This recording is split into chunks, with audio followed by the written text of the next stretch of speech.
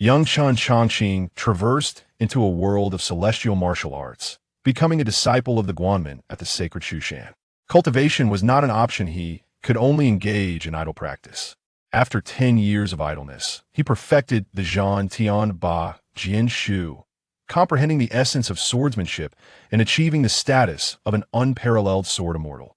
After 15 years of idleness, he grasped the divine powers of heaven and earth, condensing an invincible golden core.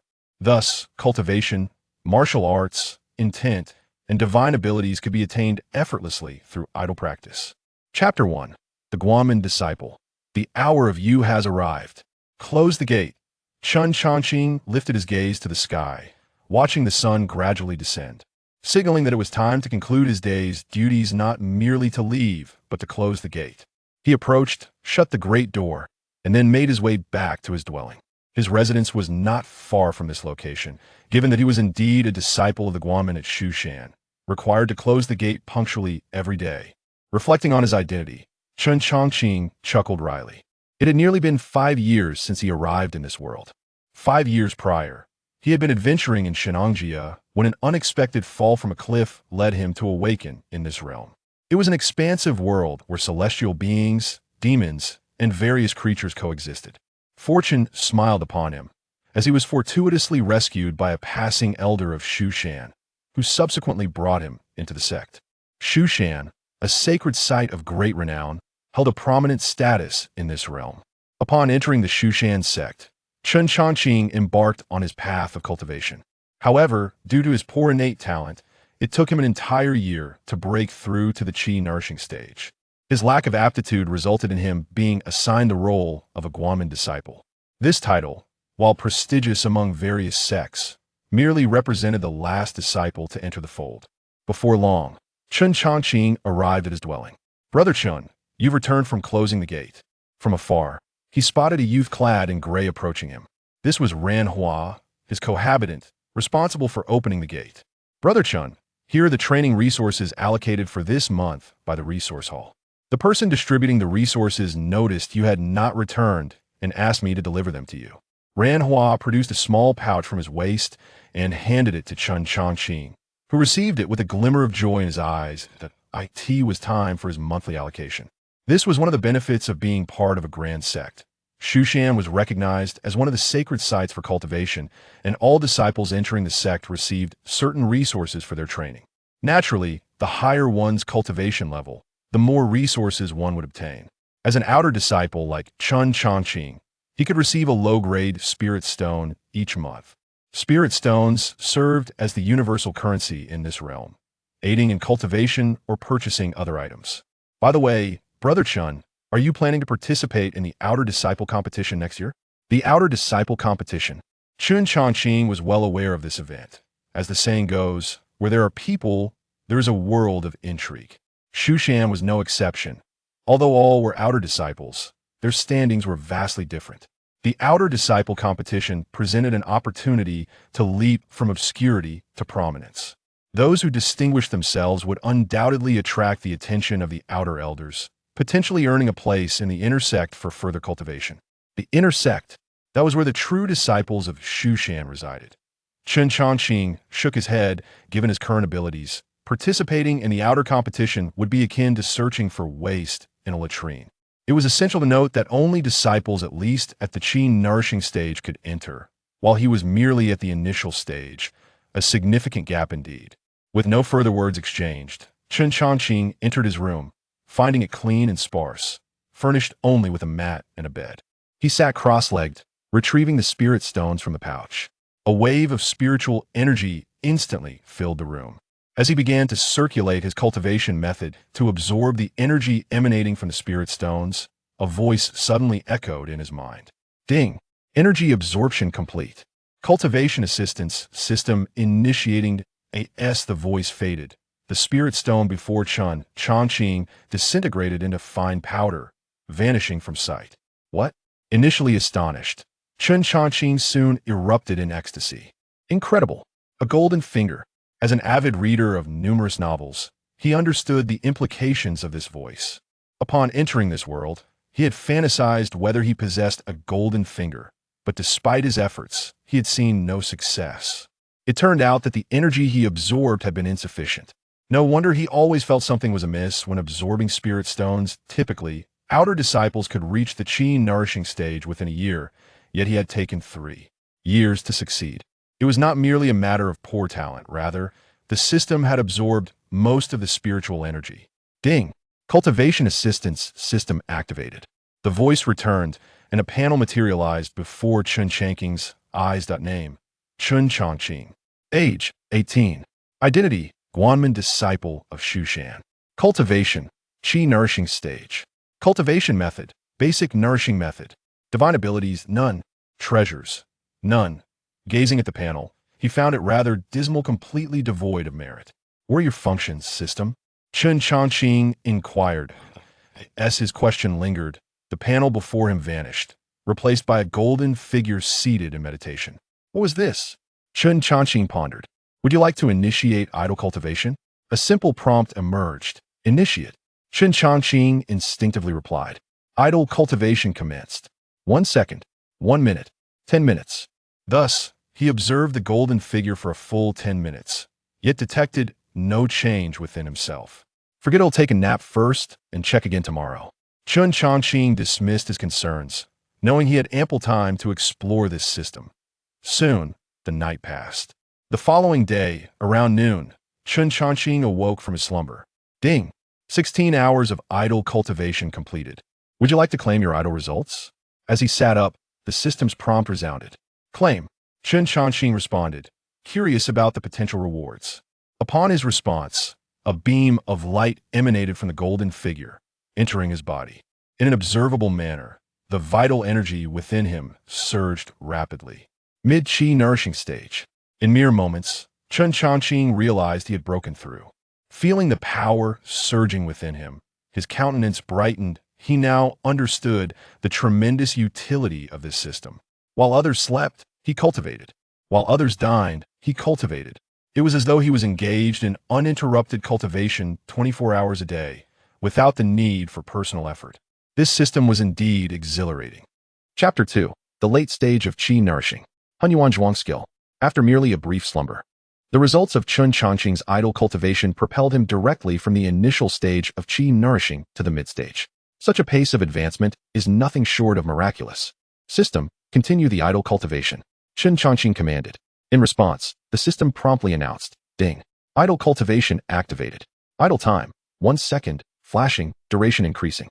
Reclining languidly on a rudimentary wooden bed, Chen Changqing mused over the prospects afforded by this idol cultivation system. Surely, he would soon ascend to great heights and achieve immortality in no time. As he contemplated this, a deep sigh of relief escaped his lips. Life had become considerably easier. Perhaps, in the upcoming Outer Sect Disciples competition, he too would have an opportunity to shine. Initially, Chen Changqing harbored little hope for the competition, but with the advent of this idol system, he found himself rethinking his prospects. Time slipped by unnoticed, and in the blink of an eye, 3 days had elapsed. Throughout this period, Chen Changqing remained engaged in idol cultivation, refraining from hastily claiming his rewards. As the clock struck 7:45 p.m., the melodic chimes from the outer sect of Shushan resonated, heralding the end of the day. Adhering to his routine, Chen Changqing secured the mountain gate before hastily returning to his humble courtyard. After ensuring the doors and windows were tightly shut, he quickly settled into a cross-legged position on his bed and communicated with the system. System, extract the idol cultivation results. Soon, the system replied, ding. Detected that the host has been idle for 78 hours. Would you like to claim the idol cultivation results? Yes, Chen Changqing exclaimed, exhilarated. Immediately, a stream of pure spiritual energy surged forth from the small golden figure seated before him, flowing into Chen Changqing's body. His form transformed into a vortex, swiftly devouring the influx of spiritual energy. A warm sensation radiated throughout his being, as he distinctly felt the surging power within his meridians. After circulating his energy, he discovered that his speed of spiritual energy operation had nearly doubled, and the cyclone within his dantian had become even more solidified. His cultivation level had directly ascended from the mid-stage to the late stage of Qi Nourishing. Ecstatic, Chen Changqing could not help but pump his fist in triumph. The exhilaration of this breakthrough surpassed even the thrill of leveling up in his past life. 3 days of idol cultivation had elevated him to the late stage of Qi Nourishing, with only a step remaining to reach the realm of body refinement. Chen Changqing marveled at his progress, contemplating how his strength would soar if he continued on this path. System, continue the idle cultivation. He then commanded the system to persist in idle cultivation and casually opened his personal attributes panel. Name, Chen Changqing. Age, 18. Identity, outer sect disciple of Shushan. Cultivation, late stage of Qi nourishing. Technique, basic body nourishing technique. Divine ability, none. Treasure, none. Idle point, cliffside wooden cabin. Observing the lack of techniques, divine abilities, and treasures, Chen Changqing could not suppress a wry smile. Suddenly, a thought struck him. Having broken through to the late stage of Qi nourishing, I am eligible to claim a body refinement technique from the technique hall. According to the rules of the Shushan sect, disciples must reach the late stage of Qi nourishing to qualify for the next tier of techniques. Evening was approaching. He resolved to visit the technique hall the following day. Once determined, Chen Changqing gathered his focus and began to regulate his breathing to solidify his newly attained realm. The next morning, Chen Changqing rose early, donned the standard azure robe of the outer sect disciples, and affixed his identity token prominently at his waist. I hope to find a suitable body refinement technique. With that, he set off with eager anticipation towards the peak housing the technique hall. In the morning mist, Shushan resembled a celestial paradise. From a distance, the main peak appeared as a sword of jade piercing the clouds, its summit shimmering with a faint golden hue under the rising sun. On another peak, the clouds roiled, occasionally revealing the tips of elegantly arched eaves, unmistakably the edifice of the technique hall. Along the way, the sound of cascading water echoed as clear springs and waterfalls flowed. Various spiritual birds and exotic beasts were visible, with houses built in harmony with the terrain scattered amidst the swirling mists. Suddenly, Chen Changqing heard a sound slicing through the air. Turning towards the noise, he beheld a beam of sword light streaking across the sky. I wonder which elder or true disciple is soaring on their sword, Chen Changqing mused, his eyes filled with longing. After regaining his composure, he hastened his steps towards the technique hall. Ascending the stone steps, ancient pines and cypress trees, weathered by time, lined either side, vines entwined around their trunks, adorned with unknown celestial blossoms, emanating a captivating fragrance. Occasionally, glimmers of luminous spiritual herbs peeked through the cracks of the stone steps. Thus, Chen Changqing's figure weaved through the mountain forest. Before long, he arrived at a mid-mountain location. Crossing several stone bridges, he was greeted by the imposing sight of a grand hall. This was the abode of the technique hall. Halt! As he approached the technique hall, a stern voice commanded him to stop. A serious-looking middle-aged cultivator stood in his path. Greetings, elder of the hall. Chen Changqing bowed respectfully to the middle-aged cultivator, hastily presenting his identity token. I am Chen Changqing, at the late stage of Qi nourishing, here to claim a basic technique from the technique hall. The middle-aged cultivator examined the token closely, then scanned Chen Changqing with his spiritual sense, confirming that Chen Changqing had indeed reached the late stage of Qi nourishing. He nodded and said, "You may enter. Remember, you are only permitted to select from the first level, and you have 1 hour." With that, the elder swiftly performed a series of hand seals, dispelling the restrictions of the technique hall. Chen Changqing felt a ripple in the space before him and, without hesitation, stepped inside. Upon entering the technique hall, Chen Changqing was overwhelmed by the sight before him. Thousands of bookshelves filled his vision, each meticulously lined with various jade slips, bamboo scrolls, and ancient tomes. This is the profound heritage of Shushan, Chen Changqing marveled. Amidst his astonishment, he hurried to the technique section. Although the system continuously supplied him with cultivation power, mastering techniques was equally vital. A towering edifice must be constructed upon a solid foundation, he thought. After a moment's contemplation, Chen Changqing began to peruse the offerings. Iron shirt technique requires relentless training through cold and heat. Progress is slow, but the defensive capabilities are remarkable. Spirit serpent flexibility technique emphasizes agility and fluidity, contrasting with the aggressive style of sword cultivators. As he meticulously compared the options, his attention was suddenly captured by a technique titled Hunyuan Zhuang skill, standing like a pine, harmonizing form and intent, unity and chaos. The red characters on the technique's title stirred something within him, prompting an immediate decision. This is the one. Chapter 3. Can techniques also cultivate idly? Breakthrough to the initial stage of body refinement. Having acquired the Hunyuan Zhuang skill from the technique hall, Chen Changqing proceeded to the mountain gate. At that moment, Ranhua was languidly standing guard at the entrance. Upon noticing Chen Changqing's approach, Ranhua cast a casual glance his way, only to suddenly raise an eyebrow, surprise flickering in his gaze. Chen Xixiao, you've made a breakthrough? Ranhua assessed Chen Changqing from head to toe, his tone tinged with astonishment. With a slight smile, Chen Changqing nodded. Indeed, I was fortunate to achieve a breakthrough. Ranhua scrutinized Chen Changqing for a moment longer before breaking into a wide grin and patting him on the shoulder. Congratulations, Chen Xiao. The heavens do not forsake those who are diligent. You have finally elevated your cultivation to the late stage of Qi nourishing.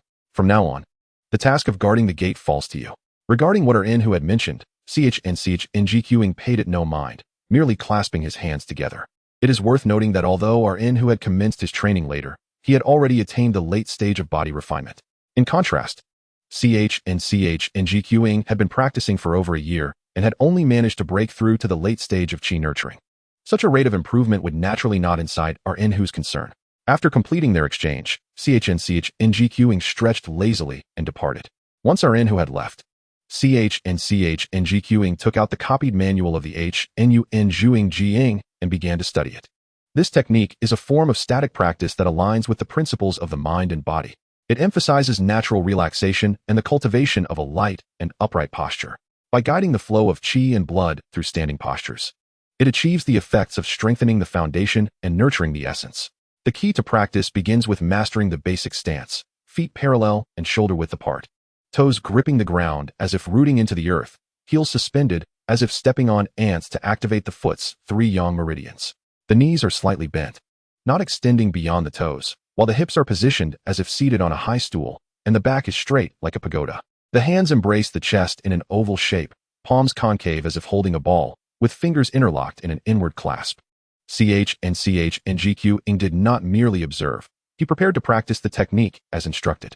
He slowly rose and assumed the standing posture. Just as he was about to examine the following sections on breathing techniques, a sudden prompt echoed in his mind. Ding. Detected technique Nuoishing Qi. Would you like to engage in automatic training? Xianxiaaudiobooks' heart quivered at this revelation. Could it be automatic training for techniques? He was astounded, his mind buzzing with disbelief. He had thought that the automatic training system could only assist him in cultivating spiritual energy. Who would have imagined that techniques could also be practiced automatically?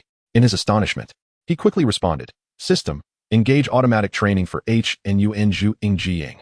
Ding. Automatic training for Nuoishing Qi has commenced. Training duration, 1 second, fluctuating, continuously increasing. Upon his confirmation, the small golden figure on the system panel immediately sprang into action. Initially sitting cross-legged, it swiftly shifted into the standing posture as per the Nuoishing Qi instructions.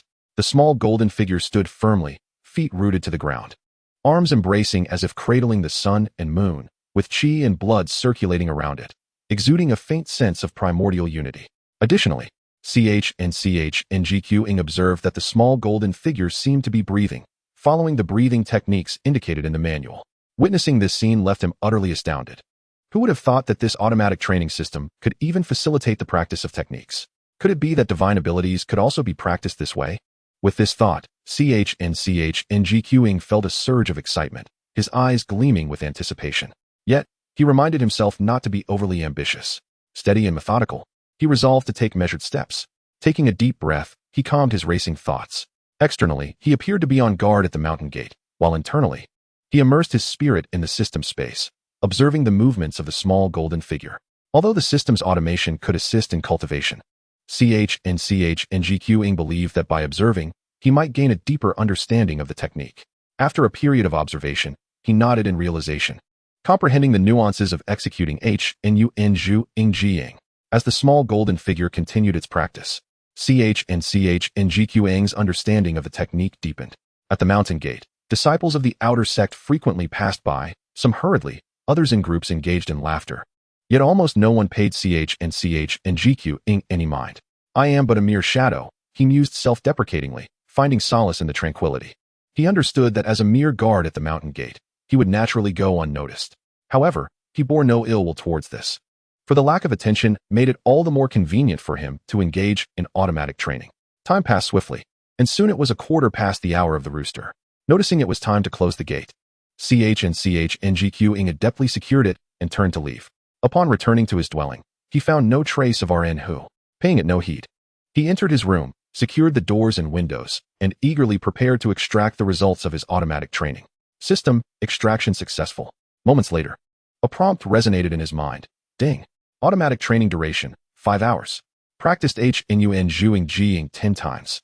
Would you like to extract the results? Extract. Xianxiaaudiobooks thought little of it, and promptly chose to extract.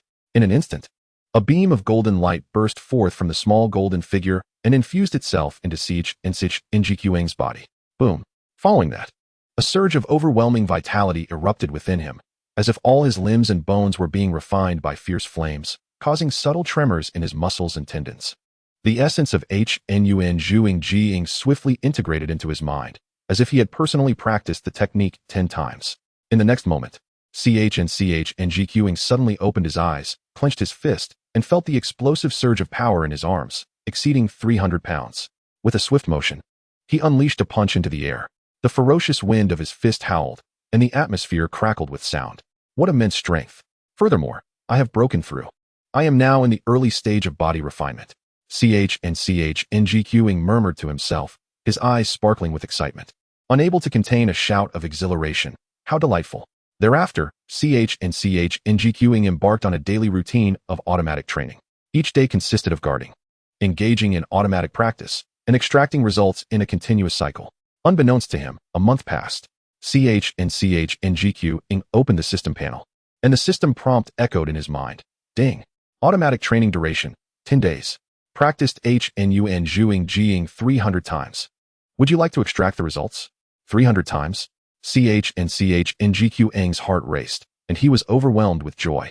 He discovered that with continuous automatic training of Xianxiaaudiobooks, his proficiency was increasing, and the time required for the system to practice a technique was steadily decreasing. At this pace, a breakthrough to the mid-stage of body refinement was just around the corner. He took a deep breath, a fierce determination igniting in his eyes. Chapter 4. Breaking through to the mid-stage of body refinement. Arm strength exceeding 1,000 pounds. Xianxiaaudiobooks sat cross-legged in his humble wooden cabin, immersing his spirit into the automatic training system space, extracting the results of his practice. He hesitated not, and swiftly retrieved the outcomes of his recent training.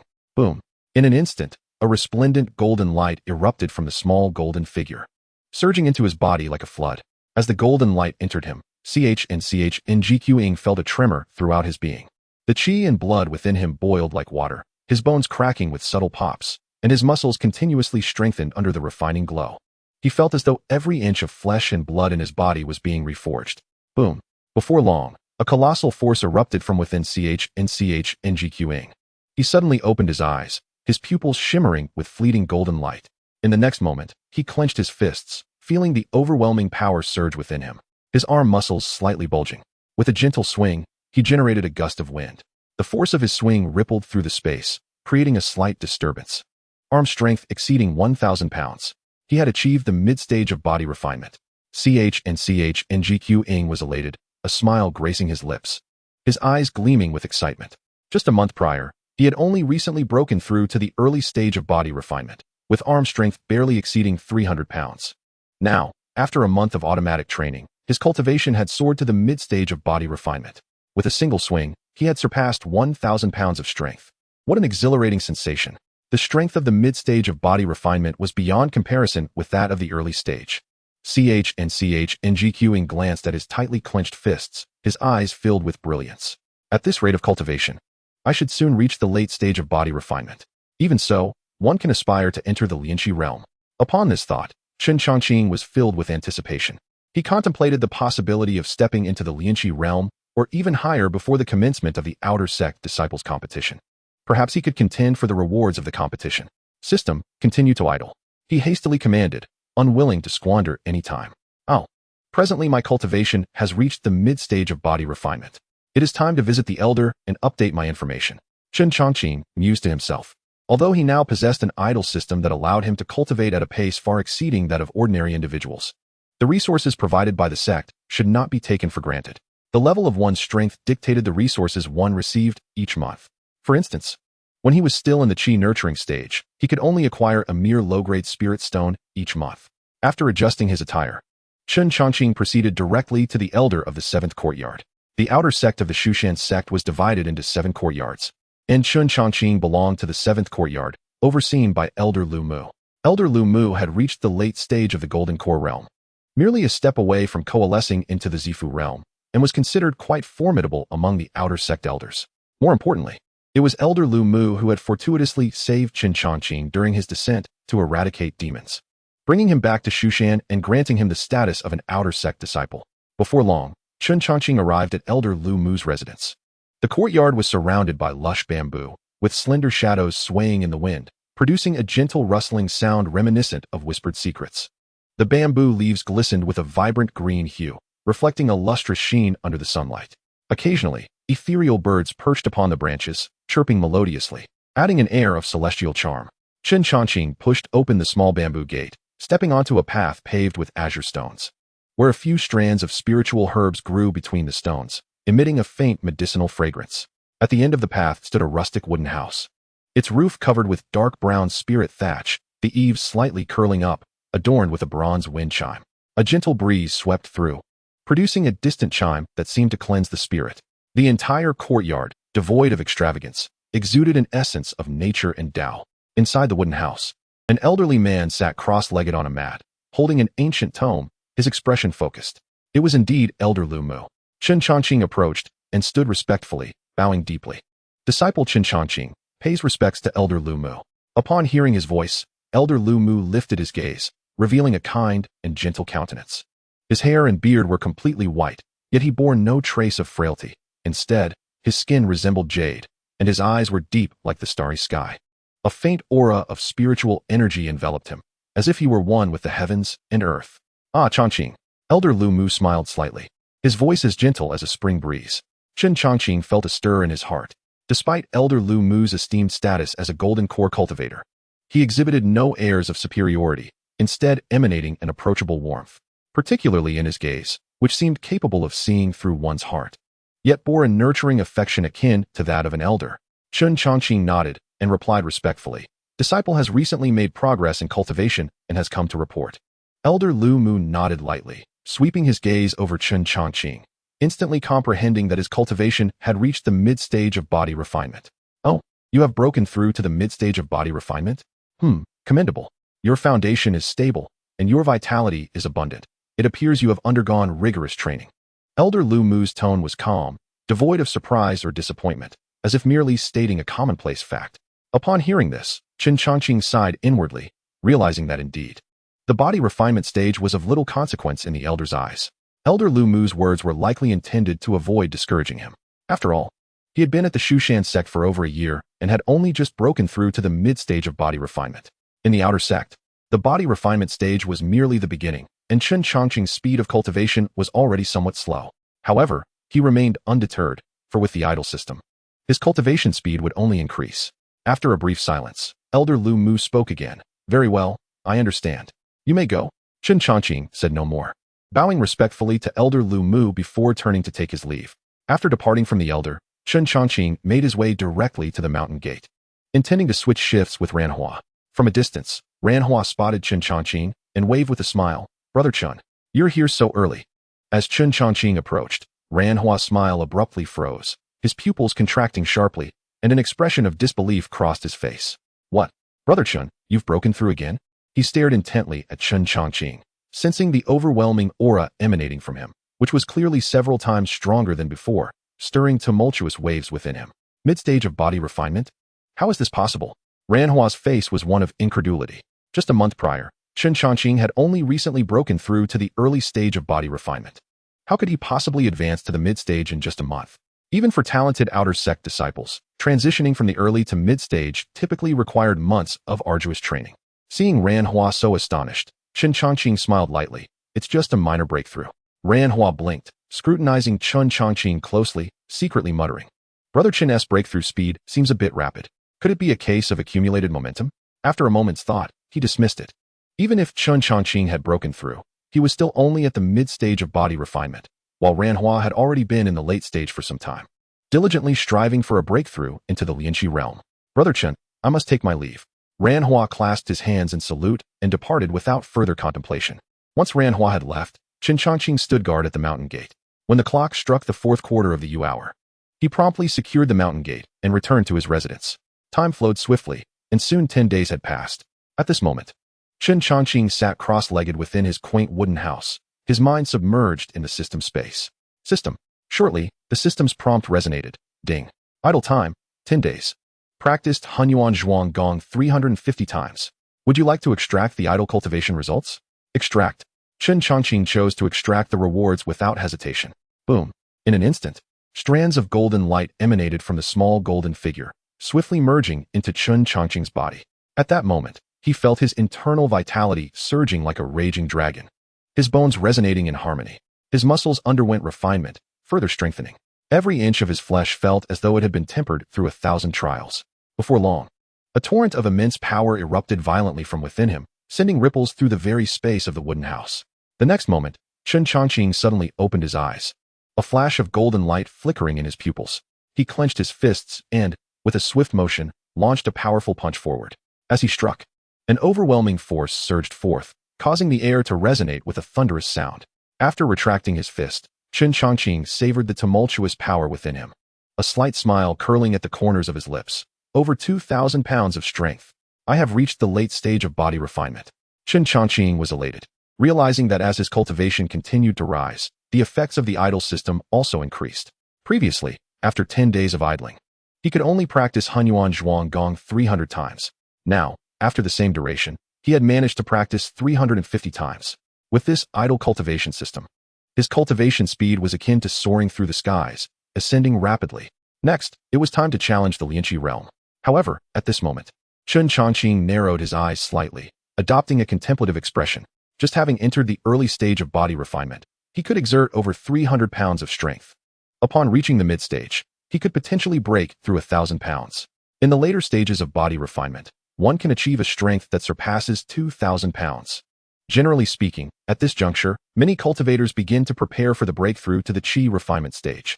However, Chen Changqing was not in a hurry to advance to the Qi refinement stage. He understood that a strength exceeding 2,000 pounds was not the pinnacle of body refinement. In the perception of ordinary disciples, 2,000 pounds represented the limit of the body refinement realm. Yet, through his study of the little golden man, Chen Changqing discovered that it continued to cultivate passively, indicating that there was still room for improvement within the body refinement realm. With the system at his disposal, why not push for the ultimate limit of body refinement? Resolute in his decision, Chen Changqing resumed his passive cultivation. At that moment, footsteps echoed from outside the room, followed by a voice. Chen Xiao, it is time to collect this month's cultivation resources. Upon hearing this, Chen Changqing quickly composed himself, rose, and stepped outside, receiving a small bag from an outer disciple. Thank you, Shitty. After expressing his gratitude, he returned indoors and opened the bag to find 2 low-grade spirit stones inside. Previously, when he was in the Qi nourishing stage, he only received 1 low-grade spirit stone as monthly resources. After visiting Elder Lu Mu to update his cultivation information, this month's allocation had increased to 2 low-grade spirit stones.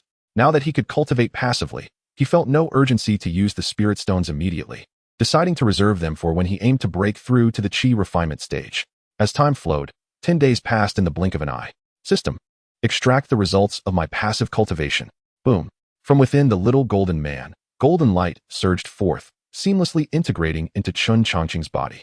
Subsequently, his strength reached the astonishing level of 3,000 pounds. Nevertheless, he realized that he still had not reached the limit of body refinement. Chen Changqing remained unfazed and continued his passive cultivation.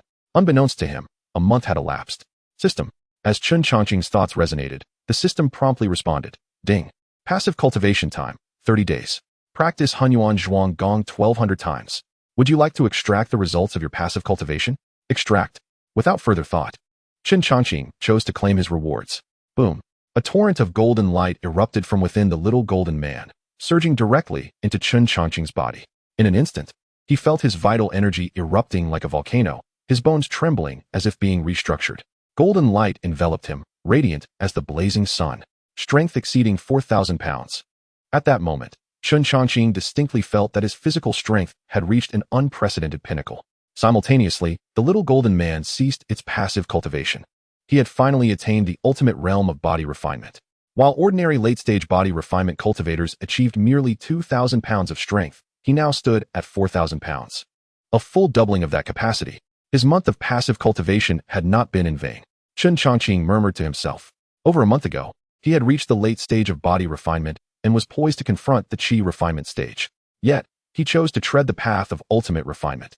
After a brief pause, Chen Changqing took a deep breath, contemplating. Now, It is time to break through to the Qi refinement stage. He retrieved the accumulated low-grade spirit stones and placed them before him. Closing his eyes, he began to draw the spiritual energy from the stones to initiate his breakthrough. Streams of spiritual energy flowed from the stones, surging into Chen Changqing's body, coursing through his limbs and bones. As the continuous influx of spiritual energy poured in, he felt a thunderous resonance within, a chaotic swirl in his dantians. Buzz. At that moment, a wisp of pure essence was born within his dantian. Akin to the nascent morning sun, faint yet brimming with vitality. Refining essence into Qi involved transforming the spiritual energy of heaven and earth into one's own vital essence. Stored within the dantian, Chen Changqing's mind settled as he guided the spiritual energy through his body, diligently refining it. Soon, the first strand of essence successfully coalesced. Following closely, the second and third strands formed. When the 10th strand of essence floated in his dantian like stars, Chen Changqing suddenly opened his tightly shut eyes. The brilliance in his gaze shone brightly. He had successfully entered the Qi refinement stage. Chapter 6, Ascension to Qi Refinement, Lu Mu's Astonishment. At this moment, the aura emanating from Chen Changqing's body was several times more formidable than before. He rose slowly, savoring the surging power within him, a smile gracing his lips. At last, he had broken through to the Qi refinement stage. He was no longer a mere mortal. He had become a true cultivator. Excitement surged within him, yet he calmed himself, focusing his thoughts and sinking into his dantian. Within, 10 strands of essence floated like stars, dazzling and radiant. Is this what it means to refine Qi into essence? Chen Changqing murmured softly, then summoned one strand of essence from his dantian. It coursed along his meridians and soon flowed into his arm. Boom. In the next moment, Chen Changqing swung a fist forward. The force of his punch reverberated, the air crackling. This strike possessed a power of 10,000 pounds. Chen Changqing was astounded. Previously, he had reached the pinnacle of body refinement at 4,000 pounds. Now, having merely transitioned from the pinnacle of body refinement to the initial stage of Qi refinement, a single strand of essence could unleash such terrifying force. Was this the chasm that separated cultivators from mere mortals? Just one strand of essence wielded a dreadful power of 10,000 pounds. What would be the magnitude if all 10 strands were unleashed? I have transitioned from the pinnacle of body refinement to the Qi refinement stage. It stands to reason that typical initial stage Qi refinement cultivators would differ from me. Chen Changqing pondered quietly. After a moment of reflection, he quickly calmed himself. The Qi refinement stage was merely the beginning. I must remain humble and continue my passive cultivation. Now that I have ascended to the Qi refinement stage, it is also time to seek a new cultivation method. However, before that, I should first consult Elder Lu Mu to register my progress, and then head to the scriptures hall to select a technique. With determination set, Chen Changqing wasted no time, promptly rising and making his way to Elder Lu Mu's residence. Previously, when he had transitioned to the mid-stage of body refinement, he visited Elder Lu Mu to update some of his cultivation information. At that time, Lu Mu had not paid much attention to his breakthrough, as Chen Changqing had already spent over a year at the outer 7th courtyard of the Shu Mountain sect. To reach the mid-stage of body refinement in such a time frame could only be described as slow. Comparatively, his peer, Ran Hua, who entered the sect after him, had already broken through to the late stage of body refinement. I wonder if Elder Lu Mu will be surprised to see me achieve the Qi refinement stage so rapidly? Chen Changqing mused quietly. Before long, he arrived at Elder Lu Mu's abode. This time, Lu Mu was seated in the courtyard, sipping tea. Upon seeing Chen Changqing approach, he raised an eyebrow in surprise. What does this lad want again? A little over a month ago, Chen Changqing had visited him to update his cultivation from Qi nourishing to body refinement. Chen Changqing stepped forward, respectfully bowing to Elder Lu Mu. Elder, I have broken through to the Qi refinement stage and am here to update my information. What? Hearing Chen Changqing's words, Lu Mu paused, his cup of tea halting midair, shock flickering in his eyes. You broke through to Qi refinement? In just over a month, you transitioned from body refinement to Qi refinement? Lu Mu's expression was one of astonishment as he activated his spiritual sense to scan Chen Changqing's entire being. Upon this examination, Lu Mu's pupils involuntarily contracted. Indeed, he had reached the Qi refinement stage. Moreover, his blood vitality was abundant, and his foundation was solid, certainly not a forced breakthrough through pills. What astonished Lu Mu even more was that Chen Changqing's physical strength far exceeded that of ordinary Qi refinement cultivators, and his essence was refined to perfection. It was evident that he had laid an exceptionally deep foundation during his body refinement phase. A month ago, he had just broken through to the body refinement realm. In such a brief period, he had ascended to the Qi refinement level. Could it be that I, the old man, misjudged him?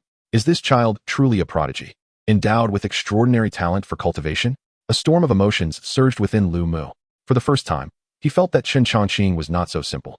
He pondered over the reasons for Chen Changqing's slow progress before, over a year spent lingering in the Nourishing Qi realm. Perhaps he had simply not yet attained enlightenment. Now, after achieving that enlightenment, Chen Changqing's cultivation speed soared dramatically. In no time, he had surpassed the body refinement realm and broken into the early stages of Qi refinement. If this lad truly is a cultivation genius, then our seventh courtyard has struck gold this time, Lu Mu mused. In the outer sect of the Shushan sect, his seventh courtyard had always been the underdog, receiving the least allocation of resources. It was precisely due to the lack of talented disciples that they struggled to stand out. If Chen Changqing could rise, the seventh courtyard could also turn its fortunes around. With this thought, Elder Lu Mu felt a surge of excitement within, though he maintained an outwardly calm demeanor. Changqing, now that you have advanced to the Qi refinement realm, you need not guard the mountain gate any longer. This way, you can devote yourself entirely to cultivation. What Elder Lu Mu did not expect was that upon hearing this, Chen Changqing shook his head and replied, Elder, I would prefer to continue guarding the gate. Elder Lu Mu was taken aback, looking at Chen Changqing with a puzzled expression. He thought to himself, is there truly someone who enjoys guarding the gate? His intention in relieving Chen Changqing from this duty was to allow him to invest more time in his cultivation. Seeing the confusion on Lu Mu's face, Chen Changqing smiled gently and explained, Elder, actually, guarding the mountain gate is quite good. Not only is it peaceful, but I can also cultivate properly. For Chen Changqing, if he were to stop guarding the gate, he might be sent by Elder Lu Mu to cultivate with the other disciples of the seventh courtyard. In such a crowded environment, it could hinder his solitary practice. Where could he find the same tranquility as when guarding the gate? At ease, he could engage in uninterrupted cultivation. Upon hearing Chen Changqing's explanation, Elder Lu Mu frowned slightly, feeling that something was amiss. However, after a moment's reflection, he nodded and said, very well, if that is your wish to guard the mountain gate, then I shall allow it. With that, he waved his sleeve, and a storage bag flew out, landing in Chen Changqing's hand. Within this bag are lower-grade spirit stones for your cultivation. Consider it a reward for you. Chen Changqing's eyes brightened as he quickly accepted the storage bag from Lu Mu's hand, bowing in gratitude. Thank you, Elder. Elder Lu Mu waved his hand, signaling Chen Changqing to depart. Chen Changqing did not linger and promptly turned to leave. Once outside the courtyard, he opened the bag given by Elder Lu Mu and peeked inside, discovering it contained dozens of lower-grade spirit stones. So many? Why is Elder Lu Mu suddenly treating me so generously? Has he discovered something? Chen Changqing pondered quietly. Meanwhile, Elder Lu Mu watched Chen Changqing depart and sighed inwardly. I hope my investment will yield returns. Chen Changqing, do not disappoint me. Chapter 7. Selecting Techniques. The 9 Transformations Qi Refinement Technique. After leaving Elder Lu Mu's residence, Chen Changqing headed straight for the technique hall. I have arrived for the Qi refinement techniques. Earlier, after breaking through to the body refinement realm, he had visited the technique hall and selected the Hunyuan Zhuanggong. Now that his cultivation had reached the Qi refinement realm, it was indeed time to choose a technique suitable for that level. As he walked, a voice suddenly called out, Senior Brother Chen. Upon hearing this, Chen Changqing paused and turned to see Ranhua approaching him. Ranhua, shouldn't you be guarding the mountain gate at this hour? Chen Changqing asked, slightly surprised. He had planned to select a Qi refinement technique at the technique hall and then find Ranhua to switch shifts, but he did not expect to encounter him here. Ranhua smiled slightly and replied, I forgot to retrieve something and returned for a moment. You know, guarding the mountain gate is rather uneventful. It's just a matter of opening and closing the gate at designated times. Where are you headed, Senior Brother? At this point, Ranhua abruptly paused, his gaze fixed intently on Chen Changqing. After a brief moment of astonishment, his pupils dilated in shock. Senior Brother Chen, how is it that I cannot gauge your cultivation level? Have you broken through to Qi refinement? Ranhua exclaimed, disbelief evident in his voice. Over a month ago, he had noted that Chen Changqing's cultivation had advanced to the same level as his, reaching the late stages of body refinement. At that time, Ranhua had been thoroughly astonished, considering Chen Changqing's rapid progress. Now, he realized he could not see through Chen Changqing's level of cultivation, indicating that Chen Changqing had likely broken through once more. Regarding Ranhua's astonishment, Chen Changqing paid it little mind, smiling gently as he replied, it was merely a fortunate breakthrough. Upon hearing this, Ranhua was taken aback, the shock in his eyes intensifying each time he witnessed Chen Changqing's advancement. Chen Changqing attributed it to luck. Once or twice could be excused, but after so many instances, Ranhua could hardly believe it. How could this be? It has only been a little over a month. Ranhua was left speechless. Generally, ordinary disciples require at least 6 months, if not longer, to progress from body refinement to Qi refinement. Yet Chen Changqing had accomplished this in just over a month. Before Ran Hua could gather his thoughts, Chen Changqing smiled and said, "Ran Shitty, I must visit the technique hall, so I bid you farewell for now." With that, Chen Changqing turned and made his way toward the technique hall, leaving Ran Hua stunned in place, unable to quell the tumultuous thoughts in his mind. He had initially believed that despite entering the sect later, his cultivation was significantly higher than Chen Changqing's, which had given him a sense of pride. Although both were tasked with guarding the mountain gate, he secretly felt superior to Chen Changqing. Little did he expect that in just over a month, Chen Changqing would reach the Qi refinement realm. How did he manage to achieve this? Ran Hua was incredulous, his mind buzzing with questions. No, I must hasten my own cultivation to strive for a breakthrough to Qi refinement. Before long, Chen Changqing arrived at the entrance of the technique hall, where a figure blocked his path. This individual was clad in a dark long robe, with a stern expression that suggested he seldom smiled. It was the supervising elder of the technique hall, Si-Tu Yun. Chen Changqing had encountered him once before. Upon seeing Si-Tu Yun, Chen Changqing quickly cupped his hands and bowed, saying, "Elder, I have come to select the Qi refinement technique." As he spoke, Chen Changqing presented his identification token. Si-Tu Yun took the token, examined it, and then used his spiritual sense to confirm Chen Changqing's cultivation level. "Is this the lad?" Suddenly, Si-Tu Yun recalled Chen Changqing. In just a month or two, he had advanced from the late stages of Nourishing Qi to Qi refinement. Si-Tu Yun was taken aback.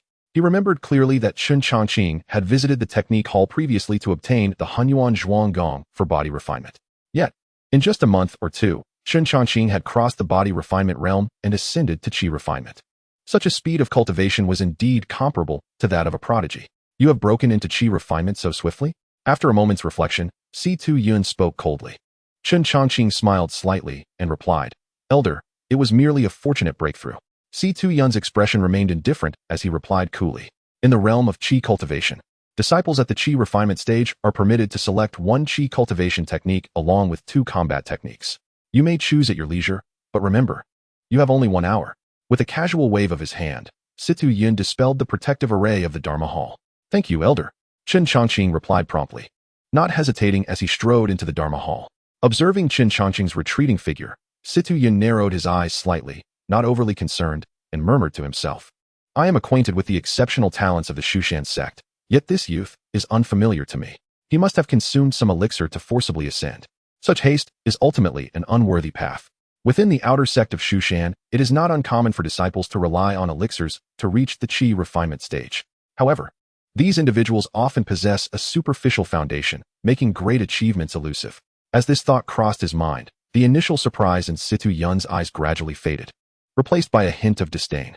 Meanwhile, Chen Changqing had entered the first level of the Dharma Hall. Before him lay a dazzling array of jade slips. Time was of the essence as he needed to select 1 cultivation technique and 2 combat techniques. Soon, his gaze was drawn to a combat technique named Yujian Shu, sword control technique, igniting a fervor in his heart. The thought of flying on a sword and striking down enemies from 1,000 miles away was undoubtedly exhilarating. This was his long-cherished aspiration. Without hesitation, he included Yujian Shu in his selection. Next, he pondered which second combat technique to choose. Continuing his search, his eyes fell upon a jade slip titled Benlei Xinquan, Thunderbolt Fist. The ferocity of this martial art, when combined with his physical strength, seemed absolutely perfect. Having just advanced from the body refinement stage to the Qi refinement stage, Chen Changqing's physique was remarkably robust. To him, the explosive power of Benlei Xinquan would likely make his punches formidable enough to challenge even mid-stage Qi refiners. Having swiftly decided on his 2 combat techniques, he then turned to the selection of a Qi cultivation technique.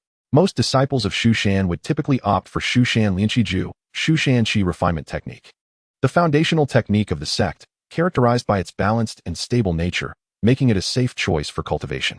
However, Chen Changqing sought something beyond mere adequacy. If he were to cultivate, he aimed to pursue the strongest.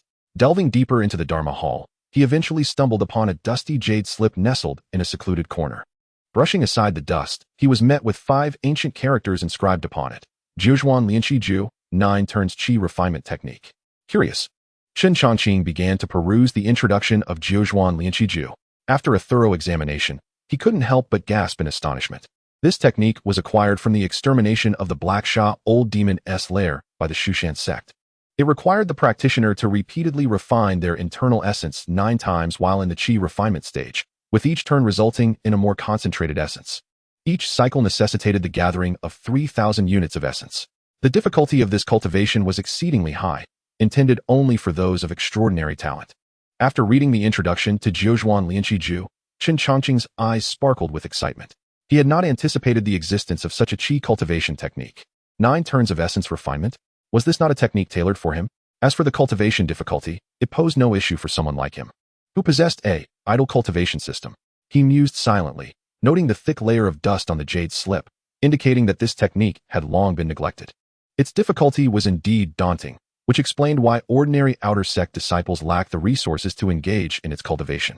Even if they had the resources, few could endure the arduous process. Yet, Chen Changqing chuckled to himself, realizing that this technique posed little challenge for him. In fact, it seemed perfectly suited to his needs. He would not require arduous training or extensive resources, though was designed to conquer all impossibilities.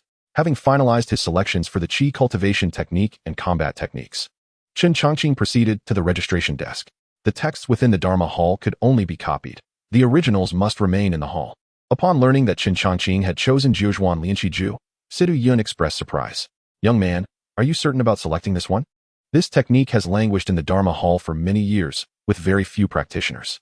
Others have attempted to cultivate it, but all have ultimately abandoned it." Situ Yun scrutinized Chen Changqing, fully aware of the technique as challenges. Had he not tried to cultivate it himself in his youth, only to exhaust his savings? Upon seeing Chen Changqing resolutely choose Jiuzhuan Lianqiju as his primary cultivation technique, Situ Yun instinctively cautioned him. "Very well, if you are determined. I will not impede your choice. However, should you find yourself lacking in resources later, do not blame me for not warning you." Chen Changqing smiled gently and cupped his hands in gratitude. "Thank you for your concern, elder." Subsequently, Situ Yun completed the copying of the 3 techniques Chen Changqing had selected, and Chen Changqing did not linger, bidding farewell as he departed. As he watched Chen Changqing's receding figure, Situ Yun squinted slightly and muttered to himself, "What gives this lad the audacity to choose Jiuzhuan Lianqiju? He is merely a disciple stationed at the outer gate. Where will he find the resources to cultivate this technique? Even if he possesses the will to persevere, the journey will be exceedingly lengthy. Many cannot withstand it." With a resigned shake of his head, Situ Yun sighed, reflecting, "I have already warned him. Once a choice is made, one must be prepared to bear the consequences." After leaving the Dharma Hall, Chen Changqing made his way to the mountain gate. By this time, Ranhua had returned to his post. Upon seeing Chen Changqing's return, he approached with a broad smile. "Brother Chen, have you selected your techniques?" Chen Changqing nodded but chose not to elaborate, shifting the topic. "Ran Shitty, it seems your shift is nearing its end. You should head back." To Chen Changqing's surprise, this time, Ranhua did not hurry away, but instead appeared somewhat embarrassed as he gazed at Chen Changqing. Noticing Ranhua's demeanor, Chen Changqing furrowed his brow in confusion. "Ran Shitty, is there something you need?" Taking a deep breath, Ranhua did not delay any further and spoke. "Brother Chen, do you possess any secrets for rapid advancement? If so, could you share them with me?" Ranhua's eyes were filled with earnest longing as he looked at Chen Changqing. Chen Changqing could only smile wryly and respond. "Ran Shitty, I am unable to assist you with this. The path of cultivation offers no shortcuts. Only perseverance and determination will suffice." Upon hearing Chen Changqing's words, Ranhua let out a resigned sigh, bidding farewell to Chen Changqing with a hint of disappointment. After Ranhua departed, Chen Changqing intended to examine the 3 martial arts techniques. At that moment, a notification resonated within his mind. Ding! Detected new technique Yujin Shu. Would you like to begin automatic cultivation? Detected new technique Benlei Xinquan. Would you like to begin automatic cultivation? Detected new technique Jiuzhuan Lianqiju. Would you like to begin automatic cultivation? What? Upon hearing the system's prompt, Chen Changqing's heart surged with joy. Earlier, he had obtained the Hun Yuan Zhuang Gong technique from the Hall of Techniques, initially planning to cultivate it himself. Little did he expect that the system could also facilitate automatic cultivation. Overwhelmed with excitement, he responded without hesitation, "System, initiate automatic cultivation for all." In an instant, 3 cultivation progress bars appeared on the system panel. Yujin Shu, 01, automatically increasing. Benlei Xinquan, 01, automatically increasing. Jiuzhuan Lianqiju, 01, automatically increasing. Huh? While others require resources for cultivation, all I need is time. Chen Changqing was thoroughly satisfied. Chapter 9, Automatic Cultivation, Rapid Growth, and Strength. Soon after, the cultivation progress bars vanished, replaced by 3 small golden figures manifesting before him. 3 small golden figures? Chen Changqing was astonished. He had been troubled by the fact that there was only one automatic cultivation figure, pondering which of the 3 techniques to prioritize for cultivation. To his surprise, 3 small golden figures had appeared at once. What astonished Chen Changqing even further was that each of these small figures was diligently performing its designated task. The first small figure wielded a wooden sword, skillfully practicing Yujin Shu. The second small figure unleashed a thunderous punch, flashing with lightning, practicing Benlei Xingquan. The third small figure sat cross-legged, surrounded by swirling spiritual energy, practicing Jiuzhuan Lianqiju. Incredible! This feature exists? Chen Changqing's eyes widened, followed by an eruption of joy. This is splendid. I no longer need to worry about which technique to cultivate first. With all 3 techniques being cultivated simultaneously, my efficiency has skyrocketed. Chen Changqing was elated. However, soon a question arose in his mind. Would simultaneous automatic cultivation of 3 techniques affect the cultivation speed of each, or are they entirely independent of one another? Additionally, could this automatic cultivation system accommodate more techniques? How many techniques could be cultivated simultaneously? In a moment of contemplation, Chen Changqing's thoughts became a whirlwind. Never mind. There is no need to overthink it. After all, I need not exert any effort. I shall simply await the fruits of my automatic cultivation. After settling on this thought, Chen Changqing let out a long breath and leisurely stood guard at the mountain gate. Before he knew it, the time had slipped away to 1/4 past the hour of you. Chen Changqing stretched, secured the mountain gate, and made his way back to his residence. Once inside, he wasted no time, collapsing onto his bed, pulling the covers over himself, and promptly falling asleep. For Chen Changqing, cultivation? That was simply impossible. It would never be within his reach. As Chen Changqing drifted into slumber, Ranhua quietly approached the window outside. He had hoped to sneak a glance at how Chen Changqing cultivated, wondering how he could achieve such swift breakthroughs into the Qi refinement realm. However, to Ranhua's astonishment, he saw through a small crack in the window that Chen Changqing had returned and was fast asleep. What? He is sleeping? Ranhua was taken aback, his mind momentarily lost in thought. Could it be that senior brother Chen was cultivating in his dreams? Suddenly, a thought flashed through Ranhua's mind. But after a moment of reflection, he couldn't help but chuckle to himself, whispering, I must be losing my mind over this breakthrough. Who could possibly cultivate while asleep? Perhaps senior brother Chen truly embodies the notion of accumulation leading to sudden enlightenment. After shaking his head with a sigh, Ranhua departed reluctantly. Time slipped by unnoticed. A month passed in the blink of an eye. One day, Chen Changqing stretched, sitting up in bed and yawning lazily. It had been over a month of automatic cultivation, and it was time to collect the results. With that thought, Chen Changqing quickly communicated with the system. System, retrieve the automatic cultivation results. Before long, a response echoed in his mind. Ding. Automatic cultivation duration, 30 days. Practiced Yujin Shu 300 times. Practiced Benlei Xingquan 300 times. Practiced Jiuzhuan Lianqiju 300 times. Would you like to extract the results of automatic cultivation? Extract. Without hesitation, Chen Changqing chose to extract. Boom. In an instant, the 3 small golden figures abruptly halted. Following that, 3 beams of brilliant golden light erupted from the figures, surging into Chen Changqing's body. As the results of the Jiuzhuan Lianqiju extraction took effect, Chen Changqing's cultivation soared dramatically. Originally at the first level of Qi refinement, he broke through 2 realms, stepping into the 3rd level of Qi refinement. Within his dantian, 9,000 strands of vital energy flowed like a galaxy, far surpassing the average Qi refinement cultivator. A month of automatic cultivation of Jiuzhuan Lianqiju had elevated my cultivation directly to the 3rd level of Qi refinement. The enhancement of 9,000 strands of vital energy was exhilarating, causing Chen Changqing's face to flush with excitement. Simultaneously, the extraction of Yujin Shu's results flooded Chen Changqing's mind with various essential techniques. He felt as if these principles were deeply imprinted within him, as if they were innate. In the next moment, Chen Changqing raised his hand and waved. To his astonishment, an ordinary iron sword levitated in the air, its blade glinting coldly. Eagerly, Chen Changqing prepared to attempt sword flight. However, he did not anticipate that as he infused his spiritual energy into the sword, it would suddenly vibrate and shatter. What? This broken sword cannot withstand my spiritual energy? Chen Changqing exclaimed in shock. He soon realized that the Yujin Shu requires a true magical artifact for support. Ordinary iron cannot bear the operation of spiritual energy. In the realm of cultivation, magical artifacts are categorized into 4 tiers: magical tools, magical treasures, spiritual treasures, and immortal artifacts. Magical tools are commonly used by ordinary cultivators and are quite prevalent. Magical treasures are considered better than magical tools. As for spiritual treasures, they are typically possessed by cultivators of the golden core stage and above. The highest tier, immortal artifacts, are treasures left behind by immortals and are typically the treasures of sects. It seems I must find a way to acquire a magical tool.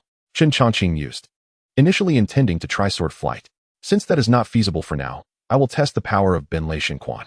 The extraction results included this technique as well. After a month of automatic cultivation, Benlei Xinquan had already made some progress.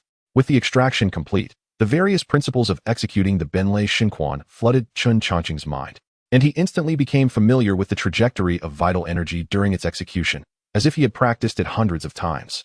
Next, Chen Changqing left his room and made his way to the back of his residence.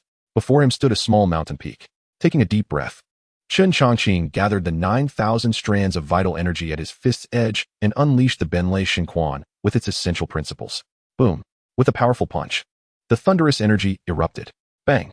In an instant, the massive rock before Chen Changqing shattered into fragments. In that moment, debris filled the air, and dust swirled high into the sky. The might of this strike was akin to that of a mountain being cleaved. How terrifying indeed.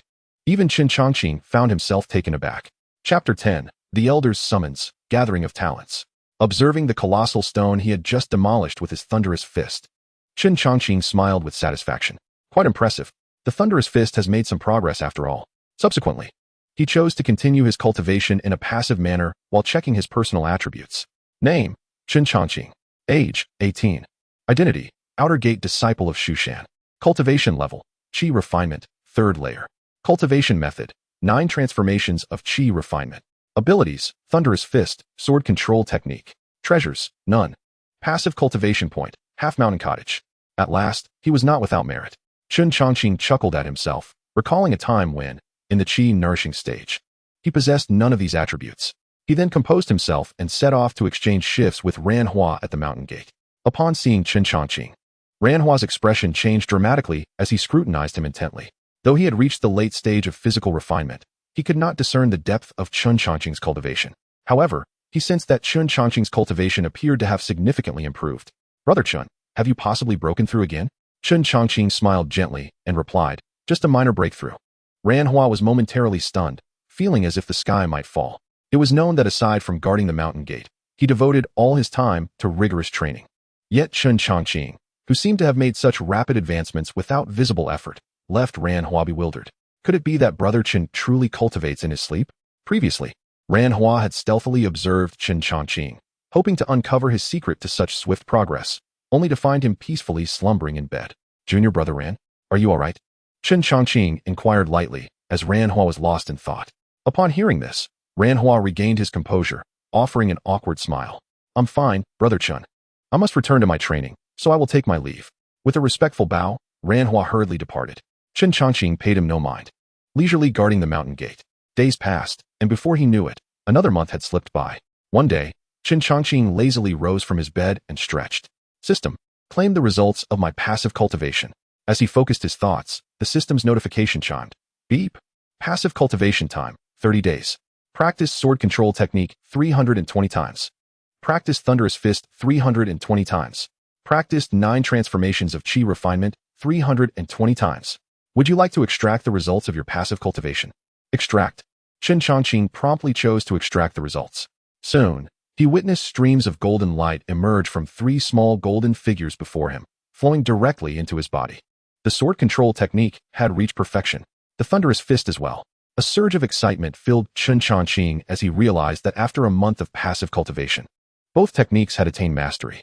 With the enhancement of his strength, the effectiveness of his passive cultivation had also soared.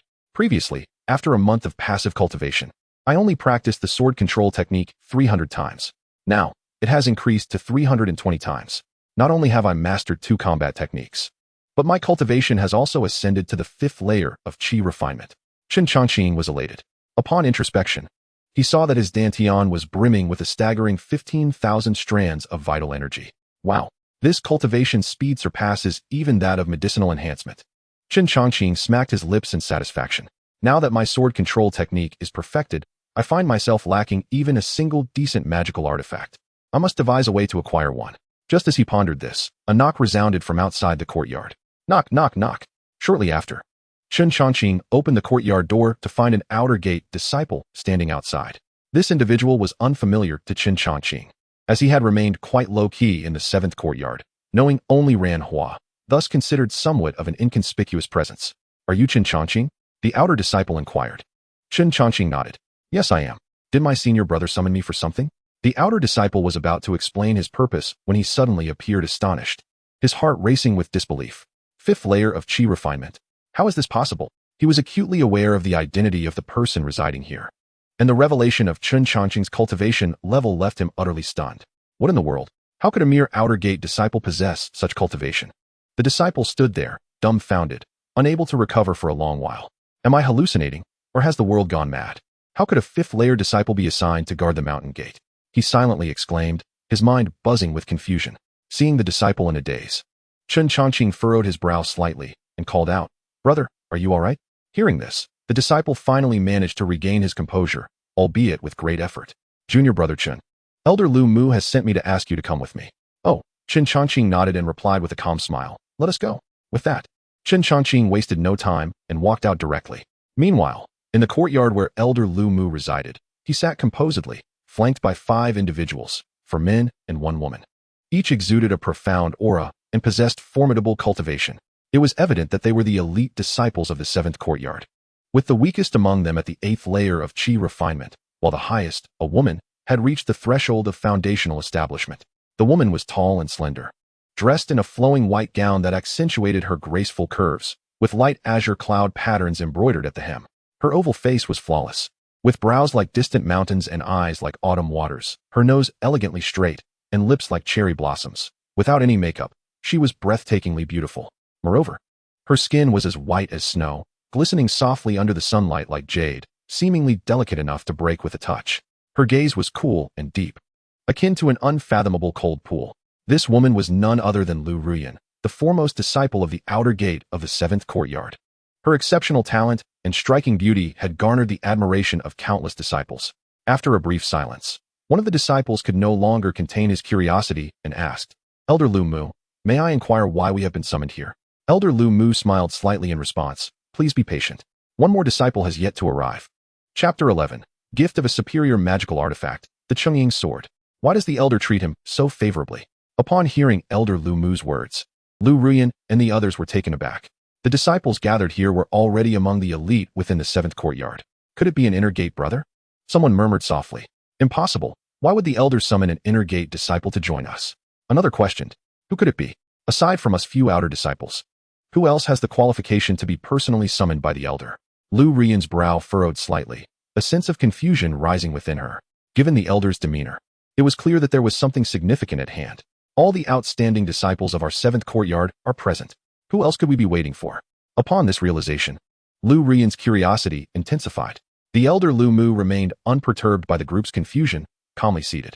Just as the crowd was engulfed in uncertainty, a figure gradually approached. Clad in a simple blue robe, the newcomer bore a tranquil demeanor and indifferent gaze. Who else could it be but Chen Changqing? As he arrived, the eyes of Lu Ruyan and her companions instinctively fell upon him. Who is this person? I've never seen him before.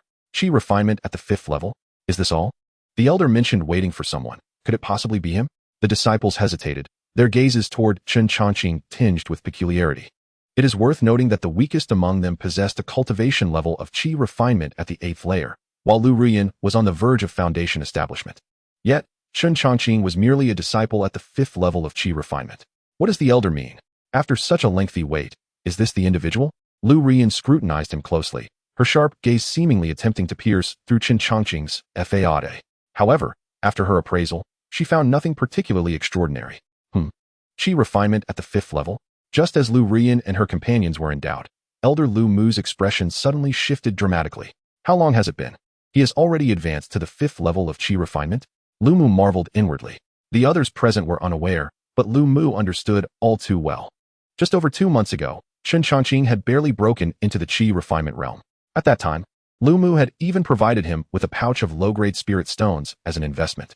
What astounded Lu Mu was that in such a short span, Chen Changqing's cultivation had ascended to the 5th layer of Qi refinement.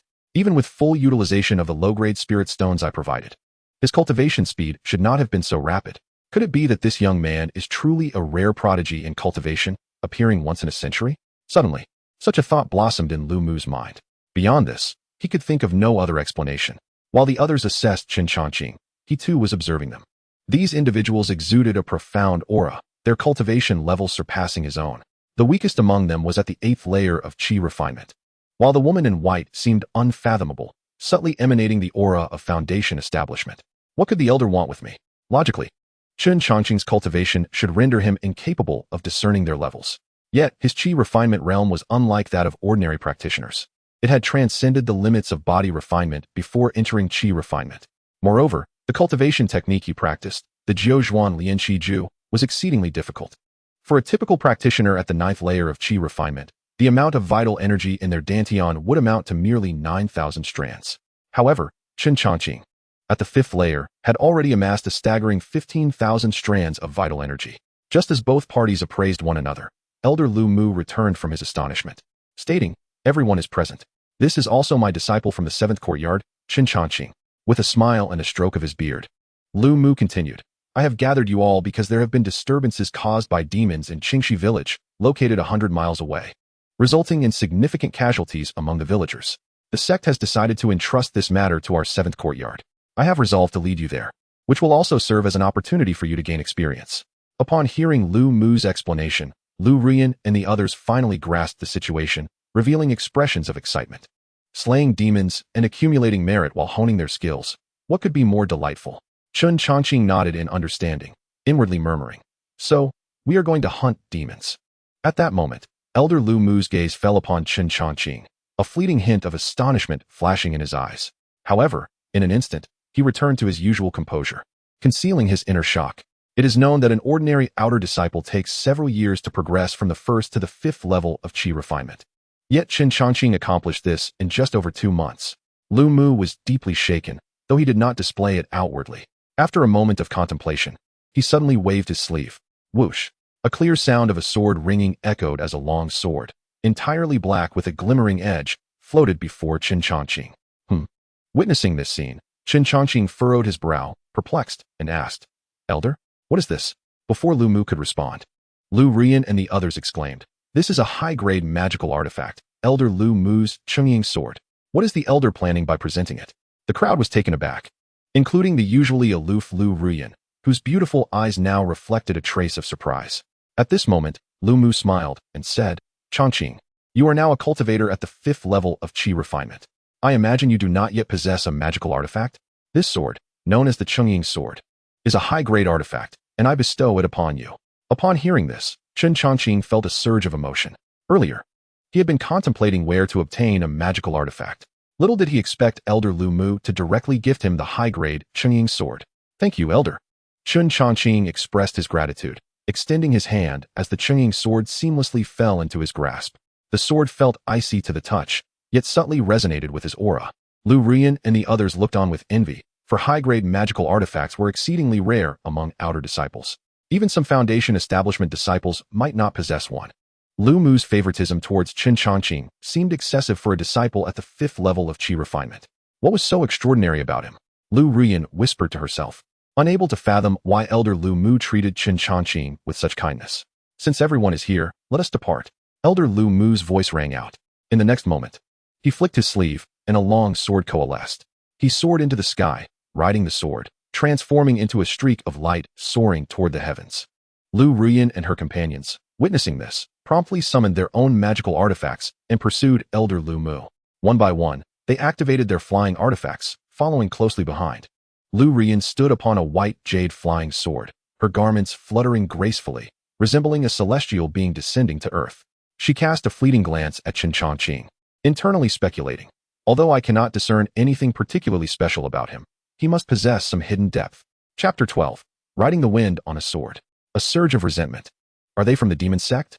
At this moment, Lu Rian and her fellow disciples had summoned their flying swords, pursuing Elder Lu Mu. Observing this, Chen Changqing took a deep breath, swiftly forming hand seals. "Chungying, arise."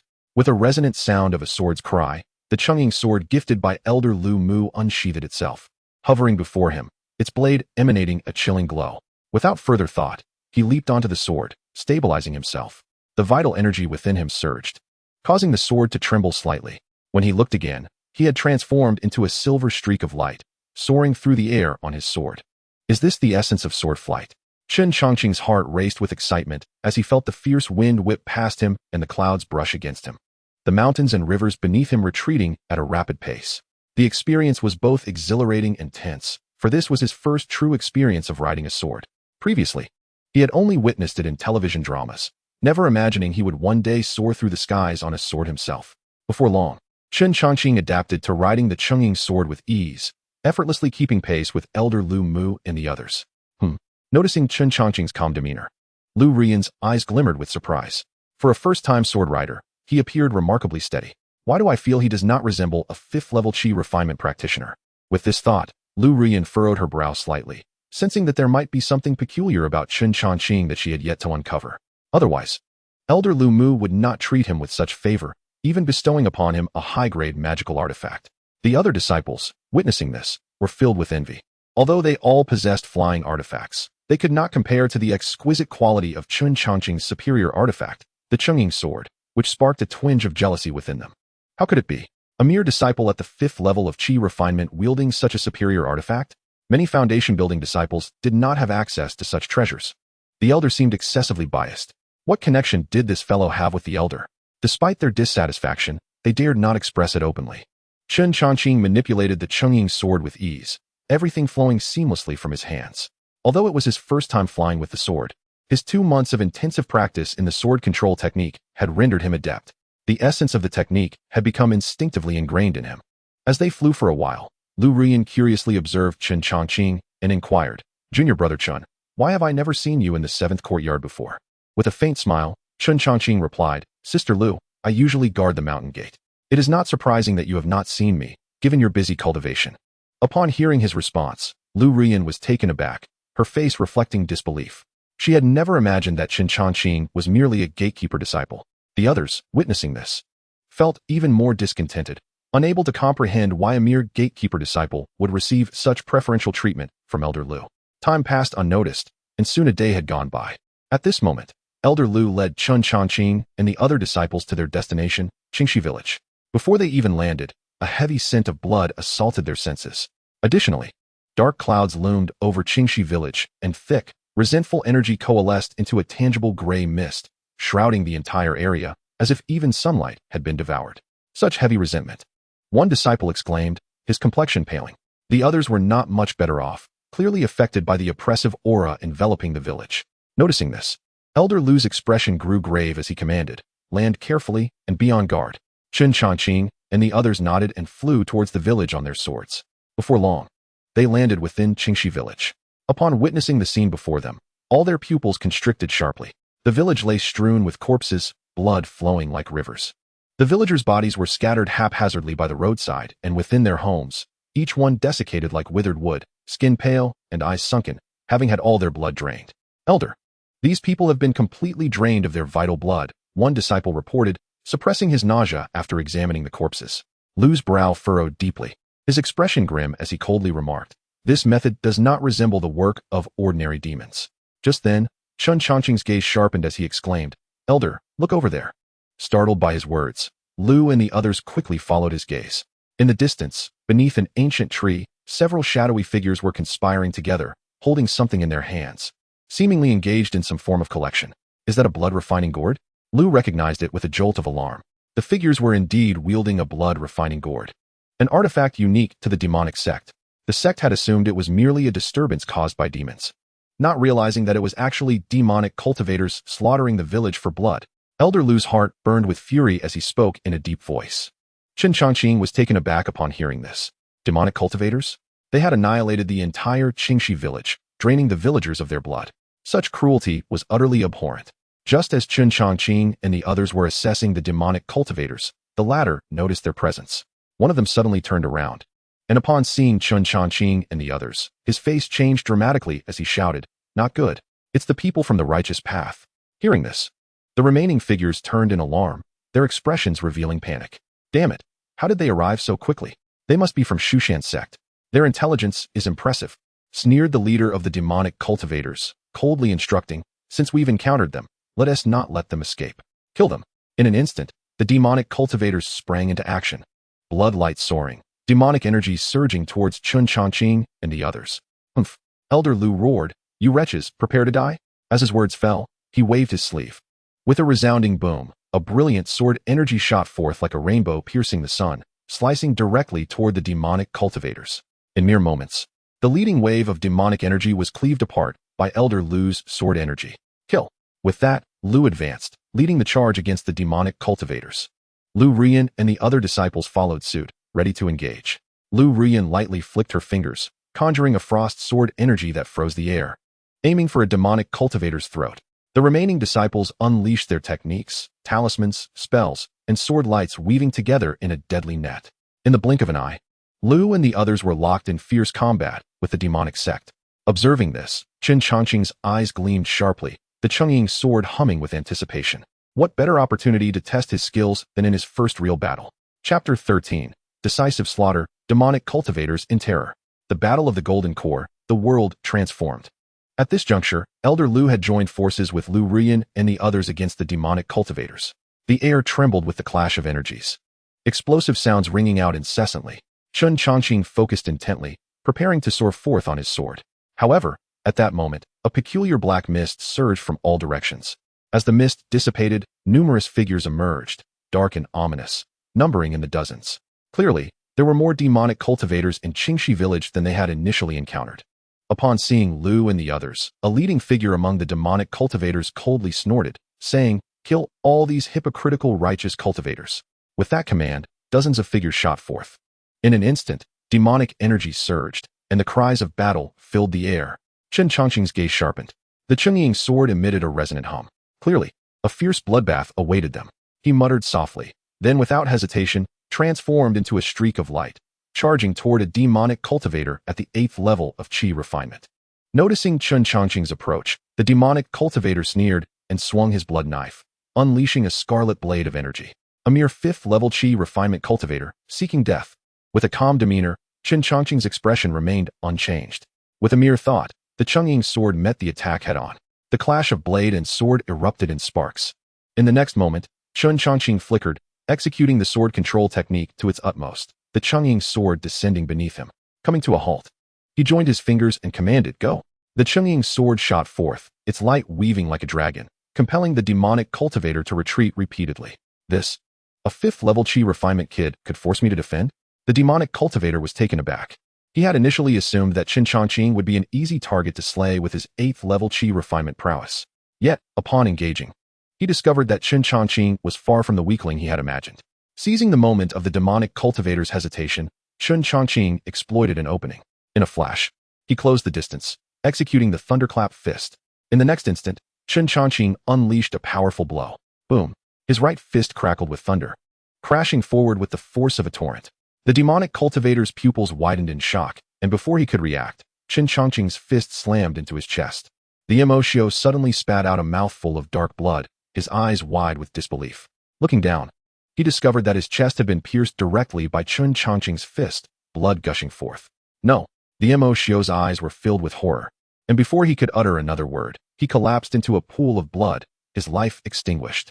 Chen Changqing gazed at the fallen corpse, a flicker of discomfort rising within him.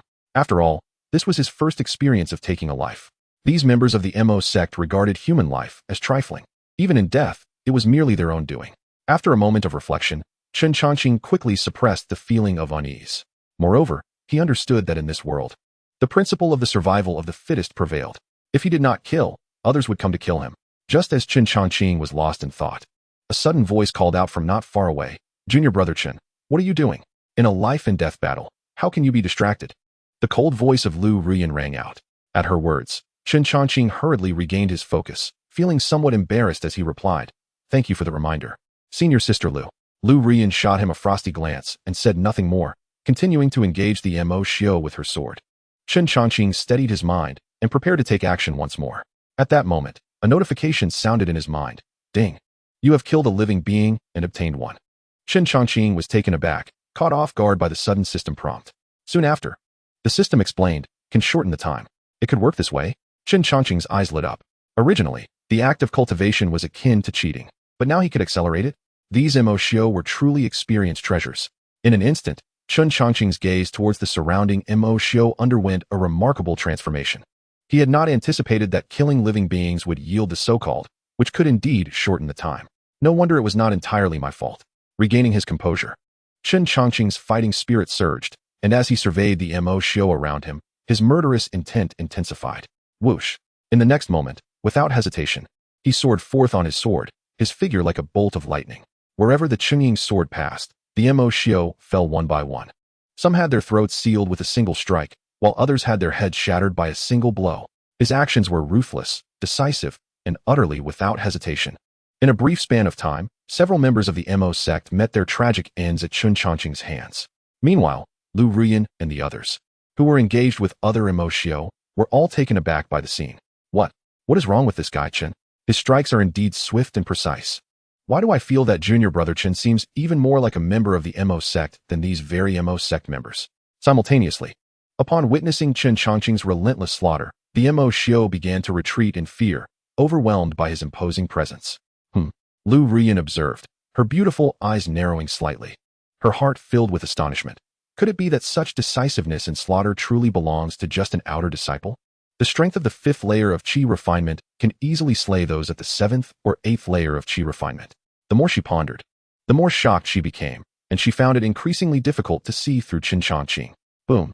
Just as Lu Ruyan and the others were dealing with the Qi refinement realm disciples of the mo sect, Elder Lu Mu was locked in a standoff with a golden core mo. The moment the golden core mo appeared, the sky darkened, and thunder roared. Elder Lu Mu stood poised in midair, surrounded by crackling lightning, resembling a deity of thunder descended upon the earth. Amidst the confrontation, the blood-robed golden core mo cackled sinisterly. Today, the ox nose of Shushan will experience my power. Hearing this, Elder Lu Mu snorted coldly. Humph. Bold mo sect.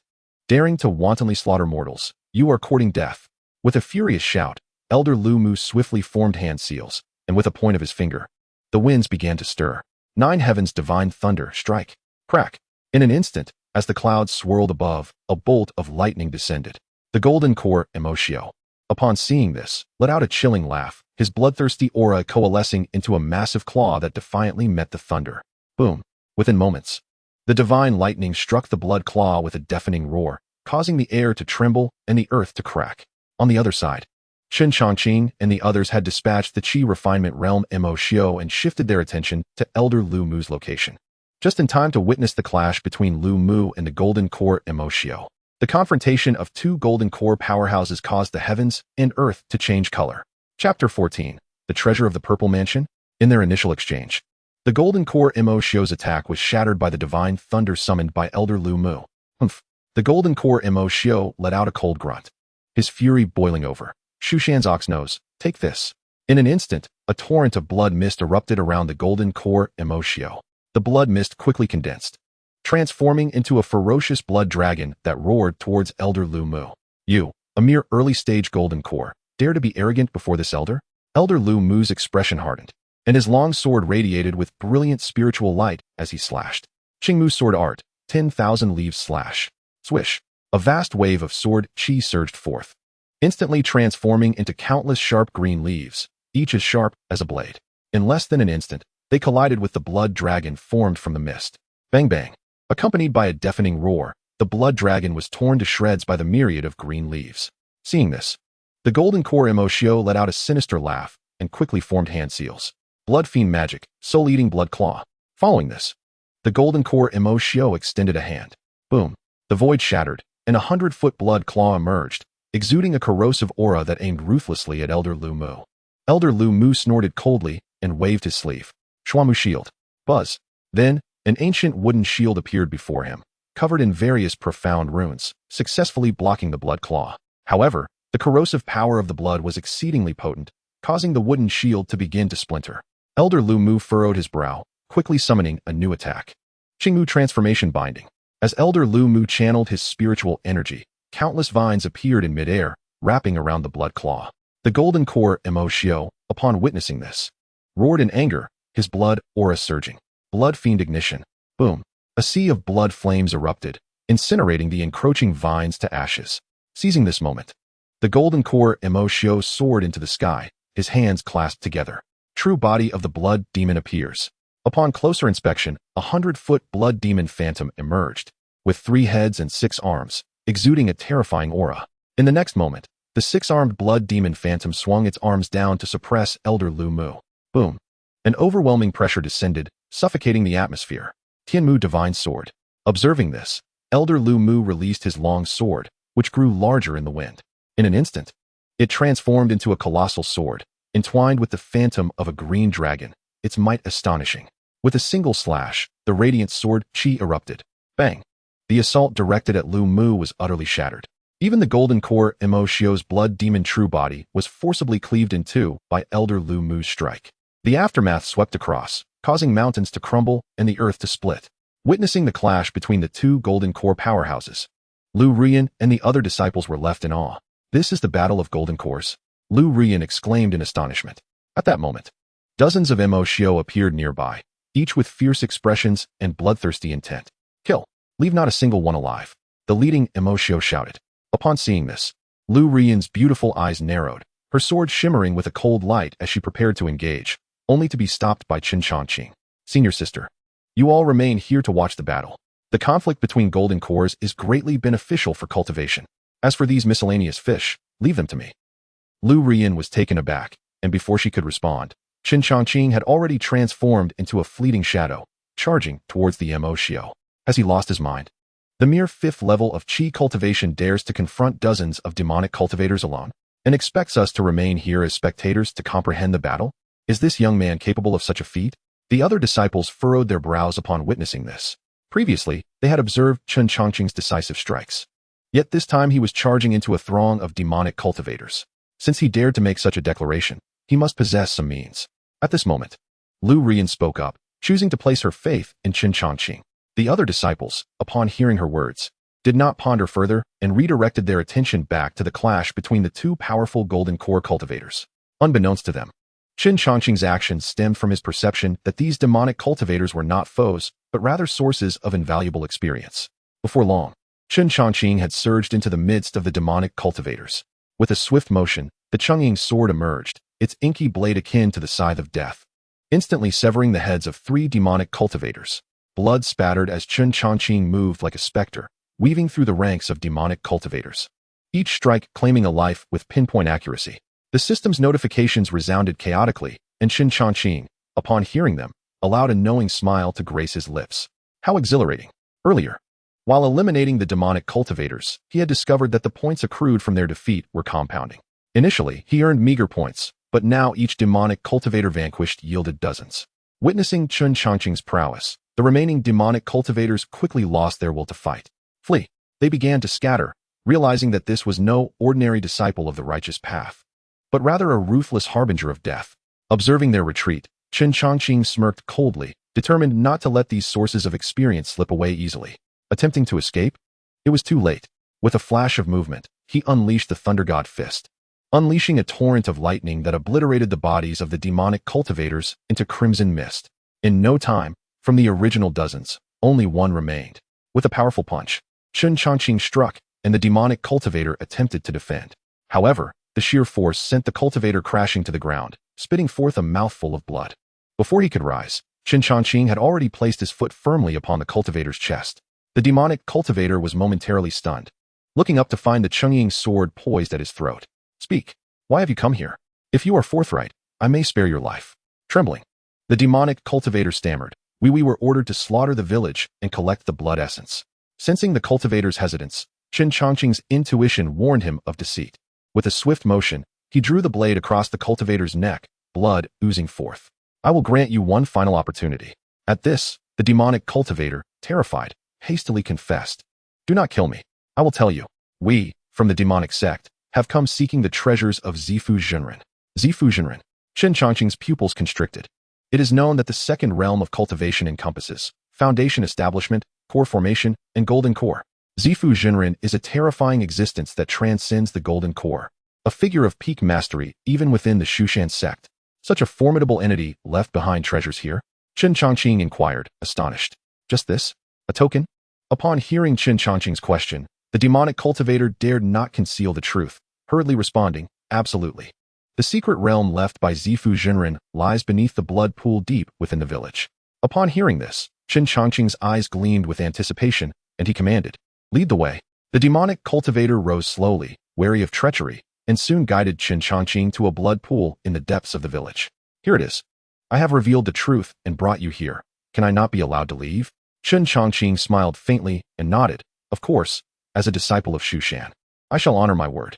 The demonic cultivator felt as if he had been granted a reprieve and turned to flee. Yet, before he could distance himself, a sword's resonance echoed from behind. The sword light flashed, and before the demonic cultivator could react, his head fell to the ground. Chen Changqing cast a cold glance at the now headless body. The members of the demonic sect indiscriminately slaughter the innocent. They deserve to be eradicated. Did he truly believe I would let him go? Having said this, Chen Changqing shifted his gaze to the blood pool before him. Earlier, the demonic cultivator had indicated that this was the location of Zifu Jinren's secret realm. Chen Changqing scrutinized the area. However, aside from the blood pool before him, there appeared to be no other anomalies. Could it be that the cultivator had deceived me? Chen Changqing furrowed his brow, pondering this possibility. Yet, his demeanor did not suggest dishonesty. The secret realm of Zifu Jinren must be exceedingly concealed. How could it be so easily discovered? Even if found, entry was not guaranteed. Contemplating further, Chen Changqing took a deep breath and decided to depart. After all, he was merely at the 5th level of Qi cultivation. He had come here merely to test his luck. If it could not be located, it signified a lack of opportunity. Some matters cannot be forced. However, what Chen Changqing did not expect was that just as he turned, the blood pool behind him suddenly emitted a peculiar sound. Chen Changqing's heart raced as he swiftly turned to investigate. To his astonishment, the once tranquil blood pool was now boiling as if in turmoil. What is happening? Before he could ponder further, a blinding beam of blood light shot from the depths of the blood pool. In an instant, that terrifying blood essence transformed into a massive blood sword, descending upon him with lethal intent. This is bad. Chen Changqing's pupils contracted, and he reacted swiftly, drawing the Chungying sword to block the descending strike.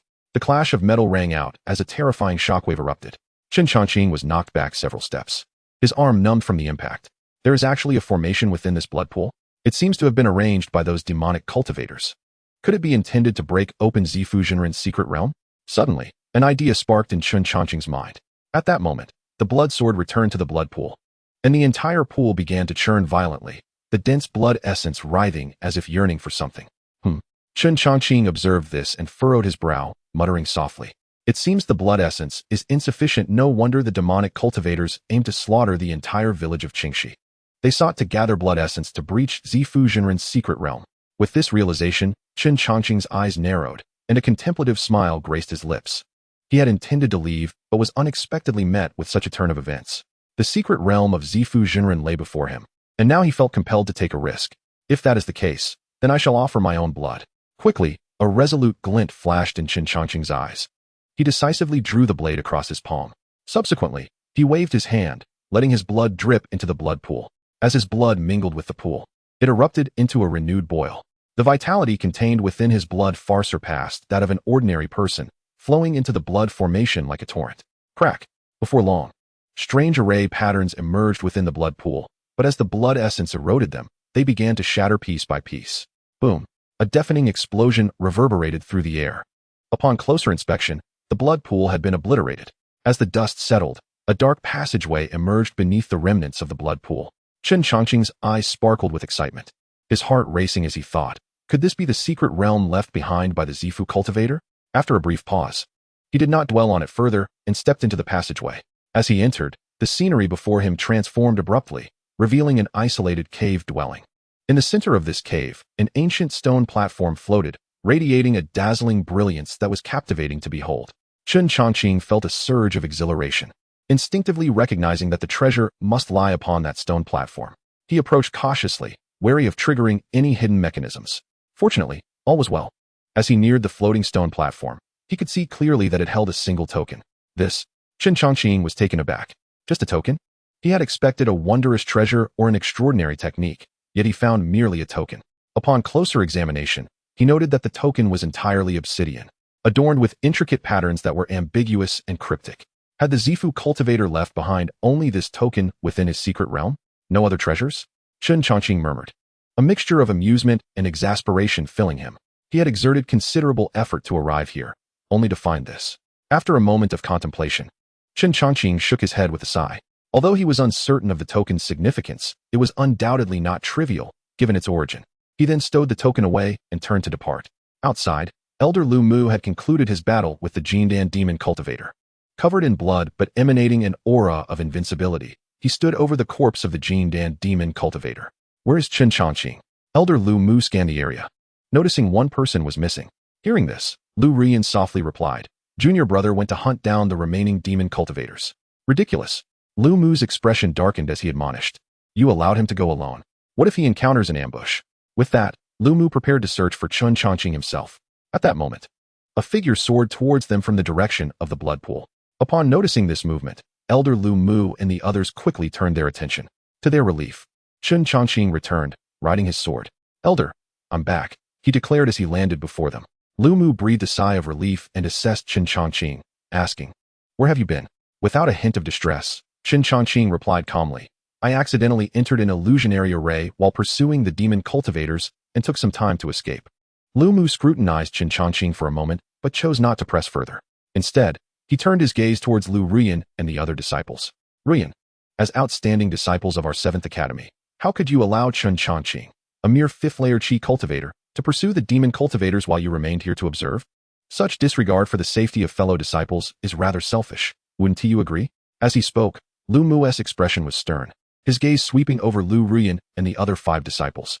Lu Rian was taken aback, her lips parting as if to explain, but she swallowed her words instead. The other disciples also lowered their heads in silence. Observing this, Chen Changqing hastily bowed to Lu Mu, saying, "Elder, this cannot be blamed on my senior sister and the others. It was my decision to go. Now that the demon cultivators have been eliminated, we must urgently return to Shushan sect to report to the sect leader to prevent any further actions from the demon sect." Upon hearing this, Lu Mu's expression softened slightly as he nodded in agreement. "Very well, this matter does seem peculiar. The sudden appearance of the demon sect in Qingxi village must have some ulterior motive. We need to report to the sect leader without delay." With that, they wasted no time and returned to Shushan sect on their swords. Along the way, Lu Rian frequently cast glances at Chen Changqing. It was apparent that Elder Lu Mu held him in high regard. Before their departure from Shushan, he had bestowed upon him the high-grade artifact, the Chengying sword. During the confrontation in Qingxi village, his concern for Chen Changqing had been evident. What was the nature of their relationship? Lu Rian pondered. Additionally, she was astonished by the fact that although Chen Changqing was only a 5th-layer Qi cultivator, he had displayed strength far exceeding that level when confronting the demon cultivators, exhibiting a decisive ruthlessness in battle. The more she thought about it, the more curious she became about Chen Changqing. Simultaneously, the other disciples felt a sense of imbalance. Was Elder Lu Mu overly partial? To reprimand them for a 5th-layer Qi cultivator? Was he truly worthy of such attention? They were the outstanding disciples of the 7th Academy. They were indignant, fully aware of the favoritism shown towards Chen Changqing by Elder Lu Mu, yet they dared not voice their grievances. At that moment, Lu Rian flew her sword to Chen Changqing's side and cheerfully inquired, "Junior brother Chen, I noticed your formidable martial arts during your encounter with the demon cultivators. What technique did you use?" Before Lu Rian could finish her question, Chen Changqing interjected, "It's the Benlei Divine Fist. Learned after breaking through to the Qi realm in the technique hall." Lu Rian nodded in understanding, smiling as she remarked, "I observe that your cultivation level is merely at the 5th layer, yet your true strength far surpasses that." Chen Changqing offered a faint smile, replying, "Senior sister overstates my capabilities. I am indeed just a 5th-layer cultivator." Seeing that Chen Changqing was reluctant to elaborate, Lu Rian refrained from pressing further. As time passed, Chen Changqing and the group soon returned to the sect. Elder Lu Mu immediately sought the sect leader at the main peak, while Chen Changqing and the others dispersed to their respective quarters. Upon returning to his small wooden house on the mountainside, Chen Changqing hurriedly secured the doors and windows, then retrieved the token from his storage bag to examine it closely. What could this token, left behind by the great Zifu cultivator, possibly signify?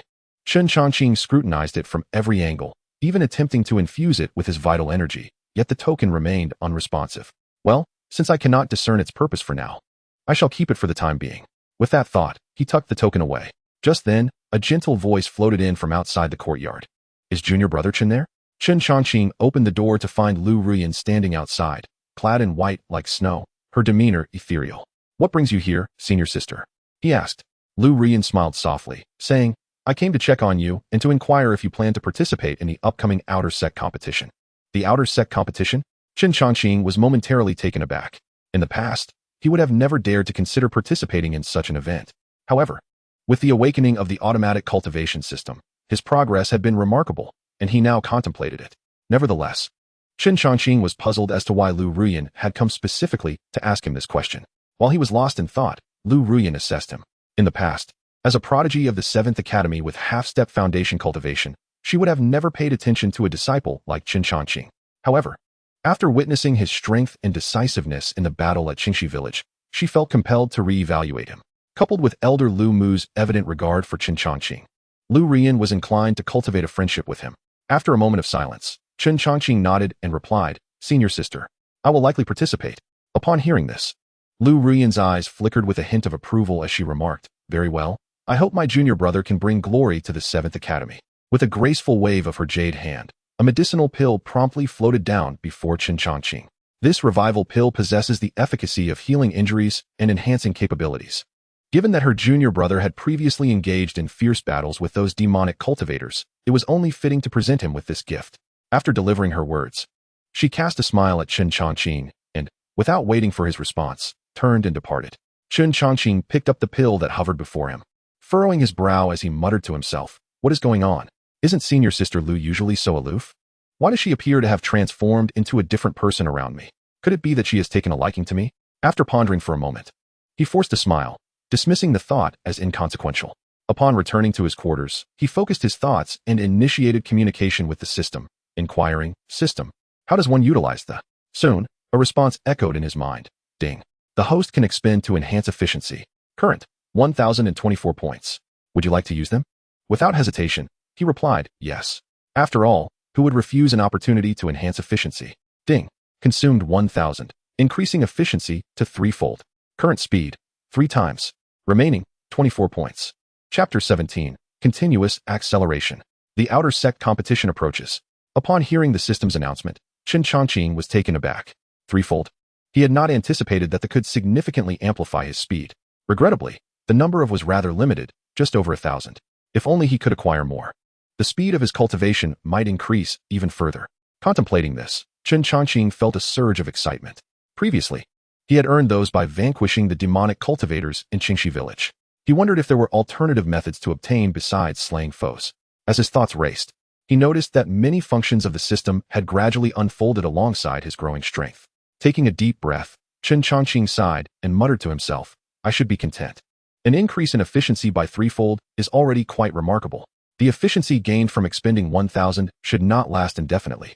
He pondered quietly, fully aware that the threefold efficiency was likely temporary. However, he could not discern how long it would persist.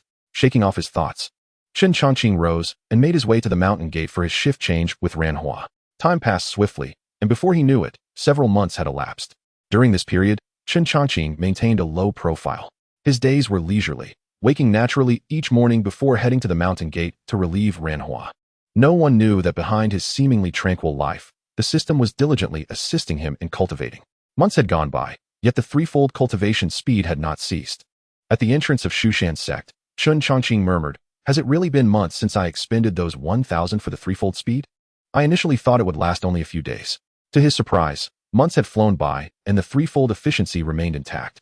There was no need for haste. The longer it lasted, the better, as it equated to 1 day of effort yielding the results of 3. As the hour approached, Chen Changqing secured the mountain gate and strolled back to his modest wooden cabin halfway up the mountain. Upon his return, he quickly prepared a simple meal. Currently, Chen Changqing's cultivation remained at the Qi refining stage. Practitioners at this level must absorb the spiritual energy of heaven and earth to enhance their strength. Although his physique surpassed that of ordinary mortals, sustenance was still necessary to maintain bodily functions. Only upon reaching the foundation establishment stage could one enter a state of fasting, surviving without food. After a few months, his dantian had seen little increase in vital energy. After eating, Chen Changqing sat alone in the courtyard, gazing at the hanging moon in the sky. Due to the threefold acceleration, he was in no rush to extract the of his. Over the course of several months, he had scarcely practiced, leading to minimal enhancement of his internal energy. Would extracting the allow me to reach foundation establishment in one leap? Suddenly, this thought struck Chen Changqing's mind. Immediately, he shook his head, dismissing it. "I shouldn't think too much. The Qi refining technique I practice, the 9 turns Qi refining method, is inherently challenging. Even with a threefold acceleration, it is unlikely to elevate me directly to foundation establishment." Regaining his composure, Chen Changqing yawned and returned to his room. Falling into a deep slumber, he slept soundly through the night, only to be jolted awake the next day by a series of urgent knocks at the door. Bang bang. Brother Chen, came Ranhua's voice from outside the courtyard. Rousing from his sleep, Chen Changqing donned his clothes and opened the door, still bleary-eyed. Before he could utter a word, Ranhua exclaimed excitedly, Brother Chen, I have broken through to the Qi refining stage. Ranhua's face was flushed with excitement. Although he had joined the sect later than Chen Changqing, his earlier cultivation had progressed at a remarkable pace. While Chen Changqing was still at the Qi nourishing stage, Ranhua had already reached the latter stages of body refinement. Who would have thought that Chen Changqing's cultivation speed would suddenly accelerate, allowing him to surpass Ranhua in rapid succession? Seeing Chen Changqing's rapid advancements, Ranhua experienced a considerable impact on his own motivation, prompting him to devote himself to more diligent practice. Today, fortune smiled upon him, allowing him to finally break through to the Qi refining realm. And he rushed to share the good news with Chen Changqing. Hearing Ranhua's words, Chen Changqing smiled gently and replied, Congratulations, Ran Shitty. His tone was calm and measured. Noticing Chen Changqing's demeanor, Ranhua felt a tinge of embarrassment, especially when reflecting on the disparity in their cultivation speeds, compared to Brother Chen's extraordinary rate of progress. His own felt like a snail's crawl. How could Brother Chen cultivate so rapidly? Ranhua couldn't help but sigh inwardly. He had been curious about Chen Changqing's cultivation methods. But despite his inquiries, Chen Changqing only attributed his breakthroughs to luck. Consequently, Ranhua had secretly observed him, noting that aside from his regular duty at the mountain gate, Chen Changqing seemed to spend most of his time asleep. This led Ranhua to wonder if merely sleeping could facilitate cultivation. Returning to the present, Ranhua suddenly recalled something and quickly said, By the way, Brother Chen, the outer sect competition is approaching. In just 10 days, the elders will select participants for this competition.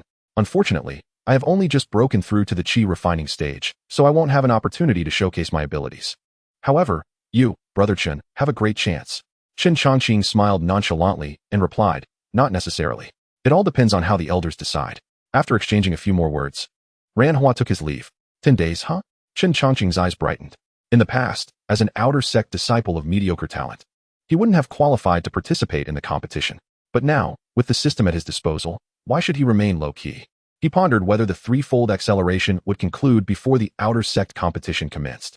If the situation has not yet reached its conclusion, I shall have no choice but to temporarily extract the results of my idle cultivation. As Chen Changqing was lost in thought, a sudden notification resonated in his mind. Ding! The threefold idle cultivation acceleration is a one-time effect and has concluded.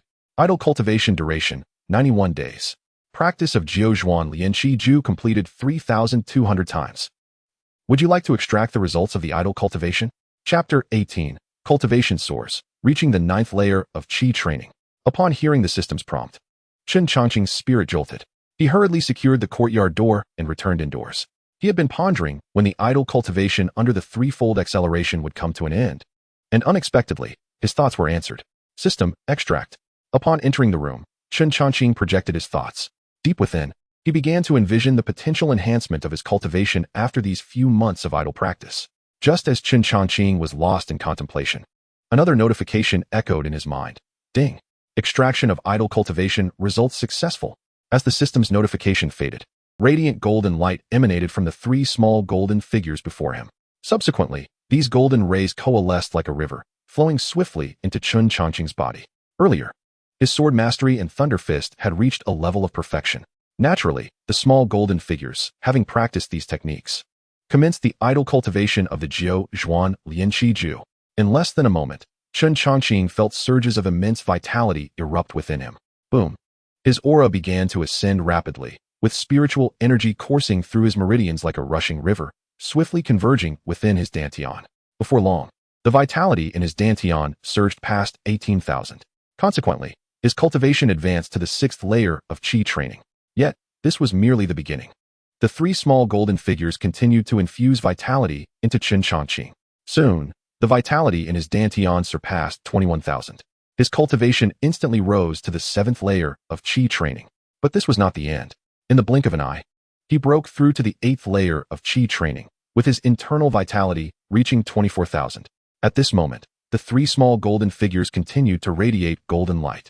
Chen Changqing's momentum surged, and the vitality within his dantian rapidly condensed.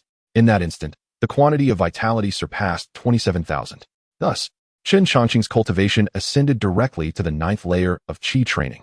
At this point, The golden light emanating from the three small golden figures finally ceased. After this extraction of cultivation results, Chen Changqing's cultivation ultimately stabilized at the 9th layer of Qi training. My goodness! Chen Changqing felt the overwhelming power within him and could not help but gasp in awe. The speed of this upgrade was truly remarkable, akin to a cow soaring through the skies. He was filled with excitement, although it did not culminate in an immediate foundation establishment as he had hoped. Elevating his cultivation from the 5th to the 9th layer was already an extraordinary achievement. It was accomplished in merely a few months. Such a pace of cultivation within the entire Shushan sect would be difficult for even the most gifted disciples of the inner sect to replicate. Thankfully, the threefold acceleration of idle cultivation efficiency facilitated this progress. Otherwise, reaching the 9th layer of Qi training would have taken an exceedingly long time. Chen Changqing murmured to himself, feeling that everything had aligned perfectly. Now, with his strength at the 9th layer of Qi training, he was poised for the imminent outer sect competition. Clenching his fists, he felt a surge of fighting spirit ignite in his eyes. This time, he aimed for first place. Despite his cultivation being at the 9th layer of Qi training, his actual combat power far exceeded that realm. After all, he was practicing the Jiu Zhuan Lian Qi Ju. Typically, a Qi training practitioner at the 9th layer would possess merely 9,000 units of vitality. Yet, Chen Changqing had a staggering 27,000. How exhilarating! After a moment's reflection, Chen Changqing felt a profound sense of ease.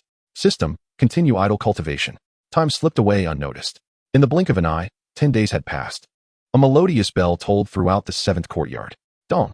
The resounding bell echoed, reverberating across the entire 7th courtyard, prompting all disciples to look up with excitement. They were well aware that this was the gathering bell of the 7th courtyard. Earlier, news had circulated that the elders of the 7th courtyard would select disciples for the outer sect competition today. Soon, numerous figures hurried towards the training ground of the 7th courtyard. Upon hearing the bell, Chen Changqing stepped out of his room and encountered Ranhua. Brother Chen. Ranhua approached excitedly. After a brief appraisal, Ranhua's heart trembled, and he involuntarily exclaimed, "Brother, you haven't broken through again, have you?" Although he could not discern the specifics of Chen Changqing's cultivation, he sensed that Chen Changqing appeared even stronger than the last time they met. A smile graced Chen Changqing's lips as he replied, "Just a fortunate minor breakthrough." Upon hearing this, Ranhua forced a smile, inwardly lamenting, "If only I could have such good fortune." Subsequently, the two companions made their way towards the training ground of the 7th courtyard. By the time they arrived, the central area was already bustling with over 100 disciples of the 7th courtyard, creating a lively atmosphere. The arrival of Chen Changqing and Ranhua did not draw much attention, as they had always been somewhat invisible within the 7th courtyard. Is this truly the training ground of the 7th courtyard? I wonder when I will have the opportunity to cultivate here. Ranhua mused quietly. Although he and Chen Changqing were disciples of the 7th courtyard, their duties involved guarding the mountain gate. One morning, one afternoon, one was responsible for opening the gate, while the other was tasked with closing it. The disciples allowed to train at the 7th courtyard's cultivation ground were naturally of exceptional aptitude. Chen Changqing maintained a calm demeanor, seemingly unconcerned. While training at the 7th courtyard's cultivation ground was indeed commendable, he did not place much significance on it. With the idle cultivation system at his disposal, it mattered little where he practiced. Soon, several figures appeared. Chen Changqing recognized them, as he had previously executed a task with them in Qingxi village. Their arrival immediately stirred a commotion. "Look, it's Brother Zhao and the others. I heard they exterminated a group of demonic cultivators a few months back. Led by Elder Lu Mu, no less. It seems Brother Zhao and his companions have made further progress. They will undoubtedly be competing in this outer sect disciple competition." The disciples of the 7th courtyard buzzed with excitement. Just then, a graceful figure in white floated in, resembling a celestial being gracing the mortal realm. The woman had snow-white skin and an icy demeanor, with a perfect figure starkly contrasting her cold expression. It was none other than Lu Ruyan of the 7th courtyard. With her appearance, all eyes were instantly drawn to her, and many male disciples gazed at her with adoration. "Sister Lu has arrived.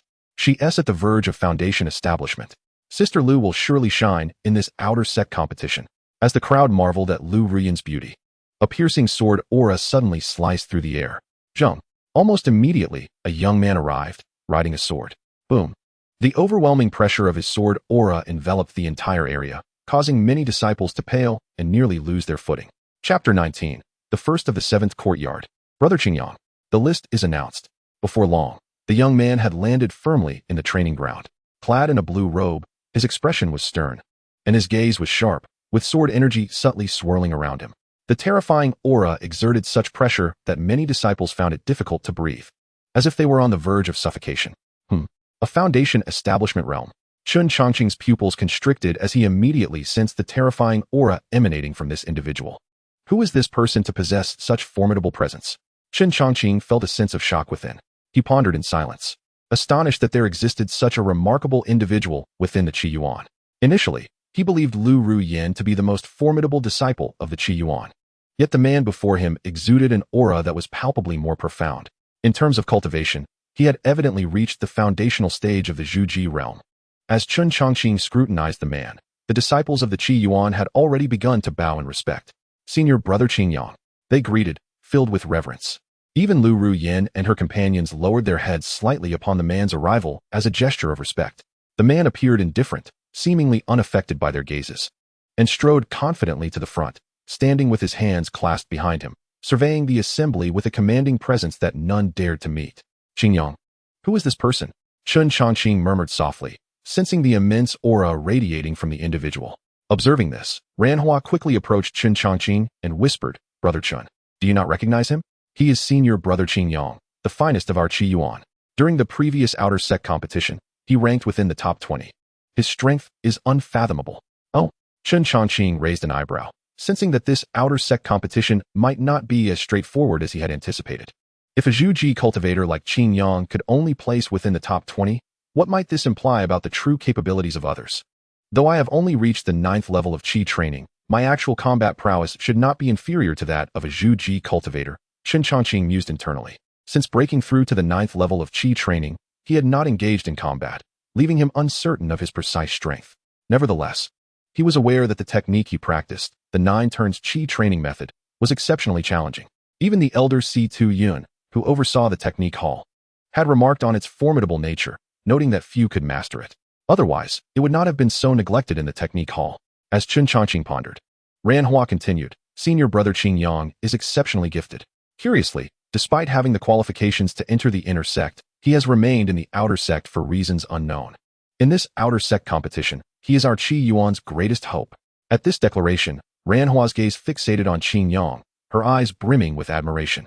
Chen Changqing merely acknowledged her words with a thoughtful nod. It was intriguing that someone with the ability to enter the inner sect chose to stay behind. With Qingyang's arrival, all disciples of the Qi Yuan had gathered. Shortly thereafter, 3 streaks of light descended from the distance. A powerful pressure enveloped the area, far surpassing that of Qingyang, instilling a sense of dread. Fortunately, upon reaching the stage, the newcomers reigned in their imposing presence. Upon closer inspection, the leading figure was none other than Elder Lu Mu, flanked by 2 Jin Dan realm stewards of the Qi Yuan. As the presence of Elder Lu Mu and his companions became evident, all disciples fell silent. Elder Lu Mu's gaze swept over the crowd as he calmly addressed them, everyone. I trust you are aware of why you have been summoned here today. In 3 days, the outer sect competition of our Shu Mountain sect will commence. The purpose of gathering you all is to announce the 10 disciples who will represent our Qi Yuan in the competition. As his words resonated, the assembly held their breath, awaiting the outcome. To represent the Qi Yuan in the outer sect competition was a matter of great honor, signifying the acknowledgement of the Qi Yuan. Moreover, excelling in the competition could yield significant rewards, and if a peak master from the inner sect took notice, one could directly join the inner sect. Such an opportunity would propel one to unprecedented heights, for the treatment of inner sect disciples was incomparable to that of their outer sect counterparts. With abundant resources for cultivation at their disposal, Elder Lu Mu waved his hand, revealing a jade slip. As the slip gradually unfolded, he announced with clarity, Qingyang, Lu Ruyin, Zhao Wuji, Lin Xiao, Hanyu, Fang Han, Chu Feng, Xiao Yun, Wu Xiujia. The first 9 names were those of renowned prodigies of the Qi Yuan, and the crowd nodded in agreement without dissent. Who could the last individual be? Surely another genius from the Qi Yuan. Just as the assembly pondered who would claim the final spot, Elder Lu Mu declared, Chen Changqing. Upon hearing the name Chen Changqing, the assembly erupted in astonishment. What? Chen Changqing? Who is that? The disciples murmured among themselves, bewildered. The first 9 were all top-tier talents. Who was this Chen Changqing? How could such a name escape their notice until now? In that moment, countless bewildered gazes searched for the individual in question, eager to discern the identity of the one chosen to represent the Qi Yuan in the outer sect competition. Ranhua, upon hearing Elder Lu Mu's announcement, was left in a daze.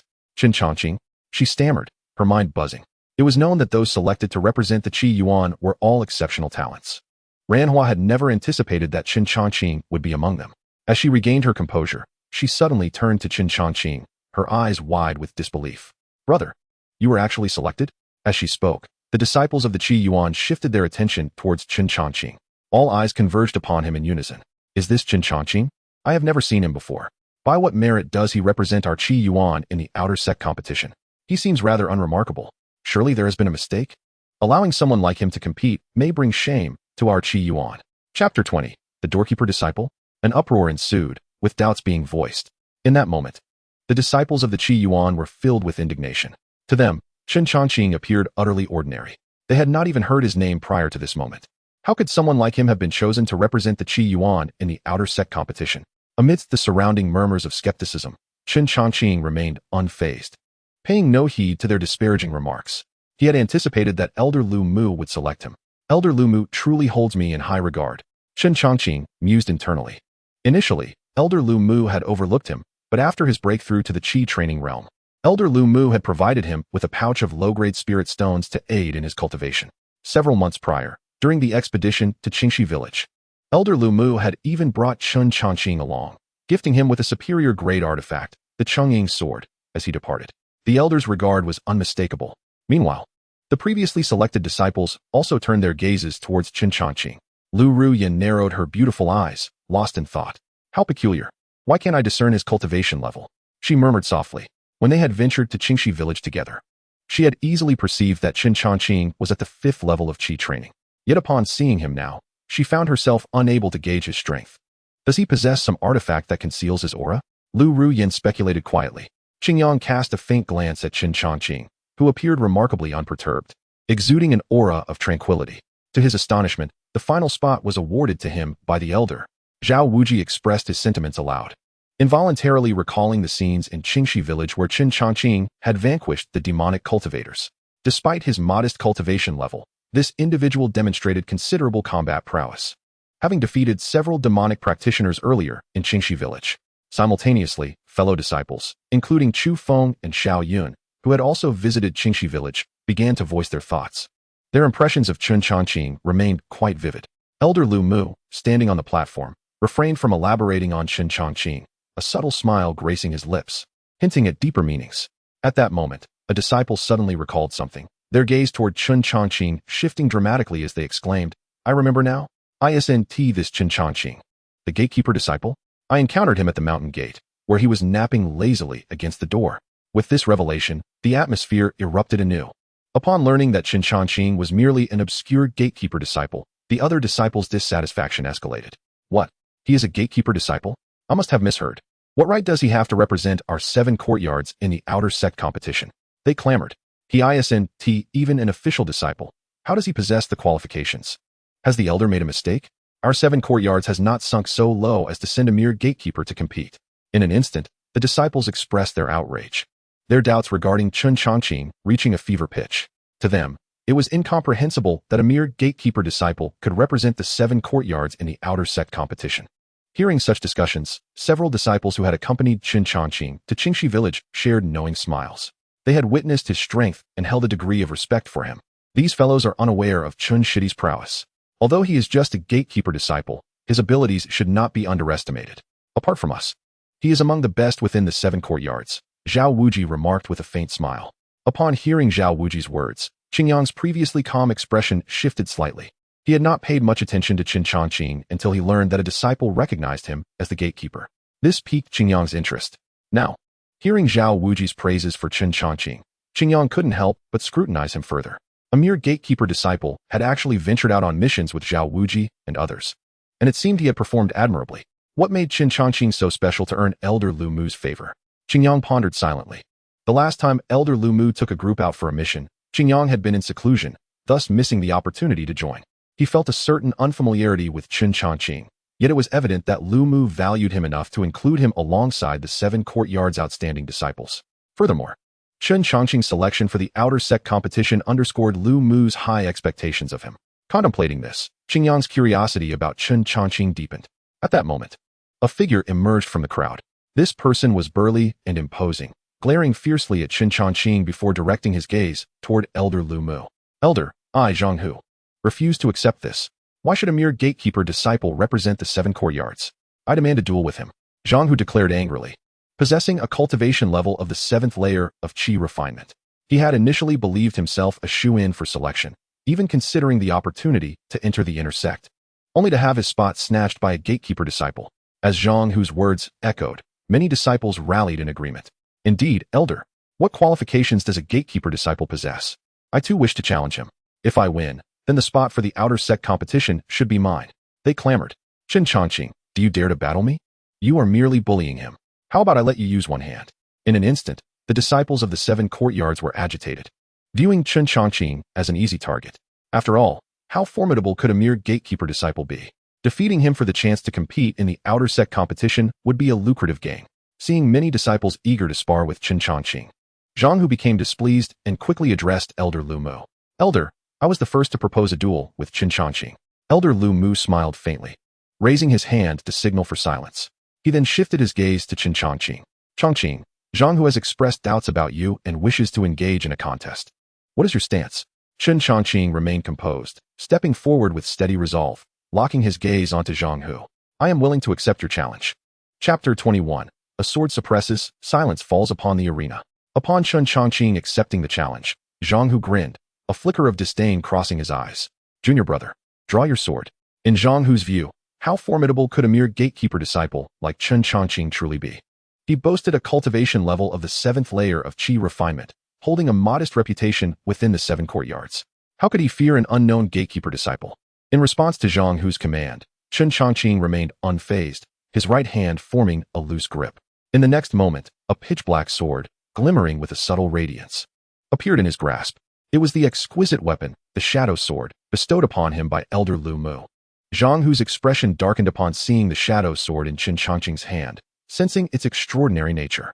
At that moment, Chen Changqing met his gaze and calmly remarked, Brother Zhang Hu, you might find it difficult to withstand this sword. As these words left Chen Changqing's lips, Zhang Hu's eyes widened, and he erupted into laughter, his anger morphing into mockery. Ha! Junior brother Chen, you are indeed overly arrogant.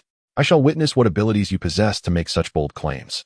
With that, Zhang Hu assumed a posture of superiority, eagerly anticipating Chen Changqing's attack.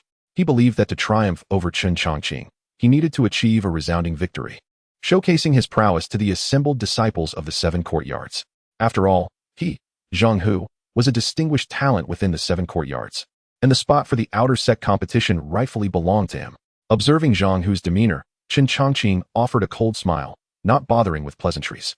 In an instant, he flicked his wrist, and the shadow sword swiftly descended. Boom! As immense spiritual energy surged into the shadow sword, it unleashed a blinding wave of sword qi. The sword qi soared like a rainbow piercing the sun, instantly overwhelming the arena. In the distance, Zhang Hu's pupils constricted in horror as he beheld the approaching sword qi.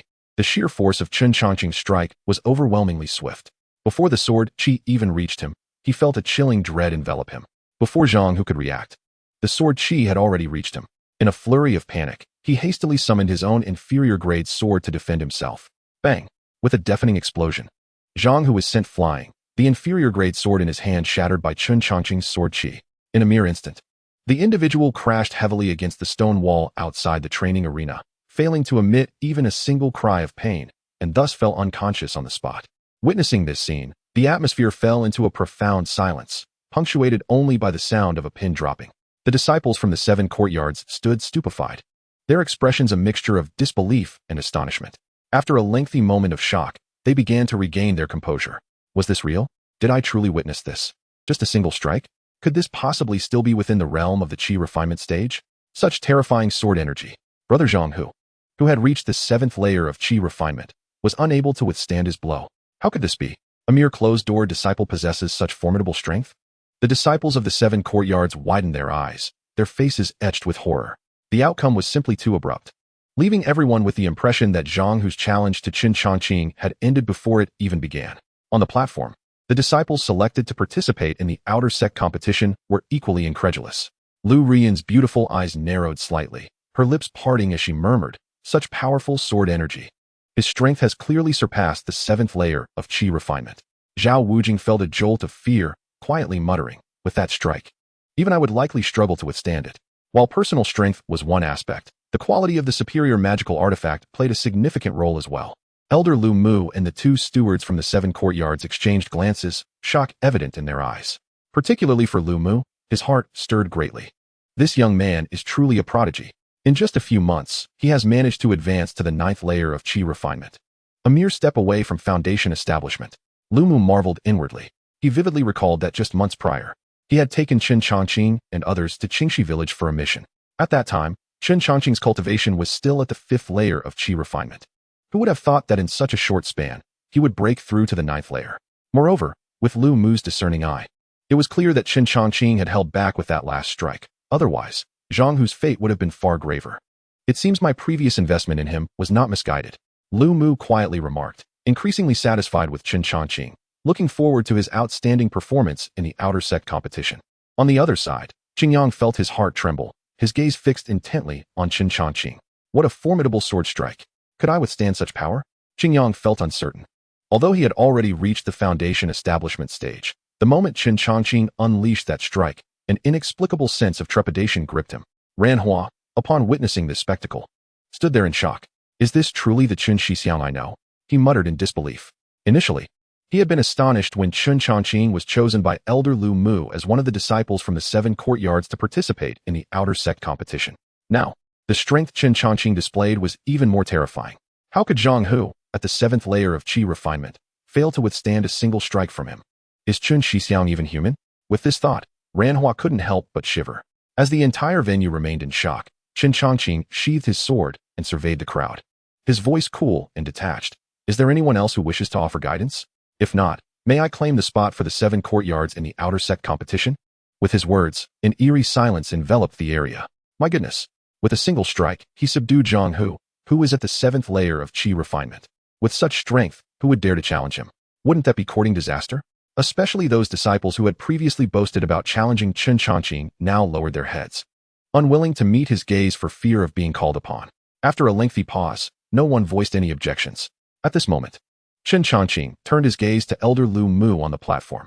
Upon meeting Chen Changqing's eyes, Lu Mu smiled with satisfaction, feeling quite pleased. He then took a deep breath and announced in a clear voice, since no one dares to challenge Chen Changqing, the list of participants from our 7 courtyards in the outer sect competition is hereby finalized. 3 days hence, I shall personally lead you to the venue. With a wave of Lu Mu's hand, the disciples of the 7 courtyards began to disperse.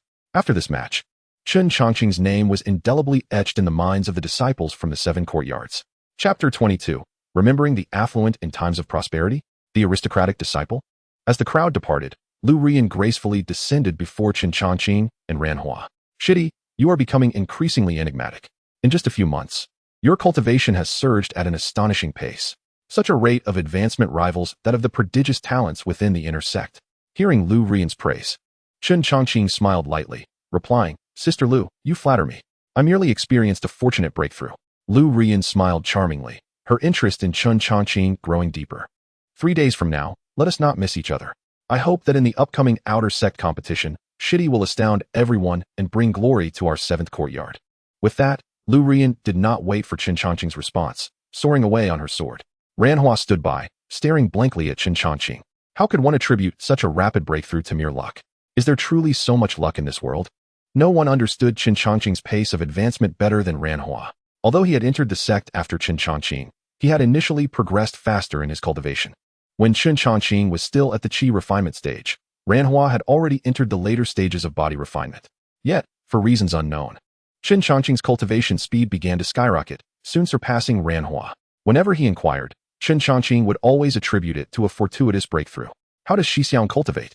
He murmured quietly, genuinely perplexed by Chen Changqing's rapid ascension. While Ranhua was lost in thought, Chen Changqing glanced at him, saying, Ran Shitty, are you not leaving? Planning to remain here to cultivate? At this, Ranhua snapped back to reality. The two then left together, heading towards their residence. Xixiang. Sister Lu is renowned for her aloofness in the 7 courtyards, yet she seems quite warm when interacting with you. Could it be that she has taken a liking to you? Chen Changqing chuckled softly, replying, Ran Shitty, instead of concerning yourself with such matters, it would be wiser to focus on your cultivation. Who knows, perhaps in the next outer sect competition, you too may be selected. Hearing this, Ranhua felt a twinge of embarrassment, and quickly nodded in agreement. You are right, Xixiao. Earlier, having witnessed Chen Changqing subdue Zhang Hu with a single strike, Ranhua was filled with admiration. He also recognized that, given Chen Changqing's strength, his chances of being selected for inner sect training in the upcoming outer sect competition were quite high. Pondering this, Ranhua eagerly followed Chen Changqing, excitement bubbling forth as he flattered, Xixiao. Remember, in times of wealth and glory, do not forget your humble shitty.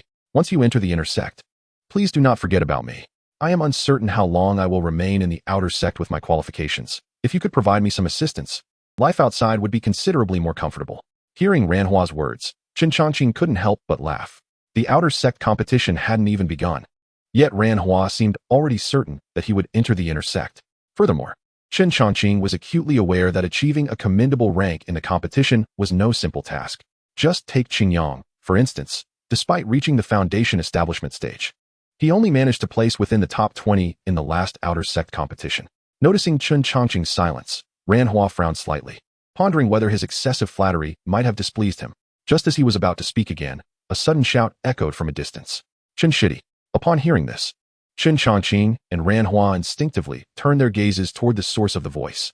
Fixing their eyes on the figure approaching them, Chen Changqing furrowed his brow slightly. Who could it be but Qingyang, the foremost disciple of the 7th Academy? Could he be here to assert his dominance over me? As he contemplated, Chen Changqing couldn't help but harbor such a thought. In his view, he had previously outshone the other disciples of the 7th Academy, and Qingyang, as their leader, might very well come to suppress him. Despite these suspicions, Chen Changqing maintained an exceedingly courteous demeanor, cupping his fists in respect as he addressed Qingyang. Greetings, senior brother Qingyang.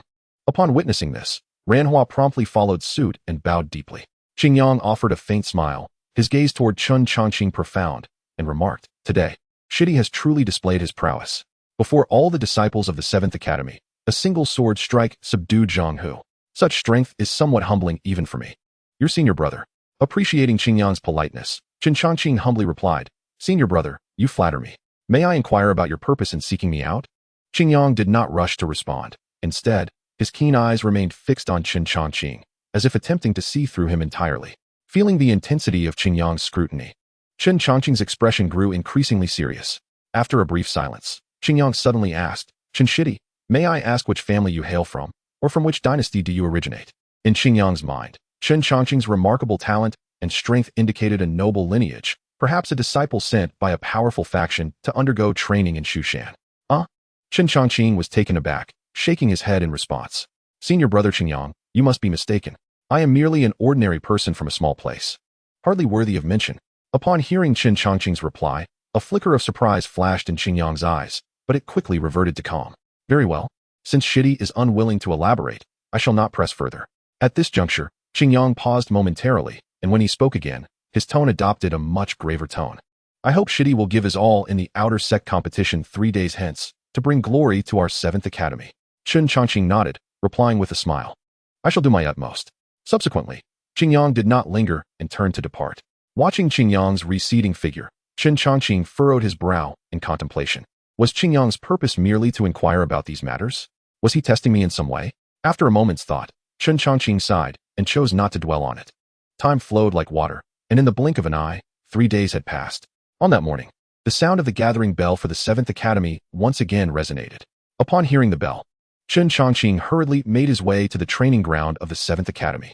By the time he arrived, dozens of disciples had already gathered. Elder Lu Mu stood at the forefront, and once everyone had assembled, he waved his sleeve and declared, Follow me. With that, Lu Mu took the lead, soaring into the sky on his sword. Seeing this, Lu Rian and the others promptly summoned their flying swords to pursue him. Chen Changqing was not slow either. He stepped onto the Chungying sword and took to the skies, the wind howling past his ears as the landscape beneath him resembled a picturesque painting. Chapter 23, Master of the 7 Peaks, Battle of the Qiong Peak Master, and the Celestial Wave True Man. Soon, under Elder Lu Mu's guidance, Chen Changqing and the others arrived at the venue for the outer sect competition. The vast square was already filled with numerous outer sect disciples of the Shushan sect. Looking around, one could see groups of outer sect disciples engaged in hushed conversations, the atmosphere vibrant and bustling. The arrival of the 7th Academy did not elicit much attention. Rather, it was met with some disdainful remarks that were quite piercing. The 7th Academy has arrived. The weakest among the outer sects. Merely here to serve as a backdrop. In every year's outer sect competition, The 7th Academy seems to always rank last, doesn't it? If I were a disciple of the 7th Academy, I'd be embarrassed to show my face in public. This time, they are likely to become stepping stones for the rest of us from the other academies. Upon hearing these mocking jibes, the expressions of the 7th Academy disciples turned grim, yet they felt powerless to retort. After all, the 7th Academy indeed ranked lowest among the 7 outer sect academies of Shushan. Consequently, the resources allocated to the 7th Academy were the least, entrenching them in a vicious cycle. Without sufficient resources to cultivate talented disciples, it was inevitable that they would not produce any exceptional individuals. This, in turn, would lead to poor performance in the outer sect competition, perpetuating a cycle of despair. However, Chen Changqing remained unfazed by the mockery, scanning the crowd with an expression of calm, his heart devoid of turbulence. Strength is indeed the best response. If one lacks formidable power, they cannot earn the respect of others. Elder Lu Mu, upon hearing the remarks, maintained an impassive demeanor, yet deep within, he felt a stir of emotions. This year, the 7th Academy cannot afford to finish last again, Lu Mu quietly lamented. Casting a glance at the disciples participating in the competition, particularly lingering on Chen Changqing for a moment longer. I wonder if this young man will surprise me during the competition, Lu Mu mused. In his view, the strength of the other disciples was predictable, whereas Chen Changqing presented an uncertain variable. Perhaps he would shine brightly in this outer sect competition. Noticing Lu Mu's gaze upon him, Chen Changqing offered a slight smile. Just then, the crowd in the square suddenly stirred. Look, the disciples of the 2nd Academy are coming. Upon hearing this, Chen Changqing and the others turned their eyes in unison. As they focused, they saw a group of disciples clad in orange robes descending from the skies, exuding a fierce and formidable aura. The 2nd Academy, second only to the 1st Academy among the outer sects, had disciples of generally superior strength and were considered favorites to win the competition. Chen Changqing observed the disciples of the 2nd Academy, sensing the powerful auras emanating from several of them, some even surpassing Qingyang. The disciples of the 2nd Academy appear exceptionally strong. They are likely formidable opponents in this competition, Chen Changqing quietly remarked. Soon, the disciples of the 2nd Academy landed on the square under the guidance of their elder. Many disciples rushed forward to greet them, their intentions of flattery and ingratiation glaringly evident. This scene stood in stark contrast to the derision faced by the 7th Academy upon their arrival. At that moment, the sky above suddenly darkened. Boom. Following this, an overwhelming pressure descended upon them. Sensing this force, everyone instinctively looked up. Upon doing so, they beheld another group soaring through the air on their swords. The 1st Academy, the strongest among the outer sects, has arrived. Upon seeing the newcomers, the square erupted in excitement. The disciples of the 1st Academy, all clad in red robes, wore expressions of pride, their gazes haughty, especially the disciples participating in this competition. Their auras were overwhelmingly strong, indicating they were firmly in the foundation establishment stage. The prodigies of the 1st Academy are indeed formidable. Just sensing their presence sends shivers down one's spine. Several foundation establishment disciples. Will this outer sect competition once again allow them to seize the crown? The crowd buzzed with speculation, and many disciples displayed expressions of awe upon witnessing the 1st Academy's arrival. Chen Changqing observed with a furrowed brow. Regardless of whether it was the 1st or 2nd Academy, there were several foundation establishment disciples among them. Among the 10 individuals selected by our 7th Institute, only senior brother Qingyang has attained the foundational level of cultivation. This upcoming competition among the outer sect will undoubtedly be a fierce contest, Chen Changqing whispered to himself. Among the disciples participating in this grand event from our 7th Institute, in terms of cultivation level, Qingyang stands at the top, having reached the foundational stage. Following him is Lu Ruyan, a disciple at the threshold of the foundational realm. As for the remaining individuals, including Chen Changqing, they are merely at the 8th or 9th level of Qi refining. Just as everyone was still in shock at the prowess of the 1st Institute's representatives, an unexpected phenomenon erupted in the sky above. Boom! A resounding thunder echoed, and the heavens themselves seemed to tear open a rift. In the next moment, a figure slowly emerged from that fissure, clad in a dark battle robe, with long hair cascading freely over his shoulders. His eyes were terrifyingly deep, as if they contained the essence of thunder itself. Upon his appearance, an overwhelming aura of dread enveloped the area. Under this oppressive force, everyone felt as if the very heavens were collapsing, with the weaker disciples struggling to breathe. Observing this, Chen Changqing's expression changed suddenly. He too sensed the terrifying power emanating from the newcomer. How formidable! Who could this be? He feared this individual might surpass Elder Lu Mu in strength. Chen Changqing mused inwardly, his countenance grave. Meanwhile, many outer sect disciples present gasped in astonishment. What? Am I seeing things? That is the master of Zhanxiang Peak, Zhenren, a powerful Yuaning. He has personally descended. The disciples collectively inhaled sharply, their faces a mix of shock and awe. In Shushan sect, there are distinct divisions between the inner and outer sections. The outer sect comprises 7 major institutes, while the inner sect consists of 7 peaks: Fantian Peak, Zhanxiang Peak, Jingyue Peak, Paksu Peak, Yushu Peak, Qingwan Peak, and Yunqi Peak. Zhenren Tianbua, the master of Zhanxiang Peak, is a formidable Yuan-ing expert, a superlative being who has comprehended the grand forces of heaven and earth. After Zhenren Tianbua made his entrance, his gaze swept across the crowd like lightning. Merely catching his cold stare made everyone feel as though they had plunged into an icy abyss, their bodies stiffening, as if even breathing had become a challenge. The might of the Yuan-ing is indeed terrifying. After a sweeping glance, Zhenren Tianbua raised his hand, and an ancient token appeared in his grasp.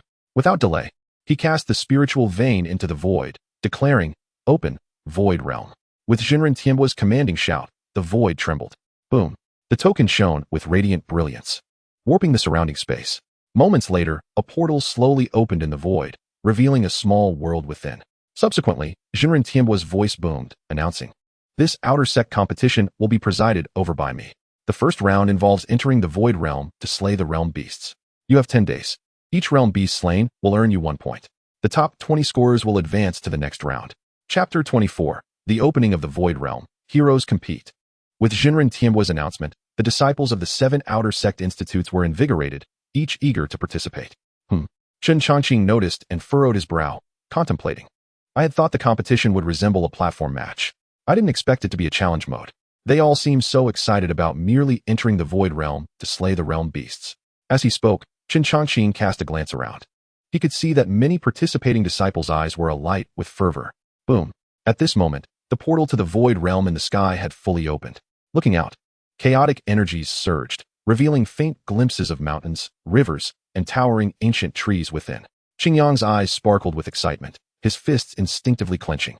It was evident that he was extraordinarily thrilled. Chen Changqing naturally noticed Qingyang's expression, deepening his frown. Just as he was about to speak, Lu Ruyan, with a slight furrow in her brow, inquired, "Senior brother, what is this about?" Qingyang took a deep breath, scanning the faces of Lu Ruyan and the others before explaining. "Sister Ruyan, as newcomers to Shushan, this is your first time participating in the outer sect competition. You may not be aware of the peculiarities of the void realm." Upon hearing Qingyang's words, the others instantly became intrigued. "Senior brother, isn't it just about entering the void realm to slay realm beasts? Is there something special about it?"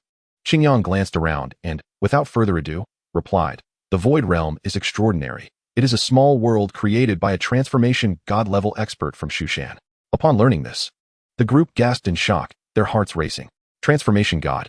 That is a being beyond the Yuan-ing level. A space created by such a powerful entity must be remarkable. What special opportunities does the void realm hold, senior brother Qingyang? Qingyang sighed deeply and continued, "You may only know that there are realm beasts within the void realm, but you are unaware that countless opportunities await there. Spiritual herbs, ancient treasures, and myriad legacies abound. There have even been disciples who found spiritual treasures within. In the last competition, a disciple from the Second Institute discovered an ancient sword manual deep within the void realm, directly promoting him to the inner sect." As he spoke, a glimmer of fervor crossed Qingyang's eyes. Hearing this, Chen Changqing and the others were astounded. Wow, there are even spiritual treasures? Is what senior brother Qingyang said true? Everyone was exhilarated, for they possessed only magical tools. Above magical tools, there exist precious artifacts, and spiritual treasures surpass them. Beyond that lies immortal treasures. No one had anticipated that such treasures would exist within the void realm. Furthermore, spiritual herbs and legacies were equally enticing. Upon hearing this, Chen Changqing's interest was piqued. Are there truly so many valuable items within the void realm? No wonder many displayed impatience upon seeing the void realm open. It seems that entering the void realm not only involves slaying realm beasts, but also seeking other opportunities. Just as Chen Changqing pondered this, Qingyang nodded and added, "The reason I opted to forego entering the inner sect is to venture into the void realm once more. Perhaps this time I will gain immense opportunities." Upon hearing this, the group finally understood. In the previous outer sect competition, Qingyang had ranked among the top 20, earning the right to enter the inner sect. However, curiously, he had chosen not to enter and instead remained in the 7th Institute. This puzzled many disciples of the 7th Institute, as entering the inner sect is vastly superior to remaining in the outer sect for cultivation. Now, with Qingyang revealing the truth, Everyone understood that his true aim was the treasures and legacies within the Void Realm. Chen Changqing mused, so that's it. I thought senior brother Qingyang's strength would make entering the inner sect much more beneficial than staying in the outer sect. I wonder what rewards I might gain from this journey into the Void Realm. With this thought, Chen Changqing's eyes were filled with longing and anticipation. At that moment, Elder Lu Mu turned to Chen Changqing and the others, his expression serious, as he said, each institute may send 40 participants into the Void Realm. Once you enter, be sure to unite. Understood, Elder. The disciples responded in unison. 40 participants? Chen Changqing was slightly taken aback. 3 days prior, Elder Lu Mu and 2 deacons had announced the 10 disciples from the 7th Institute participating in this outer sect competition. He had thought only they would enter the Void Realm. He hadn't expected the number to increase to 40.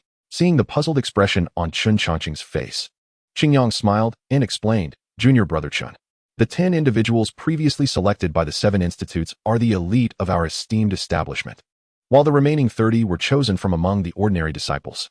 It stands to reason that the elite bear the weight of greater expectations. The 7 institutes are not solely represented by these 10 in the Void Realm. Upon hearing Qingyang's words, Chen Changqing suddenly comprehended the situation.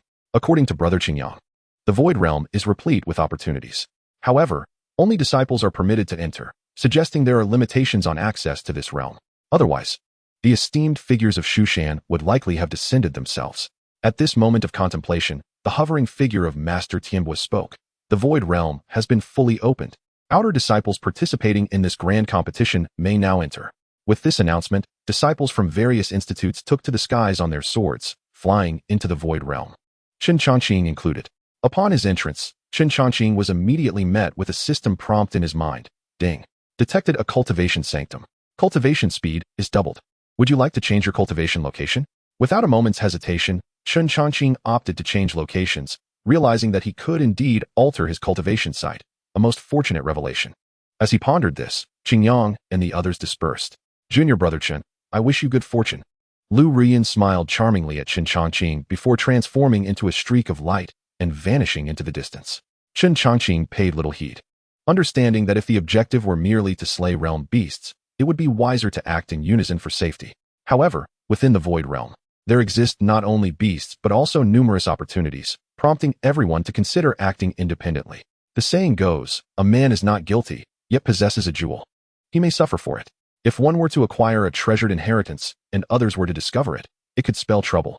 Regaining his focus, Chen Changqing chose a direction and soared forth on his sword. Not long after, a thunderous roar echoed from ahead. Who? Chen Changqing halted and turned toward the sound, only to witness a pitch-black wolf-like demon beast lunging at him. Chapter 25. The Path of Robbery, Points Soar. Chen Changqing maintained a calm demeanor. This was the realm beast of the Void Realm. It appeared rather weak, possessing merely the strength of the first level of Qi refinement. In mere breaths, the black wind wolf had dashed to Chen Changqing's side, opening its maw to unleash a black whirlwind aimed at him. With a cold glint in his eyes, Chen Changqing swiftly executed a hand gesture. Flash. A single finger pointed forth, and the Changqing sword, propelled by his sword technique, transformed into a streak of light, slicing through the black whirlwind. The residual force surged forward, swiftly reaching the black wind wolf. Bang! The black wind wolf, caught off guard, was cleaved in two. Just as Chen Changqing dispatched the beast, the identity token hanging at his waist suddenly radiated a brilliant glow. Upon inspection, he noticed a new number, 1, etched onto the front of the token. Chen Changqing glanced down at his identity token, a faint smile gracing his lips. 1 point secured. Without further contemplation, he continued to soar on his sword. Meanwhile, within the Void Realm, disciples from other outer institutes commenced their own hunts for realm beasts and opportunities. The disciples of the 4th Institute formed a battle formation, leaving a trail of fallen realm beasts in their wake. A few from the 3rd Institute slaughtered realm beasts as they entered a valley rumored to contain spiritual herbs. A rotund disciple from the 5th Institute pulled out a treasure map, muttering excitedly, "The treasure map, left by my senior brother, will surely prove useful this time." It was evident that some among them sought rankings, exerting extraordinary effort in their quest to slay realm beasts. Of course, many others were merely there to seize opportunities within the Void Realm. Faced with formidable realm beasts, they opted to circumvent confrontation, focusing instead on the treasures and inheritances within the Void Realm, knowing that for ordinary disciples, the hope of entering the inner sect was slim. If luck were on their side, they might discover spiritual treasures and ascend to greatness in one fell swoop. As time flowed on, 3 days swiftly passed. Within this span, Chen Changqing, wielding the Chungying sword, had managed to slay 300 realm beasts. Among them, the strongest beast had reached the 9th level of Qi refinement, comparable to the elite disciples of the Outer Institutes. Yet for Chen Changqing, such strength was hardly formidable, although he too was at the 9th level of Qi refinement.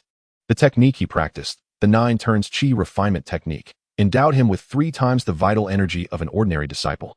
And he had broken through to the Qi refinement realm through extreme body refinement. Lacking encounters with stronger realm beasts, Chen Changqing found it difficult to gauge his own strength. However, in his estimation, even if faced with an opponent on par with Foundation Establishment, he could still contend with them. This is too slow. The efficiency of slaying realm beasts was woefully inadequate. After 10 days, the points he amassed would likely fail to place him in the top 20. Stopping in a valley, he glanced at his identity token, which now displayed 300. Just then, a commotion arose nearby. Chen Changqing turned to see several figures emerging from the dense forest with ill intent. Before long, this group had encircled him. Disciples of the 6th Institute? Chen Changqing assessed their attire, noting the uniform blue robes. Observing Chen Changqing's hesitation, the leader of the group coldly declared, "You from the 7th Institute. If you know what's good for you, hand over your points, or do not blame us for our lack of courtesy." Chen Changqing was taken aback, incredulity evident in his voice. "You can actually hand over points once obtained?" The leader of the 6th Institute scoffed. "It seems you know nothing of the Void Realm. Here, seizing points is permissible, provided you possess the strength." With that, he extended a hand and demanded, "Hand over your identity token." Upon hearing this, a glimmer of brilliance flashed in Chen Changqing's eyes, and a subtle smile curved his lips. "So that is how it works. Why didn't I think of that?" With that, Chen Changqing's figure flickered and he vanished from sight. Bang, bang, bang. A series of explosive punches echoed, and the disciples of the 6th Institute, who had thought to encircle him, were sent flying by the force of Chen Changqing's lightning-fast strikes. Before long, the very disciples who had intended to rob him now lay bruised and battered, resembling a group of beaten pigs. "Now, it is your turn to surrender your points," Chen Changqing declared, standing tall with his sword, looking down upon the crumpled forms of the 6th Institute disciples. Pale and trembling, the disciples of the 6th Institute had initially believed they could take advantage of encountering a disciple from the 7th Institute. Little did they know the terrifying strength of Chen Changqing. With no other option, they begrudgingly surrendered their identity tokens. Following their instructions, Chen Changqing affixed the tokens to his own, witnessing the points from the 6th Institute disciples transfer to his own token. In a single operation, Chen Changqing's points surged from 300 to 500. Seizing points from others proved far more efficient than slaying realm beasts for points. Satisfied, Chen Changqing tossed the now empty identity tokens back to the disciples of the 6th Institute and elegantly took to the skies on his sword.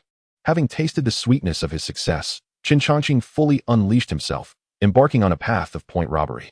He no longer relentlessly hunted the realm beasts, but instead sought out disciples from other academies. 3 disciples from the 5 academies had just cooperatively slain a realm beast at the 8th level of Qi training. Before they could celebrate, they were forced back by Chen Changqing's sword, compelled to surrender their points. A disciple from the 3rd academy, skilled in stealth, hid among the treetops, preparing for an ambush, only to be struck down by Chen Changqing's sword energy, leading to a begrudging concession of points. Other disciples also harbored intentions of robbing him of his points, but they encountered Chen Changqing's counterattack, losing their points instead. At this moment, within a hidden cave in the Void Realm, Chen Changqing was tallying his gains. Indeed, in a brief span of time, his points had already reached 1,000. As he spoke, he glanced at his identity token, which displayed a point total of 1,000. Acquiring points through robbery was indeed far swifter than hunting realm beasts. Meanwhile, outside the Void Realm, in a vast plaza, disciples from the 7 outer academies were constantly fixated on a pillar. This pillar displayed the real-time leaderboard of points. Suddenly, someone exclaimed, "Look, who is that Chen Changqing? How did he suddenly rise to 3rd place on the leaderboard?" Chapter 26, 3rd in points. Upon hearing this exclamation, others present turned to look. They indeed saw Chen Changqing's name elevated to the top 3 on the leaderboard. What is happening? I recall Chen Changqing was still outside the top 50. How did he surge to 3rd place in such a short time? Could he be cheating? Impossible. The rules of the Void Realm are strict. Who would dare cheat? As the crowd hesitated, the disciples from the 7th Academy erupted in cheers. Haha. It's senior brother Chen. Truly formidable. I knew he would break into the top 10. He has brought great honor to our 7th Academy. Simultaneously, the elders from the outer academies also took note of Chen Changqing. When did the 7th Academy produce such an outstanding disciple? This was unheard of until now. At this moment, being ranked in the top 3 meant that, barring any unforeseen circumstances, He should secure a position in the top 20 by the conclusion of the first round of competition. Little did they expect that Elder Lu had concealed such a talent in Chen Changqing. The elders murmured to one another, and the appearance of a 7th Academy disciple in the top 3 on the leaderboard indeed caught their attention. Seeing the leaderboard, Elder Lu's heart trembled with excitement. Chen Changqing, 3rd place. He found it hard to believe and hurriedly rubbed his eyes, fearing he had misread. Although he had high hopes for Chen Changqing beforehand, his ascent to 3rd place on the leaderboard exceeded all expectations. My judgment was not in error. I wonder if this lad can bring even greater surprises in the future? Elder Lu was filled with anticipation. Meanwhile, within the Void Realm, Chen Changqing was unaware that his points had reached 3rd place on the leaderboard. Nor did he know the commotion it had caused. At this moment, he was focused on his plundering endeavors. Suddenly, a fierce battle aura surged from afar. Upon hearing the commotion, Chen Changqing swiftly looked in the direction of the sound. Even from a distance, he could see the fierce exchange of sword energy and the tumult of spiritual power. Were their disciples engaging with realm beasts? Or was it a clash among the 7 academies? The intensity of the disturbance was substantial. Chen Changqing mused, raising an eyebrow, and flew forth on his sword. For him, regardless of who was battling ahead, there were opportunities to seize. If disciples were slaying realm beasts, he would claim their points.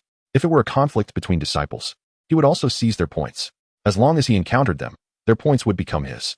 Before long, Chen Changqing arrived at the site of the battle. Upon surveying the scene, he frowned. Sister Lu? He saw Lu Rian being besieged by a group of individuals. The leader, a young man clad in an orange robe, exuded a terrifying aura, evidently a cultivator at the Foundation establishment stage. The others, all donned in orange robes, were equally formidable, at levels 8 and 9 of Qi training. At that moment, the leading youth repelled Lu Rian's attack with a sword and sneered, Sister Lu, obediently hand over your points, or suffer the consequences. Blood trickled from Lu Rian's lips, indicating her injuries. With a long sword poised before her, shimmering with cold light, she retorted, Humph. Dream on if you think you can have my points. Hearing this, the youth's expression darkened as he coldly commanded, Do not seek to drink the fine wine, but instead the bitter draught. Form up. At his command, the disciples surrounding Lu Rian quickly formed a formation, interweaving their spiritual power to suppress her. Just as Lu Rian appeared on the verge of collapse, a voice suddenly rang out, Oh, a few grown men bullying a woman. Aren't you ashamed? The youth and his companions were taken aback and turned to locate the source of the voice, only to see Chen Changqing sauntering forward languidly. Junior brother Chen? Lu Rian's eyes lit up upon seeing him, her heart soaring with joy. She had previously accompanied Chen Changqing to Qingxi village on a mission and had witnessed his strength firsthand, as numerous demonic practitioners had perished at his hands. However, a moment's thought brought a shadow of concern to her face. This group belonged to the 2nd Academy, and their leader, Cui Hao, had reached the Foundation establishment level. Although she could not discern Chen Changqing's cultivation, she was uncertain whether he could triumph against the Foundation establishment cultivator. As Lu Rian's thoughts wandered, Cui Hao's brow furrowed as he scrutinized Chen Changqing. I thought it was someone formidable. Turns out he is just from the 7th Academy. Just a Qi training level cultivator thinks to come to the rescue of your sister? While speaking, Cui Hao's expression turned condescending, filled with disdain. In his eyes, as long as it was not the 7th Academy's Qingyang, he had nothing to fear. Unfazed by Cui Hao's derision, Chen Changqing had yet to engage a Foundation establishment cultivator. Today was a perfect opportunity to test his skills against Cui Hao. At that moment, Cui Hao smirked and turned to a disciple beside him, saying, Kong Ning, you can deal with this kid. Kong Ning nodded and replied, Rest assured, senior brother, I will make him regret sticking his nose in. With that, Kong Ning stepped forward, grinning menacingly as he looked at Chen Changqing and said, Kid, if you wish to be a hero saving the damsel, you need to prove your worth first. Annoying. Chen Changqing replied coldly, nonchalantly glancing at Kong Ning, and then provocatively gestured with his finger. You dare. Kong Ning's anger flared, his teeth grinding. You are seeking death.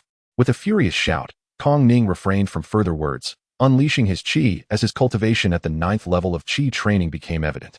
In an instant, he transformed into a streak of light, charging directly at Chen Changqing. Chen Changqing stood his ground, his expression unperturbed. As Kong Ning approached, he did not hold back, delivering a punch in response. With a thunderous sound, the impact of the punch echoed throughout the area. Upon closer inspection, it became clear that Kong Ning's attack crumbled instantly under Chen Changqing's fist. The overwhelming force of the punch surged forward, crashing solidly against Kong Ning's chest. With a violent cough, Kong Ning spat out a mouthful of blood and flew away like a kite with its string cut. Witnessing this scene, everyone present was left dumbfounded. No one had expected that Kong Ning, a cultivator at the 9th level of qi training, would be sent flying by a single punch from Chen Changqing. How is this possible? Did I see that correctly? Kong Shixiang was just sent flying by him. What is going on? What strength does this kid possess? The disciples of the Second Academy stared in astonishment, their faces awash with disbelief. Chapter 27. The 7 Killing Sword Array? Foundation Establishment? A single punch shatters it. At the same time, upon witnessing this scene, Cui Hao's pupils abruptly constricted, his expression shifting dramatically. How could this be? He too was at the Qi refining stage. How could a single punch defeat Kong Ning? Cui Hao inwardly murmured, his heart shaken. It is important to note that even if he had taken action, he could not have easily defeated Kong Ning, who was at the 9th level of Qi refining. Yet, Chen Changqing merely threw one punch and subdued him. This young man possesses unusual abilities. After a moment's contemplation, Cui Hao arrived at this conclusion, suspecting that Chen Changqing's strength exceeded that of a mere 9th level Qi refiner. Meanwhile, Lu Rian was also deeply shaken by the sight. What? Kong Ning, at the 9th level of Qi refining, fell to a single punch? Just how powerful is junior brother Chen? Lu Rian whispered to herself, increasingly unable to fathom Chen Changqing. At this moment, Kong Ning lay crumpled on the ground nearby. Having lost consciousness without uttering a single cry, Chen Changqing maintained an indifferent demeanor, his gaze shifting to Cui Hao. The individuals you dispatched are neither impressive nor effective. How about you step up personally? As he spoke, Chen Changqing beckoned to Cui Hao with a finger. In response, Cui Hao's expression darkened profoundly, his features contorted in rage, as if he wished nothing more than to swallow Chen Changqing whole. Form the array. Let's teach this arrogant boy a lesson together. The next moment, Cui Hao bellowed. Instead of engaging Chen Changqing alone, he called upon the other disciples to form an array to confront him. Boom. At Cui Hao's command, the remaining disciples of the Second Academy swiftly drew their long swords. Whoosh. In mere moments, the sword array led by Cui Hao was established. Looking out, one could see the intertwining sword energies forming a net. Chen Changqing stood still, his expression unchanged, casually remarking, "You dare not face me in a one-on-one duel. It seems your foundation establishment cultivation has been in vain." Upon hearing this, Cui Hao's face flushed with anger, yet he refrained from responding, only coldly commanding, "Rise." Subsequently, under Cui Hao's guidance, the sword array surged toward Chen Changqing. Whoosh, whoosh. In an instant, the sword light cascaded like a waterfall, the murderous intent palpable. Lu Rian's complexion paled at the sight, her heartbeat quickening. The 7 killing sword array. Cui Hao has actually turned to lethal intent? Lu Rian was alarmed, easily discerning the formidable power of the sword array. A Qi refining practitioner would likely not survive under such an assault. The more she pondered, the more anxious she became. Yet she found herself utterly helpless. Chen Changqing remained unmoved, his expression still calm. Faced with the overwhelming sword energy, he showed no signs of concern. As the sword array bore down upon him, Chen Changqing retaliated with a thunderous punch. Boom. As his fist struck, lightning erupted forth. Instantly, a visible shockwave tore through the air. Wherever it passed, the sword energy shattered, and the formation disintegrated. What? How is this possible? Cui Hao's pupils widened in shock. Before he could react, the long sword that constituted the main array he commanded snapped in response. Boom. Following that, the violent force of the punch surged forth like a torrential flood. Poof. The Qi refining disciples managing the sword array were sent flying, blood spurting from their mouths. Simultaneously, Cui Hao was also propelled backward by the terrifying force, his insides churning as if they might shift positions. Before he could regain his footing, Chen Changqing's figure suddenly vanished from sight.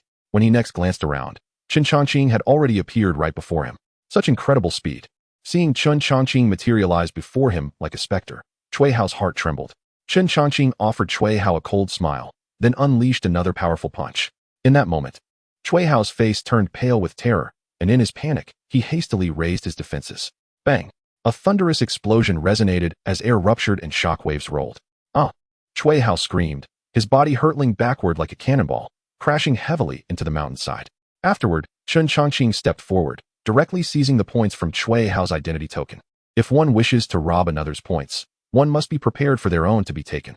With that parting remark, Chen Changqing turned away nonchalantly.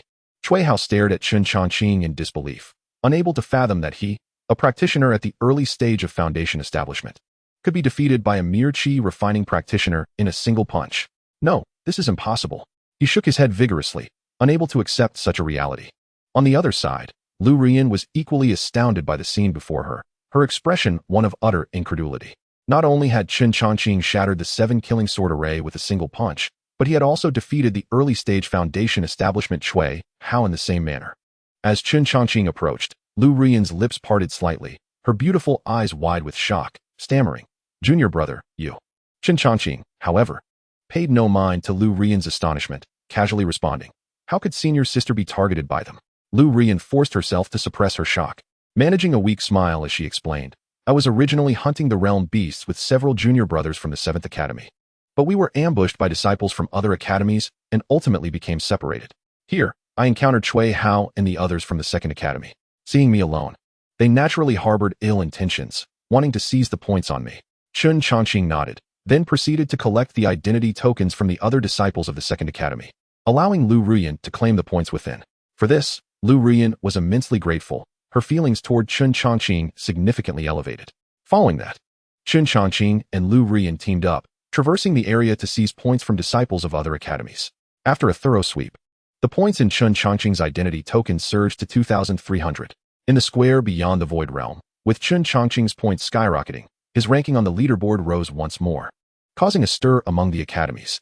"Look, Chen Changqing has risen again." "What? 2nd place? Hiss. When did the 7th Academy produce such an individual?" "Chen Changqing? I have never heard of him before." In the 7th Academy area, Elder Lu Mu stroked his beard and laughed heartily, the wrinkles at the corners of his eyes smoothing out. "Excellent. Young Changqing has truly brought honor to me." Meanwhile, the elders from the other academies wore grim expressions.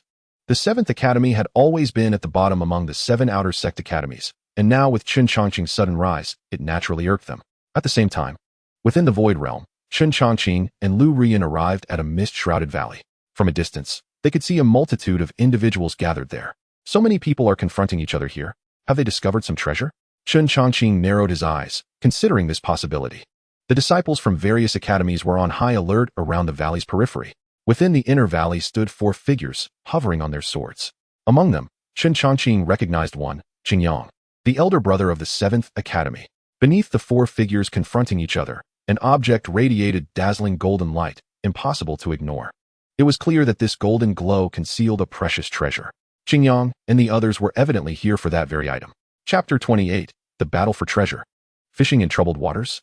At this moment, within the inner valley, Qingyang and the other 3 maintained their standoff, each emanating a fierce aura. Everyone understood that the golden object emanating from the valley below was no ordinary item. Acquiring it could lead to immense opportunity. After a moment of silence, someone finally spoke. "This item, I, Liang, shall take." The speaker was a young man clad in a red robe, standing with his hands behind his back atop his flying sword, a proud expression etched on his face. Liang, tall and handsome, wore a crimson long robe adorned with golden flame patterns, and the Li family crest was faintly visible at the cuffs. He was a prodigy from the 1st Academy, possessing foundation establishment cultivation. In addition to this, he is also a direct descendant of the illustrious Li clan within the Shushan sect. Within the Shushan sect, many prominent families send their offspring for training. Earlier, Lu Ruyan observed that Elder Lu Mu was exceptionally attentive to Chen Changqing, and she secretly speculated whether Chen Changqing might be a member of a prominent family.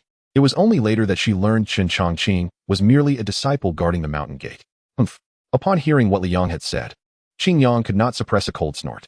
"Liang, how audacious of you. Just because you claim it, do you think it becomes yours? Treasures belong to those capable of obtaining them." Qingyang's expression was icy, showing no signs of yielding. Although Liang had a distinguished background and was at the foundation establishment level, Qingyang was not easily intimidated.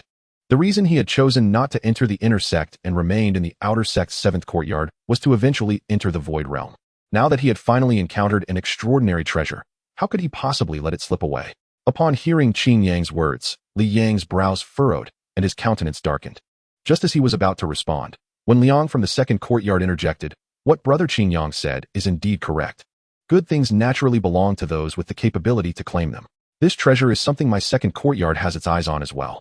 Dressed in an orange robe, Wen Liang, a foundation establishment disciple from the 2nd courtyard, appeared refined, with his narrow eyes glinting with shrewdness. Despite his seemingly modest demeanor, he possessed profound cunning, and many disciples in the 2nd courtyard looked up to him, fearing to underestimate him. At that moment, a powerful voice rang out from a distance. "Why waste so many words? Whoever seizes it first gets to keep it." The speaker was a robust man, his muscles bulging beneath a yellow robe, scars visible beneath it. Clearly a fierce character. He was Meng Zhou, a foundation establishment disciple from the 4th courtyard. As soon as Meng Zhou spoke, the atmosphere grew tense as if a sword was drawn.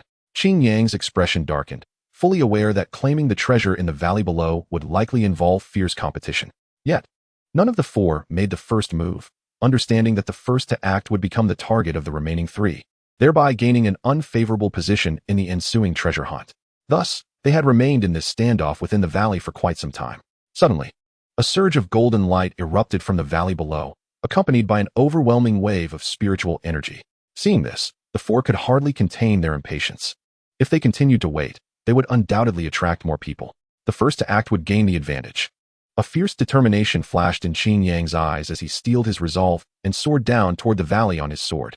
Almost simultaneously, Liang, Wen Liang, and Meng Zhou followed suit. Before the four reached the valley, they had already begun to fiercely clash. The sound of explosions echoed as spiritual energy collided, creating a tumultuous atmosphere. The battle among the four Foundation establishment disciples was terrifying. The disciples guarding the valley's entrance watched in shock, none daring to intervene. Meanwhile, outside the valley, Chen Changqing's gaze ignited with fervor. They were fighting.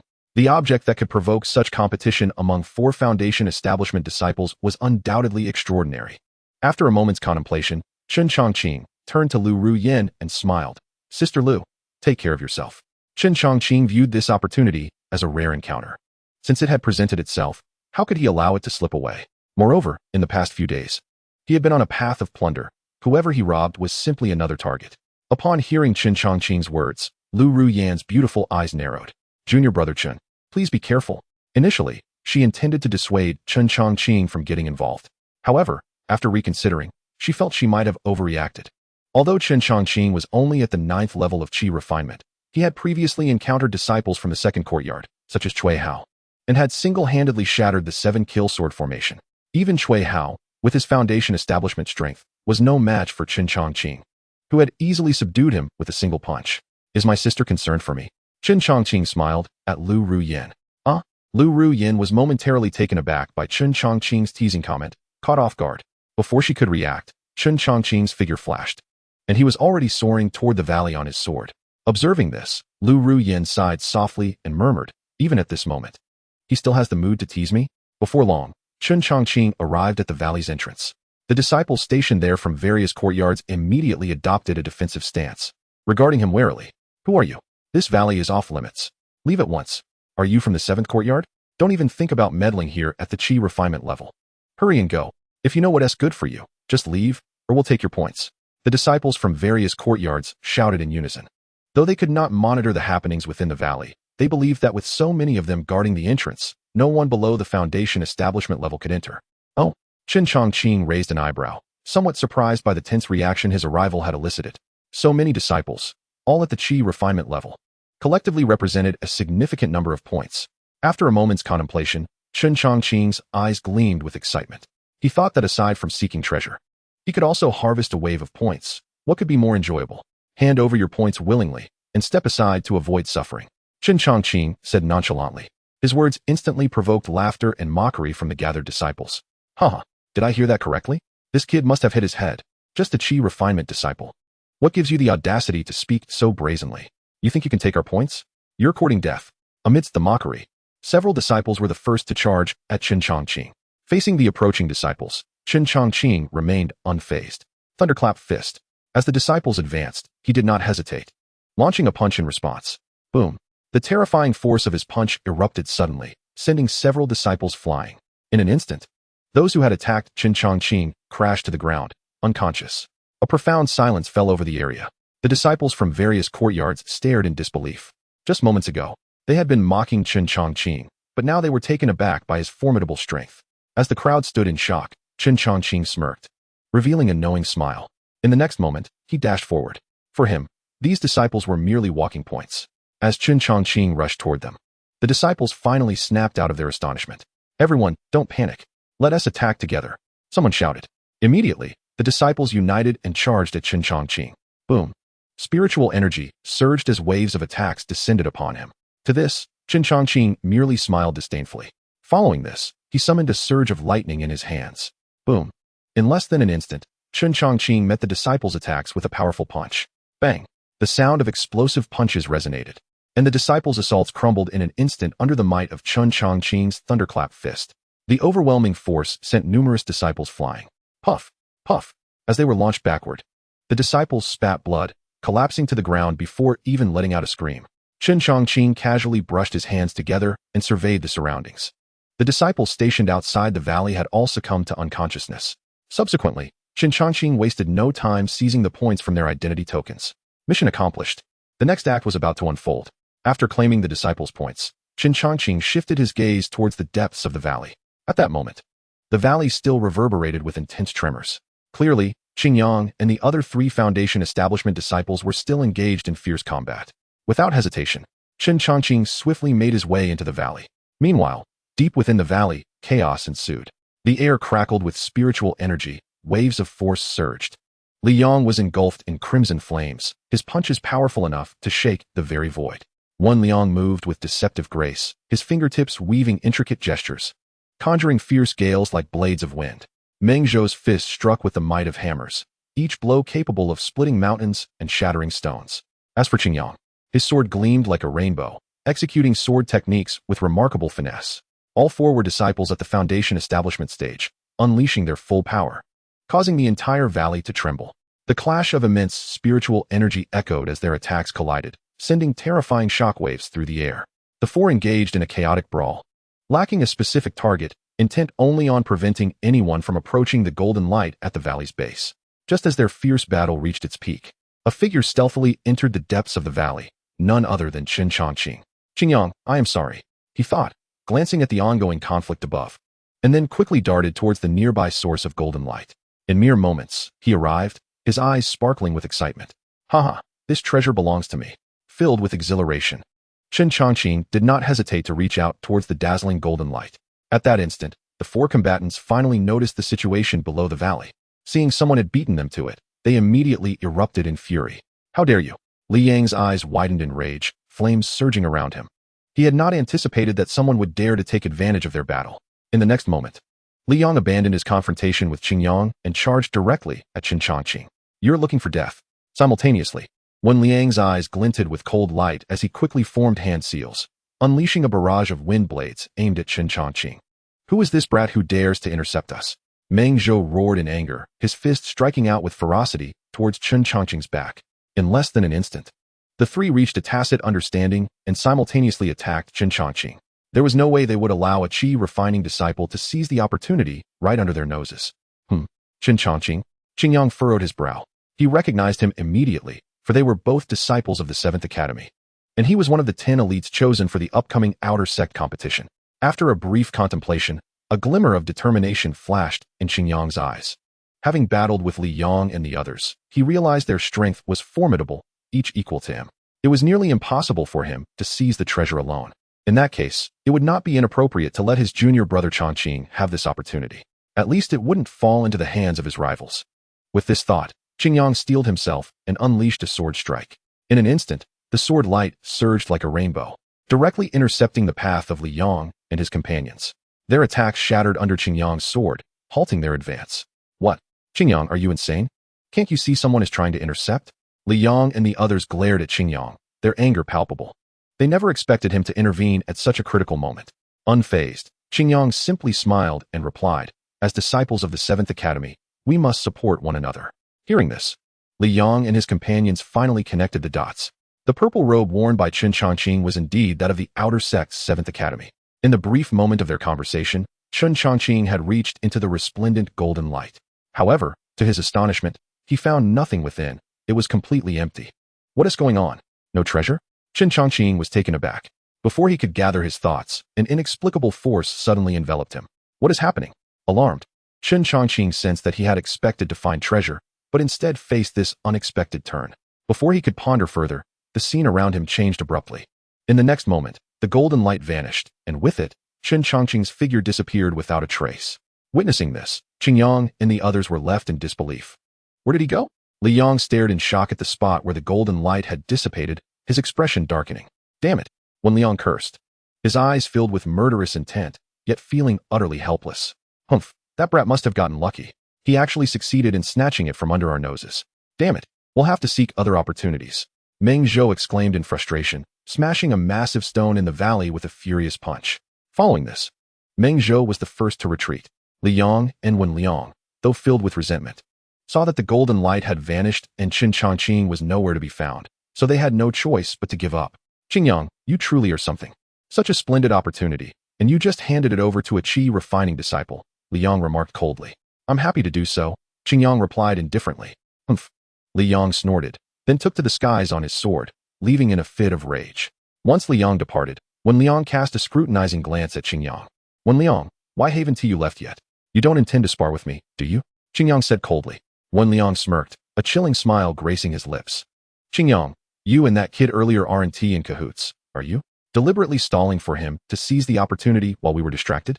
Upon hearing this, Qingyang shot him a disdainful look. You're overthinking it. I didn't expect him to appear at this moment. Liang muttered with skepticism, is that so? Noticing Liang's deep suspicion, Qingyang's expression darkened. If you still wish to fight, I'm happy to oblige. Haha. Liang laughed heartily. Forget it. I'd rather conserve my strength to seek out other opportunities. With that, Liang departed on his sword without waiting for Qingyang to say more. Once Liang was gone, Qingyang returned to his senses, glancing towards the valley below. The golden light had vanished, and Chen Changqing was also nowhere to be found. He must have been teleported away. Just as Qingyang pondered this, he heard the sound of rushing air nearby. Turning to look, he saw Lu Rian approaching. Upon noticing Qingyang, she slightly bowed. Qingyang, senior brother. Sister, what are you doing here? Qingyang inquired. Lu Rian did not conceal anything and recounted how she had been besieged by Cui Hao and others from the Second Academy, only to be rescued by Chen Changqing. Qingyang nodded in understanding. Those from the Second Academy are indeed tyrannical. At this moment, Lu Rian's beautiful eyes scanned the area, but she could not find Chen Changqing. Worry etched on her face. Where is Chen Shidi? Why did he suddenly disappear? Her voice trembled, filled with concern. Qingyang offered a reassuring smile. Sister, there's no need to worry. He must have obtained an opportunity. Let us search for our own fortunes. Hearing Qingyang's words, Lu Rian felt somewhat reassured. As she was about to depart, she could not help but cast a glance towards the valley below, whispering softly, Chen Shidi, you must return safely. Simultaneously, as the golden light dissipated, Chen Changqing was directly transported to an ancient cave dwelling. Where's this? Chen Changqing furrowed his brow, curiously surveying the cave. Upon closer inspection, he noticed that the stone walls were inscribed with profound runes, exuding an air of antiquity.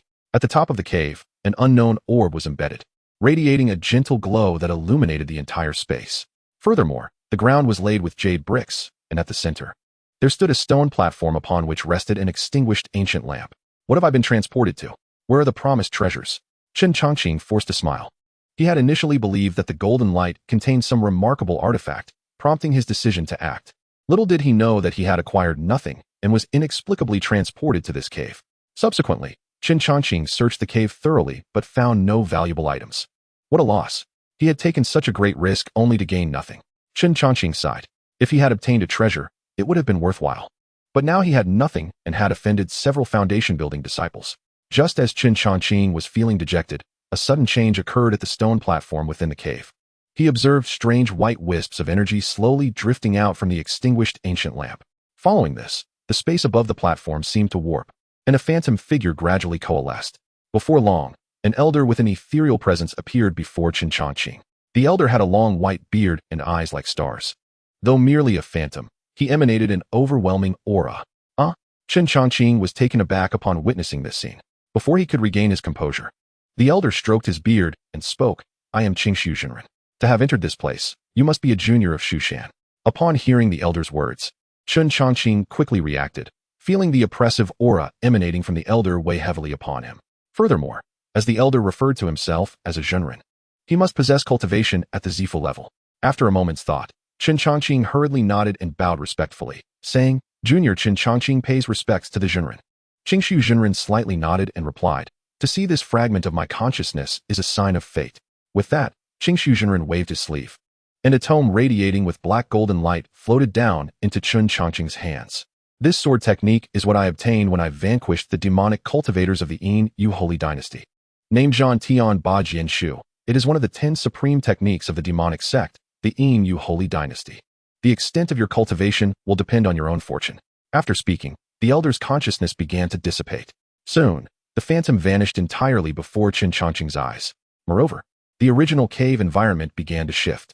By the time Chen Changqing regained his senses, he found himself no longer in the cave, but deep within the earlier valley.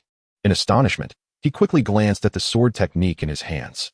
Zhantian Bajianshu, the supreme technique of the Yin Holy Dynasty? Chen Changqing's heart trembled violently. The Zhantian Bajianshu was an illustrious technique known far and wide. It was said that when perfected, it could even cleave the heavens. After a considerable time, Chen Changqing finally calmed his racing heart. Without further contemplation, he immediately opened the tome to examine it. At that moment, a notification sound suddenly resonated in his mind. Ding! Sword technique Zhantian Bajianshu detected. Would you like to commence automatic cultivation? Cultivate. Chen Changqing answered without hesitation. Cultivating the Zhantian Bajianshu himself was undoubtedly more efficient than relying on the system's automatic cultivation. As soon as Chen Changqing made his choice, the small golden figure before him began to practice diligently, repeatedly drawing and sheathing the sword. Time passed quietly and unknowingly. 10 days slipped by. At that moment, on the plaza outside the Void Realm, the elders and disciples of the 7 outer sects were eagerly awaiting. Look! A disciple is coming out from the Void Realm. Suddenly, an outer sect disciple exclaimed. Chapter 31. The top 20 in points can advance to the inner sect. Upon hearing this, everyone turned their attention to the portal of the Void Realm in the sky. As the light flickered, figures began to appear one after another. Qingyang, Liang, Wenliang, Mengzhou, and Shuihao. The disciples emerging from the Void Realm descended towards their respective areas. Simultaneously, on a nearby pillar of light, the leaderboard was finalized, showcasing the top 20 disciples. Chen Changqing's name was prominently displayed among them. Although he did not hold the first position, he secured a solid second place. Additionally, Qingyang, Liang, and others also appeared in the top 20. In the second courtyard area, Shuihao hung his head, seething with frustration. The reason being, his score did not make it into the top 20. This also meant he could not enter the inner sect and would lose his qualification for the subsequent grand competition. Damn it! Shuihao was furious. Shui shitty. There is no need to be so angry.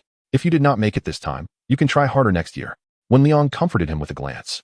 Senior brother, I just can't accept this. Shuihao exclaimed in exasperation. Wenliang frowned slightly, surprised that Shuihao did not make it into the top 20. After all, both he and Shuihao were at the foundation building level. Logically, it shouldn't have been too difficult to secure a spot in the top 20. Subsequently, Shuihao did not hold back and recounted how he had been robbed of points by someone in the Void Realm. Someone dared to rob you, Shui shitty? Who has such audacity? Wenliang was incredulous. With a darkened expression, Shuihao replied, I don't know the specific name. But that kid is from the 7th courtyard and is still at the Qi refinement level. From the 7th courtyard? At the Qi refinement level? Upon hearing this, Wenliang's brow furrowed, and Chen Changqing's visage involuntarily flashed through his mind. Could it be that brat who intercepted our opportunity? Pondering this, Wenliang turned his gaze towards the area of the 7th courtyard. Unfortunately, he did not see Chen Changqing's figure. Meanwhile, in the 7th courtyard, Elder Lu Mu observed the returning disciples, Qingyang, Lu Ruyan, and others, with an unsettled expression. Strange. Where's that boy Changqing? Lu Mu muttered to himself. All the disciples who participated in the first selection from the 7th courtyard had emerged, yet Chen Changqing was notably absent.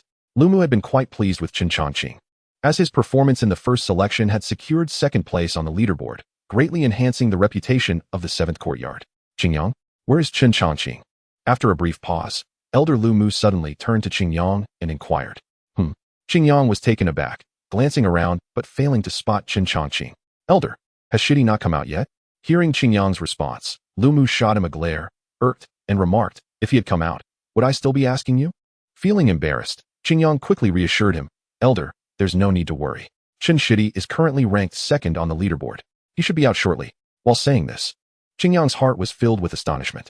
He could not comprehend how Chen Changqing had amassed such a significant number of points. Additionally, he was curious about the opportunity that Chen Changqing had intercepted from him and Liang. Upon hearing Qingyang's words, Elder Lu Mu chose not to say more and continued to wait. Lu Ruyan's beautiful eyes flickered as she gazed intently at the portal of the Void Realm. Why hasn't Chen Shitty emerged yet? Could something have gone awry? Upon this thought, her heart became restless. Earlier, in a valley within the Void Realm, Chen Changqing had seized the opportunities of Liang and the others. Since then, she had not laid eyes on Chen Changqing again, although his points remained intact. Formidable foundational beasts resided within the Void Realm. If Chen Changqing had fallen victim to one of these beasts, his identity token would remain, yet his points would not be reset. The more she pondered, the more unsettled Lu Ruyan felt. What is happening? Why am I so concerned for his safety? Lu Ruyan whispered to herself. She could not fathom why she had developed such a deep concern for Chen Changqing. Meanwhile, deep within the Void Realm's valley, Chen Changqing suddenly opened his eyes, a brilliant light flashing within. The time for the first trial had concluded. It is time for me to leave this void realm. Chen Changqing murmured, subsequently communicating with the system. System, extract the results from my offline training. Soon, a response echoed in his mind. Ding. Offline training has concluded. Understanding of Zhan Tian Ba, Jin Shu, 3. With the system's prompt, Chen Changqing noticed a progress bar for Zhan Tian Ba, Jin Shu appearing in his attribute panel. At this, Chen Changqing felt a tremor in his heart. However, after a moment's contemplation, he found solace. This Zhan Tian Ba Jin Shu is entirely different from other divine techniques. Having been offline for several days, he had only reached 3 progress. Immediately after, beams of golden light surged from the small golden figure and entered Chen Changqing's body. Soon, the various essentials of Zhan Tian Ba Jin Shu were inscribed in his mind. After extracting the training results, Chen Changqing smiled in satisfaction. Just then, he suddenly realized that his cultivation level had unknowingly broken through the 9th layer of Qi refinement, ascending to the initial stage of foundation establishment. Have I reached foundation establishment? Ha ha ha, what a delightful turn of events. Chen Changqing could not help but laugh heartily. Although he had only comprehended 3 of Zhan Tian Ba Jin Shu, this minor progress had significantly elevated his strength. Once he calmed his mind, Chen Changqing did not linger. With a thought, he summoned the Chungying sword and soared towards the exit of the Void Realm. On the other side, in the square outside the Void Realm, all disciples from various academies had returned from the Void Realm. Yet, Chen Changqing from the 7th Academy had yet to appear. What is happening? Why hasn't Chen Changqing emerged? If he misses the time limit, the Void Realm will close. Could he have encountered an unexpected mishap? The disciples of the 7th Academy murmured among themselves. Elder Lu Mu furrowed his brow, his expression somewhat grim. Lu Ruyan, on the other hand, was in a state of anxious turmoil. Just then, a commotion arose from the portal of the Void Realm, ripples spreading through the void. In the next moment, a figure emerged, riding a sword through the portal. Clad in flowing purple robes, the figure was strikingly handsome, none other than Chen Changqing. Chen Shidi. Upon seeing this, Lu Ruyan could not contain her excitement and cried out. The disciples of the 7th Academy nearby stared in astonishment. After all, Lu Ruyan was renowned for her aloof demeanor within the 7th Academy. How could she exhibit such warmth in the presence of Chen Changqing? Before long, Chen Changqing had landed in the area occupied by the 7th Academy's disciples. Lu Ruyan was overjoyed, only to be astonished to discover that Chen Changqing had broken through. Chen Shidi, you have advanced to the Foundation Establishment realm? The others turned their gaze towards Chen Changqing, disbelief etched on their faces. Qingyang's pupils constricted as he muttered to himself. Foundation Establishment? Could this be due to the previous opportunity? Chen Changqing replied with a calm smile. It was merely a stroke of luck. At that moment, the resonant and commanding voice of Master Tianhua descended from above. The first trial has concluded. The top 20 in points may advance to the inner sect. Next, we shall commence the second round of the outer sect competition.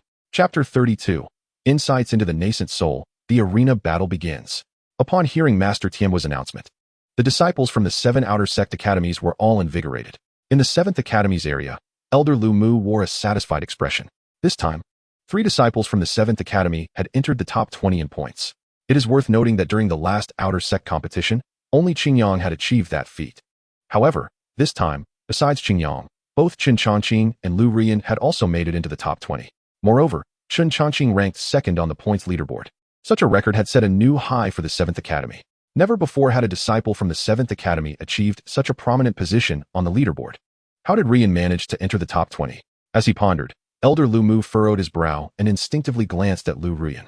Upon seeing that she too had entered the top 20, Lu Ruyan's heart surged with excitement. After all, this meant she could soon advance to become an inner sect disciple.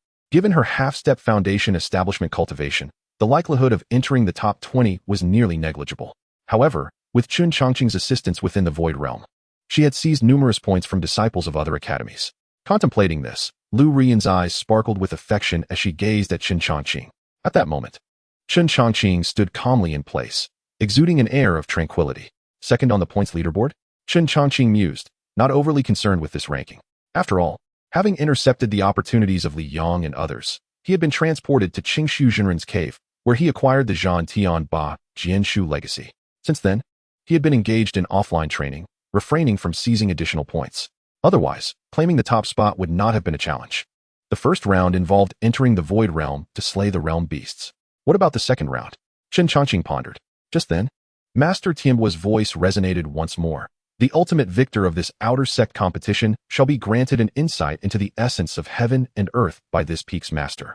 As he spoke, Master Tianbo stood with his hands behind his back, his robes billowing in an unseen wind, and the laws of heaven and earth subtly swirling around him. At these words, the entire venue erupted in uproar. What? Did I hear that correctly? Insights from a nascent soul expert? This is an unprecedented opportunity. With such insights, one's future cultivation would undoubtedly progress exponentially. The disciples below were all astounded. To think that the ultimate reward of this competition would be insights from a nascent soul expert. Simultaneously, the elders of the outer sect academies looked on with varying expressions. Insights from a nascent soul. It is only at the nascent soul level that one can communicate with the heavens and comprehend divine powers.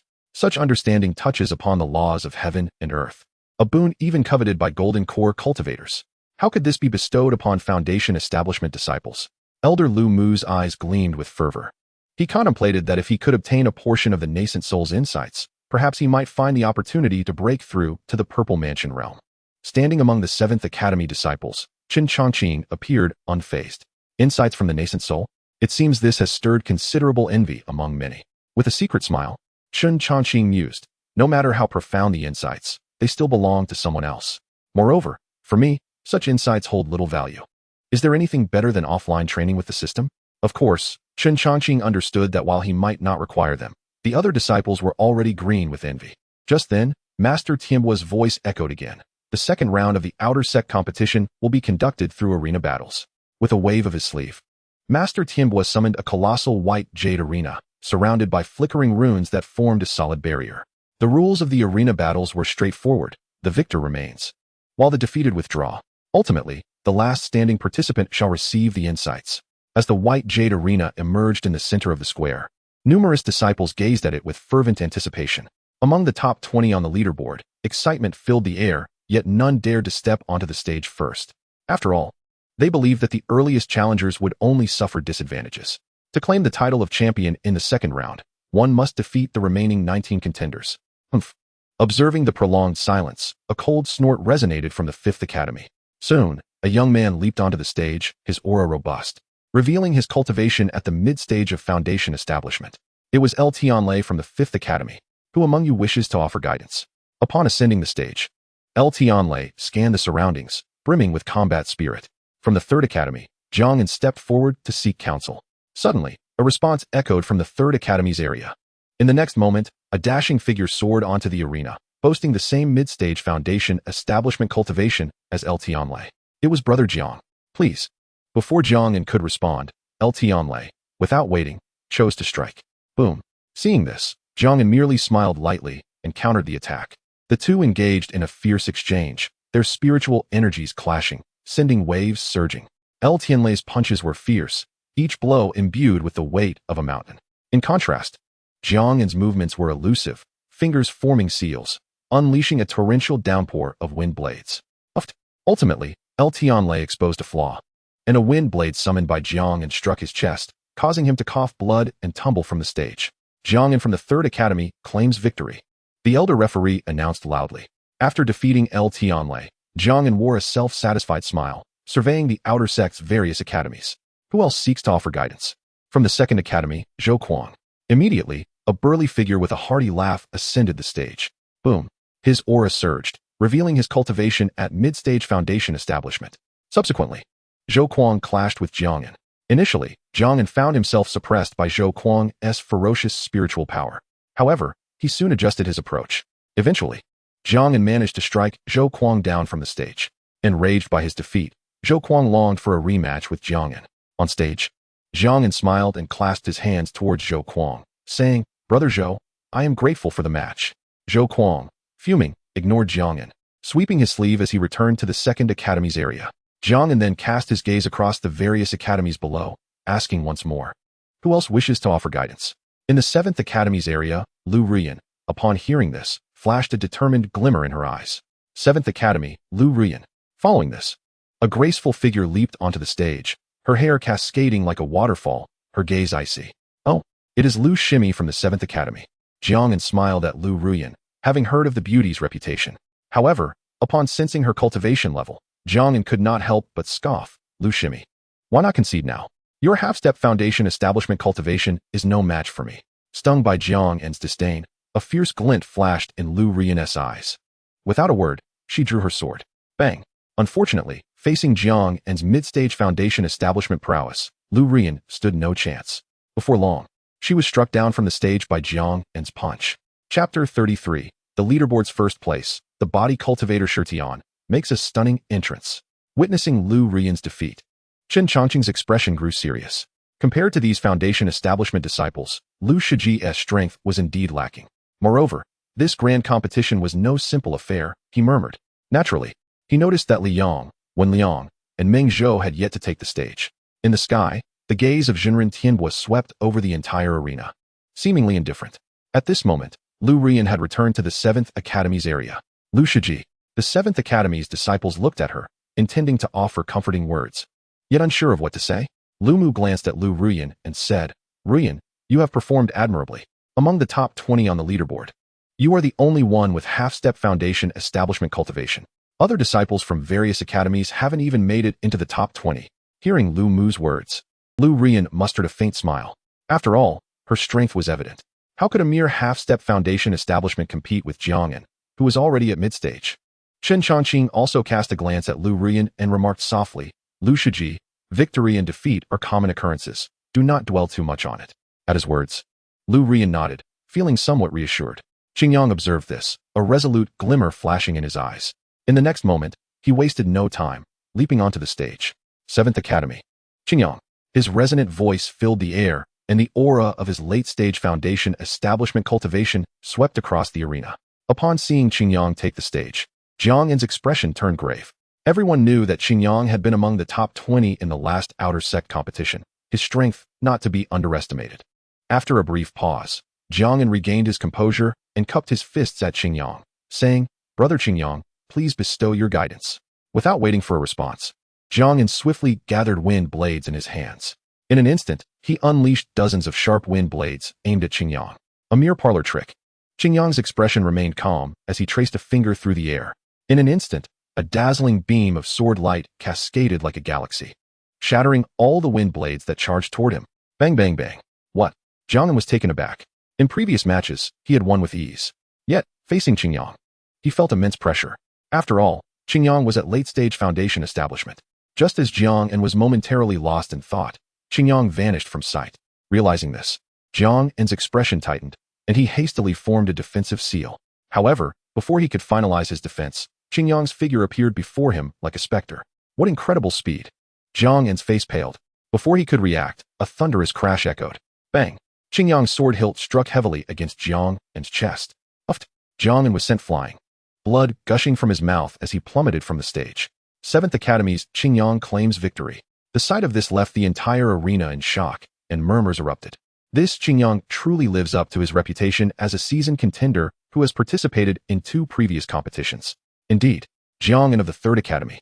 Merely at mid-stage foundation establishment, how could he possibly stand against Qingyang? This arena contest clearly hinges on the competition among late-stage foundation establishment cultivators.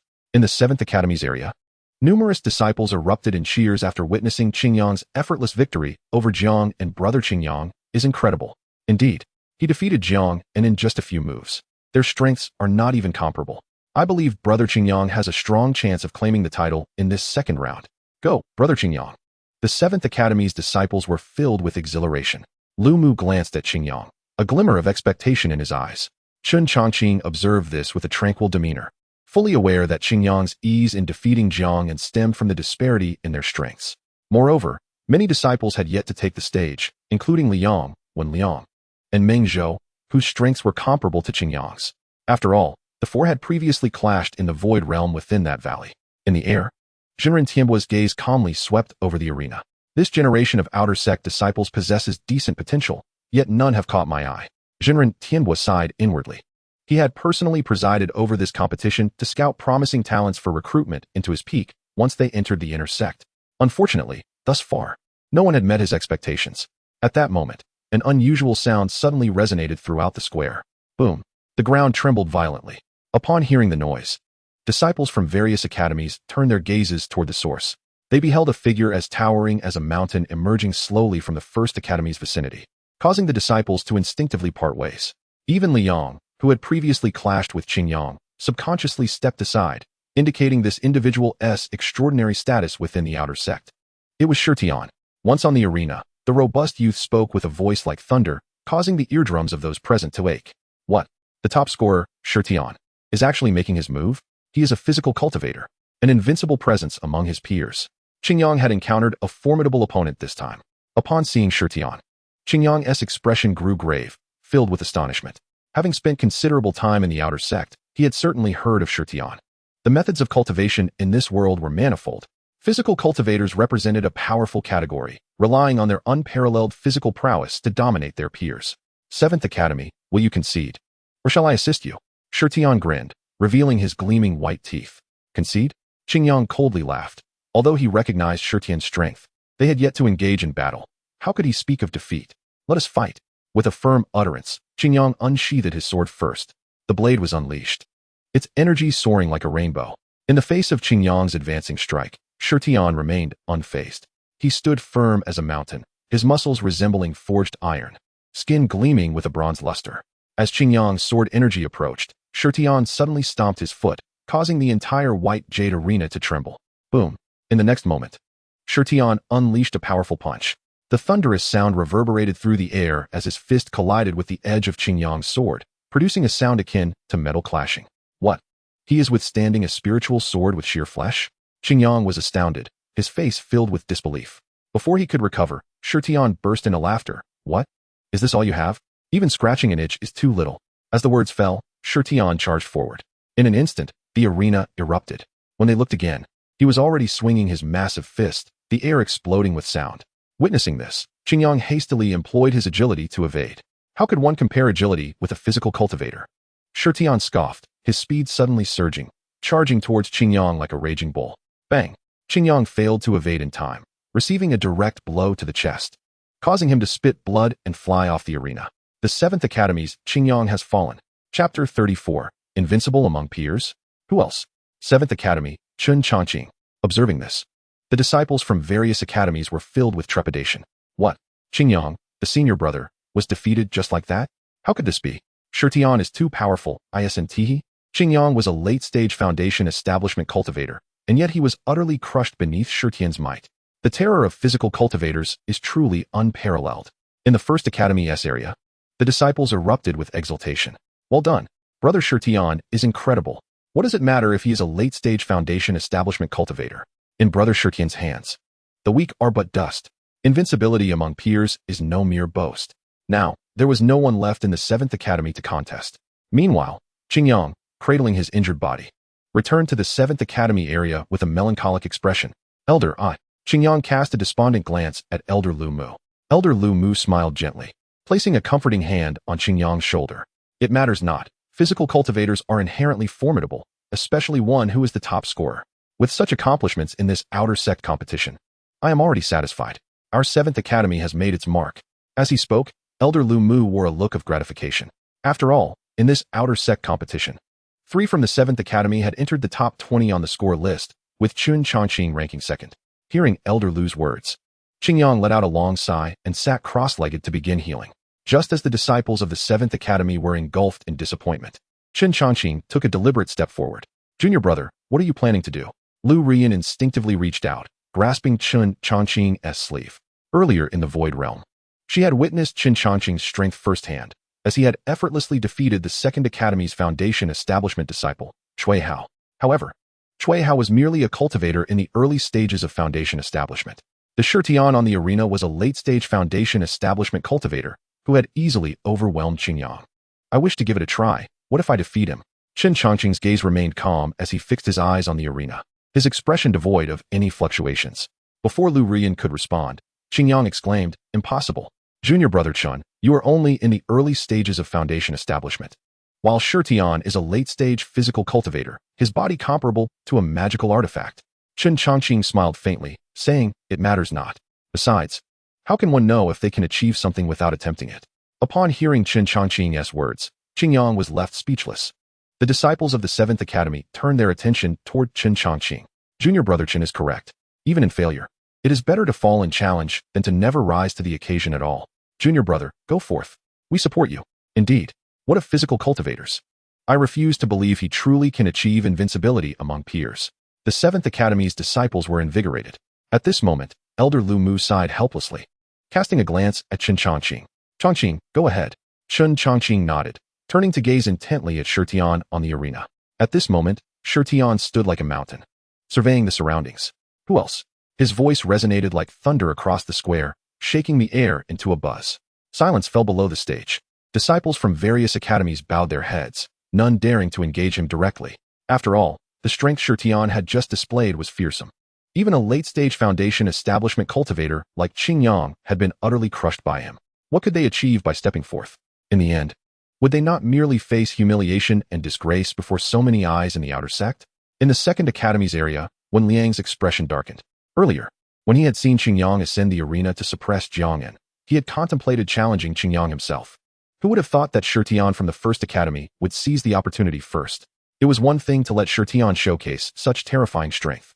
Even if he ascended the arena, he would not stand a chance against Shutian.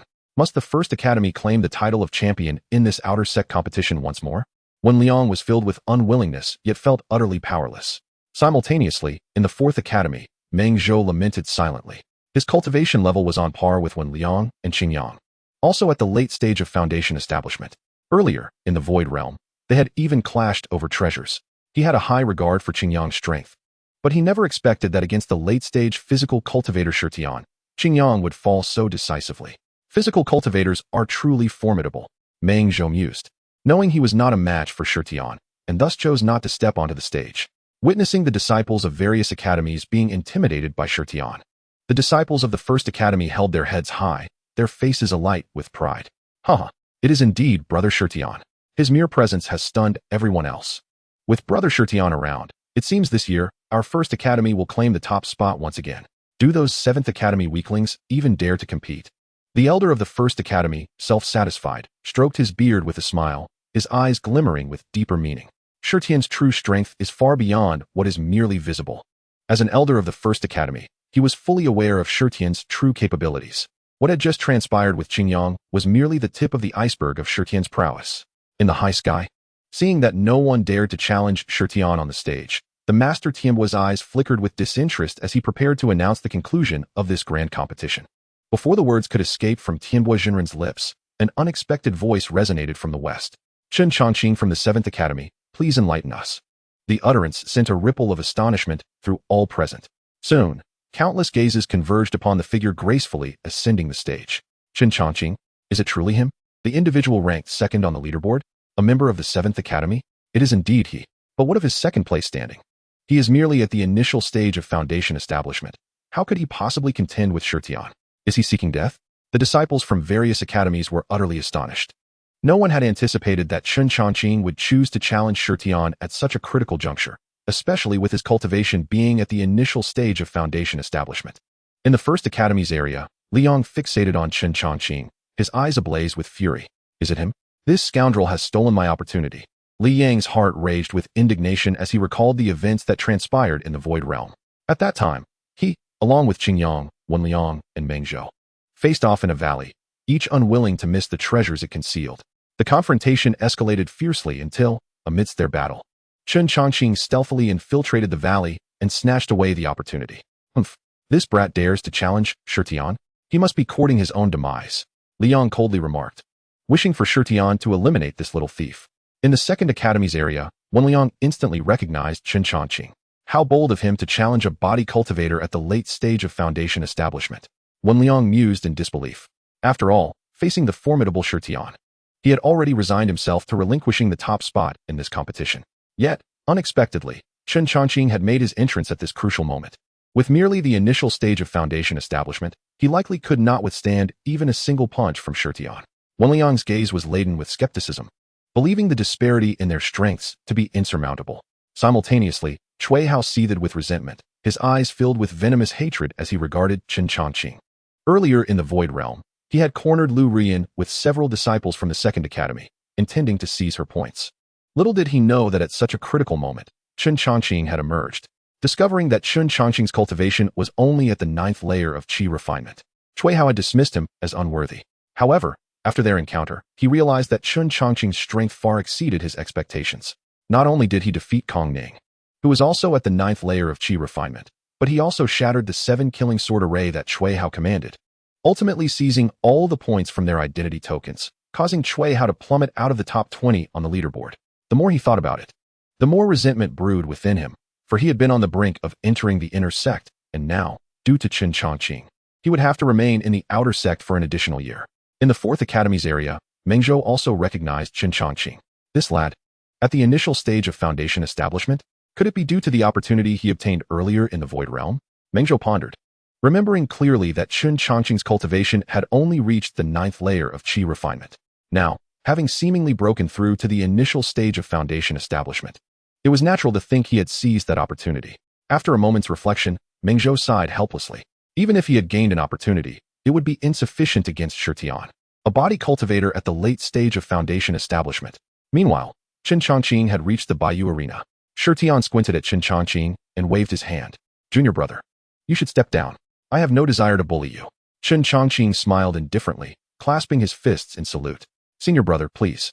Seeing Chen Changqing's unwavering resolve to challenge him, a glint of ruthlessness flashed in Shutian's eyes as he gravely declared, since you wish to seek your own misfortune, do not blame me. As his words fell, a fierce light flickered in Shutian's eyes, and his right fist surged forth with tremendous force. Boom. The punch erupted, shattering the air with a crackling sound. Shutian was immensely confident, believing that this single strike would suffice to vanquish Chen Changqing. Simultaneously, the onlookers assumed that Chen Changqing would be sent tumbling off the stage by Shutian's blow. Yet, at that moment, Chen Changqing merely offered a cold smile. Rather than retreating or evading Shutian's punch, he retaliated with a punch of his own, directly meeting it head-on. Bang! In less than a few breaths, their fists collided with a thunderous impact. The air erupted with a violent shockwave, causing cracks to form on the arena's surface under the force of their punches. The protective barriers surrounding the arena trembled violently. As their punches neutralized, both retreated a few steps. The disciples watching from various academies were left in stunned silence, their expressions a mixture of disbelief. What? Did I not see correctly? Chen Changqing actually blocked senior brother Shutian's punch? How is that possible? How did he manage it? Surely, I must be seeing things.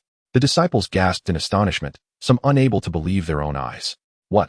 Once Shutian regained his footing, his pupils constricted, a tingling sensation coursing through his arms. What terrifying power! He is merely at the initial stage of Foundation establishment, yet he can unleash such strength? Shutian gasped in surprise, looking at Chen Changqing with incredulity. This was the first time he encountered an opponent among the outer sect disciples who could withstand a direct confrontation with him. Simultaneously, Chen Changqing was somewhat astonished. Shutian's physical resilience was indeed extraordinary. Chen Changqing silently marveled as he felt the power surging through his arms. It is worth noting that he had broken through to the Qi refinement level by reaching the limits of body refinement. Earlier, upon ascending to the Foundation establishment realm in the Void Realm, his arms could unleash a force of 10,000 pounds, which would be insurmountable for an ordinary Foundation establishment cultivator. Yet Shutian could endure it. As Chen Changqing was lost in thought, Shutian suddenly burst into wild laughter. Haha, splendid. I never expected to encounter a junior brother like you as an opponent. At last, I can engage in a satisfying battle. As he spoke, Shutian's eyes blazed with combat fervor. In the next instant, he gathered his strength once more and launched an attack against Chen Changqing. Thunderous fist. Observing this, Chen Changqing shouted, his fists enveloped in violet lightning as he clashed with Shutian. Boom, boom, boom.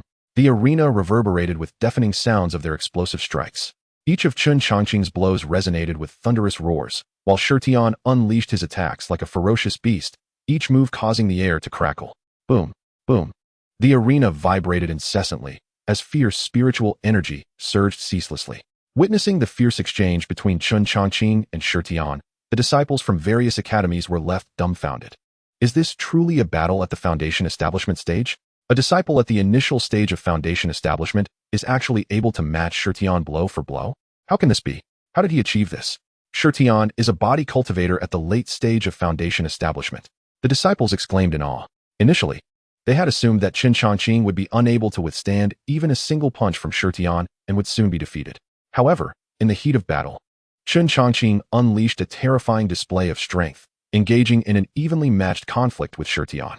It is crucial to note that Chen Changqing was contending against Shutian's late-stage Foundation establishment prowess with merely his initial stage cultivation. This only deepened the sense of incredulity. Disciples from the First Academy observed the scene with grim expressions. How infuriating. What background does this Chen Changqing possess? How can he achieve such feats at the initial stage of foundation establishment? Senior brother Shutian is the champion of our first academy. How can he not subdue a mere Chen Changqing? The first academy disciples were filled with indignation. In their eyes, Shutian had always been a force that crushed his opponents. Yet now, he was locked in such a fierce struggle with Chen Changqing. Meanwhile, the disciples from the 7th Academy erupted with excitement. Unbelievable. Chen Changqing is surprisingly formidable. To be able to engage in a fierce confrontation with Shutian is truly remarkable. He is merely at the initial stage of foundation establishment. If he were to possess the strength of the late foundation establishment, would he not be able to crush Shutian with ease? The disciples were filled with excitement.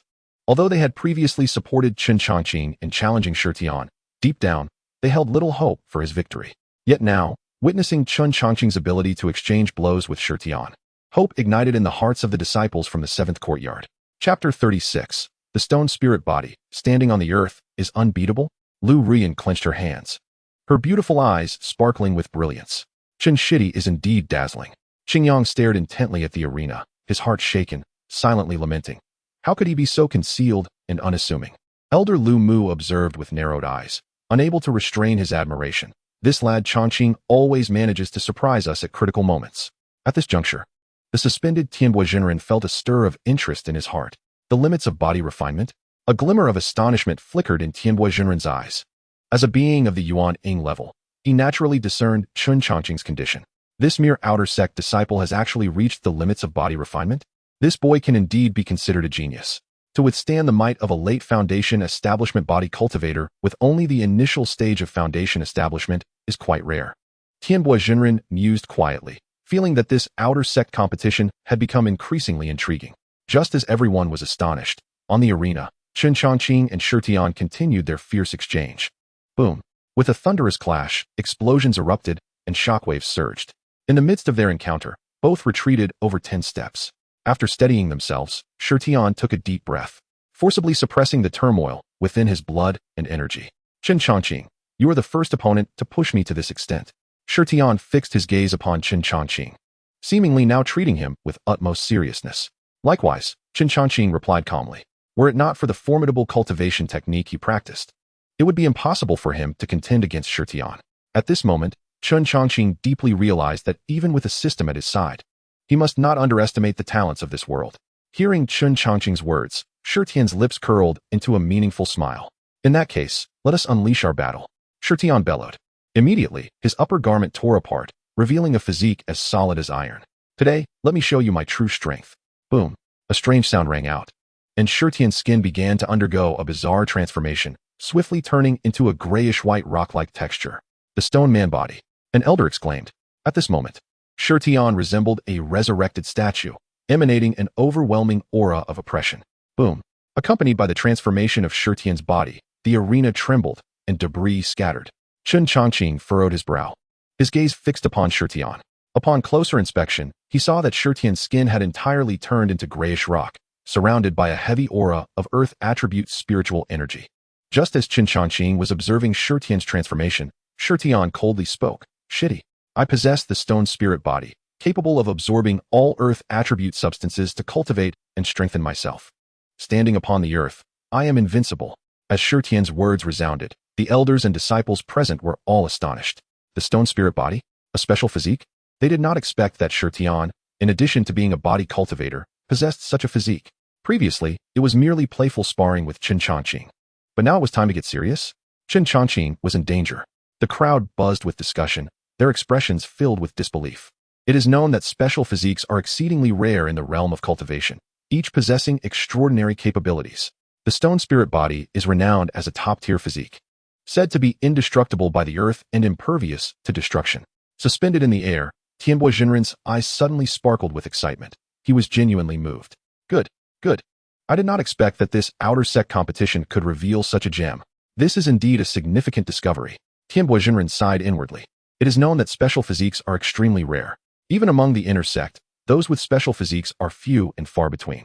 Now, to witness one in this outer sect competition truly opened his eyes and stirred his interest. In the 7th courtyard's area, the disciples watched as Shutian displayed his special physique, each heart tightening. They did not anticipate that Shutian still had a trump card. Can Shiti withstand this? The crowd held their breath for Chen Changqing. On the arena, Chen Changqing regarded the stone like Shutian with little visible change in his expression. What of a special physique?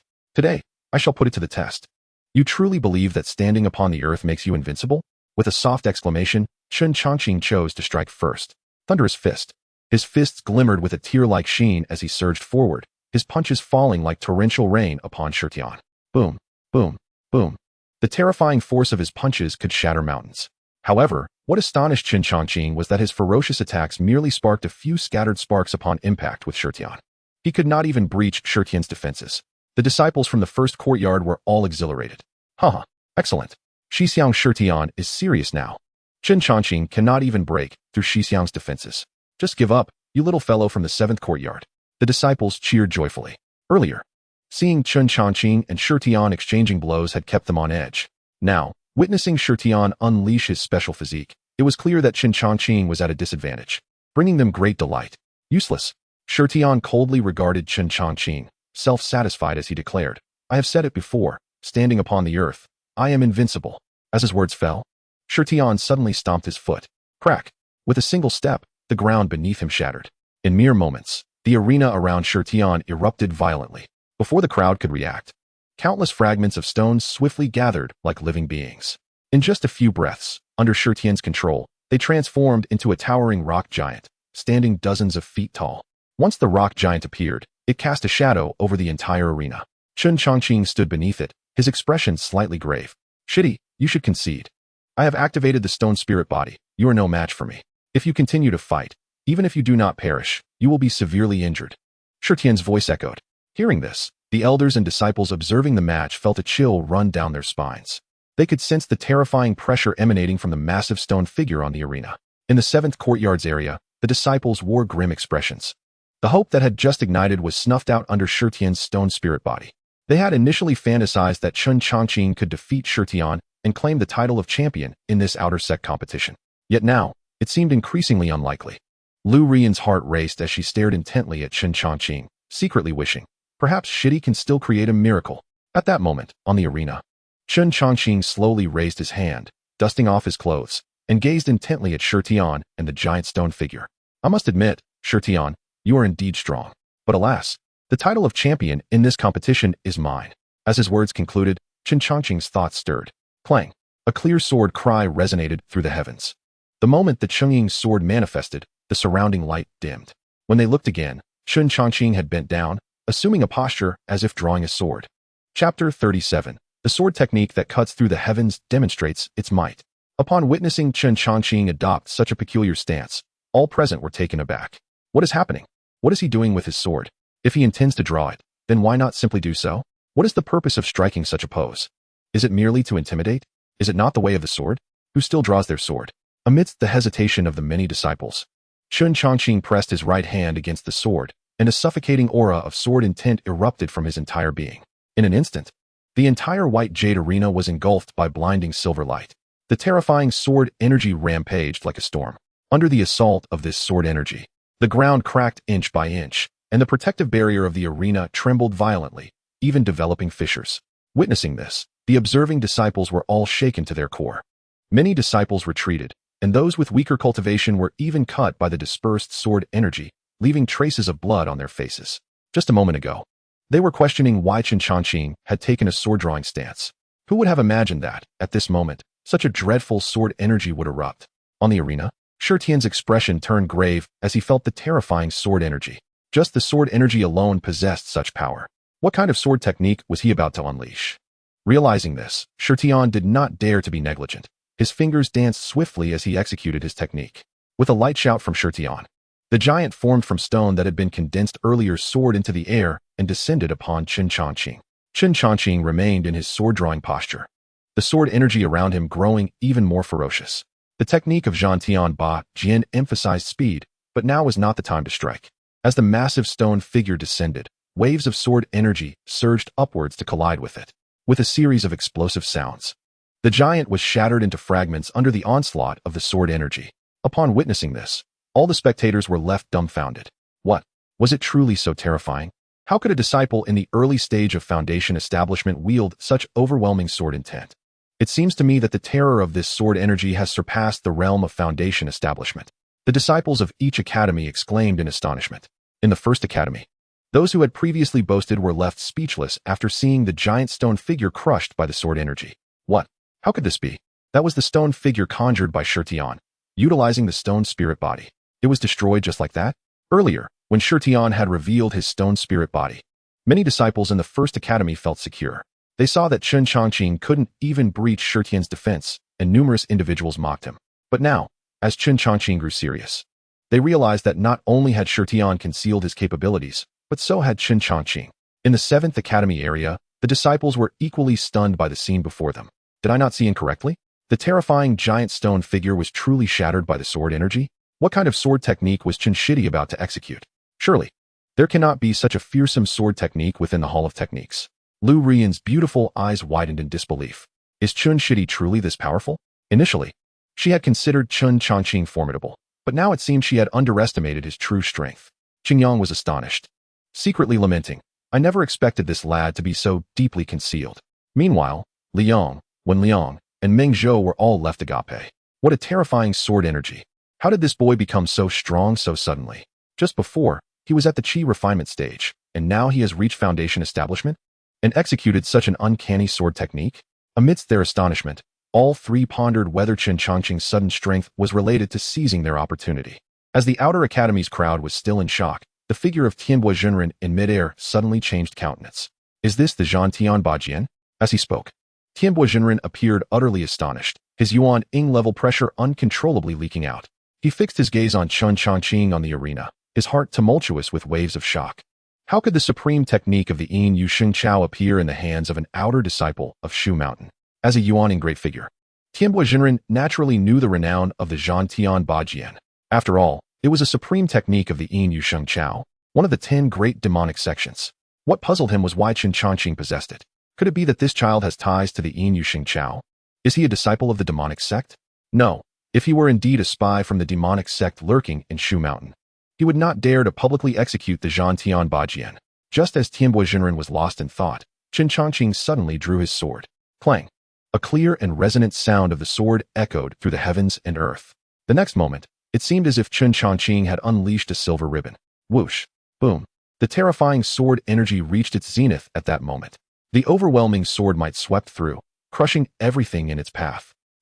Upon witnessing this cataclysmic strike, Shutian's hair stood on end. In the depths of his being, a sense of mortal fear arose. As he saw the silver ribbon hurtling towards him, Shutian had no time to think of anything else. Spirit stone armor.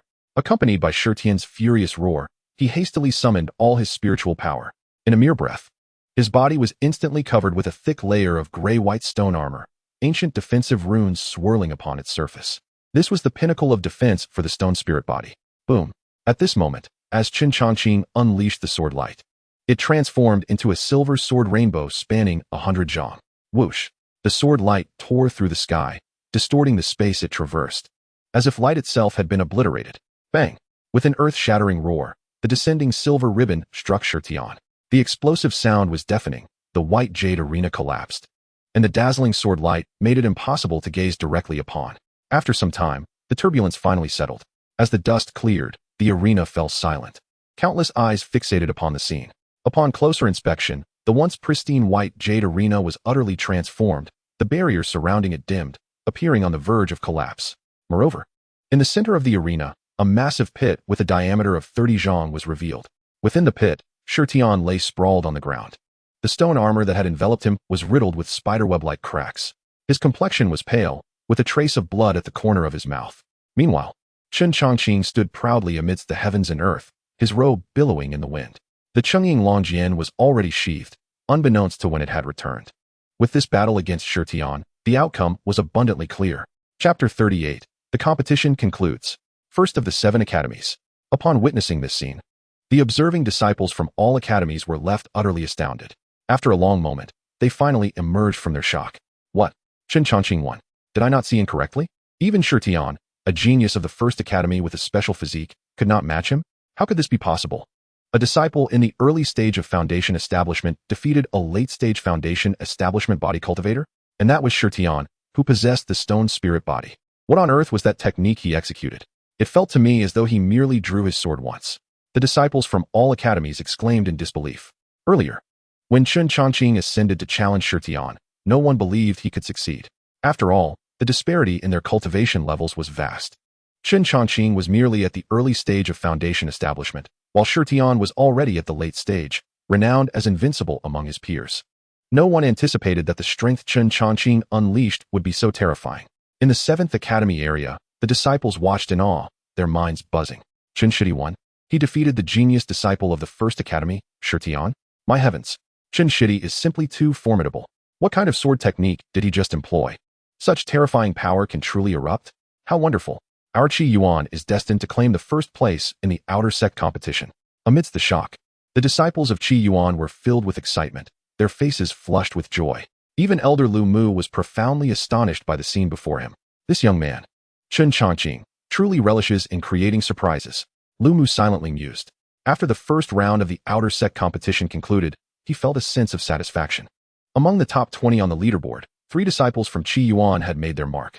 Chen Changqing even ranked second on the list. Such a feat had never been achieved by Qi Yuan prior to this. Lu Mu could not have anticipated that Chen Changqing's surprises were far from over. At this moment, he had directly defeated the first disciple of Yi Yuan, Shutian, in the arena. It seems my judgment was indeed astute. My investment was well placed. Lu Mu felt elated, already envisioning a future where Qi Yuan would no longer be looked down upon. In stark contrast to the jubilation of Qi Yuan's disciples, Yi Yuan was engulfed in despair. No, how could this be possible? Shutian, the senior brother, actually lost to Chen Changqing, a disciple from Qi Yuan, and he is merely at the early stage of foundation establishment? How could this happen? The first disciple of Yi Yuan could not withstand a single strike? The disciples were bewildered. Liang, witnessing this, looked exceptionally grim. His resentment towards Chen Changqing was palpable. Earlier, in the Void Realm, it was Chen Changqing who, seizing the opportunity during his skirmish with Qin Yang and others, infiltrated the valley and snatched away the fortune. Initially, Liang thought of Chen Changqing as a mere petty thief. However, the current situation revealed his grave misjudgment. Was this young man always playing the fool to deceive the wise? Such strength, previously unknown, was now revealed during the outer sect competition? As the disciples from various sects were still in shock, Chen Changqing leaped gracefully down to the bottom of the massive pit. Shutian, are you all right? Chen Changqing approached Shutian and extended his hand. Cough, cough. Shutian coughed lightly. Your sword strike just now was indeed formidable. I concede. As he spoke, Shutian grasped Chen Changqing's hand and stood up with his assistance. As a talented physical cultivator, he held a sense of pride. Yet, Shutian was not someone who could not accept defeat. In his eyes, strength was paramount. Defeat was simply that, defeat, with no justification needed. Seeing Shutian's open-mindedness, Chen Changqing smiled with satisfaction. Senior brother Shutian, you are also quite strong. This was not flattery, in Chen Changqing's view. Had it not been for his acquisition of the Zhan Tian Ba Jian technique in the Void Realm, the outcome of this battle would have been uncertain. Just then, the voice of Zhenren Tianbo resonated from the sky. In this battle, Qi Yuan's Chen Changqing emerges victorious. Is there anyone else who wishes to challenge him? Upon hearing Zhenren Tianbo's declaration, the venue fell into silence. Even a genius like Shutian was no match for Chen Changqing's sword strike. Who would dare challenge him now? After a brief pause, seeing no further challenges arise, Zhenren Tianbo promptly announced, since there are no more challengers, I hereby declare that in this outer sect disciple competition, Qi Yuan's Chen Changqing is the champion. With Zhenren Tianbo's announcement, the Qi Yuan area erupted in fervent celebration. We won. Our Qi Yuan is first. This is incredible. Who would have thought that we could claim the title of champion in the outer sect disciple competition? Chen Shidi is magnificent. The disciples of Qi Yuan were overwhelmed with excitement. Elder Lu Mu could hardly contain his exhilaration, his face flushed with joy. At this moment, Chen Changqing and Shutian had both stepped down from the arena. Shutian clasped his hands in salute towards Chen Changqing before returning to Yi Yuan's area. Chen Changqing was just about to join Elder Lu Mu and the others when suddenly, the space before him shimmered with ripples. Upon closer inspection, the figure of Zhenren Tianbo, who had been hovering in midair, appeared right before him. Seeing Zhenren Tianbo, Chen Changqing quickly bowed deeply. Greetings, Peak Master. Zhenren Tianbo nodded slightly, his gaze penetrating as he regarded Chen Changqing. Chen Changqing, from where did you acquire that sword technique you just displayed? Observing Zhenren Tianbo's inquiry about the source of his sword technique, Chen Changqing did not conceal the truth, recounting everything. Reporting to Peak Master, earlier, while hunting the realm beast in the Void Realm, I encountered the consciousness incarnation of Zhenren Qingshu, who graciously imparted this sword technique to me. Upon hearing Chen Changqing's explanation, Jinren Tianbuo's expression shifted to one of understanding. He had been pondering how an outer sect disciple like Chen Changqing could possess the supreme art of the Yin Yu Holy Dynasty. To think it was a fortuitous encounter in the Void Realm, Jinren Tianbuo had no reason to doubt Chen Changqing's words and smiled slightly. You are quite fortunate. A senior like Jinren Qingshu deserves respect, even from me. I hope you work diligently after entering the inner sect. Perhaps we will have the opportunity to meet again. After saying this, Jinren Tianbuo casually waved his hand, and a jade slip fell into Chen Changqing's grasp. This jade slip contains my insights on the nascent soul. It should be of assistance to you. With that, Jinren Tianbuo did not wait for Chen Changqing's response and vanished into thin air. His voice echoed across the heavens and earth. This outer sect competition has now concluded. The top 20 outer sect disciples will gather in 2 days to proceed to the inner sect. Chen Changqing glanced at the jade slip in his hand. Then without further thought, made his way toward Lu Mu and the others.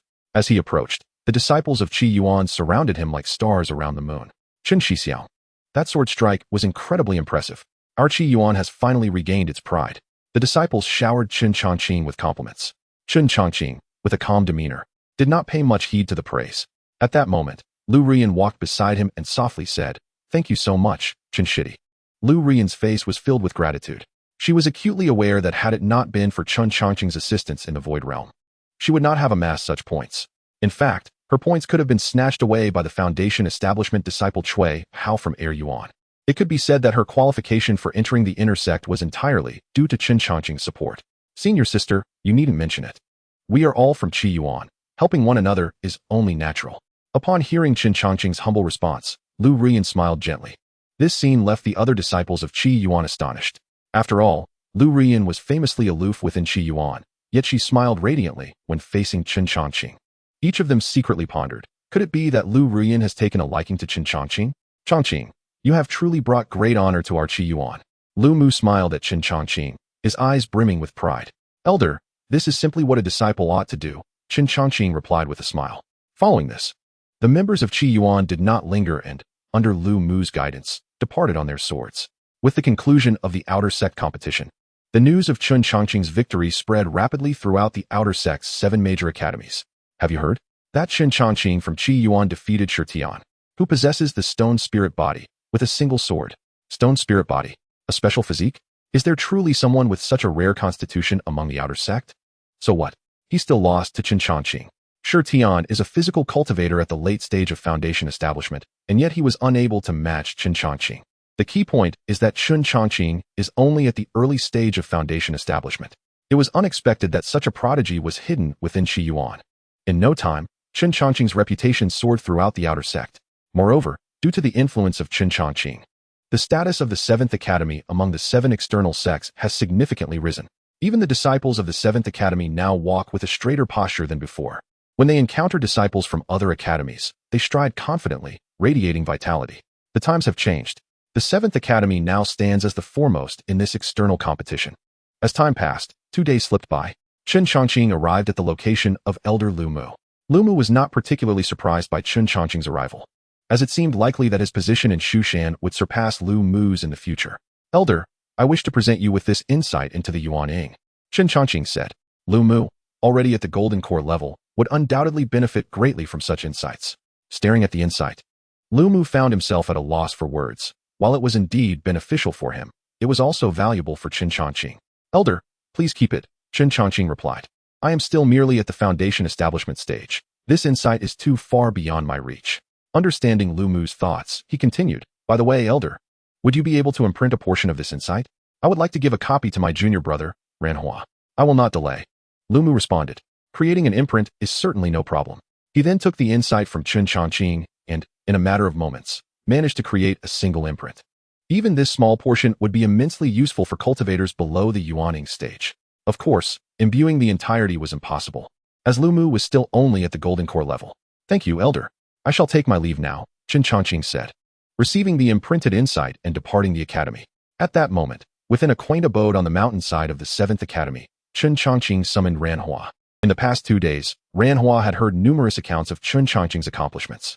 The fact that he had emerged victorious in the external disciples competition left Ranhua utterly astonished. It was noteworthy that although he had entered the sect later than Chen Changqing, He had consistently surpassed him in cultivation. Both were gatekeeping disciples of Shushan, yet Chen Changqing's cultivation had made an extraordinary leap, culminating in his recent triumph in the competition. Junior brother Ran, I present you with this jade slip. Chen Changqing casually tossed a jade slip to Ranhua. What is this? Ranhua hesitated, eyeing the jade slip hovering before him. The fluctuations of spiritual energy emanating from it evoked a sense of trepidation within him.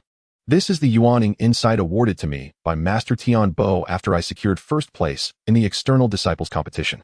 Upon hearing Chen Changqing's explanation, Ranhua was left speechless. Senior brother, this is far too precious. I cannot accept it. Ranhua shook his head repeatedly, fully aware that the Yuaning insight within the slip would be coveted even by golden core experts. Chen Changqing smiled gently, saying, you should accept it. This is merely a fraction of the Yuaning insight. I have already given the complete version to Elder Lu Mu. However, this will be greatly beneficial for you. While others may cherish this insight as a treasure, it holds little value for me. With his cultivation system in place, there was no need for such insights. Among the external disciples, Ranhua and he shared a good relationship as gatekeepers. Now that Chen Changqing was about to enter the inner sect, he wanted to leave this Yuaning insight for Ranhua as an opportunity. As for how far Ranhua could cultivate thereafter, it would depend on his own fortune. Upon hearing Chen Changqing's words, Ranhua's eyes glistened with gratitude. Trembling hands reached for the jade slip, and he bowed deeply, exclaiming, Senior brother's kindness will never be forgotten. Chen Changqing patted his shoulder, smiling. Do not let the matter of the jade slip be known to others. Junior brother Ran, you must understand that a person without guilt can still suffer for possessing something valuable. Ranhua nodded, comprehending Chen Changqing's intent. Subsequently, Chen Changqing did not linger. Turning to exit through the door, outside the academy gate, two figures stood waiting. Lu Rian, clad in azure, and Xingyang stood poised with their swords. Today marked the gathering day for their entrance into the inner sect, and as disciples of the 7th Academy, the three were naturally to go together. Junior brother Chen. It is time to depart, Xingyang said softly. Chen Changqing nodded, promptly performing a hand gesture, causing the Chongying sword to soar into the air. The three then wasted no time, transforming into 3 streaks of light as they flew away on their swords. At the boundary between the outer and inner sects of Shushan, numerous outer sect disciples awaited before an ancient and grand formation. These disciples were all among the top 20 from the previous external competition. Shitian, Liang, Wen Liang, and Meng Zhou were all present. As Chen Changqing and the others arrived, the collective gazes of the crowd turned towards them, filled with awe, jealousy, and even a few cold glances concealed beneath the surface.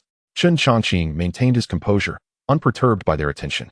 Shortly thereafter, several more disciples who had qualified for the inner sect began to arrive. When everyone had gathered, an elder descended upon the location of the teleportation array. His sleeves fluttered as if moved by an invisible wind, his cultivation unfathomable. This was the inner sect elder responsible for receiving Chen Changqing and the others. I am Elder Zhao, tasked with guiding you into the inner sect. The elder's gaze swept over the crowd, lingering slightly on Chen Changqing, indicating he had likely received prior information about him being the champion of the external disciples competition. Without further ado, Elder Zhao waved his hand, producing an ancient token, which he then tossed into the formation. Boom. As the token entered, the formation activated, erupting with blinding light. Countless runes swirled, slowly revealing a portal. Follow me into the inner sect. With that, Elder Zhao was the first to soar into the portal. Seeing this, Chen Changqing and his companions quickly followed, stepping through the luminous gateway. Chapter 40. Entering the inner sect. Essential cultivation methods. As the radiance of the teleportation array gradually faded, Chen Changqing and the others finally stepped into the realm of the Shushan inner sect. Upon entering, waves of dense spiritual energy surged forth like a tide. The disciples felt their pores open, and their internal spiritual power began to circulate at a pace far exceeding that of their time in the outer sect. Witnessing this, many disciples could not help but exclaim, the concentration of spiritual energy here is astonishing. I feel that 10 years of arduous cultivation in the outer sect cannot compare to a month of quiet meditation in the inner sect. With such density of spiritual energy, even a pig could establish its foundation. The disparity between the outer and inner sects was indeed staggering, explaining why so many outer disciples sought entry into the inner sect with fervent determination.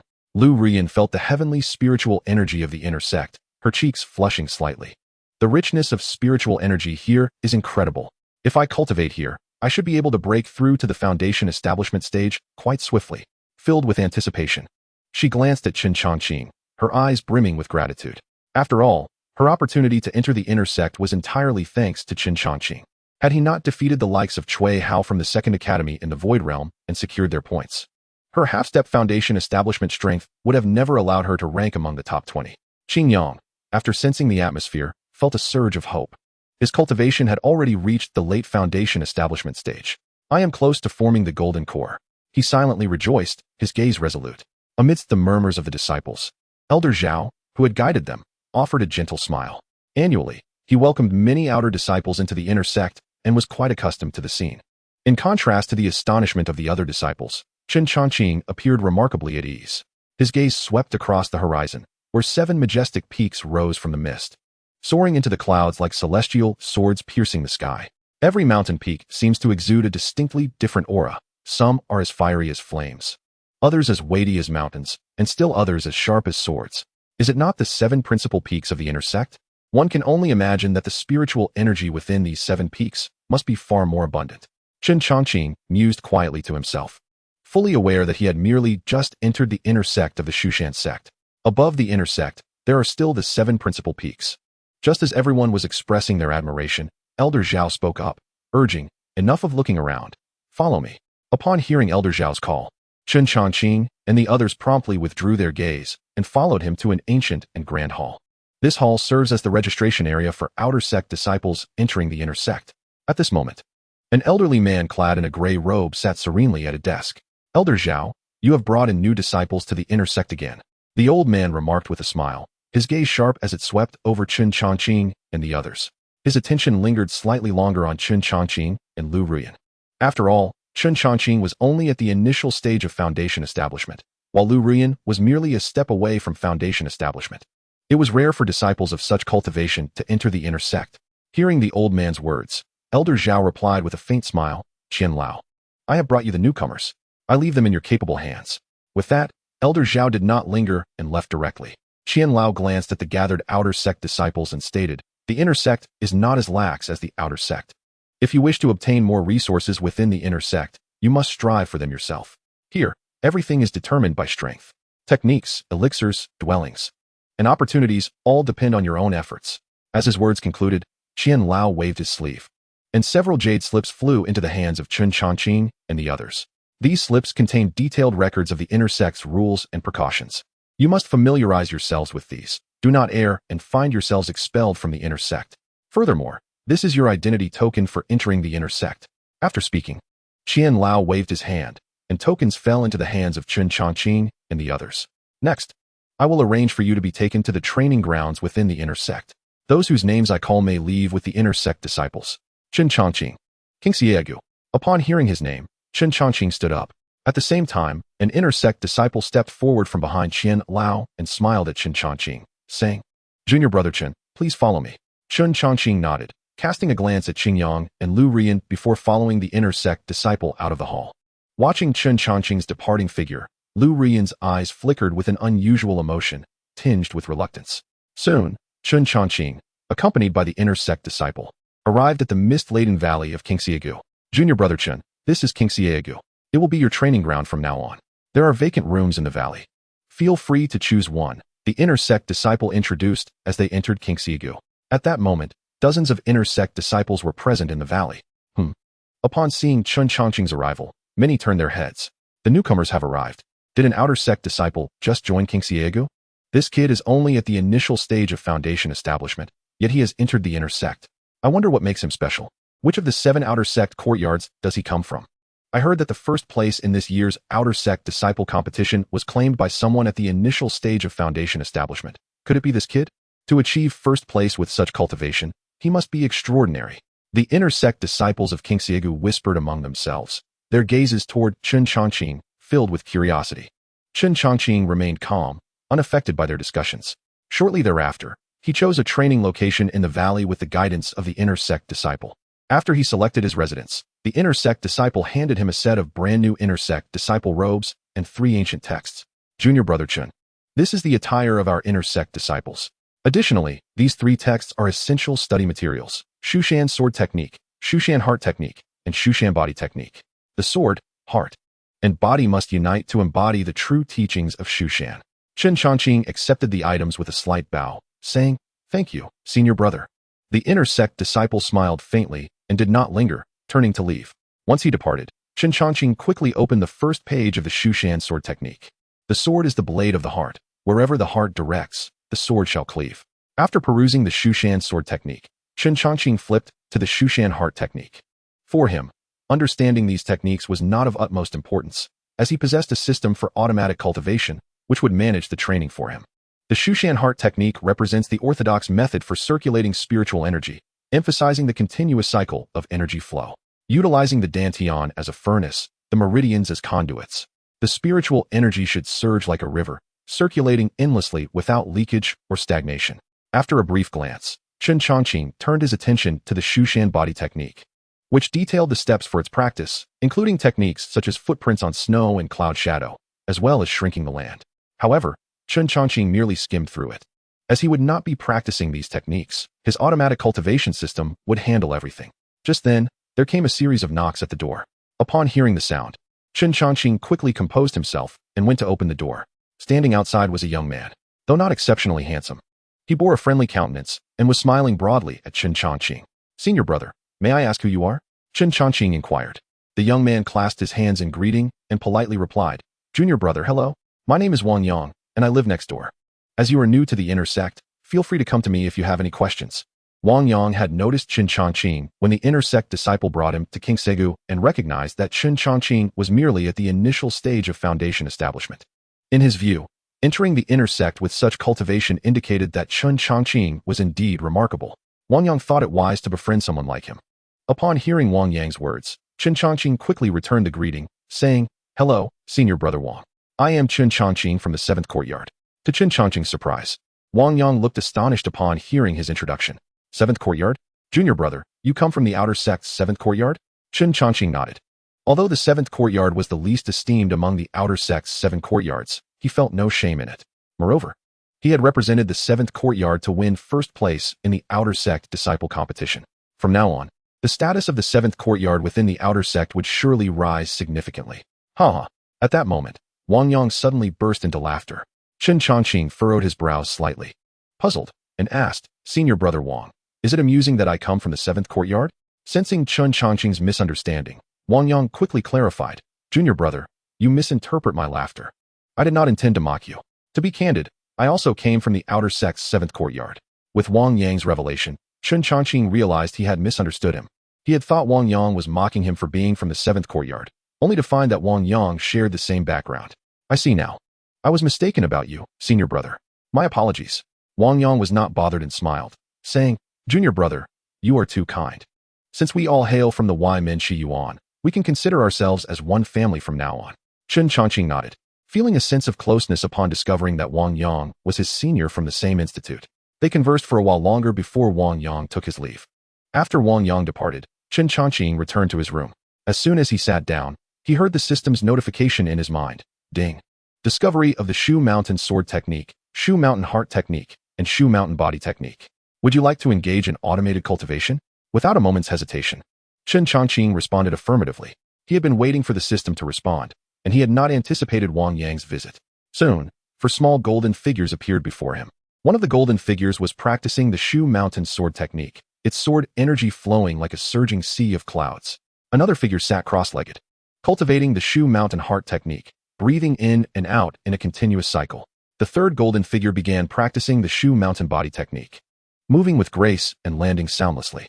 As for the last golden figure, it repeatedly executed the Zhan Tian Ba Jin technique. Observing the 4 golden figures diligently engaged in their respective practices, Chen Changqing couldn't help but smile in satisfaction. The automated cultivation system was indeed delightful. There was no need for the tedious effort of manual cultivation. He yawned and lay back down, falling into a deep slumber. Time slipped away unnoticed, and before long, 10 days had passed. At this moment, Chen Changqing was leisurely basking in the sun in the courtyard when suddenly, a knocking sound shattered the tranquility. Chen Changqing frowned slightly, rising from his lounge chair to lazily open the courtyard door. To his surprise, he found Wang Yang standing outside, his face brimming with excitement.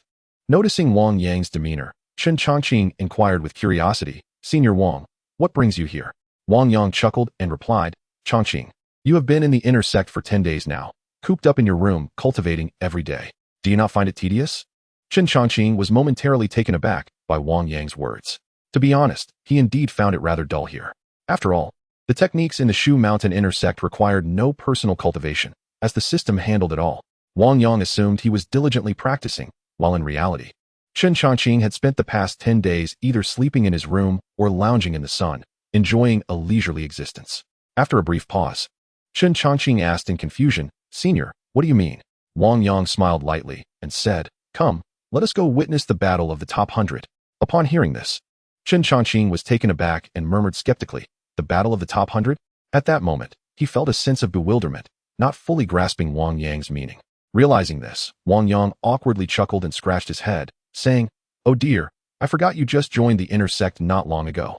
He then explained, "In the inner sect, besides regular cultivation, there is also a top 100 ranking. As the name suggests, those who can enter the top 100 are not ordinary individuals. Moreover, disciples who make it onto the top 100 list have the opportunity to be accepted by one of the 7 peak masters or even be chosen by a Yuanying elder as a direct disciple. Because of this, the battle of the top 100 among inner sect disciples is particularly fierce, with participants taking pride in their ability to enter the rankings." With Wang Yang's explanation, Chen Changqing finally understood. In fact, earlier at the registration desk, Elder Qian had provided information regarding the top 100 list in the jade slips given to Chen Changqing and the others. However, Chen Changqing had not bothered to read them. While Chen Changqing was lost in thought, Wang Yang suddenly grabbed his arm and said with a smile, "Junior brother, stop overthinking it. Today is the perfect day for the top 100 challenge, and I will take you to broaden your horizons." In response, Chen Changqing smiled faintly, considering he had nothing else to do, and thought it would be worth witnessing the so-called battle of the top 100. "All right, then I shall trouble you to lead the way." Without further delay, the two set off together. Chapter 42, The Threshold of Half-Step Foundation Establishment. An unexpected encounter. Before long, under Wang Yang's guidance, Chen Changqing arrived at the arena for the battle of the top 100. At this moment, hundreds of inner sect disciples had gathered around the arena. Every challenge to the top 100 list was considered a grand event. Chen Changqing remained nonchalant, not overly concerned. He was merely bored, which was why he had accompanied Wang Yang to observe this so-called battle of the top 100. Discussions arose around him. "Look, that is Shushan. I have heard he has refined 5,000 strands of true qi within him. He is not far from reaching foundation establishment. His aura alone is incredibly imposing. I wonder if Shushan will succeed in this challenge? Who can say? Those who make it onto the top 100 list are all exceptional talents." Hearing the discussions around him, Chen Changqing turned his gaze to the young man standing on the arena. He was dressed in black, with a stern countenance. Around him, a powerful surge of spiritual energy swirled, exuding an aura of strength. This was undoubtedly Shushan, the individual mentioned by many inner sect disciples. Chen Changqing scrutinized Shushan, but felt no particular awe. After all, he had entered the Qi refinement realm through the extreme body refinement method and was practicing the notoriously difficult 9 transformations Qi refinement technique. This had resulted in him possessing a significantly greater amount of true Qi compared to others at the same cultivation level. Typically, a Qi refinement 9th layer practitioner would have around 9,000 strands of true Qi, while he had 27,000 at the same level. To break through Qi refinement and enter foundation establishment, one must condense the true Qi within into liquid form, then compress and solidify it, ultimately forming a Dan. The more true Qi condensed during this process, the stronger one's power upon reaching foundation establishment. Shushan could be considered a top-tier practitioner among foundation establishment cultivators. If I were to break through to the foundation establishment realm, even if only in the early stage, I would be more than capable of sweeping through practitioners of the same level, Chen Changqing mused to himself. He understood well that once a practitioner reached the late foundation establishment stage, they would convert all their true Qi into spiritual liquid, a process referred to as transforming Qi into liquid. They would then begin to solidify the spiritual liquid, gradually progressing toward the Dan formation stage. Shushan had already condensed his true Qi into 5,000 strands, thus qualifying as a half-step into Dan formation. While Chen Changqing was lost in contemplation, Wang Yang suddenly spoke to him. "Junior brother Chen, the threshold for the top 100 list is the condensation of 5,000 strands of true Qi. Every disciple on the top 100 list is a true prodigy." Chen Changqing nodded slightly, offering no further comment, merely smiling faintly. Just then, a sound like a breaking wind approached from a distance. Upon closer inspection, a man descended onto the arena atop a flying sword. The man had long hair flowing in the wind, donned in azure robes that billowed gracefully, and his features were strikingly handsome, exuding an air of refinement. However, there was also an unmistakable sharpness emanating from him. "It is Senior Zhou, The main event had arrived. The individual Wu Shanhe was challenging was none other than him. Senior Zhou Tianhai was ranked 83rd on the top 100 list. Although Wu Shanhe was formidable, Senior Zhou was a genuine foundation establishment cultivator. The inner sect disciples buzzed with conversation. Chen Changqing observed, his gaze lingering on Zhou Tianhai for a couple of seconds. Truly, the inner sect was impressive. Even its disciples had reached the foundation establishment stage. If this were outside, they would easily qualify to serve as elders. While Chen Changqing quietly mused on the arena, Wu Shanhe performed a slight bow towards Zhou Tianhai. Senior Zhou, please enlighten me. Zhou Tianhai smiled faintly and replied, please. Boom. In the next moment, without delay, Wu Shanhe took the initiative to strike first. With a sword in hand, he wielded it, the glint of the blade cascading like a waterfall. In an instant, a beam of sword light, as graceful as a silk ribbon, surged towards Zhou Tianhai. Boom. Observing this, Zhou Tianhai remained unfazed, casually extending his palm. Upon closer inspection, one could see the palm force coalescing in midair into a tangible golden imprint, creating a thunderous resonance as it sliced through the air. Bang! In a fleeting moment, Wu Shanhe's sword force collided with Zhou Tianhai's golden palm imprint, erupting in a deafening explosion. A terrifying wave of energy swept through the arena, forcing many observing disciples to retreat. Chen Changqing stood still as a clock, whispering to himself as he witnessed Zhou Tianhai's prowess. Is this the strength of a Jiedan stage cultivator? Truly formidable. Meanwhile, on the stage, Wu Shanhe's sword strength was directly crushed by the impact of the golden palm imprint. The residual force of the palm still surged towards Wu Shanhe. As he noticed this, Wu Shanhe's expression changed dramatically, with no time to contemplate. He formed another sword seal with his hand, unleashing yet another beam of sword light that barely shattered the golden palm imprint. Just as Chen Changqing was observing, a familiar voice suddenly called out, Changqing shitty. Chen Changqing turned towards the sound and saw a delightful figure approaching him with a beaming smile. The woman was breathtakingly beautiful, her figure graceful and captivating. It was none other than Lu Ruyan. Sister Lu. Upon seeing Lu Ruyan, Chen Changqing was momentarily taken aback. He had been the first disciple assigned at the registration desk, and he had not heard from Lu Ruyan or Qingyang since. He never expected to encounter her here at the 100-strong competition arena. Are you also here to observe the 100-strong competition, shitty? She asked, her tone soft and charming as she drew closer. Chen Changqing nodded lightly and replied, with nothing else to do, I came to see the inner sect's 100-strong competition. Lu Ruyan smiled tenderly and continued, by the way, where have you been assigned for cultivation in the inner sect, Changqing shitty? Chen Changqing did not conceal his answer, stating calmly, xianxiaaudiobooks. Upon hearing this, Lu Ruyan silently noted it. Initially, she thought Chen Changqing might inquire about her own whereabouts, but to her surprise, he did not press for more information and instead waited for her to speak. Lu Ruyan delicately pursed her lips, contemplating whether sharing her own assignment might seem somewhat indiscreet. After a brief pause, she shifted the topic, asking, how has your cultivation been recently, shitty? Quite well, Chen Changqing casually responded. Thus, the two engaged in light conversation. What surprised Chen Changqing was that Wang Yang, observing from the side, displayed an expression of astonishment upon seeing Lu Ruyan. Furthermore, he keenly noticed that several inner sect disciples around them cast subtle glances in his direction. At that moment, a thunderous sound erupted from the arena. Looking towards the source, he beheld Wu Shanhe being struck off the stage by Zhou Tianhai's palm. Although Wu Shanhe had reached the half-step Jiedan cultivation level, facing a Jiedan disciple like Zhou Tianhai, he ultimately faced defeat. The observing inner sect disciples collectively expressed their astonishment. The disparity in strength was too great. It seemed Zhou Tianhai had not even exerted his full power. After all, he ranked 83rd on the 100-strong list. How could he be so easily challenged? Chapter 43. Years of Hidden Cultivation, Leaps and Bounds, Late Foundation Establishment. In their astonishment, the observing inner sect disciples gradually dispersed. Lu Ruyan glanced at Chen Changqing, a fleeting glimmer of reluctance evident in her eyes, before saying, Changqing shitty, I must take my leave. I will come to xianxiaaudiobooks to find you when I have the time. Chen Changqing nodded lightly, and, with a respectful gesture, replied, Sister, travel safely. Upon hearing Chen Changqing's response, Lu Ruyan felt a tinge of surprise. She had expected him to inquire about her circumstances. Yet, it seemed that Chen Changqing was not particularly interested. Forcing a smile, Lu Ruyan did not linger and took to the skies on her sword. Chen Changqing, not dwelling on it, turned to Wang Yang beside him. Brother Wang, the 100-strong competition has concluded. We should return to the valley. Saying this, Chen Changqing took the lead to depart. Wang Yang, regaining his composure, quickly followed Chen Changqing. Along the way, Wang Yang occasionally cast curious glances at Chen Changqing. Feeling the scrutiny, Chen Changqing could not help but ask, "Brother, why do you keep looking at me like that?" Wang Yang chuckled awkwardly and replied, "I never expected you to know Lu Ruyan." Earlier, when Wang Yang saw Lu Ruyan approach Chen Changqing for a conversation at the 100-strong competition arena, he was utterly astonished. Chen Changqing frowned slightly and responded, "Sister Lu is also from the outer sect's 7th courtyard. We knew each other before in the outer sect."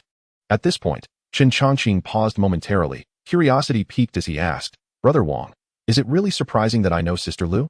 Earlier in the arena, Chen Changqing had sensed the peculiar glances directed at him from numerous inner sect disciples when Lu Ruyan approached him. Initially, he believed it was merely her striking appearance that attracted attention. However, it now seemed that the situation was more complex than he had imagined. Lu Ruyan is also from the outer sect's 7th courtyard? Wang Yang was taken aback by Chen Changqing's words. Chen Changqing nodded, feeling increasingly puzzled. "Brother, what exactly is going on?" Taking a deep breath, Wang Yang chose not to conceal the truth any longer, explaining, "Chen Shidi, you may not be aware, but after Lu Ruyan entered the inner sect, she was directly taken under the wing of one of the 7 main peaks, Yunqi Peak. The key point is that she is only at half-step foundation establishment, to be valued so highly." As he spoke, Wang Yang's face displayed envy. While being an inner sect disciple was already commendable, being accepted for training under one of the 7 main peaks elevated one's status and identity significantly. Yunqi Peak? Chen Changqing murmured, somewhat astonished. He had not anticipated that Lu Ruyan had such an opportunity. Wang Yang nodded, affirming, "Indeed. Yunqi Peak is the sacred ground for female cultivators of the Shushan sect. Every disciple there resembles a celestial being, possessing not only exceptional talent, but also unparalleled beauty. In summary, every female disciple who can enter Yunqi Peak is undoubtedly extraordinary." Hearing Wang Yang's words, Chen Changqing felt a jolt within. The 7 main peaks held a transcendent status, even surpassing that of the inner sect. To be directly chosen by a main peak indicated that Lu Ruyan's talent likely exceeded common expectations. Alternatively, there might be other undisclosed secrets surrounding Lu Ruyan. "It seems I have underestimated Sister Lu. Her background must be exceptional." Chen Changqing mused inwardly. After all, he was the first among the outer sect disciples in the competition. Even so, he had only been assigned to Xianxiagu for cultivation. The fierce competition of the 100 strong was precisely because it offered a chance to be selected by one of the 7 main peaks. Thus, it was clear that being accepted by one of the 7 main peaks was a coveted dream for many inner sect disciples. In Lu Ruyan's case, she had been directly selected by Yunqi Peak. There must be some underlying secret, perhaps tied to her talent or her identity. After a moment of contemplation, Chen Changqing returned to the present, choosing not to dwell on it further. Before long, Wang Yang and Chen Changqing returned to Xianxiagu. "Brother Wang, I will return to my cultivation." After bidding farewell to Wang Yang, Chen Changqing returned to his quarters. Though he claimed to be cultivating, he actually intended to take a long nap. Time slipped away quietly. Unbeknownst to him, 3 months had passed. With such a duration gone by, it was time to extract the results of his idle cultivation. Chen Changqing focused his thoughts and directly connected with the system. "System, extract the results of my idle cultivation." Soon, a prompt resonated in his mind. Ding. Idle time 100 days. Practiced Shu Mountain Sword Technique 1,000 times. Practiced Shu Mountain Heart Technique 1,000 times. Practiced Shu Mountain Body Technique 1,000 times. Progress of the Heavenly Severing Sword Technique 5. Would you like to claim your idle rewards? Claim. Without further contemplation, Chen Changqing chose to claim. In the next moment, golden rays of light swirled around the 4 small golden figures before him, swiftly entering Chen Changqing's body. Soon, the various essential principles of the Shu Mountain Sword Technique and identity were grasped by Chen Changqing. Boom. Furthermore, after extracting the results of the idle training of the Shu Mountain Heart Technique, the true Qi within Chen Changqing's dantian rapidly transformed into spiritual liquid. In a mere breath, 12,000 strands of true Qi were successfully converted. His cultivation level also successfully broke through to the mid-stage of foundation establishment. Chen Changqing opened his eyes, his gaze glimmering with restraint. He had reached the mid-stage of foundation establishment. Unfortunately, the Shu Mountain Sword Technique and the Shu Mountain Body Technique had not yet reached perfection. The key point was that the progress of the Heavenly Severing Sword Technique seemed to be rather slow, only reaching 5. Chen Changqing contemplated the outcomes of this idle training. System, continue idling.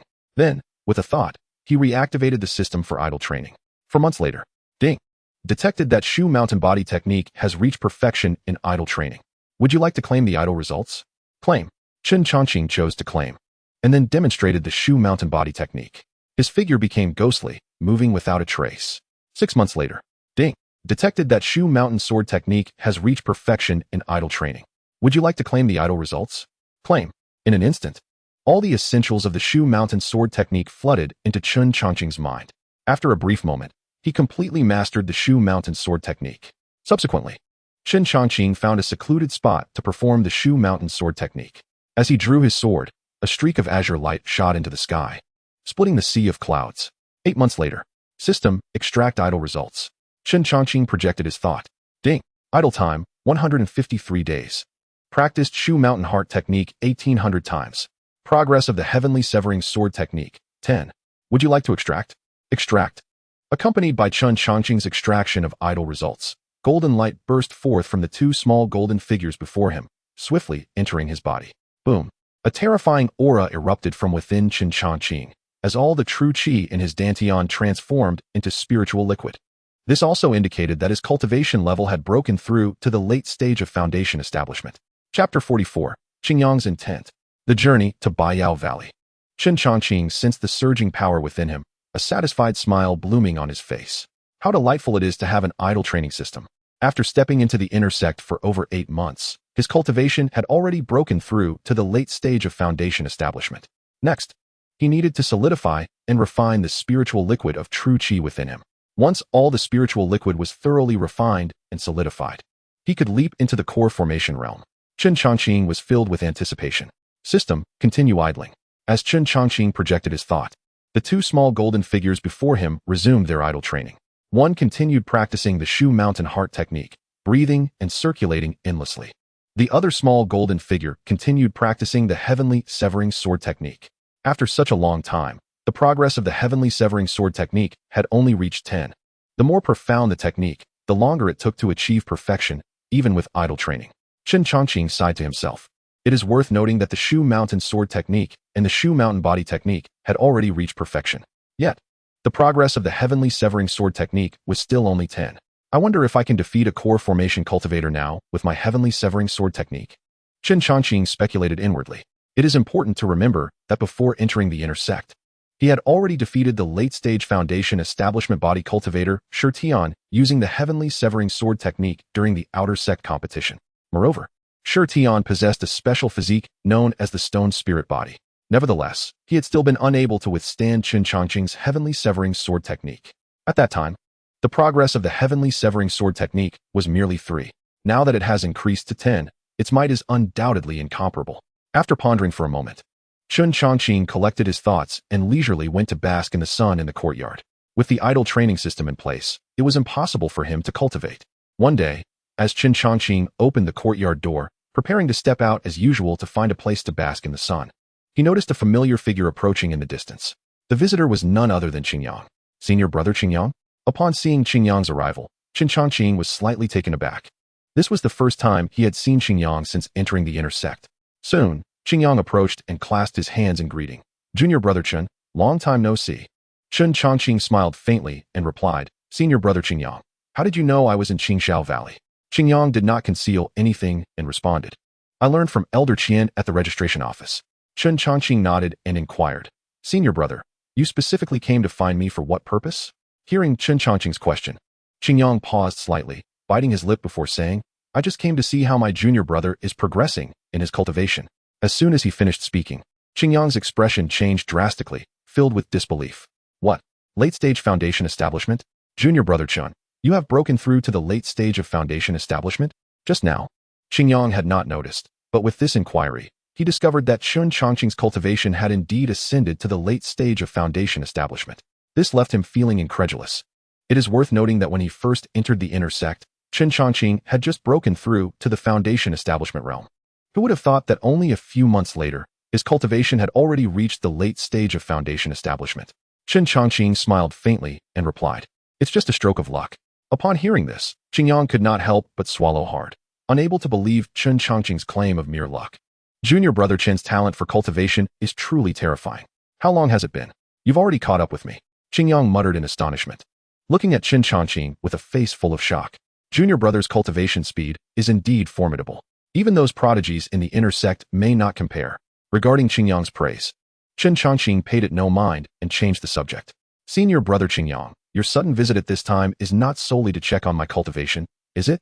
Qingyang, unable to hide his intentions, decided to be straightforward. I apologize for letting my junior brother see through me. To be honest, I have touched the threshold of core formation. But to break through, I still need the breakthrough pill. However, I am still lacking the final ingredient, the Ningyuan grass. This grass grows in Baiyao Valley. Located 1,000 miles away from Shu Mountain, Baiyao Valley is home to many mysterious spiritual herbs, but it is also fraught with dangers, with demonic beasts rampant. Upon hearing Qingyang's explanation, Chen Changqing understood and smiled, saying, "So, senior brother Qingyang, you came to find me to accompany you on a journey to Baiyao Valley?"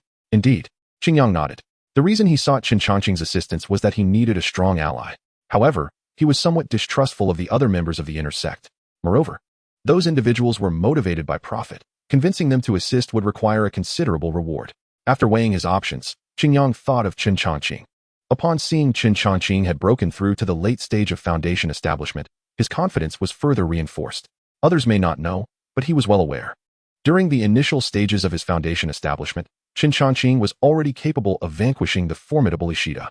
Presently, having ascended to the later stages of foundation establishment, his power has naturally grown even more formidable. Noticing a hint of hesitation in Chen Changqing's demeanor, Qingyang quickly interjected, "Junior brother, have no worries. I shall not let your efforts go unrewarded." As he spoke, Qingyang casually waved his hand, revealing a small storage pouch containing 100 spirit stones, stating, "Consider this a token of gratitude for your assistance." Upon seeing this, Chen Changqing smiled lightly, replying, "Brother, there is no need for such formalities. We are of the same lineage. What talk of rewards is necessary? I have been feeling somewhat stifled in the mountains, so it would be good to take a stroll." To Chen Changqing, a mere 100 spirit stones held little significance. Furthermore, with his ability to cultivate automatically, he had no need for spirit stones to aid his training. Delighted by Chen Changqing's prompt agreement, Qingyang exclaimed, "Wonderful. Let us proceed to register for our descent from the mountain." Chen Changqing nodded lightly, and together they made their way to the registration office. The rules of the Shushan sect were stringent, requiring inner disciples to register before leaving the mountain and to explain their reasons for doing so. Soon, Chen Changqing and Qingyang completed their registration and were granted permission to leave the inner sanctum of Shushan. Once outside, the two soared away on their swords. A day later, they arrived at a mortal city, intending to take a brief respite before heading to Baiyao Valley. Although both had already entered the state of fasting, they chose to enter a tavern. After ordering some food and drink, Chen Changqing and Qingyang prepared to indulge in the long-missed pleasures of the mortal realm. At that moment, a young man entered the tavern, adorned in resplendent clothing and exuding an air of arrogance. With his arrival, the atmosphere within the tavern grew tense, and many patrons displayed expressions of fear. Chapter 45, Arrogance and Tyranny, Heifeng Zhai. As the young man entered, the diners exhibited palpable trepidation. Chen Changqing cast a dispassionate glance at the youth, realizing that he was no ordinary person, possessing a cultivation level of the 8th layer of body refinement. Additionally, the guards accompanying him were all practitioners at the Qi refining stage. For mortals, such strength was formidable. However, in the eyes of Chen Changqing and Qingyang, it appeared rather insignificant. Currently, Qingyang was on the verge of forming his core, while Chen Changqing had also reached the later stages of foundation establishment. The body refinement and Qi refining stages were indeed trivial compared to their prowess. Make way. This is the young Lord Dai Hai of Heifeng Zhai. Be cautious and do not invite calamity upon yourselves. I heard that recently, someone accidentally offended him and their entire family was exterminated the following day. Heifeng Zhai is not to be trifled with. The patrons whispered anxiously, retreating at the sight of Dai Hai's entrance. Nevertheless, Chen Changqing and Qingyang remained unfazed, ignoring the murmurs around them.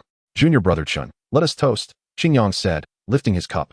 Chen Changqing smiled faintly and raised his cup in unison with Qingyang. Meanwhile, Dai Hai arrogantly surveyed the tavern, reveling in the fear he inspired among the diners. Suddenly, his gaze fixed upon the table where Chen Changqing and Qingyang sat. While others prudently retreated, the two remained unperturbed, clearly disregarding the presence of the Heifeng Zhai young lord. This disregard ignited a fire of anger within Dai Hai. "Do you not see that this young master has arrived? Why do you not hastily vacate the premises?" Dai Hai coldly demanded, glaring at Chen Changqing and Qingyang. As the young lord of Heifeng Zhai, he had long been accustomed to domineering behavior in this area, supported by his father, Dai Xiongfeng, a local despot and a formidable cultivator at the core formation stage. Who would dare show him disrespect? Upon hearing Dai Hai's command, the patrons of the tavern were struck with terror and scrambled to flee. Only Chen Changqing and Qingyang remained, completely ignoring his words. Seeing their indifference only fueled Daihai's rage, and with a twitch of his eye, he bellowed, "Someone, throw them out." At Daihai's command, his guards sprang forward with menacing smiles. "You wretches, do you not see our young master? Do you seek death?" The guards advanced with their Qi refining strength unleashed. However, what they did not anticipate was that before they could even reach Chen Changqing, he swiftly unleashed a powerful palm strike. In an instant, an overwhelming surge of spiritual energy swept forth. The guards, caught off guard, were sent flying by the force of Chen Changqing's strike. Upon regaining focus, they found themselves crashing heavily against the wall, blood spewing from their mouths. Daihai's eyes widened in disbelief as he witnessed the sheer strength of Chen Changqing. He had not expected such power. A single strike had dispatched his guards with ease. Moreover, it was utterly unacceptable to him that someone dared to attack him, the young lord of Heifengzhai, within his own territory. The more he pondered, the more enraged he became, glaring venomously at Chen Changqing. "You insolent wretch! How dare you strike my men? Do you know my father is a core formation cultivator? If you kneel and beg for mercy now, perhaps I will spare your life." Before Daihai could finish his threats, Chen Changqing suddenly turned to face him, his gaze sharp as lightning. "Silence!" Without hesitation, Chen Changqing retaliated with another palm strike. In a flash, an invisible surge of spiritual energy struck Daihai's face.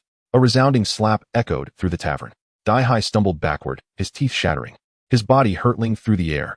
Upon landing, he felt dizzy, half of his face swelling immediately. "You dare to strike me?" Daihai seethed, his eyes filled with malice directed at Chen Changqing. Chen Changqing remained impassive, barely glancing at Daihai. At that moment, the guards who had been knocked aside earlier timidly approached Daihai. "Young master, we must leave." They were foundation cultivators, and wise men do not court disaster. Hearing this, Daihai's heart trembled, and with their assistance, he rose unsteadily. "You will pay for this." As he reached the tavern's entrance, Daihai turned back to glare at Chen Changqing. As the young lord of Heifengzhai, he had never been humiliated in such a manner. Chen Changqing regarded him with indifference, a flicker of intrigue passing through his eyes. Moments later, Daihai departed in a disheveled state, accompanied by his guards. The patrons who had previously retreated now stared in astonishment. Did I see that correctly? Someone dared to confront the young lord of Heifengzhai in this territory? They must be courting death. That young man appears to be a reckless fool, provoking a great calamity. As the diners whispered among themselves, the tavern keeper approached them in a flustered state. "Sirs, you have stirred up great trouble. Heifengzhai is notorious for its tyranny, and its leader, Dai Xiongfeng, is a core formation master. You have struck the young Lord Daihai. Heifengzhai will not let this go lightly. You must leave at once." Chen Changqing smiled faintly, glancing back at the shopkeeper, and said, "It matters not. Perhaps the name of Heifengzhai is notorious in this region, but he is but a disciple of Qingyang from Shushan. Moreover, a mere Jedon cultivator is hardly something to fear." Earlier, when he had broken through to the late foundation establishment stage, Chen Changqing had contemplated seeking out a Jedon cultivator to hone his skills. Unexpectedly, on this outing with Qingyang to Baiyao Valley, someone had come to him unbidden. Observing Chen Changqing and Qingyang's indifferent demeanor, the shopkeeper chose not to press further. After a round of food and drink, the two settled into the tavern. Unbeknownst to them, nightfall approached. Suddenly, a flash of light darted past. When they looked again, Chen Changqing had already settled in the northern part of the tavern. In the next moment, he flicked his fingertip and a transparent thread appeared.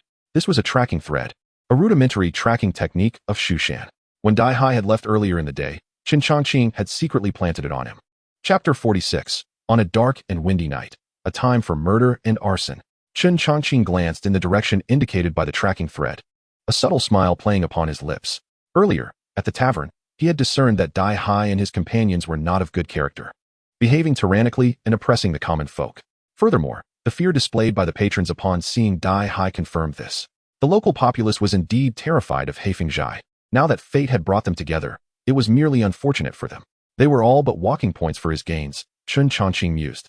In his earlier days at the outer sect's 7th courtyard, he had once accompanied Elder Lu Mu on a mission to Qingxi village. There, he encountered a significant number of demonic cultivators. After a fierce battle, Chen Changqing discovered that by slaying these demonic beings, he had gained experience points.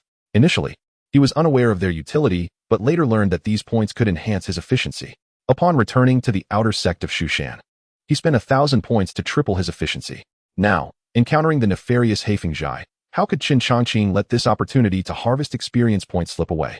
After a moment's contemplation, Chen Changqing regained his focus and swiftly followed the direction indicated by the tracking thread. Utilizing the agility of Shushan's body techniques, he moved like a shadow, seamlessly blending into the night. The darkness enveloped him as the mountain winds whispered. Following the guidance of the tracking thread, he soon arrived at Heifengzhai, situated atop Heifeng Mountain. At this moment, within the stronghold's grand hall, the rotund Dai Xiongfeng was entertaining his subordinates with food and drink. Dai Hai was, of course, among them. Upon returning, he had informed Dai Xiongfeng of the humiliation he suffered at the tavern at the hands of Chen Changqing. Upon hearing this, Dai Xiongfeng did not rush to avenge his son. Noticing Dai Hai's gloomy expression, he approached slowly and said, "Higher, do not worry. Tomorrow, I shall personally descend the mountain and bring back those who have wronged you. At that time, they shall be at your mercy." Hearing this, Dai Hai scoffed, "Father, by the time you arrive tomorrow, those two will likely have fled." Dai Xiongfeng chuckled confidently, replying, "They are merely foundation establishment cultivators. Do not forget, I am a Jidan cultivator. They cannot escape my grasp." Seeing his father's confidence, Dai Hai's expression brightened considerably. "Then it shall be a labor of love for you to capture those rascals. How dare they lay hands on this young master?" The thought of Chen Changqing filled Dai Hai with resentment. Meanwhile, outside Heifeng Mountain, Chen Changqing looked up at the brightly lit area halfway up the mountain. Every soul within was a potential point for his gains. As he spoke, a smile graced his lips, and a cold glint danced in his eyes as he boldly made his way up the mountain. Soon, he reached the outskirts of Heifengzhai. He chose not to conceal his presence, advancing brazenly. "Who goes there?" Not long after, a shout rang out, and several bandits from Heifengzhai surrounded him. Their eyes narrowed in suspicion. The cultivators were not particularly powerful, only at the second or third level of Qi refinement. Upon hearing the bandits' inquiry, Chen Changqing smirked coldly. "I am here to take your lives." With that, an invisible sword aura erupted. The bandits barely had time to react before their throats were pierced, collapsing into pools of blood. Simultaneously, a notification echoed in Chen Changqing's mind. "Ding. Killed a Heifengzhai bandit. Gained 7 experience points." "Ding. Killed a Heifengzhai bandit. Gained 10 experience points." Hearing the system notifications, Chen Changqing smiled with satisfaction. Earlier, he had harbored some doubts regarding whether he would gain experience points from slaying the bandits of Heifengzhai. Now, those concerns had vanished. Without delay, he pressed on, continuing his rampage within the stronghold. "Who dares to intrude upon Heifengzhai?" A bandit at the 9th level of Qi refinement shouted as he attempted to confront Chen Changqing, only to have his throat sealed by the sword's aura. "Ding. Killed a Heifengzhai bandit. Gained 20 experience points." Chen Changqing moved without pause, weaving through the stronghold like a specter. Blood splattered as bandits fell one after another beneath his sword light. "Ding. Killed a Heifengzhai bandit. Gained 8 experience points." "Ding. Killed a Heifengzhai bandit. Gained 7 experience points." "Ding. Killed a Heifengzhai bandit. Gained 10 experience points." As the bandits of Heifengzhai continued to fall, Chen Changqing's experience points surged rapidly. Simultaneously, the chaos of his slaughter spread throughout the stronghold.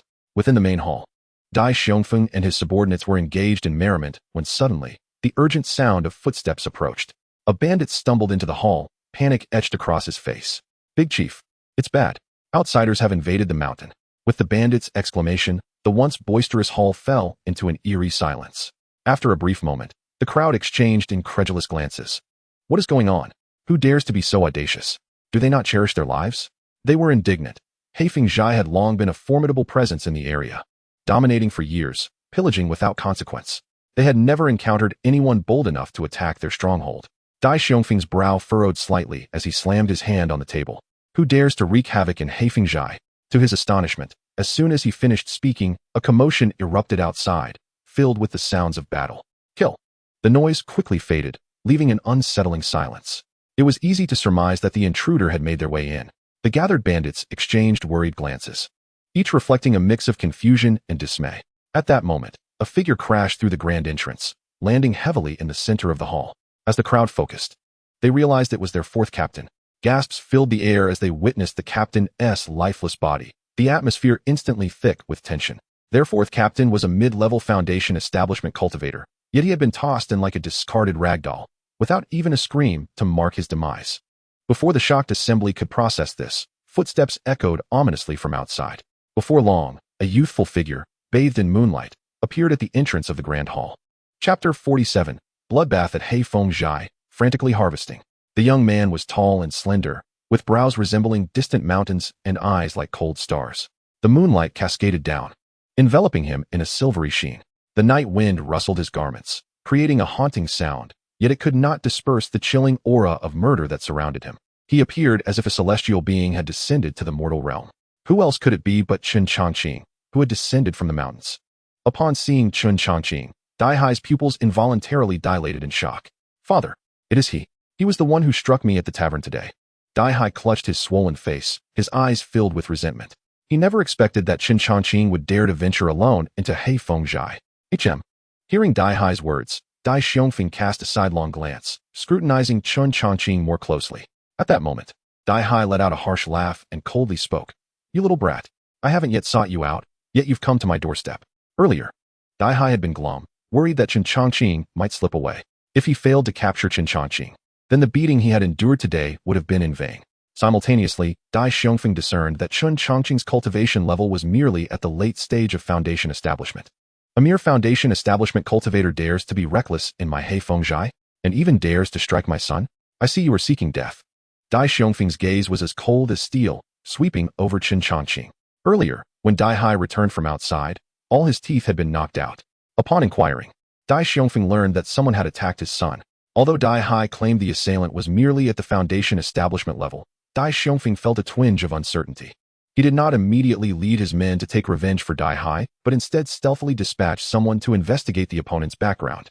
Initially, he thought the one daring to attack his son would be a formidable expert. However, upon seeing that it was merely a young practitioner at the foundation establishment stage, he was taken aback. Hearing the arrogant words of the Dai father and son, Chen Changqing replied with indifference, Tonight, it is you who shall perish. As he spoke, Chen Changqing's gaze swept across the myriad bandits of Heifengzhai within the hall. Ha ha. As soon as he uttered these words, the hall erupted into laughter, followed by scornful jeers. Preposterous. Where did this foundation establishment brat come from to speak so brazenly? You must have a screw loose. Do you not weigh your own worth? Just a foundation establishment cultivator. What gives you the audacity to invade my Heifengzhai? You seek death. The crowd mocked endlessly, not even considering Chen Changqing worthy of their attention. After all, their leader had achieved the golden core stage. Killing a foundation establishment cultivator was as easy as crushing an ant. Though their fourth elder had fallen at Chen Changqing's hands, he had only just reached foundation establishment. Unfazed by the ridicule from Heifengzhai's members, Chen Changqing remained unperturbed. At that moment, Dai Xiongfeng sneered disdainfully and coldly scoffed. Humph. Truly unaware of your impending doom. If that's the case, second and third, take him to meet the king of hell. As Dai Xiongfeng's words fell, two figures emerged from behind him. One was stout, the other slender. As they appeared, a formidable aura radiated from them, both possessing late-stage foundation establishment cultivation. In Dai Xiongfeng's eyes, with these two taking action, Chen Changqing could be easily slain.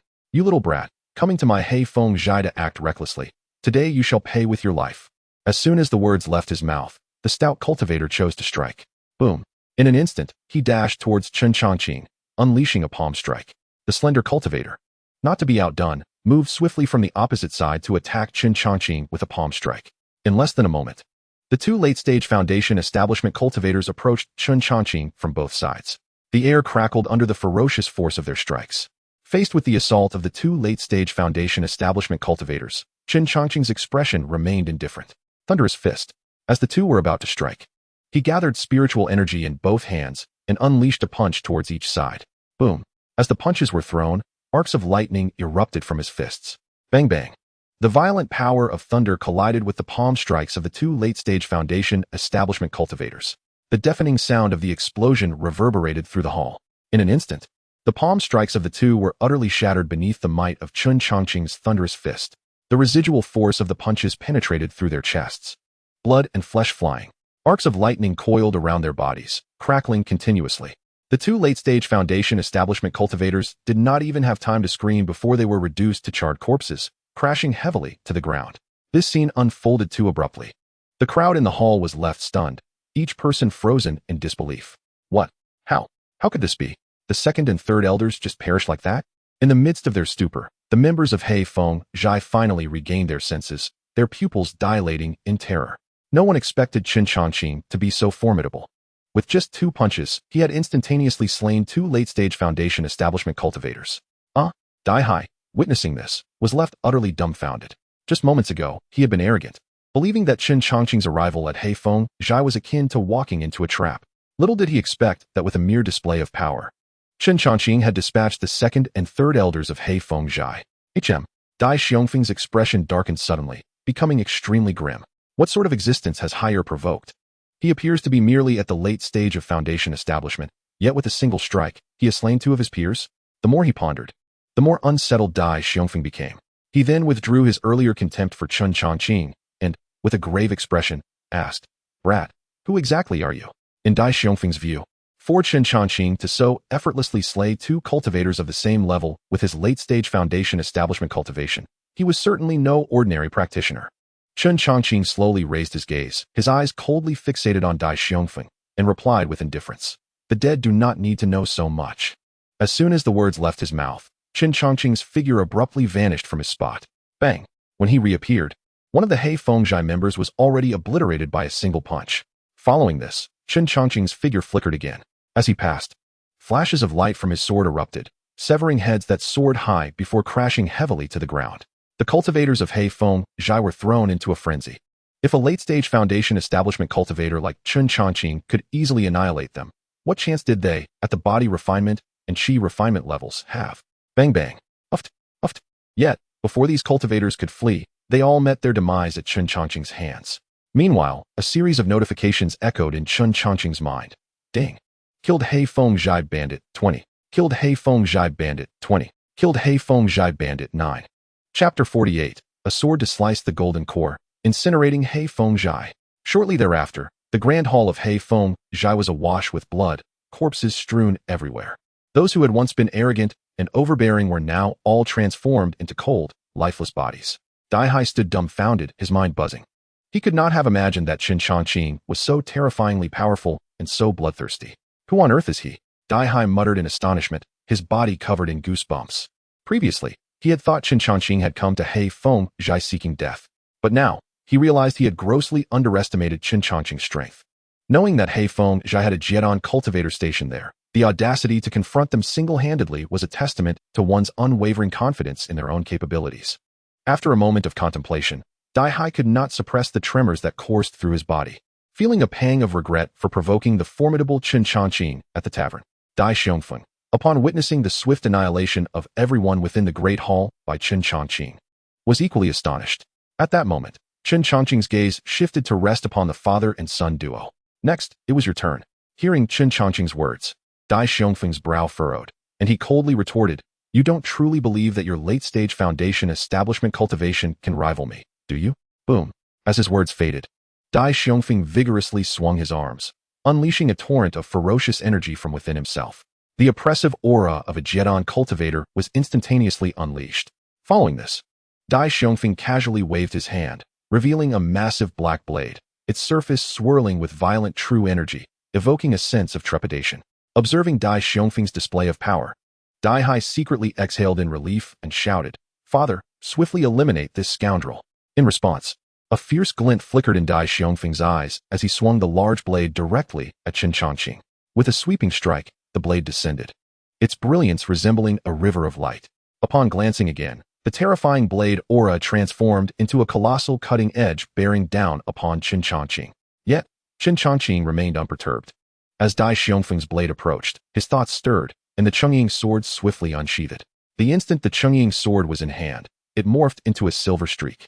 Without hesitation, Chen Changqing unleashed a sword technique from the Shushan sword art, the Star River overturned. Boom.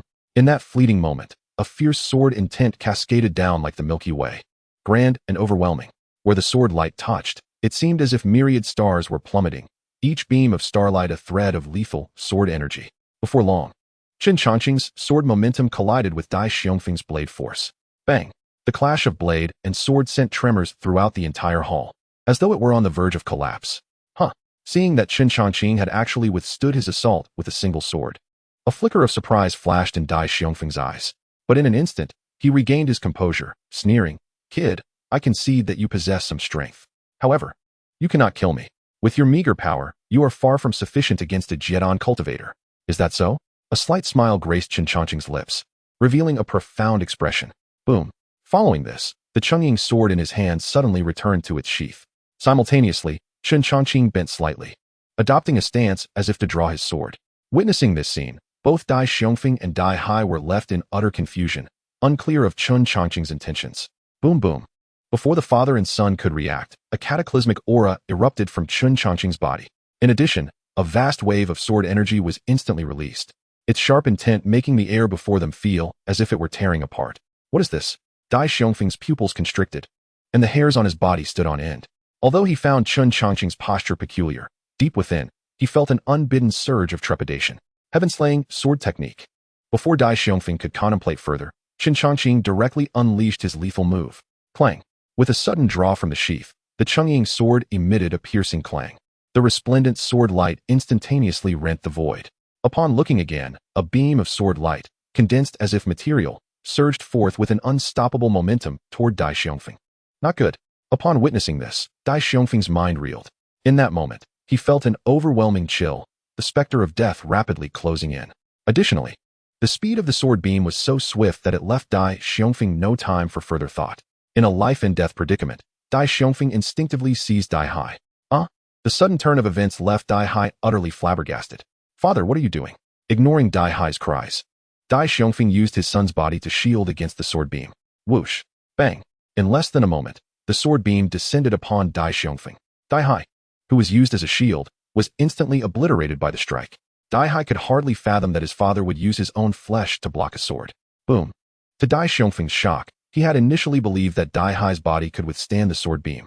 Who would have thought that after the sword energy obliterated Dai Hai's form, it continued unabated towards him?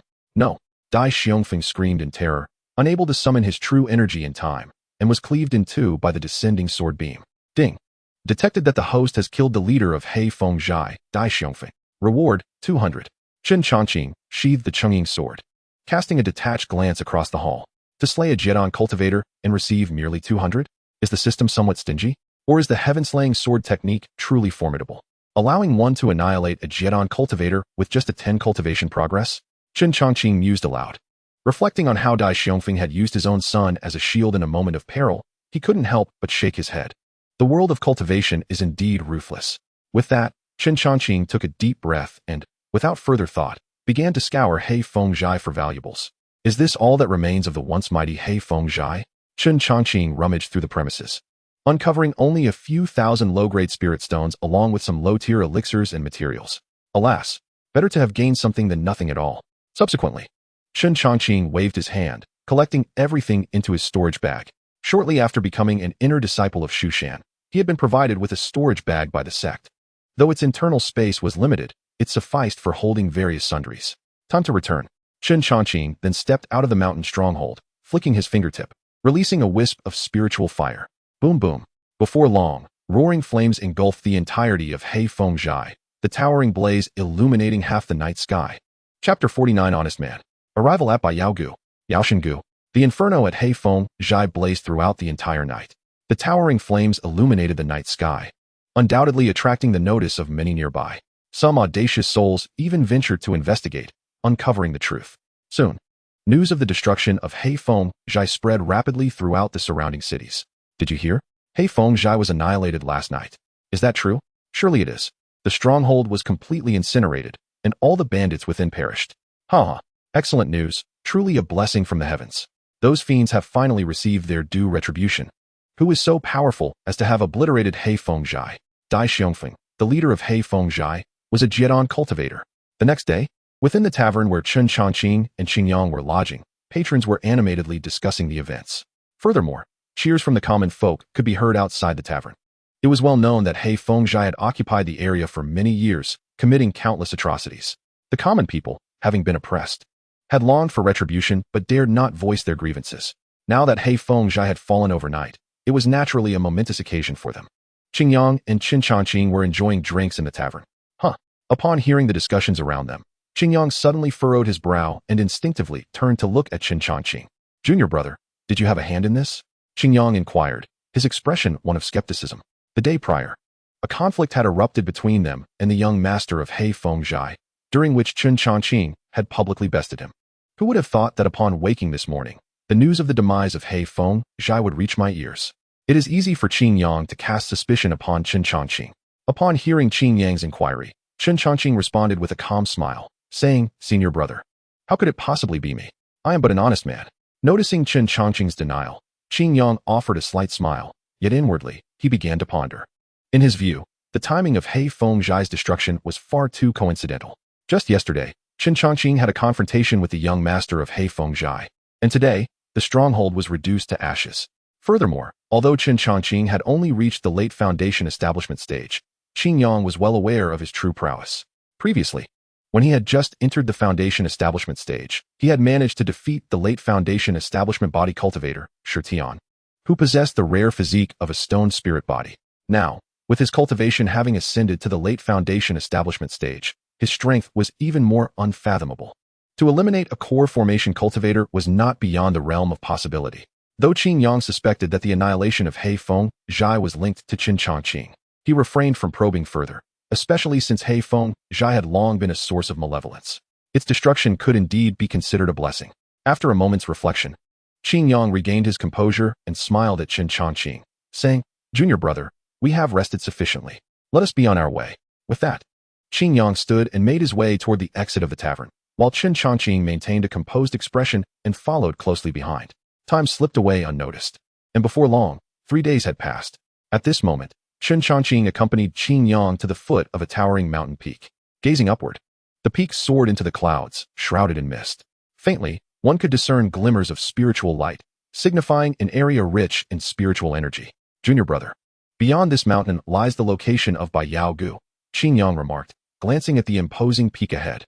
Chen Changqing nodded, not paying it much mind. At that moment, Qin Yang added, "Baiyaogu falls under the jurisdiction of Yaoshengu. To enter Baiyaogu, we must first obtain permission from Yaoshengu and register our entry." Chen Changqing was slightly taken aback. "Yaoshengu? I had thought Baiyaogu was a place without a master." Qin Yang chuckled wryly, saying, "How could it possibly be a place without a master?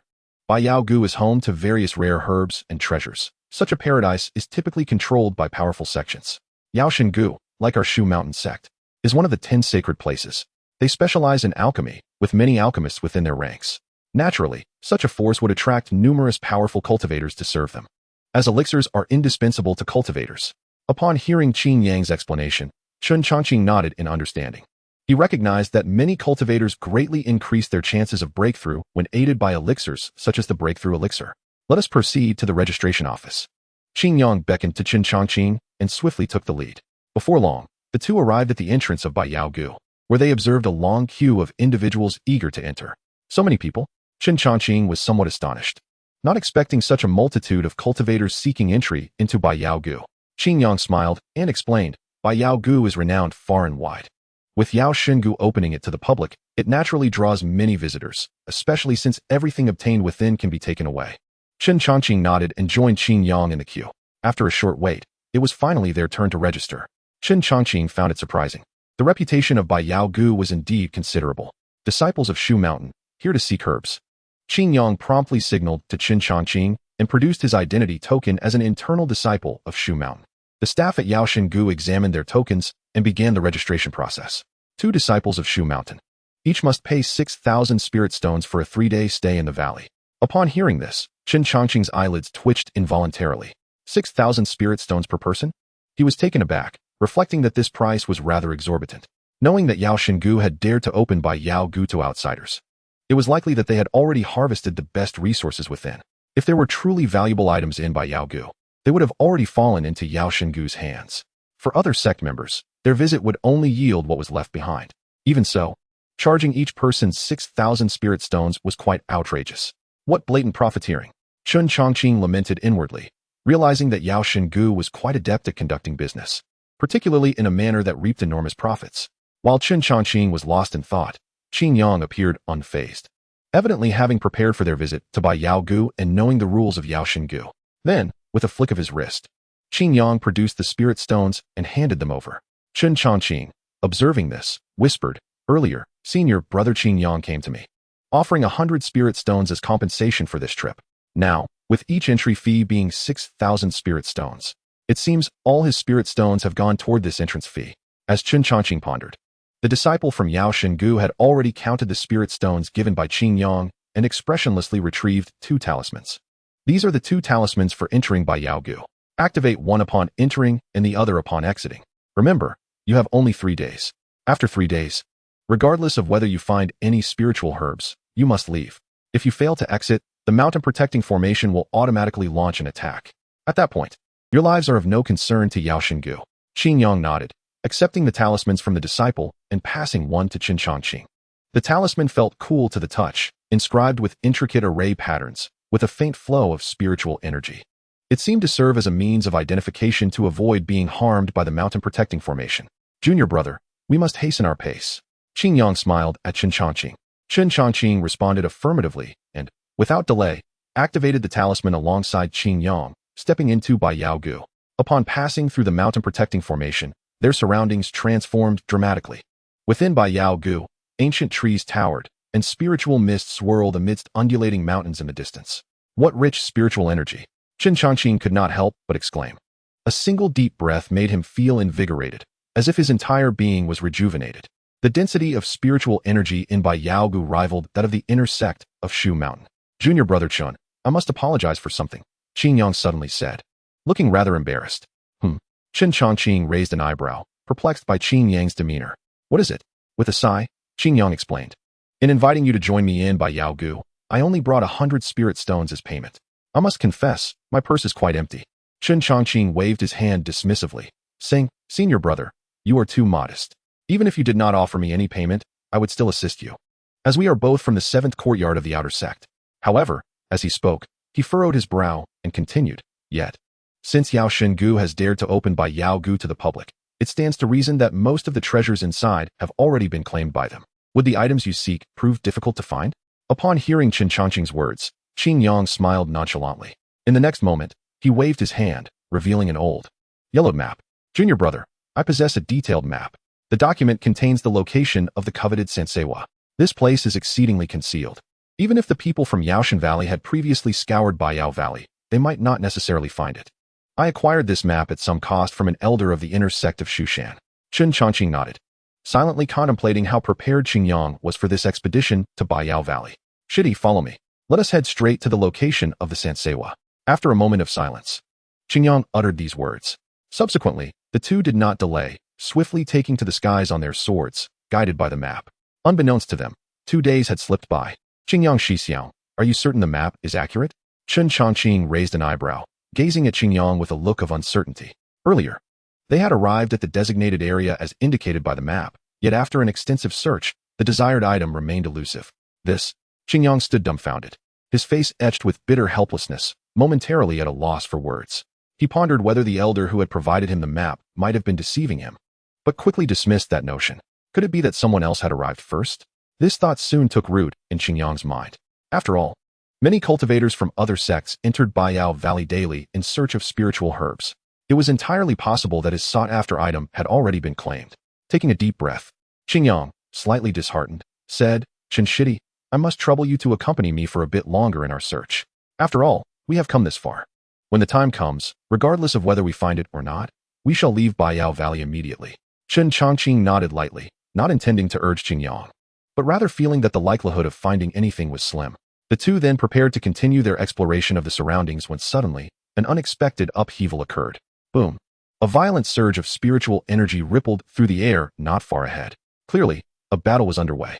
Upon hearing the commotion, Chen Changqing and Qingyang exchanged glances, quickly suppressing their own auras, and swiftly approached the source of the conflict. Shortly thereafter, they found themselves in a valley. Upon surveying the scene, they beheld 2 young cultivators embroiled in fierce combat. One wore a blue Dao robe, forming hand seals, with lightning crackling around him, exuding an extraordinary presence. The other was clad in black, with surging demonic energy enveloping him. Particularly striking were his blood-red eyes, revealing him to be a member of the demonic sect. Both young men were formidable, both at the Golden Core stage, having refined thousands of strands of true Qi. Generally, upon entering the Golden Core stage, cultivators continue to refine their true Qi. Typically, those in the late Golden Core stage possess around 30,000 strands, while only prodigies can continue to condense it, reaching a maximum of 90,000 strands. Upon witnessing the scene, Qingyang exclaimed, both of them are quite powerful. They are mid-Golden Core cultivators, each having refined over 10,000 strands of true Qi. Even within the inner sect of Shushan, they would rank among the top few dozen. Chen Changqing, however, remained largely unfazed by Qingyang's remarks. He wondered to himself how many strands of true Qi he might be able to condense once he reached the Golden Core stage. Just as Chen Changqing pondered this, the battle between the 2 young men intensified further. Boom. Heavenly Thunder method, break. The youth in the Dao robe shouted angrily. Following his command, a lightning bolt erupted from his palm, morphing into a dazzling thunder dragon that surged towards the demonic cultivator. Huh. The demonic cultivator sneered coldly, the surrounding demonic energy swelling fiercely. Suddenly, the menacing demonic energy transformed into a grotesque apparition, clashing head-on with the thunder dragon. Boom. The thunderous roar resonated.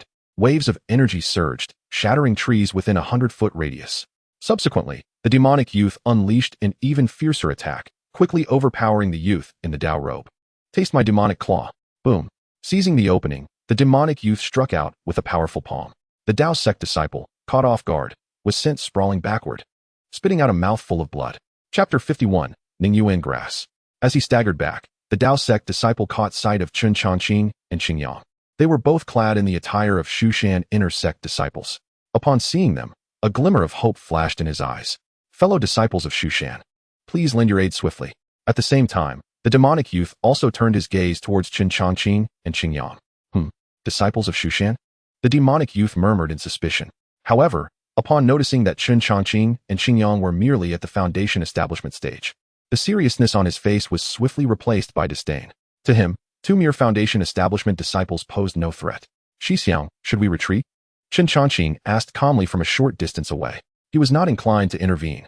In contrast, Xingyang's eyes sparkled with fighting spirit as he replied, Chen Shidi, we are all part of the righteous path. How can we stand idly by? If they were merely two righteous cultivators battling, it would be one thing. But since one is a demonic cultivator, we cannot refrain from intervening. Chen Changqing took no offense to Xingyang's words.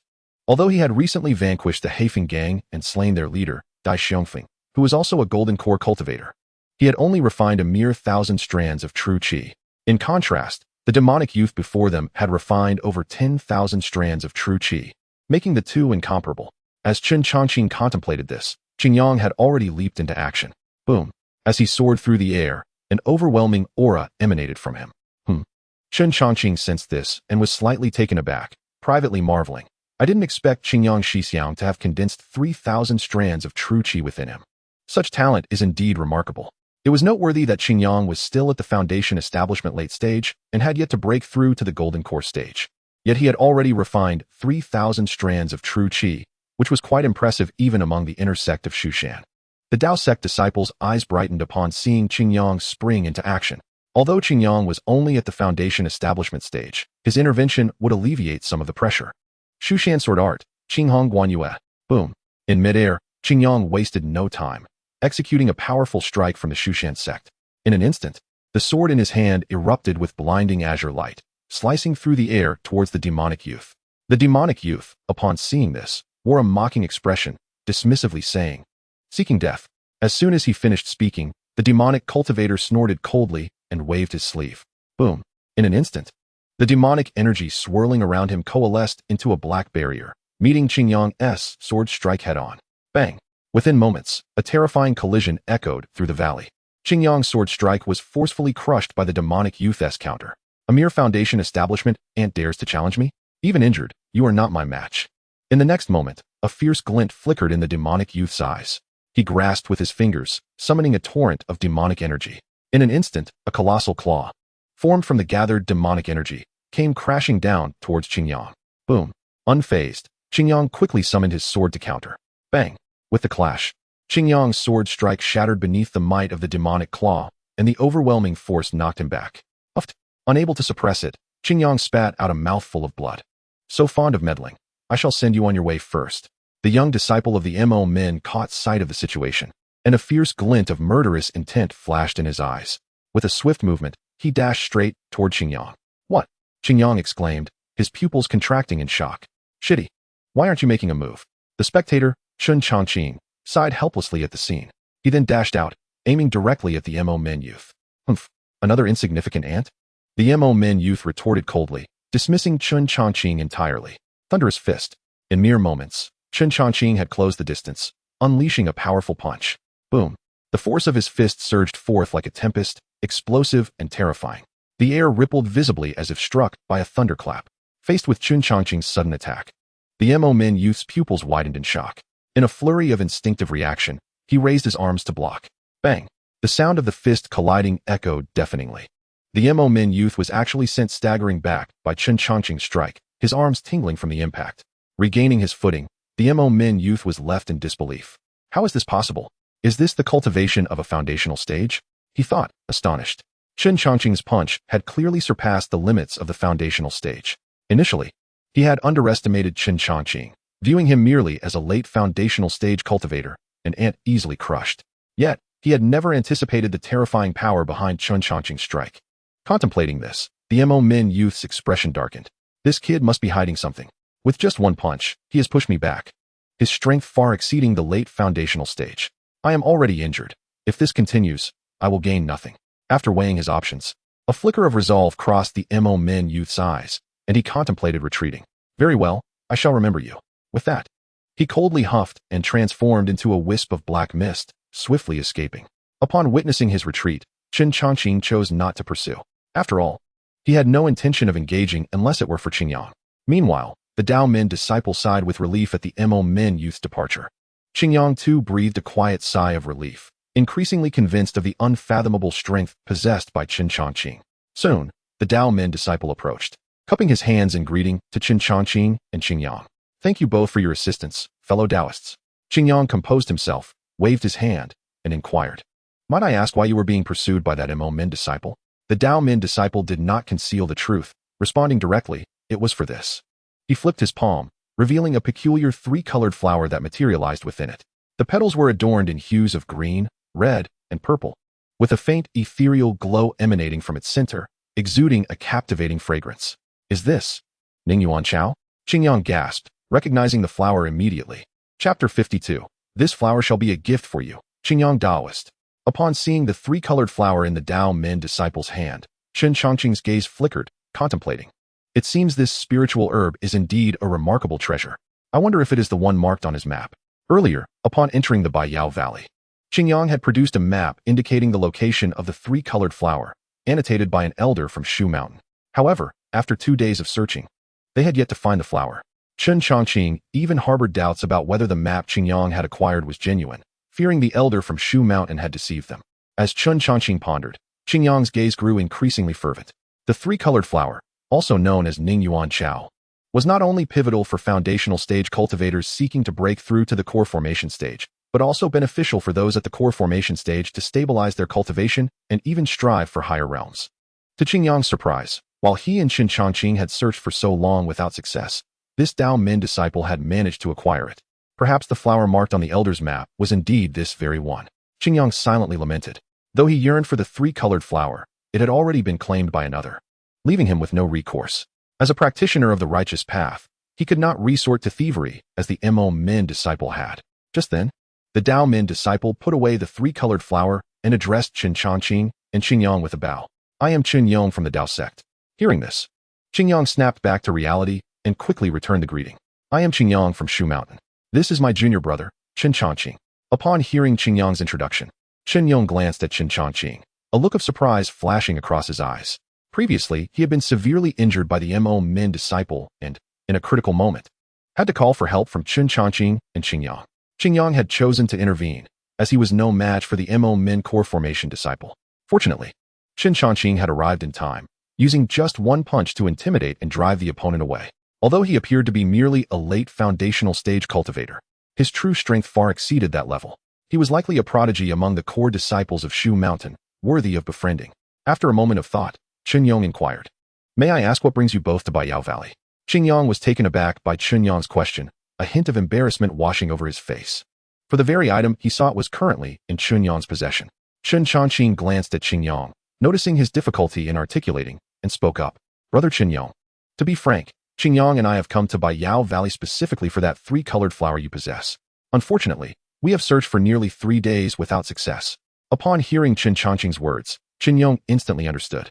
In the next moment, he broke into a hearty smile and waved his hand, retrieving the three-colored flower from his storage bag. In that case, this flower shall be a gift for you, Qingyang Taoist. As he spoke, the three-colored flower gently floated down in front of Qingyang. What? Qingyang exclaimed in astonishment, quickly shaking his head and waving his hands. No, this item was diligently sought by you. How could I possibly accept it? Chen Yong smiled softly and replied, Qingyang Taoist, if it weren't for your and brother Changqing's timely assistance, I would have surely perished at the hands of that Mo Min core formation disciple. A mere spiritual herb is hardly worth mentioning. Qingyang was momentarily taken aback, unsure of how to respond. He genuinely desired the three-colored flower, but found it difficult to simply take it from Qingyang.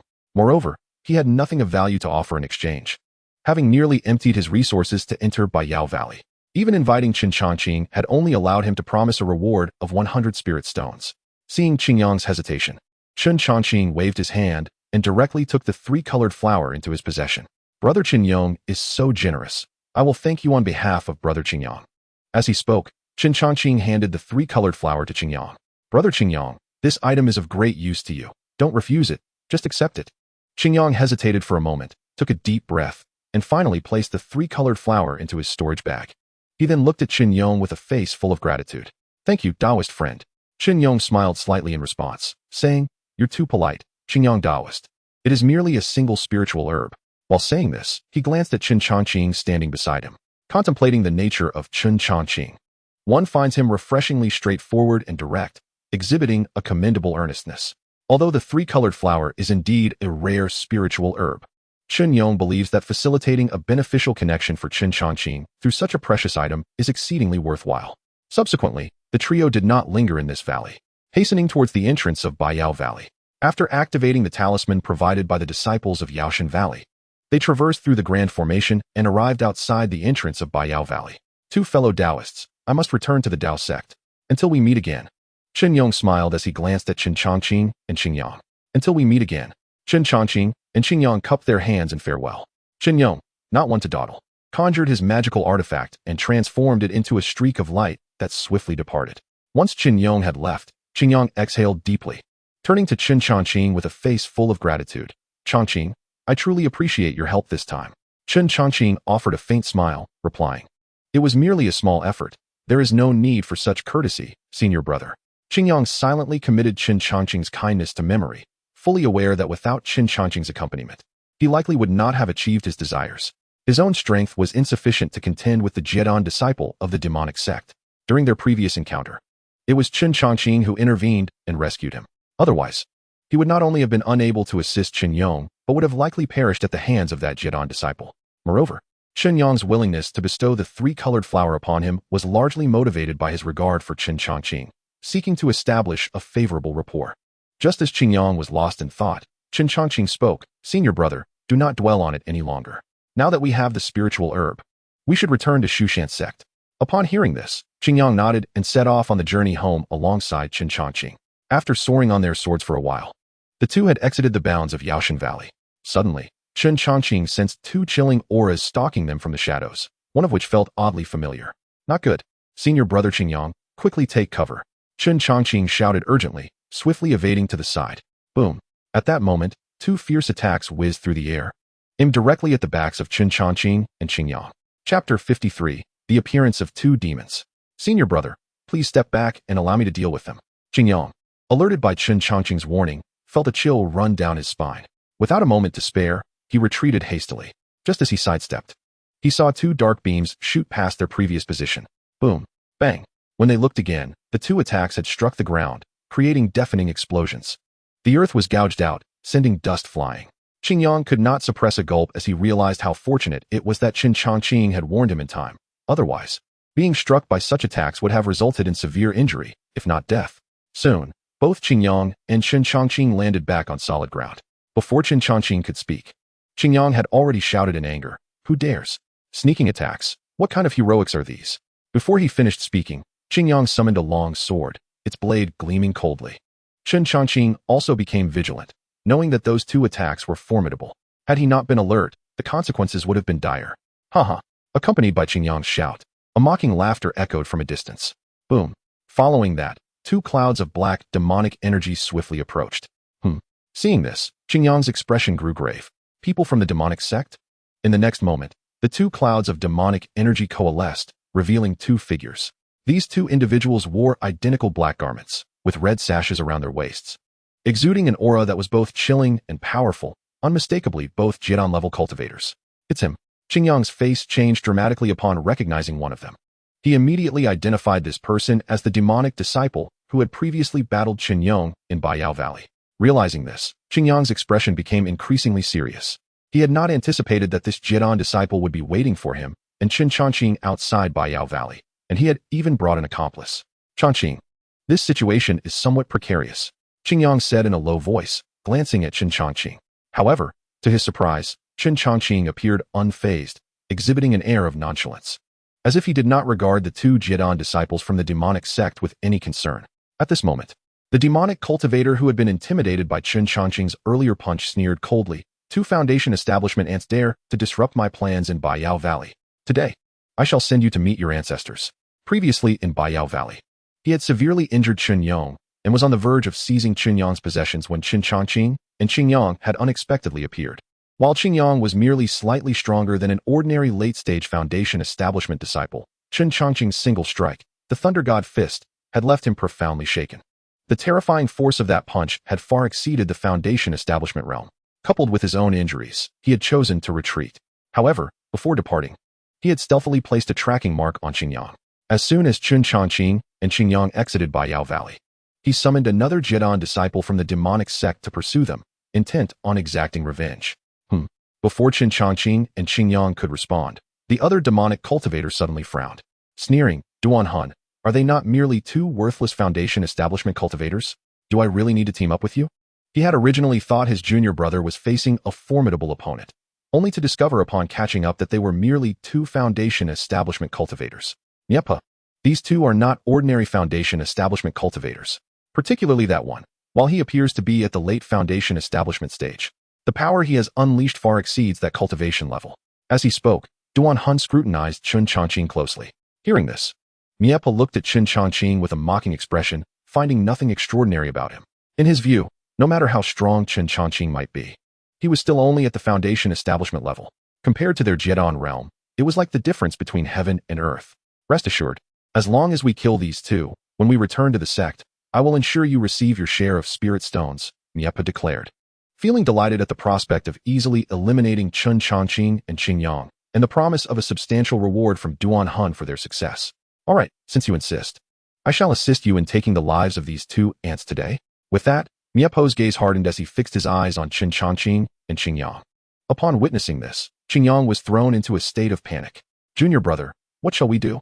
In Qing Yang's mind, if the enemy had only one Jidan cultivator, he and Chen Changqing might have a chance to fight back together. However, facing two Jidan cultivators was an entirely different matter. Although he was aware that Chen Changqing's strength was not weak and comparable to Jidan cultivators, against two demonic Jidan cultivators, he feared they would be outmatched. Noticing Qing Yang's worried expression, Chen Changqing offered a calm smile, saying, "Senior brother, please step back." The moment he uttered these words, Qing Yang's heart trembled. His face filled with confusion as he asked, "Junior brother? What do you mean by that?" Qing Yang was astonished that Chen Changqing would instruct him to retreat at such a moment. In response to Qing Yang's shock, Chen Changqing remained composed and replied, "It means nothing else. Just step back and watch how I deal with them." Upon hearing this, Qing Yang felt a shiver run down his spine. To everyone's astonishment, Chen Changqing unexpectedly uttered such words. It is worth noting that his opponents were two formidable demons at the Jidan stage. Did Chen Changqing truly intend to confront them single-handedly? Could it be that his disciple, Changqing, had lost his senses? After all, they were facing two Jidan experts. Qing Yang marveled internally, although Chen Changqing had previously intimidated Duanhuan at Baiyao Valley with a single punch. Compelling him to retreat, this did not imply he could contend with two Jidan powerhouses. Before Qing Yang could recover from his astonishment, Duanhuan and Mipo had also heard Chen Changqing's declaration. Ha! Duanhuan could not contain his laughter, mocking, "An ant at the Juji stage dares to speak so boldly. What gives you the audacity?" Simultaneously, Mipo sneered coldly, fixing his gaze upon Chen Changqing, and contemptuously remarked, "What an arrogant child. You think you can oppose the two of us with your meager Juji cultivation? Truly a deluded dreamer." Mipo regarded Chen Changqing's words as nothing short of a grand joke. After all, he and Duanhuan were both at the Jidan level, while Chen Changqing was merely at the late Juji stage. How could he dare to make such brazen claims? Seeing Duanhuan and Mipo continuously mock him, Chen Changqing replied coldly, "Laugh all you want. Soon you will have no reason to smile." As his words fell, Chen Changqing slightly bent his body, placing one hand upon the sheath of the Chengqing sword, adopting a posture as if to draw his blade. Chapter 54. A fool who does not use his ultimate move. Upon witnessing Chen Changqing's stance, Duanhuan and Mipo were both taken aback, followed by their mocking laughter. "Ha! Junior brother, what is he trying to do?" Does he need to use his hand to draw the sword? Mipo's expression was one of disdain, finding Chen Changqing's actions utterly ridiculous. After all, whether in righteousness or demonic arts, one could wield magical weapons with mere thoughts. Yet here was Chen Changqing, awkwardly posing as if drawing a sword. Duanhuan chuckled coldly, saying, Mipo, he probably believes this adds to his intimidation factor. I implore you, brother, to dispose of this child. While he spoke thus, Duanhuan's mind began to churn with doubts. Previously, at Baiyao Valley, he had clashed with Chen Changqing, and the force of Chen Changqing's Thunder God fist had directly repelled him. It was only after recognizing the oddity about Chen Changqing that he chose to retreat. Now, witnessing Chen Changqing adopt this sword-drawing posture, doubts began to arise in Duanhuan's heart. What trickery is this boy attempting? Meanwhile, Qingyang, observing Chen Changqing's initial move, felt his pupils constrict sharply. What is Longqing's intention? One can attack with the sword without such theatrics. Why adopt the pose of drawing a sword? While hesitating, Qingyang suddenly recalled something. During the earlier outer sect competition, Chen Changqing had acquired an opportunity in the Void Realm. Could it be related to that? Boom. Before Qingyang could gather his thoughts, an overwhelming sword intent erupted from Chen Changqing, engulfing the surrounding space. In the blink of an eye, the terrifying sword intent enveloped the realm, altering the very atmosphere. The air around them seemed to freeze under the onslaught of the sword intent, and the ground trembled slightly beneath its pressure. Rumble. Soon, the sword intent emanating from Chen Changqing grew even more formidable. Merely the sword intent was enough to instill dread. What? Upon sensing this, Duanhuan and Mipo were taken aback. Mipo, this kid possesses something extraordinary. Duanhuan exclaimed, astonished. Mipo narrowed his eyes, also sensing something amiss. So what if he has something extraordinary? He is still merely a Jujiant. Watch how I obliterate him. With that, Mipo's demonic energy surged violently. Observing the scene, he was now enveloped in a torrent of demonic energy, charging toward Chen Changqing with lethal intent. Zhantian Bajianshu. Seeing this, Chen Changqing's expression turned frigid as he pressed down on the sword's hilt and suddenly drew the blade. Clang! The piercing sound of the sword echoed through the void. In the next moment, a brilliant sword light tore through the heavens. Where the sword energy passed, the void itself was cleaved, leaving a pitch-black fissure in its wake. In a heartbeat, the immense sword radiance descended upon Mipo, who was rushing towards Chen Changqing. Boom! Bang! A deafening explosion resonated across the heavens and earth. The demonic energy enveloping Mipo was instantly sliced apart by Chen Changqing's strike, shattering into nothingness. The terrifying sword power continued unabated, cutting through Mipo's demonic form. Before Mipo could comprehend what had transpired, his body was severed in two by the sword energy, blood spraying forth, and he fell lifelessly to the ground. What? Qingyang stood dumbfounded, his eyes wide with disbelief. I can't be seeing this incorrectly, can I? A Jidan demon was slain by Longqing with a single sword strike? He merely drew the sword once, and such power was unleashed? Qingyang mumbled in shock, his breath becoming rapid and disordered. The scene that had just unfolded was simply too surreal. What? Meanwhile, Duanhuan was rendered speechless at the sight before him. He had initially believed that with Mipo's assistance, eliminating Chen Changqing and Qingyang would be a trivial task. Little did he anticipate that in a mere exchange, Mipo would not even have the chance to unleash his full demonic prowess before being slain by Chen Changqing's sword. In the midst of his astonishment, Duanhuan suddenly recalled something. His pupils trembled, and goosebumps erupted all over him as he stammered. Could it be that the technique he employed was Zhantian Bajianshu? Earlier, Duanhuan had thought Chen Changqing's sword-drawing pose was laughable and had not given it much thought. Now, seeing Chen Changqing slay Mipo with a single strike, Duanhuan's memory sparked to life. The demonic sect's ultimate skill, Zhantian Bajianshu. No, it cannot be. This technique belongs to the Yin Yuxing Chao, one of the 10 major demonic sects. How could it possibly appear in the hands of a righteous disciple? With this thought, Duanhuan hurriedly turned to Chen Changqing. Unable to suppress his inquiry, how do you possess the Zhantian Bajianshu of my demonic sect? While he posed this question, a tempest of turmoil surged within Duanhuan. This technique was the hallmark of the Yin Yuxing Chao, a skill not just anyone among its disciples could cultivate. Yet now, such a profound skill had manifested in a Shushan disciple. It left Duanhuan utterly confounded. In response to Duanhuan's inquiry, Chen Changqing offered no explanation. To him, there was no need to engage in dialogue with one on the verge of death. Observing Chen Changqing's silence, Duanhuan snorted coldly, his thoughts racing. It appears that the technique he just executed was indeed the ultimate skill of my demonic sect, Zhantian Bajianshu. If I could kill him and seize this sword art, my status within the sect would soar to unimaginable heights. Child, that strike must have exhausted your true energy. Hasn't he it? As a disciple of the demonic sect, Duanhuan was well aware that invoking a technique of such caliber as Zhantian Ba Jianshu required immense energy. Though Chen Changqing possessed something extraordinary, given his late Juji cultivation, it seemed implausible for him to repeatedly wield Zhantian Ba Jianshu. After all, the might of Zhantian Ba Jianshu was such that ordinary Juji practitioners lacked the qualification to wield it, let alone use it in succession. Moreover, Duanhuan felt a sense of relief. Thankfully, he had sought out Mipo earlier to absorb the brunt of Chen Changqing's Zhantian Ba Jianshu. Otherwise, he too might have found himself in dire straits. Upon hearing Duanhuan's words, Qingyang felt a tightening sensation in his throat. Contemplating the possibility that Chen Changqing might be unable to unleash his previously terrifying swordsmanship, it seemed that the two of them would likely perish here today. The noise was unbearable. Chen Changqing, upon hearing this, had no desire to engage in further meaningless conversation with Duanhuan. In the next moment, he assumed a sword-drawing posture once more. Observing this, Duanhuan's heart trembled momentarily, but he quickly regained his composure, dismissing Chen Changqing's actions as mere intimidation. Unbeknownst to Duanhuan, Chen Changqing was far from an ordinary foundation establishment cultivator. With one hand pressed down, he unsheathed his sword directly. A melodious sword cry resonated through the air. Upon closer inspection, a magnificent sword radiance soared into the sky, resembling a river of stars cascading downwards. In an instant, before Duanhuan could fully comprehend the situation, he was cleaved by the resplendent sword light. As the sword energy swept past, his lifeless body was severed. In the blink of an eye, Duanhuan met his demise at the hands of Chen Changqing. At this moment, Chen Changqing had sheathed his sword, quietly reflecting to himself that villains often perish due to their excessive chatter. Had Duanhuan and Mipo launched their full assault from the outset, it might have posed a challenge. Yet, they chose to engage in lengthy discourse, granting him the opportunity to unsheath his sword. Unlike some foolish protagonists in novels who wait until they are gravely injured before revealing their powerful abilities, Chen Changqing shook his head at the thought and turned his gaze toward Qingyang, who stood not far off. At this moment, Qingyang appeared utterly astonished, his face a mask of disbelief. "Shitty, you," he stammered, caught off guard by the shocking turn of events. It was important to note that both Duanhuan and Mipo were formidable core formation cultivators. Yet here was Chen Changqing, having effortlessly dispatched both with a mere sword draw.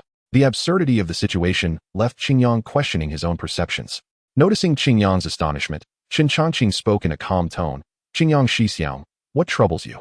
Qingyang swallowed hard, finally regaining his composure enough to inquire. "Changqing Shitty, what divine ability did you just employ?" "Those were two core formation cultivators. You merely drew your sword, and they were slain?"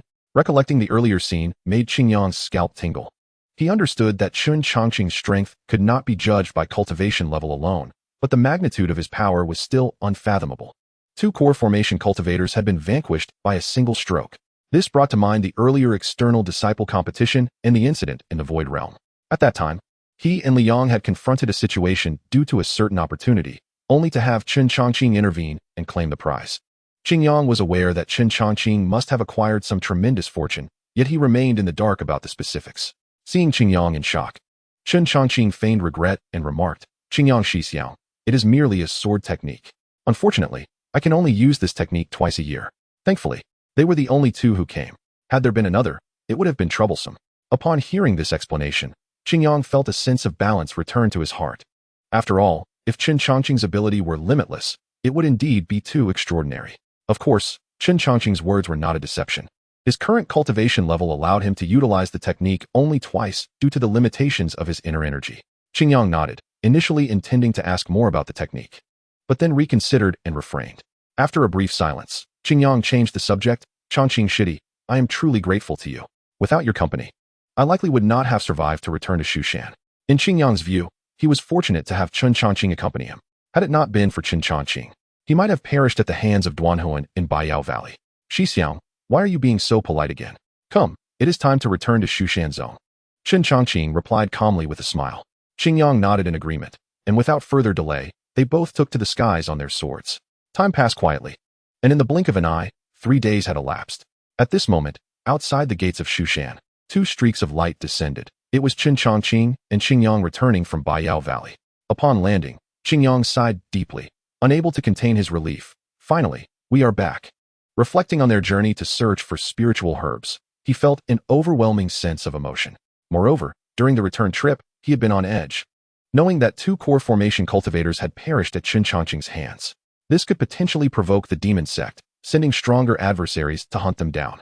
Fortunately, they encountered no unforeseen events along the way, and now back at Shushan, Qingyang felt a sense of peace. Chen Changqing smiled faintly, not overly concerned, and was about to enter the mountain gate with Qingyang when a sudden exclamation pierced the air. Chen Xixiao, Qingyang Xixiao. Hearing the voice, both Chen Changqing and Qingyang paused and turned in unison to locate its source. They spotted a disciple clad in purple garments, rushing towards them with an excited expression. Ranhua? Chen Changqing exclaimed, a hint of surprise crossing his face as a smile emerged. Just moments ago, he had wondered if he might encounter Ranhua at the mountain gate. After all, they had both been outer gate sentinels. Unexpectedly, though they had found Ranhua, it was clear he was no longer guarding the gate and appeared to be returning from outside. As Ranhua approached, he bowed respectfully to Chen Changqing and Qingyang. Qingyang smiled lightly, not overly concerned, as he had some recollections of Ranhua. Chen Changqing regarded Ranhua with a smile and couldn't help but inquire, Ran Shitty. It has been a while. Where have you been? In response to Chen Changqing's question, Ranhua did not hold back, stating, Chen Xixiao. I returned home to visit my family. Today, I just happened to return to the mountain gate and did not expect to encounter you too. Ranhua felt immense gratitude towards Chen Changqing. During the previous outer gate disciple competition, Chen Changqing had claimed first place. As a reward, the eminent Tianbo Jinren bestowed upon him insights from a Yuanying cultivator. Before entering the inner gate, Chen Changqing had gifted that insight to Ranhua, as he had a cultivation system that rendered the Yuanying insights unnecessary. Conversely, Ranhua had taken advantage of this opportunity to make remarkable progress, successfully establishing his foundation and distinguishing himself among the outer gate's 7 courtyards, no longer the obscure sentinel he once was. After hearing Ranhua's words, Chen Changqing nodded lightly. Shushan Zone was not a sect that espoused a heartless path. Every disciple had the opportunity to return home once a year. Chen Xixiao. Did you and Qingyang Xixiao also return home? Ranhua inquired curiously. Chen Changqing smiled gently and shook his head. No, Qingyang Xixiao and I were out on business. Ranhua understood and refrained from pressing further, considering that Chen Changqing and Qingyang had both elevated their status. They were now inner gate disciples, likely engaged in some task. The three did not linger at the mountain gate and proceeded to enter the inner gate together. Along the way, Chen Changqing and Ranhua shared laughter and conversation. Ran Shitty, Qingyang Xixiao and I are heading back to the inner gate now. Let us part ways here. Ranhua nodded slightly in response, saying, Chen Xixiao. I have successfully established my foundation. In the next outer gate disciple competition, I will strive to enter the inner gate. Chen Changqing smiled and nodded, giving Ranhua's shoulder a light pat. Excellent.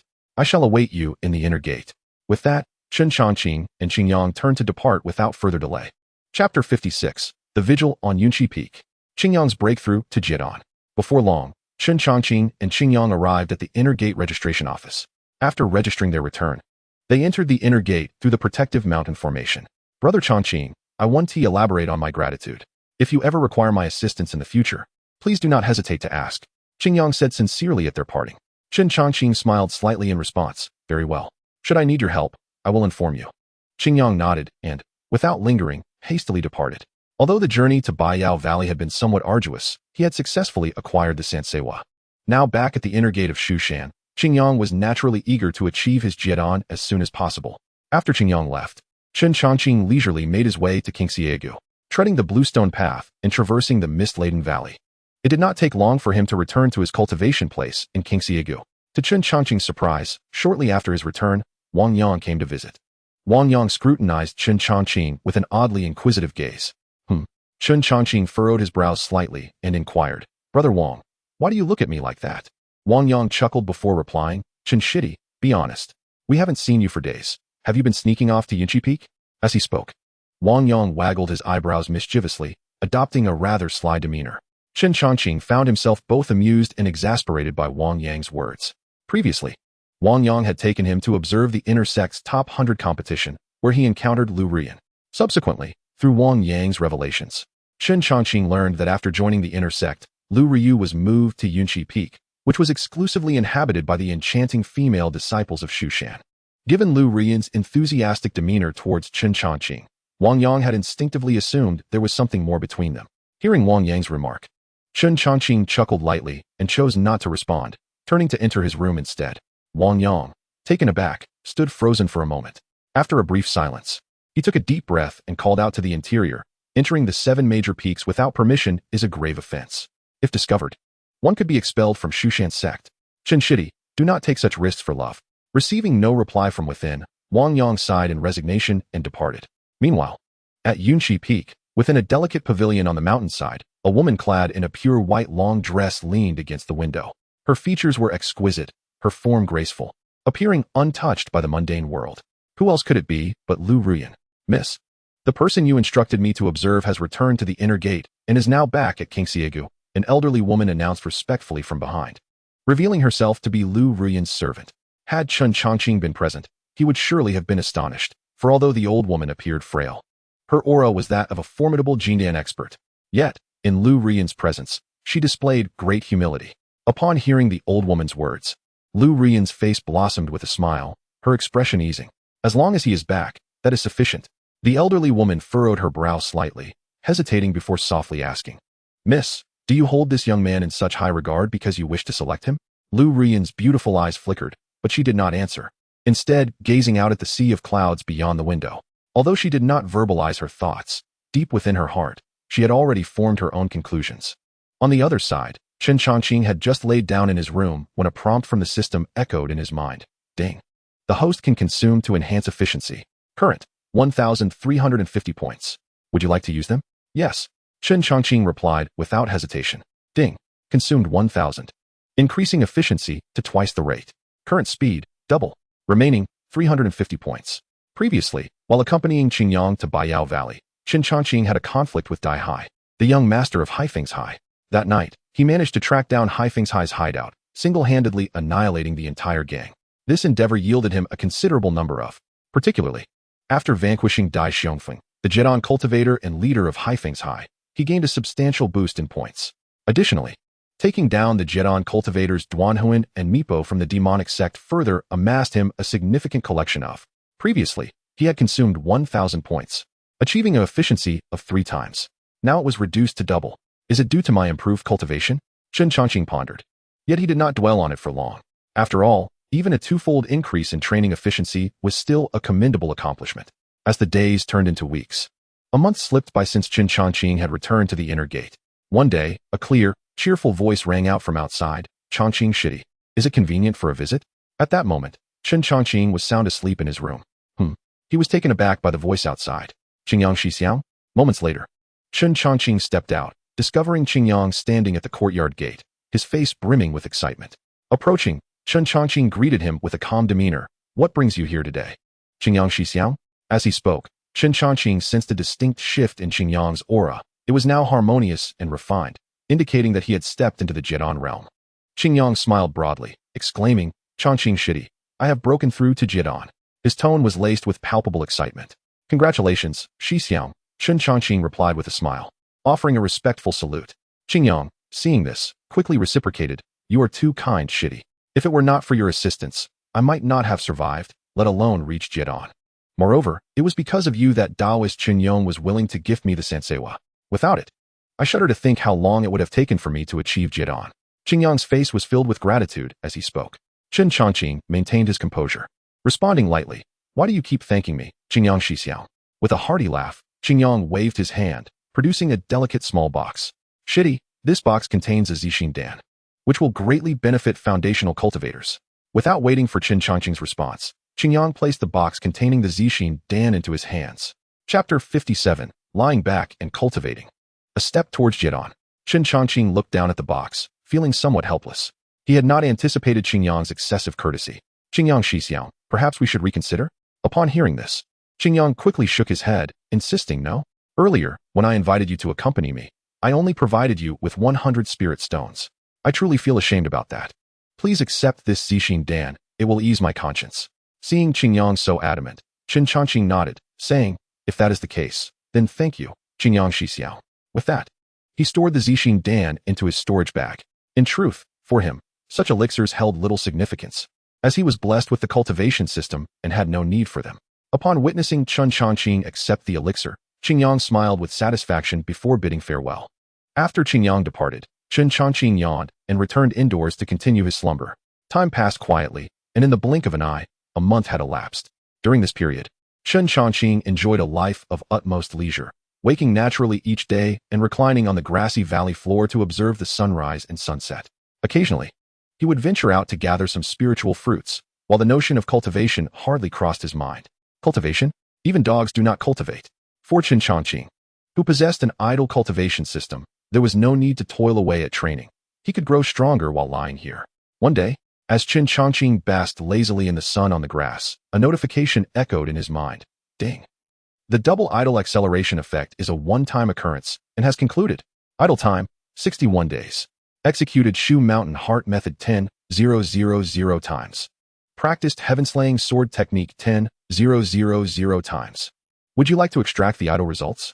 Upon hearing the system prompt, Chen Changqing's eyes brightened, and he quickly propped himself up from the grass. Extract.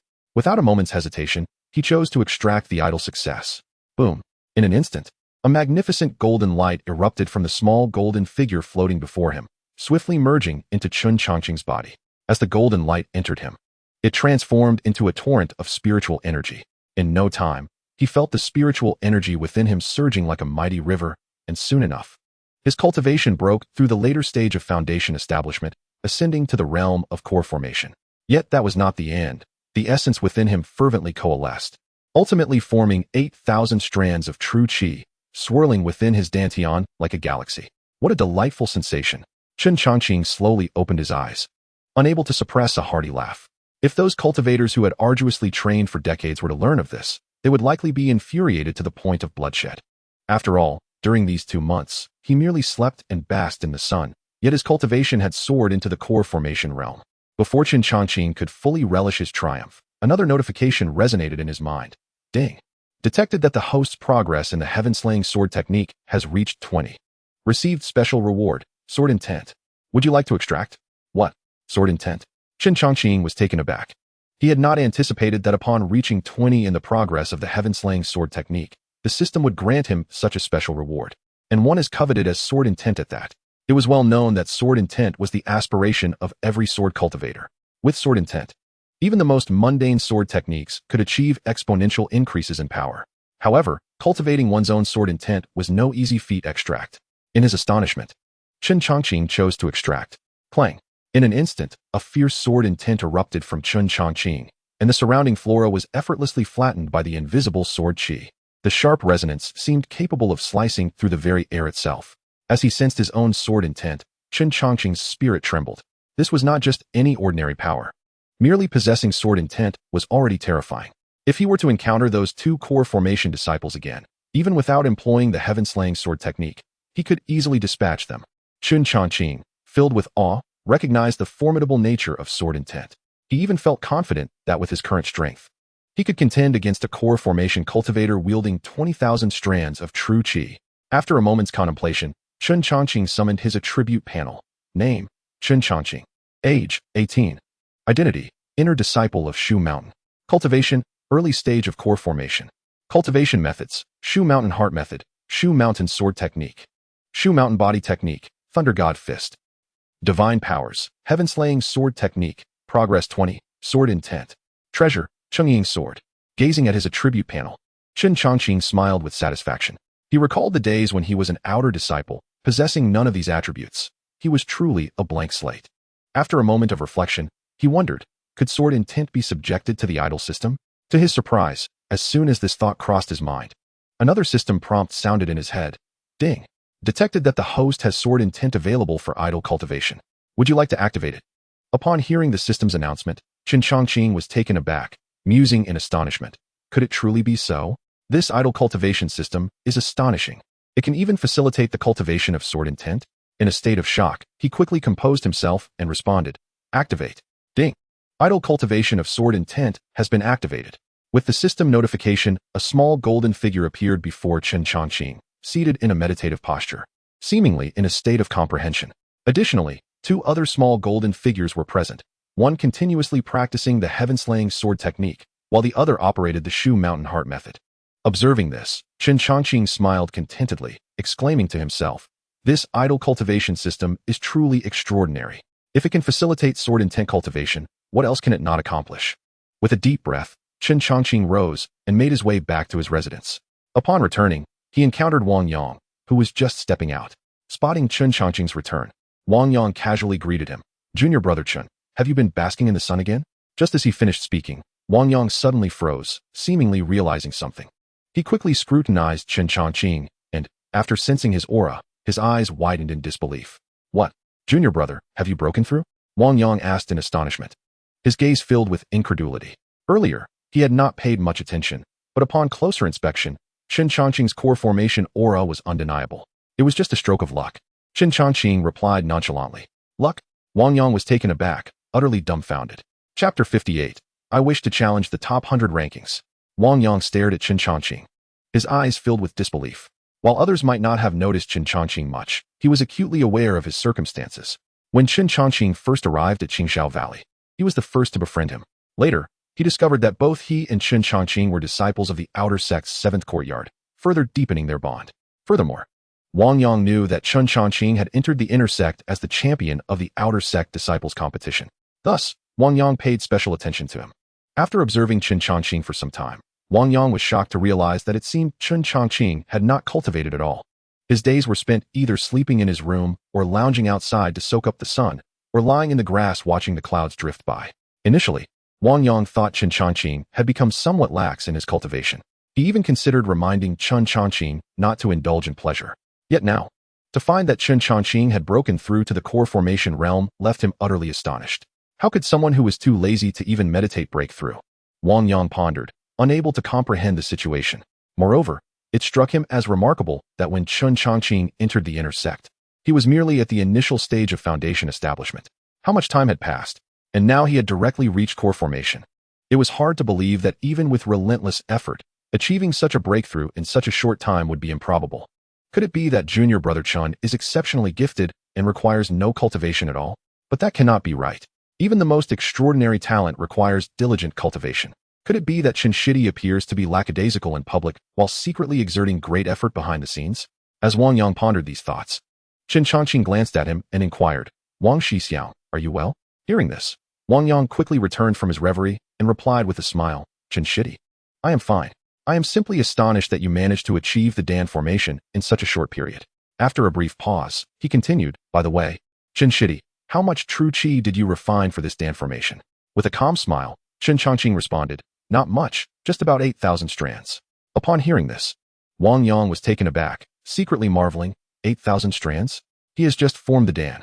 This already surpassed the minimum threshold for the top 100 in the inner sect. However, Wang Yang was unaware that Chen Changqing had not told him the truth. In this breakthrough to Dan formation, he had actually refined a staggering 15,000 strands of true qi. According to the classification of strength during the Dan formation stage, 15,000 strands would be considered mid-level for Dan formation. Though Wang Yang treated him well, Chen Changqing was not foolish enough to divulge everything. Some matters should remain undisclosed. At that moment, Wang Yang steadied his emotions and looked at Chen Changqing with excitement, saying, "Chen Shidi, your strength has reached a level where you can challenge the top 100 list. How about giving it a try?" As he spoke, Wang Yang playfully winked at him. In response, Chen Changqing narrowed his eyes slightly, contemplating. Previously, Wang Yang had mentioned the inner sect's top 100 list and had even taken him to observe a match on the platform. In the Shushan inner sect, ranking among the top 100 symbolizes both strength and status. If one performs exceptionally well, there is a chance to be noticed by the 7 major peaks and be accepted into one of them. Although Chen Changqing had a system for stable cultivation, he would not refuse the opportunity to acquire additional resources. Not to mention, he currently possessed only one Chengying sword, a high-grade artifact gifted by Elder Lu Mu during his time outside. If he could obtain better artifacts, such as treasures or even spiritual treasures, his strength would undoubtedly soar. Furthermore, while the spiritual energy in Qingxiao Valley was abundant, Wang Yang mentioned that the concentration of spiritual energy in the 7 major peaks was even superior. Even with the system, the efficiency of cultivation would be significantly enhanced. After a moment of contemplation, a glimmer of determination flashed in Chen Changqing's eyes as he smiled at Wang Yang, saying, "You are right, Wang Xixiao. As cultivators, we must forge ahead bravely and challenge the top 100 list." Upon hearing Chen Changqing's agreement, Wang Yang was elated and quickly added, "Oh, I forgot to tell you. Today, there happens to be someone challenging on the top 100 battle platform. Let's go take a look, and later you can decide which rank you wish to challenge." Chen Changqing nodded and, without hesitation, left with Wang Yang. Before long, the two arrived at the site of the top 100 battle platform. At this moment, The surroundings were bustling with voices as numerous inner sect disciples gathered. On the platform, two individuals were engaged in combat. One of them was none other than Zhou Tianhai, ranked 83rd on the top 100 list, whom Chen Changqing recognized during Wang Yang's first visit with him to observe the top 100 battles. Someone had challenged Zhou Tianhai. With a resounding crash, Zhou Tianhai executed a hand seal, sending forth his sword, which emitted a fierce sword aura that hurled his challenger off the platform. Witnessing Zhou Tianhai's victory, the inner sect disciples erupted with excitement. Zhou Xixiang has won again. Over the past few months, 5 individuals have chosen to challenge him, and without exception, they all fell before him. To be on the top 100 list and rank 83rd, his strength is formidable indeed. Ha ha, this time I bet 100 spirit stones on Zhou Xixiang. And I've made a fortune. Hearing the discussions around him, Chen Changqing was slightly taken aback and quickly turned to Wang Yang, asking, Wang Xixiang, can one place bets on the battle platform? Wang Yang smiled and nodded, of course. The odds vary based on the strength comparison. Chen Changqing understood and nodded in acknowledgement. Meanwhile, on the platform, Zhou Tianhai stood with his hands behind his back, surveying the area with a proud demeanor, and casually asked, is there any other disciple who wishes to come up and spar? As Zhou Tianhai posed this question, silence fell over the crowd below. Everyone knew of Zhou Tianhai's prowess. Those who recognized they were no match for him would not foolishly challenge him. Chen Shidi, if you plan to challenge the top 100 list later, do not choose Zhou Xixiao. Although he ranks 83rd, his strength is terrifying. You can challenge someone else first. Unexpectedly, before Wang Yang could finish his sentence, Chen Changqing abruptly interrupted, Wang Xixiao, here are 1,000 spirit stones. Please place a bet for me. As he spoke, Chen Changqing waved his hand, producing a bag of spirit stones. What? Wang Yang exclaimed, his expression one of utter astonishment and confusion. He clearly did not comprehend Chen Changqing's intentions. With a smile, Chen Changqing explained, bet on my victory. After saying this, his gaze shifted directly to Zhou Tianhai on the platform. I wish to challenge Zhou Xixiao. Chen Changqing's voice, neither too loud nor too soft, resonated like thunder, reverberating across the top 100 battle platform. Instantly, countless gazes turned toward him. Who is this person? I have never seen him before. Is he a new face daring to challenge Zhou Tianhai Xixiao? Does he not recognize Zhou Xixiang's might? The inner sect disciples murmured, their expressions a mix of astonishment.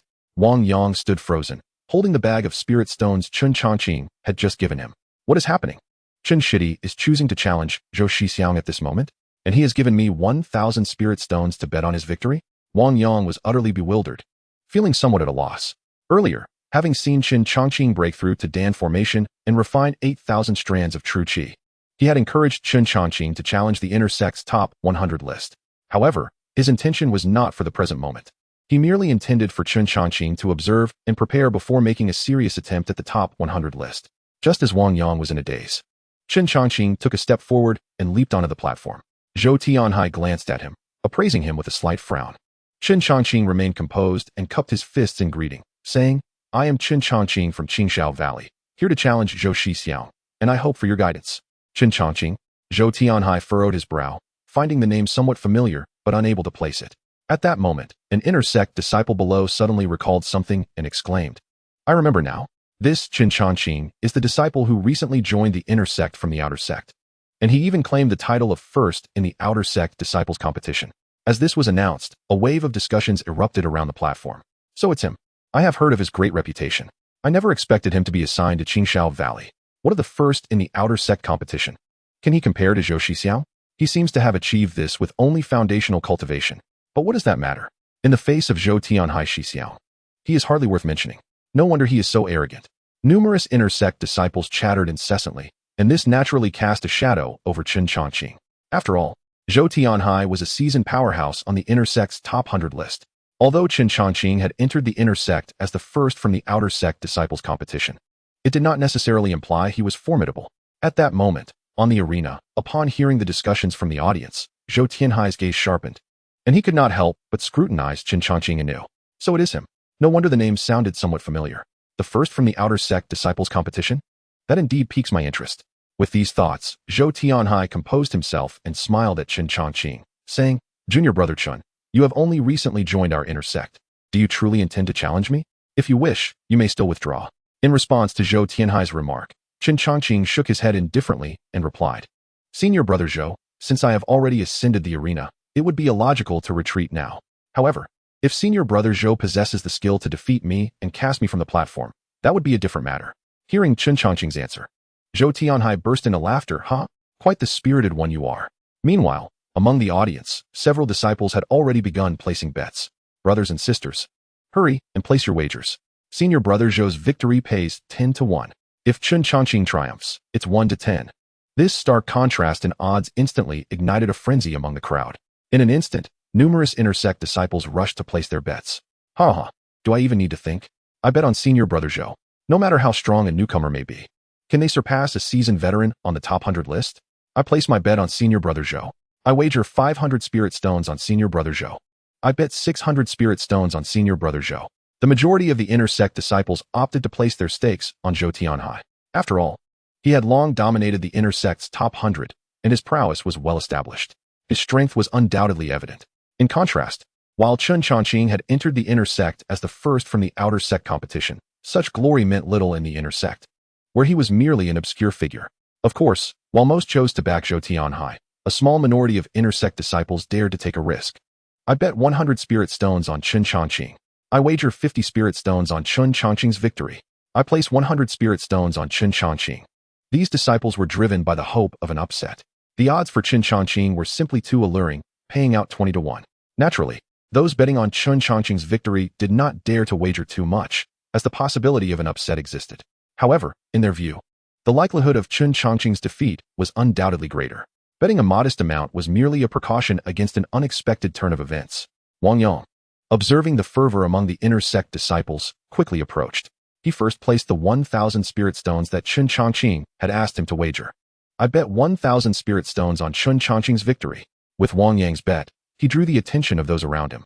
What is happening here? Someone has wagered 1,000 spirit stones on Chen Changqing? Is that not Wang Yang? Does he really hold such confidence in Chen Changqing? Even among the Qingxiao Valley disciples. This seems excessive. Brother Wang, are you sure you want to do this? 1,000 spirit stones is no small sum. Wang Yang paid little mind to their words. After all, that 1,000 spirit stones was a request from Chen Changqing. At that moment, he felt conflicted about whether to bet on Zhou Tianhai or Chen Changqing. Chen Changqing's confidence was palpable, as he had wagered 1,000 spirit stones on himself. Perhaps he truly had the potential for an upset. With this thought, Wang Yang's eyes shone with determination, and he casually produced a small storage bag. Add 500 spirit stones to my bet. Still on Chen Changqing's victory. Witnessing this scene, the surrounding inner sect disciples were left dumbfounded. Just moments ago, they had urged Wang Yang to play it safe. Who would have thought he not only maintained his bet, but increased it by 500 spirit stones in favor of Chen Changqing? How highly does he regard Chen Changqing? Forget it. I cannot afford to take such a gamble. A disciple who has just entered the inner sect, even if he was the first from the outer sect competition. How strong can he truly be? Wang Yang disregarded the murmurs around him, his gaze fixed intently on Chen Changqing in the arena, silently lamenting, "Junior brother Chen, I have chosen to believe in you." At that moment, on the arena, Zhou Tianhai wore a calm smile, choosing not to strike immediately. He was exceedingly confident in his own strength. Chen Changqing was merely a disciple who had recently transitioned from the outer sect. How formidable could he truly be? In stark contrast, Chen Changqing remained composed. He had witnessed Zhou Tianhai's previous battles and recognized that while Zhou had some skill, he had only condensed slightly over 10 strands of true energy. Earlier, during an expedition to Baiyao Valley with Qingyang, Chen Changqing had slain 3 Jiedan cultivators. The weakest of them, Dai Xiongfeng from Heifengzhai, had merely condensed 1,000 strands of true energy after reaching Jiedan. The 2 demonic sect cultivators, Duanhuan and Mipo, had both condensed over 10,000 strands of true energy, yet they were effortlessly defeated by Chen Changqing in a single strike. Of course, this match against Zhou Tianhai was not a life-or-death battle, and Chen Changqing had no intention of taking lethal action. Meanwhile, around the arena, the disciples had finished placing their bets and were all attentively watching the standoff between the two. Why have they yet to make a move? With senior brother Zhou's strength, defeating Chen Changqing should be child's play. This is a sure win. We are bound to earn a substantial amount of spirit stones. I truly do not understand why Brother Wang has wagered so many spirit stones solely on Chen Changqing's victory. Indeed, Chen Changqing's odds are exceedingly high. Is this not akin to handing out free spirit stones? The crowd buzzed with speculation, still unconvinced of Chen Changqing's potential. Wang Yang's heart tightened upon hearing their discussions. If Chen Changqing were to lose, he would incur a significant loss. Junior brother Chen, you must do your utmost. Wang Yang silently cheered for Chen Changqing. His fists instinctively clenched. At that moment, on the arena, Zhou Tianhai leisurely raised his hand, a gentlemanly smile gracing his face as he addressed Chen Changqing. Junior brother, please proceed. Seeing Zhou Tianhai's confidence, Chen Changqing merely smiled faintly and clasped his fists in return. Since senior brother has extended the invitation, I shall not be polite. As soon as the words left his mouth, Chen Changqing's gaze transformed into a piercing glare. With a thunderous roar, an overwhelming aura erupted from his being. A terrifying pressure instantly enveloping the arena. The invisible shockwaves surged forth, toppling several disciples who had not yet grasped the situation. Zhou Tianhai's expression darkened as he sensed the terrifying energy radiating from Chen Changqing, a hint of gravity crossing his features. Thunderclap fist. In the brief moment of distraction, Chen Changqing had already launched his attack. He darted forward, vanishing from his previous position, and reappeared right before Zhou Tianhai. With a resounding crash, a punch, infused with the might of thunder and lightning, tore through the air, distorting it into visible ripples. In this punch, Chen Changqing held nothing back, instantly channeling over 10,000 strands of true energy. Zhou Tianhai, witnessing this, felt his eyes widen in disbelief, his entire being struck with astonishment. It was utterly unexpected that Xianxiaaudiobooks could unleash such formidable punching power in an instant. Without time to ponder further, Xianxiaaudiobooks focused his thoughts and summoned his protective true energy to withstand Xianxiaaudiobooks' terrifying blow. Bang! In the next moment, the sound of the punch resounded, causing a painful ringing in the ears of the onlooking disciples surrounding the arena. Upon closer inspection, it was evident that the protective true energy enveloping Xianxiaaudiobooks was torn apart like thin paper under the impact of Xianxiaaudiobooks' punch. Immediately thereafter, the dreadful force struck solidly against Xianxiaaudiobooks' chest. Pfff. Xianxiaaudiobooks coughed up a mouthful of blood, his body soaring like a broken kite towards the ground below the arena.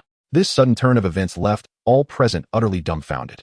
The entire arena fell silent.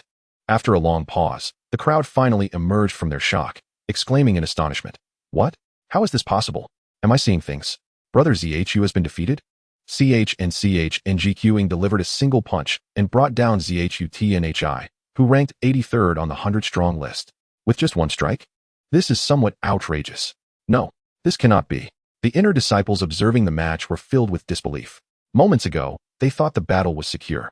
With Xianxiaaudiobooks' strength, victory over Xianxiaaudiobooks seemed assured. Who would have imagined that Xianxiaaudiobooks only needed one punch to send Xianxiaaudiobooks tumbling off the stage? The disparity was too vast, catching everyone off guard. Meanwhile, Xianxiaaudiobooks, having fallen to the ground, wore a look of utter astonishment, his expression a mix of disbelief. He stared blankly at Xianxiaaudiobooks, his mind buzzing.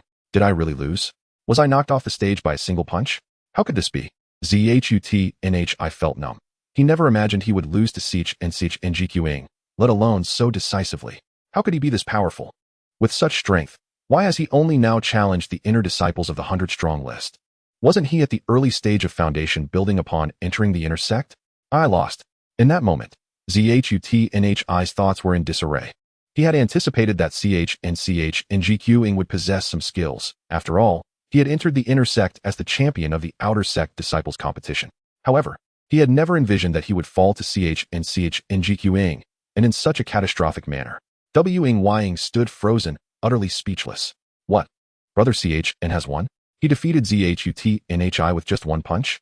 Ying murmured in disbelief, struggling to accept what he had just witnessed. Although he had bet on Xianxiaaudiobooks' victory, he had been anxious throughout. Who could have known that Xianxiaaudiobooks was this terrifyingly strong? The 83rd ranked Xianxiaaudiobooks was no match for a single punch. Gasping in astonishment, Ying took a deep breath, then erupted in uncontainable joy. Earlier, he had not only wagered 1,000 spirit stones on Xianxiaaudiobooks' victory, but had also placed an additional 500 spirit stones on the same outcome. With odds of 20-1, he had struck it rich. Furthermore, the other inner disciples who had also bet on Xianxiaaudiobooks' victory were equally ecstatic. Haha, I wagered 100 spirit stones on Xianxiaaudiobooks' win. Who would have thought such an underdog would emerge victorious? What a profit! With just one punch, he defeated brother Xianxiaaudiobooks.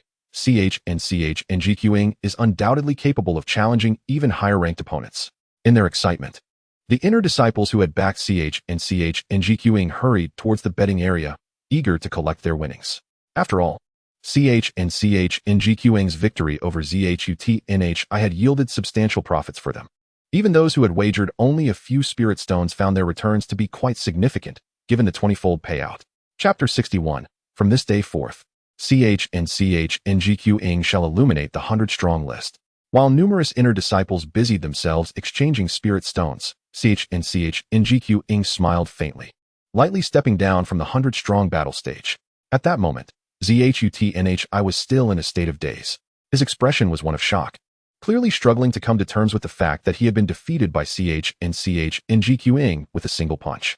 Xianxiaaudiobooks glanced at Zhutnhi and cupped his hands in a gesture of respect, saying, "Brother Zhu, I appreciate your kindness." Hearing this, Xianxiaaudiobooks finally snapped out of his stupor, hurriedly wiping the blood from the corner of his mouth, and returned the gesture, saying, "Brother Chen, you have triumphed." While he spoke these words, his heart was filled with bitterness and resignation. It was still difficult to accept that he had lost to Xianxiaaudiobooks. Xianxiaaudiobooks, however, paid little heed to this sentiment and, after giving Zhutnhi a reassuring smile, made his way towards Wu-Ying. The surrounding inner disciples parted to make way for Xianxiaaudiobooks, for in the realm of SHSH's inner sect, strength alone dictated respect. At this moment, Wu-Ying had just exchanged his winnings for spirit stones at the betting area. Upon seeing Xianxiaaudiobooks approach, his face flushed with excitement, yet he found himself at a loss for words. Xianxiaaudiobooks smiled gently and said, "Brother Wu-Ying, shall we return?"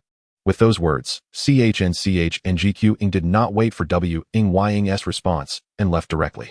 Observing this, Wu-Ying took a deep breath and hurriedly followed after Xianxiaaudiobooks. As the many inner disciples watched Xianxiaaudiobooks' receding figure, they couldn't help but express their admiration. With this, Xianxiaaudiobooks' name will surely resonate throughout the inner sect. Indeed, who would have thought him to be so powerful? What a prodigy! Having just transitioned from the outer sect to the inner sect, he has already entered the 100-strong list. My 800 spirit stones are gone just like that. To defeat Zhutnhi with a single punch is truly terrifying. I can't shake the feeling that he didn't even unleash his full strength with that blow. It was merely a friendly competition, after all, and naturally, he would hold back. The inner disciples sighed and murmured.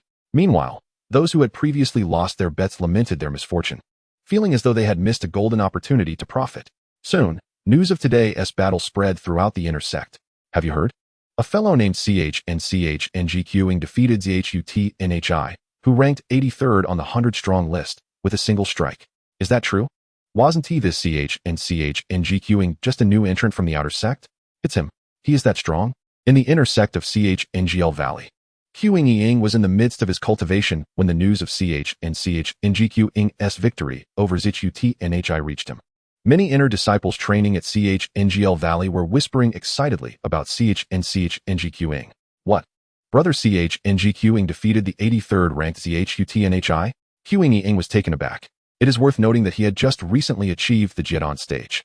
To share the news of his breakthrough, he had specifically visited Xianxiao Valley, not only to inform Xianxiaaudiobooks of his success, but also to present him with a medicinal pill as a token of gratitude for accompanying him on his quest for herbs. What astonished Yu-Ying even more was that it had not been long since then. Yet Xianxiaaudiobooks had also broken through to the Jian stage and successfully defeated Zhutnhi on the 100-strong list. Exhaling deeply, Yu-Ying felt a mix of shock and relief. Brother Xianxiaaudiobooks has always been extraordinarily talented. I knew he wouldn't remain dormant in the inner sect. Recalling the experiences they had shared while searching for herbs at Bio Valley, Yu-Ying felt a sense of calm wash over him. The Black Wind Bandit stronghold had been annihilated overnight. Although Xianxiaaudiobooks had not openly claimed responsibility, Yu-Ying could surmise that it was indeed his doing. What shocked him the most was that the two Jian cultivators from the demonic sect had been slain by Xianxiaaudiobooks with a single sword strike. At that time, Xianxiaaudiobooks had only been at the late stage of foundation building. Now that he had broken through to the Jian stage, his strength had undoubtedly advanced further. Meanwhile, in another training area within the inner sect, a young man sat cross-legged upon a massive boulder. Not far away, several disciples engaged in fervent discussion. Can you believe it? Chen Changqing actually defeated Brother Zhou. The very same Chen Changqing who recently transitioned from the outer sect to the inner sect? Indeed, that is him. Is this individual truly that formidable? I heard that Chen Changqing seemingly only made a single move to vanquish brother Zhou Tianhai. How can this be? Surely brother Zhou was caught off guard. Upon overhearing their chatter, the young man on the boulder abruptly opened his eyes, a glimmer of brilliance flashing within them. The young man was none other than Shurtian. Chen Changqing. He managed to conquer even the inner sect disciples ranked among the top 100, and in just one move? Shurtian was utterly astonished. Yet, he swiftly regained his composure. As one with a unique physique known as the Shurling, Shurtian had garnered much attention since entering the inner sect. Here, he had been diligently honing his skills, aspiring for the day when he could challenge Chen Changqing once more. After all, it was Chen Changqing who had bested him in the previous competition among the outer sect disciples, securing first place. Chen Changqing. Just wait. The one destined to surpass you can only be me. With this thought, Shurtian's gaze turned resolute. At Yunqifeng, within a pavilion on the mountainside, Lu Rian stood by the window. Miss, news has just arrived. The person you are concerned about has defeated Zhou Tianhai, who was ranked 83rd, with a single punch in the 100-strong arena. Upon hearing the old woman's words, a smile graced Lu Rian's cool countenance. Is junior brother Changqing truly that impressive? He has made it onto the 100-strong list? Lu Rian whispered in awe, her eyes filled with disbelief. While she was aware of Chen Changqing's rapid cultivation speed, she had not anticipated such swift progress. It was indeed far beyond her expectations. It seems I must find time to visit Xianxiagu and see him. Lu Rian mused quietly, feeling a pang of longing for Chen Changqing after not seeing him for a considerable time. At this moment, Chen Changqing and Wang Yang had returned to Xianxiagu. Junior brother Chen, here are your 20,000 spirit stones, Wang Yang said as he handed over the spirit stones. Prior to challenging Zhou Tianhai, Chen Changqing had given Wang Yang 1,000 spirit stones to place a wager on his victory.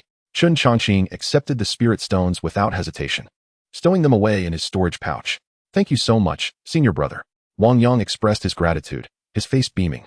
It was worth noting that he had also bet on Chen Changqing's victory, albeit with a mere 500 spirit stones, yet he had reaped a substantial profit. As an inner sect disciple, his monthly allocation of spirit stones amounted to only a few dozen. Chen Changqing smiled slightly and replied, It is senior brother Wang who possesses insight and courage. No need to thank me. Chapter 62. Commencement of the Dominance Rankings. The 10th sequence approaches. Before facing Zhou Tianhai, many inner sect disciples had expressed skepticism regarding Chen Changqing. Numerous individuals placed heavy bets, convinced that Chen Changqing stood no chance against Zhou Tianhai. What surprised Chen Changqing was that Wang Yang had chosen to believe in him and had placed a wager of 500 spirit stones on him. To achieve a 20-fold return speaks volumes about Wang Yang's audacity. After all, Zhou Tianhai was a seasoned powerhouse within the top 100, having occupied that position for quite some time, while Chen Changqing was merely a newcomer. Although both Wang Yang and Chen Changqing hailed from the 7th courtyard of the outer sect, Wang Yang's willingness to wager such a substantial amount illustrated his trust. As Chen Changqing turned his gaze towards Wang Yang, he inquired, Senior brother, do you wish to earn more spirit stones? The suddenness of Chen Changqing's question caused Wang Yang's heart to skip a beat, and he quickly grasped the underlying implication. Junior brother Changqing, you aren't considering challenging the 100-strong rankings again, are you? Chen Changqing smiled nonchalantly and nodded, indeed. At this, a flicker of concern crossed Wang Yang's face, and he hastily advised, Junior brother, you are only at the initial stage of the Golden Core realm. The disparity in strength becomes cavernous as one ascends the 100-strong rankings. Zhou Tianhai is merely ranked 83rd. Are you aware that each of the top 10 on the 100-strong list has condensed over 30,000 strands of true qi? These prodigies all possess the potential to reach the Golden Core realm. Chen Changqing paid little mind to Wang Yang's words, responding with a faint smile, Senior brother Wang. You need not worry. I know my limits. While the disciples ranked among the top 10 were undoubtedly formidable, he would not foolishly challenge them at this moment. His own true qi had only coalesced into 15,000 strands, leaving a considerable gap compared to the 30,000 strands. However, if he were to employ the Zhantian Bajian technique, he might still possess the strength to contend. Yet, arena challenges differed from life and death battles. They were merely a matter of skill. After listening to Chen Changqing, Wang Yang appeared momentarily taken aback, his lips parting as if to speak, yet for reasons unknown. He swallowed his words. Chen Changqing took no offense, having clearly communicated his intent. If Wang Yang wished to earn more spirit stones, he should continue to bet on Chen Changqing's victories. In the blink of an eye, 10 days had passed since Chen Changqing's triumph over Zhou Tianhai. On this day, the 100-strong arena reopened. Chen Changqing challenged the disciple ranked 70th, Duan Wui. With a single move, he emerged victorious. Following this battle, Chen Changqing's prominence within the inner sect reached unparalleled heights, with discussions surrounding him echoing throughout. Wang Yang, having wagered on Chen Changqing's success, also enjoyed a significant windfall of spirit stones. A month later, Chen Changqing reappeared in the arena, this time challenging Su Muyu, who held the 60th position on the inner sect's 100-strong list.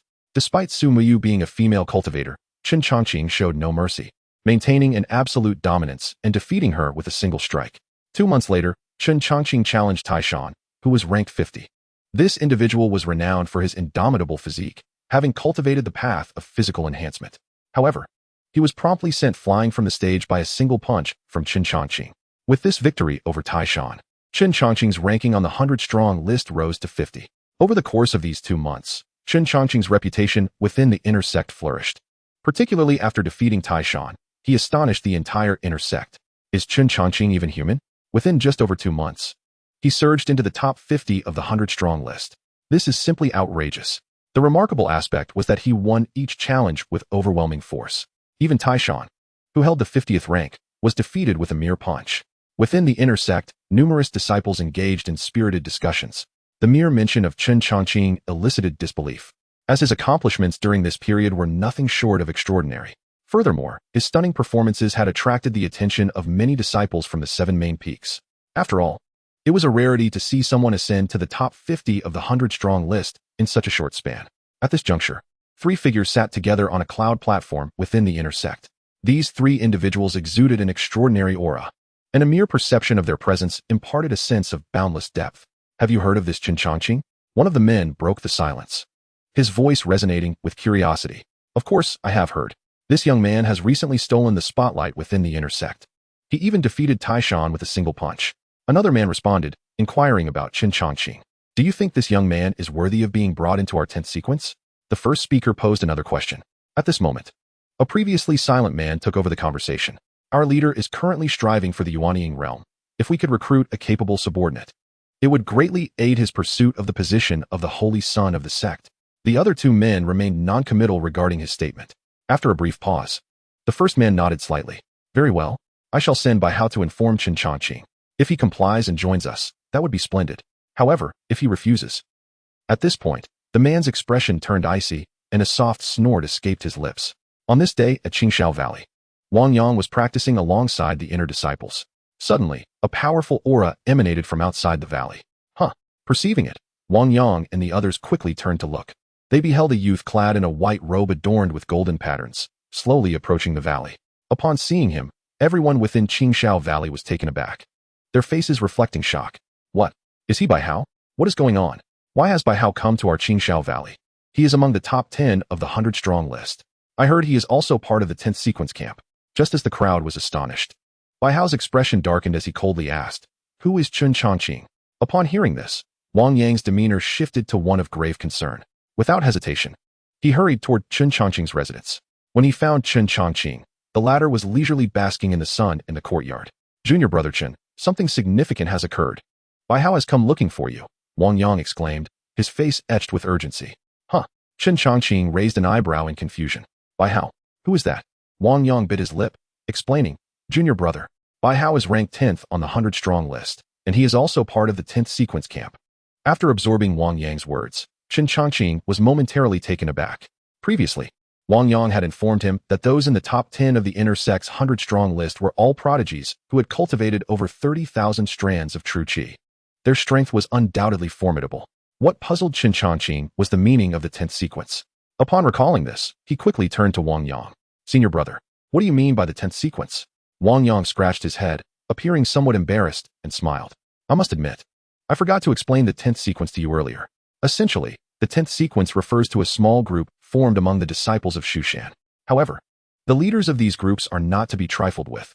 Each possesses the potential to advance to the Yuanying realm.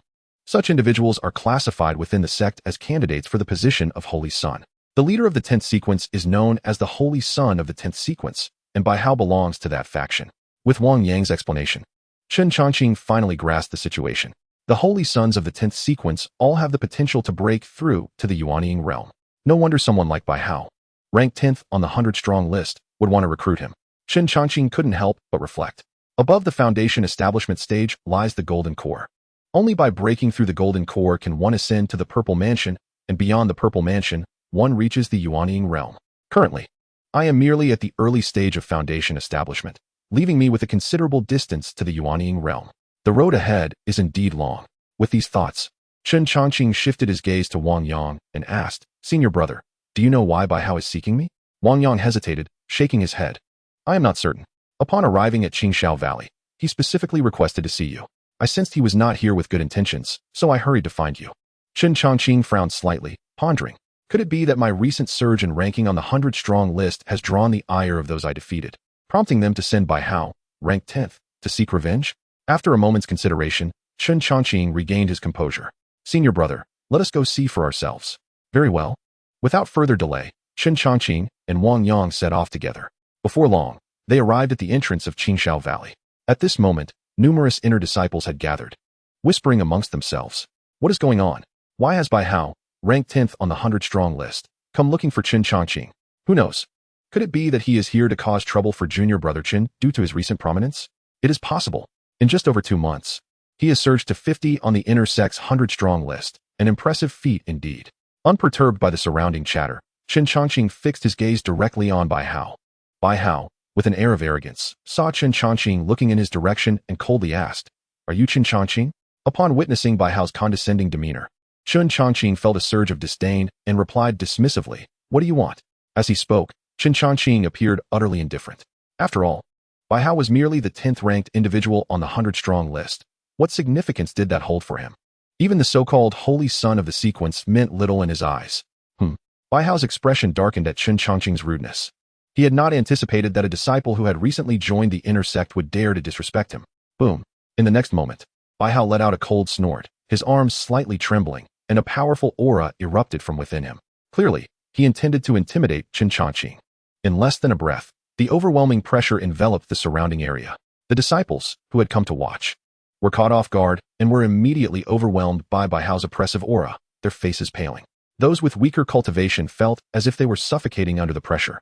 Faced with Bai Hao's imposing aura, Chen Changqing's expression darkened as he unleashed his own energy. Boom. In an instant, a forceful aura comparable to Bai Hao's erupted from him, colliding directly with Bai Hao's oppressive presence. The mere clash of their energies distorted the air, creating ripples. Bai Hao frowned upon seeing that Chen Changqing could withstand his aura. He had intended to assert his dominance over Chen Changqing, but now he found himself surprised by the latter's resilience. After a moment's thought, Bai Hao relaxed his brow and retracted his oppressive aura. Very well. To withstand my presence is no small feat. No wonder you managed to rise to 50 on the 100-strong list. Chen Changqing shot a cold glance at Bai Hao and replied nonchalantly, If you have something to say, please do so quickly. I have no time to waste on idle chatter. Hearing this, Bai Hao's expression soured slightly, but in an instant, he regained his composure and responded, Chen Changqing, I have come to inform you that the holy son of my 10th sequence has taken an interest in you and wishes to invite you to join us. Are you willing? As soon as Bai Hao's words left his lips, the surrounding disciples were left in shock, their faces filled with envy. What? Bai Hao is not here to cause trouble for Chen Changqing, but rather to invite him to join the 10th sequence. Hasn't junior brother Changqing only recently established his foundation? How could he receive such an invitation? The disciples were filled with admiration. It is well known that those who enter the Holy Sun sequence are at least at the Golden Core stage. Moreover, once one joins, the resources available would be of a higher tier. Wang Yang, too, was astonished. Initially, he believed that Baiho sought vengeance against Xianxiaaudiobooks. However, it now appears that he was mistaken. The advantages of joining the camp of the xianxiaaudiobooks are plentiful. Xianxia's fortune is indeed remarkable. Having caught the attention of the 10th xianxiaaudiobooks, Ying secretly lamented, feeling an overwhelming envy towards Xianxiaaudiobooks. Just as everyone expected Xianxiaaudiobooks to agree without hesitation, he cast a dispassionate glance at Baiho and coldly remarked, I am sorry, but I am unwilling. At these words, the disciples present were taken aback, their eyes filled with disbelief. Did I hear correctly? Xianxiaaudiobooks actually declined? What is happening? Did he refuse without even considering it? Surely he must realize the myriad benefits of joining the xianxia's camp? The crowd was astonished, caught off guard by Xianxiaaudiobooks' response. Chapter 64, The 3-month Deadline, Dare to Battle? Upon hearing Xianxiaaudiobooks' reply, Baiho was equally stunned, his brow furrowing sharply. An invitation from a xianxiaaudiobooks, and he dares to decline? Is this child not in his right mind? Baiho was bewildered. He initially believed that once he expressed his intentions, Chen Changqing would eagerly accept. After all, the benefits of joining the 10th xianxiaaudiobooks camp far surpassed those of an ordinary inner sect disciple. Yet, Chen Changqing simply rejected the offer with remarkable decisiveness. Wing exclaimed, his head buzzing. His expression was one of utter surprise, evidently not expecting Chen Changqing to refuse. Chen Shitty. Joining the SHLES camp is a dream come true for many inner sect disciples. Why did you turn it down? Wing gazed intently at Chen Changqing. Chen Changqing remained unfazed, responding indifferently, I am not interested. Wing stood there, bewildered and at a loss for words. Not far away, Biho regained his composure, glaring at Chen Changqing with a dark expression. Chen Changqing, you possess remarkable audacity. This is the first time I have heard of someone refusing an invitation from ASNGZ. Do you wish to forfeit your standing in the inner sect? In response to Biho's threat, Chen Changqing scoffed, a cold smile gracing his lips. What? Do you intend to coerce me into joining? I am not one to be swayed by such tactics. If you wish for me to join the 10th SHLES camp, you must demonstrate your capability. At this point, Chen Changqing paused slightly before adding, very well. After 3 months, let us meet on the Beqing platform for a duel. If you can defeat me, I shall join you. Should you lose, do not disturb my meditation henceforth. Once he finished speaking, Chen Changqing did not wait for Biho's reply and turned to leave, leaving Biho and the others in a state of confusion. Very well. 3 months, is it? I shall show you what true strength is. Biho retorted with a cold snort, sweeping his sleeves dramatically as he departed in a huff. After all, he was ranked 10th on the Beqing list. No one had ever dared to challenge him so openly. Simultaneously, Wing and the others were left in shock by Chen Changqing's declaration. Did I mishear? Did Chen Shitty just challenge Biho? Has he lost his mind? Biho is ranked 10th on the Beqing list. He is merely at the early stage of Jedon. How much strength can he possibly gain in 3 months? Wing stood rooted in place, his mind blank. He never anticipated that Chen Changqing would issue a challenge to Biho. What could Chen Shitty be thinking? Could he genuinely believe he could triumph over Biho? Before long, news of Chen Changqing's refusal to join the 10th SHLES camp and his challenge to Biho spread like wildfire among the inner sect. As the news circulated, it sparked a considerable uproar. Have you heard? That fellow named Chen Changqing actually refused to join the SNGZS camp. He even challenged Biho, who is ranked 10th on the Beqing list.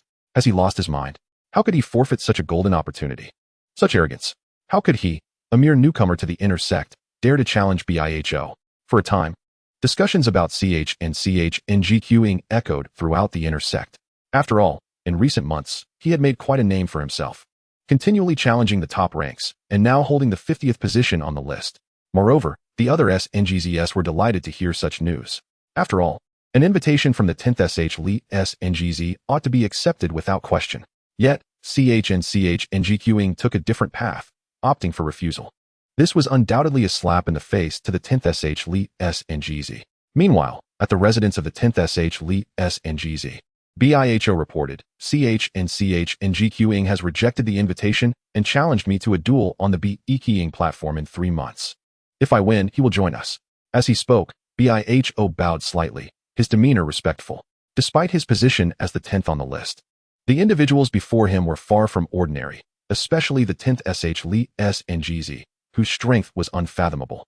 Upon hearing Biho's report, the 10th SHLES frowned, a hint of displeasure flickering in his eyes.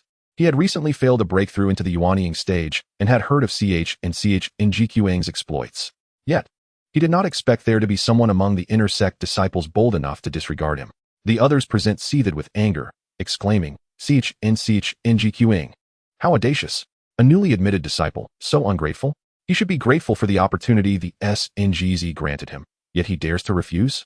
At that moment, the 10th SHLES spoke, Biho, you know what to do in 3 months. Upon hearing this, Biho nodded confidently. Rest assured, SNGZ, I will teach that boy a lesson. As he spoke, Biho radiated confidence, believing that defeating Chen Changqing would be a mere formality. Meanwhile, Yuanying had also caught wind of the news. What? This junior brother actually refused to immediately join the xianxiaaudiobooks camp? Moreover, he challenged Biho, who ranks 10th on the Beqing list. Huang Yang's face was one of disbelief. He had only recently reached the Jidan stage himself, and the amount of true qi he had cultivated was not yet sufficient to challenge the top ranks. Yet, Chen was already ranked 50th on the Beqing list and had now issued a challenge to Biho.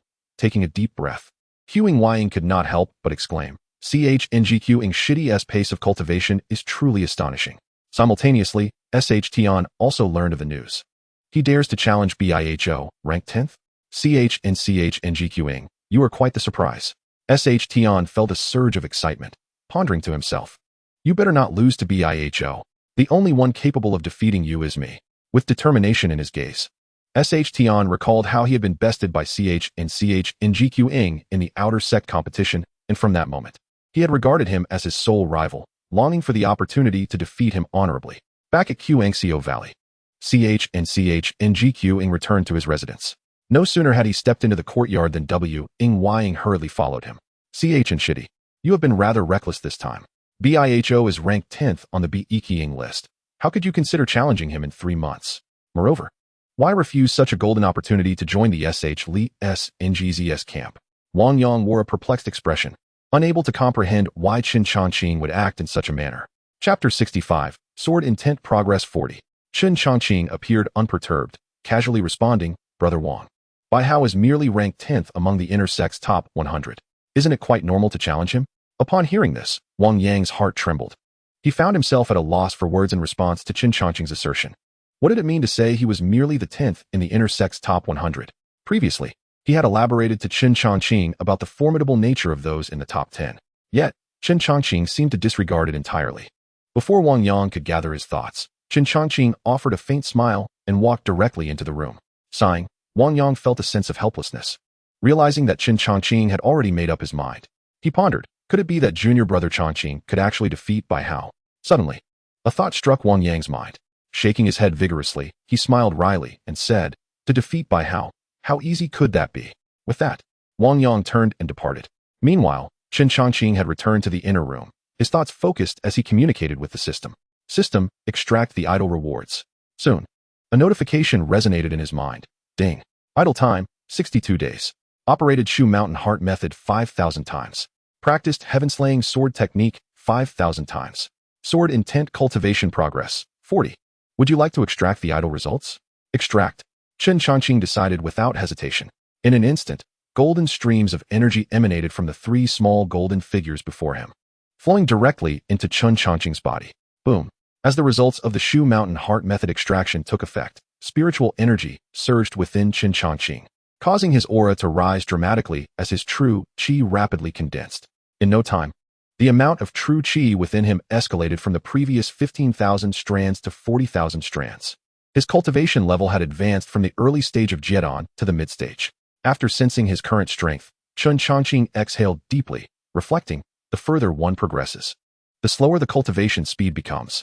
Even with the idle system, it took this long to elevate my cultivation to the mid-stage of Jidan. He felt somewhat dissatisfied with the time it took for his breakthrough.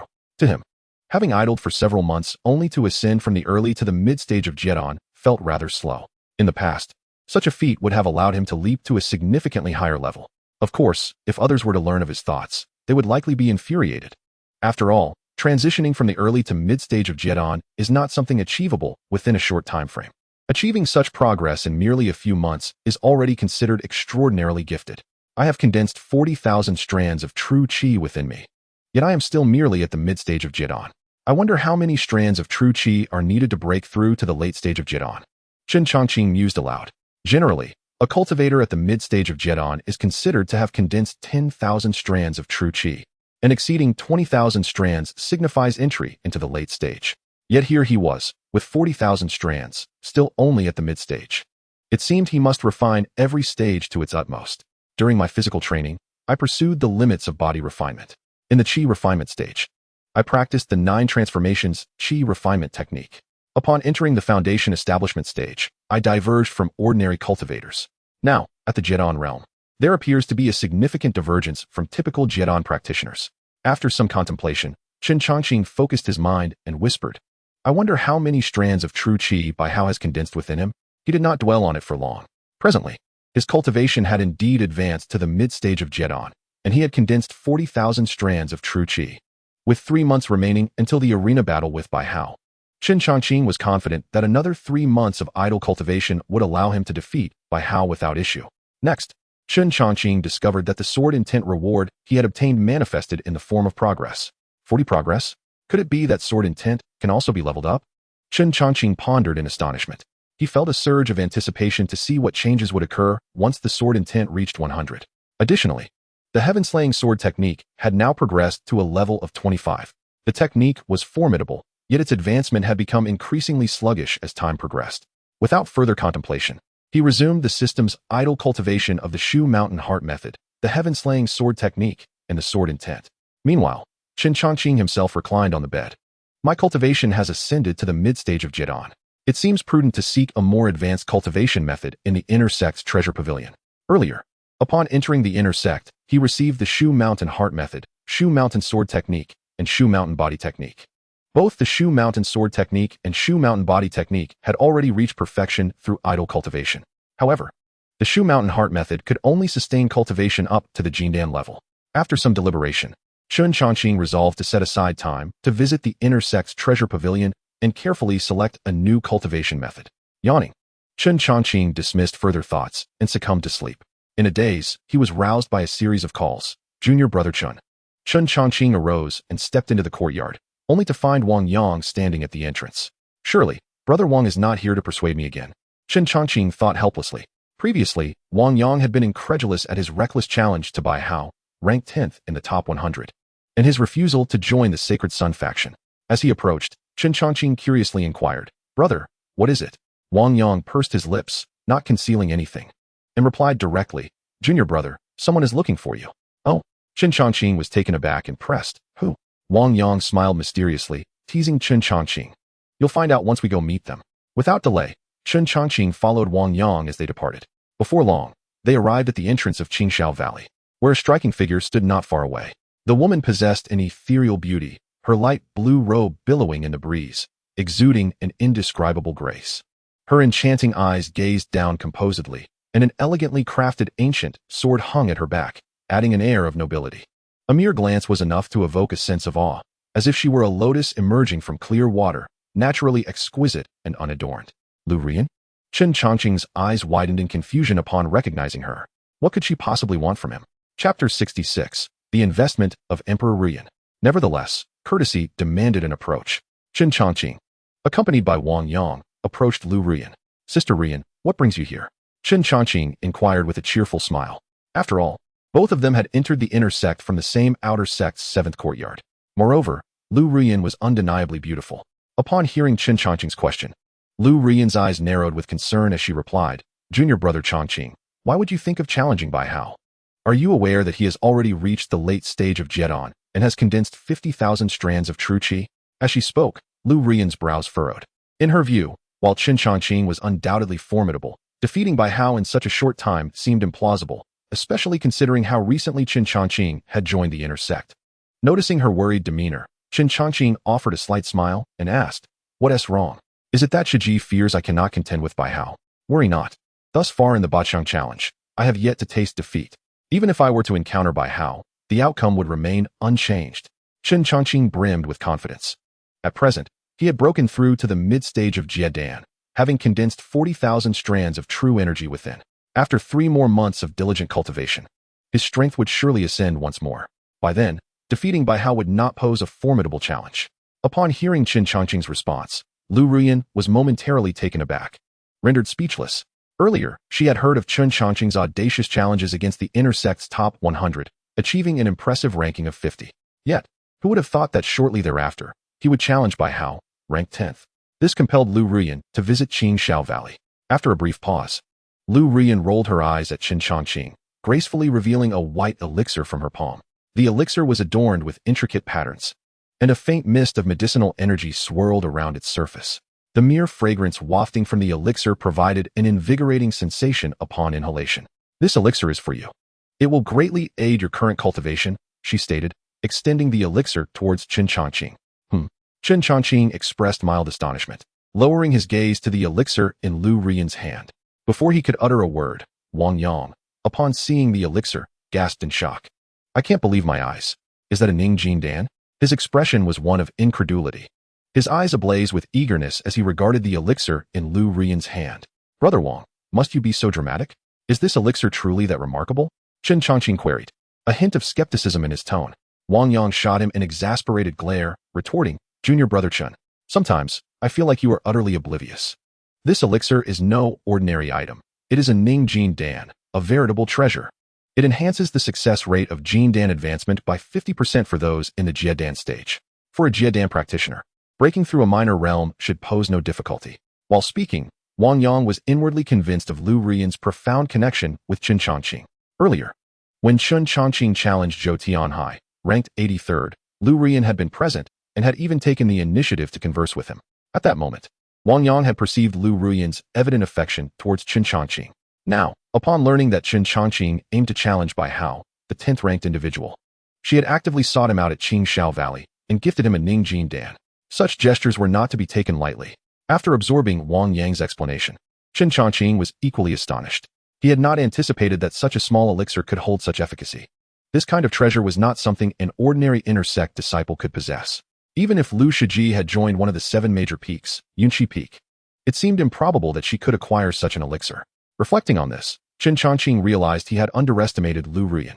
Previously, during his time in the outer sect, he had not thought much of Lu Rian.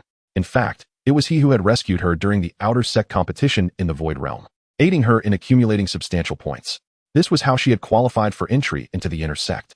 However, what Chen Changqing had not anticipated was that Lu Rian would be chosen by Yunqi Peak upon entering the inner sect and would now present him with such a valuable elixir. All signs indicated that her background was far from simple. After pondering for a moment, Chen Changqing returned to his senses and declined, Shiji, such a precious elixir is too valuable. I cannot accept it. Lu Rian, taken aback by his refusal, pursed her lips and quickly replied, Junior Brother Changqing, why are you being so courteous? Are we not one big happy family in the 7 courtyards? This Ningjin Dan is precisely what you need right now. Just take it. She paused briefly before adding, how about this? If you feel uneasy about accepting it, consider this elixir an investment on my part in you. I will need your assistance in the future, and I hope you will not refuse me then. With that, Lu Rian fixed her beautiful gaze upon Chen Changqing. Chen Changqing appeared contemplative. After a moment's reflection, he finally said, if that is the case, then very well. He accepted the elixir from Lu Rian's hand. Although he possessed a cultivation system for automatic training, who would ever disdain a treasure? Seeing Chen Changqing acquiesce, Lu Rian smiled brightly and said, then do take good care in your cultivation. I have high hopes for you. After saying this, she did not linger any longer and turned to depart. Once Lu Rian had left, Wang Yang gazed at Chen Changqing with envy. Junior brother, you are truly enviable. To have such a lovely person care for you so deeply is a source of admiration for others. Chen Changqing merely smiled faintly, not paying it much heed. Just as he was about to leave with Wang Yang, a sudden sound of slicing air caught their attention. Both turned to see a beam of sword light descending towards them. The figure riding the sword was an elder with white hair and a flowing blue robe that billowed in the wind. In a short time, the elder landed gracefully before Chen Changqing and Wang Yang. Upon recognizing the figure, Chen Changqing was taken aback and exclaimed, Elder Lu Mu? What brings you to Qingxiao Valley? The visitor was none other than Elder Lu Mu from the outer sect's 7th courtyard. Chapter 67. Lu Mu ascends to inner sect elder. Just as Chen Changqing expressed his surprise, Wang Yang's face mirrored his astonishment. Elder Lu Mu, he exclaimed uncontrollably. Wang Yang was naturally familiar with Lu Mu, having also advanced from the outer sect's 7th courtyard to become an inner sect disciple. Lu Mu smiled at Wang Yang before turning his gaze to Chen Changqing, cheerfully saying, Changqing, it has been a long time. Chen Changqing stood frozen in place, still in disbelief. Noticing his reaction, Lu Mu raised an eyebrow and asked, What? Are you surprised to see me? Upon hearing this, Chen Changqing snapped back to reality. Noticing Lu Mu was adorned in the garb of an inner sect elder. Elder Lu Mu, congratulations. Lu Mu chuckled in response. I owe my promotion to the inner sect elder position largely to you, my boy. Chen Changqing frowned slightly, perplexed. Me? Lu Mu nodded, explaining, indeed. You led our outer sect's 7th courtyard to victory in the recent outer sect competition, bringing great honor to us. Additionally, the insights you shared regarding the Yuan Ying have significantly advanced my cultivation. The sect, recognizing my contributions over the years, has appointed me as an inner sect elder. He paused momentarily before adding, "Coincidentally, the sect has assigned me to oversee the cultivation grounds within the inner sect, which includes Qingxiao Valley." Lu Mu felt a surge of gratitude. Although being an outer sect elder was commendable, he aspired for greater heights. Despite his appearance, he was still quite youthful, only a century old. Presently, he had reached the Purple Mansion realm, where practitioners could live up to 300 years. Upon Lu Mu's explanation, both Chen Changqing and Wang Yang nodded in understanding. Just then, Lu Mu appeared astonished. Previously, while engrossed in conversation with Chen Changqing, I failed to notice that his cultivation had remarkably advanced to the Jiedon realm. This young man is indeed extraordinary. It is astonishing that he has ascended to such a level. Lu Mu couldn't help but sigh in admiration. He was well aware of Chen Changqing's journey, having been the one to introduce him to the outer sect of Shushan. At that time, Chen was merely an unremarkable individual. Although he had joined the outer sect, he was relegated to the role of a gatekeeper disciple. Initially, Lu Mu paid little attention to him. However, he soon observed Chen Changqing's sudden surge in cultivation, leading the 7th courtyard, which had consistently ranked last among the outer disciples, to victory in the outer sect competition. While Lu Mu was lost in thought, Chen Changqing turned to him with a smile and said, "Elder Lu, I hope you will take good care of us in the future." Before Elder Lu could respond, Wang Yang eagerly interjected, "Yes, Elder Lu. Both Changqing and I are from the 7th courtyard. Please look after us." Upon hearing this, Lu Mu smiled and was about to speak when a commanding voice suddenly echoed from a distance. "Brother Chen." Hearing his name, Chen Changqing quickly turned to see a figure descending with a sword into Xianxiaaudiobooks Valley. "Ranhua?" Chen Changqing was taken aback, and Elder Lu was equally astonished. As Chen Changqing hesitated, Ranhua approached him swiftly, his expression filled with urgency, as if something significant had transpired. "Ran Shitty, why have you come? Did you need to find me?" Chen Changqing questioned as Ranhua drew near. Without concealment, Ranhua replied, "Brother Chen, there is trouble at home." "What? What happened?" Chen Changqing inquired, his brow furrowing. He held great regard for Ranhua. During their time in the outer sect, they had developed a solid friendship, with one responsible for opening the gate and the other for closing it. Before entering the inner sect, Chen had secretly given Ranhua the reward he received for placing first in the outer sect competition, which had helped Ranhua elevate his own cultivation to the foundational level. In response to Chen Changqing's question, Ranhua quickly explained, "Brother Chen, I'm not entirely sure what happened. Recently, I received a message from home stating that there is danger and urging me to return quickly." His expression grew grave as he spoke, fully aware that something serious must have occurred to prompt such a message. However, instead of rushing back, he sought a way to enter the inner sect to find Chen Changqing, hoping to invite him to accompany him. After all, he was still at the foundational level. If he encountered any formidable adversaries upon returning home, he feared he would be no match for them. Among all in Shushan, Chen Changqing was his closest ally. For this reason, he had sought out Chen in the inner sect. Upon hearing Ranhua's words, Chen Changqing nodded in understanding. At that moment, Ranhua continued, "Brother Chen, I would like you to accompany me back. Would you be willing?" As he spoke, he looked at Chen Changqing with earnestness and added, "Rest assured, I will not ask you to make this journey for nothing. If you agree, I am willing to offer 3,000 spirit stones." Hearing this, Chen Changqing furrowed his brow slightly and looked at Ranhua. "Ran Shitty, what are you saying? Our friendship does not require such compensation."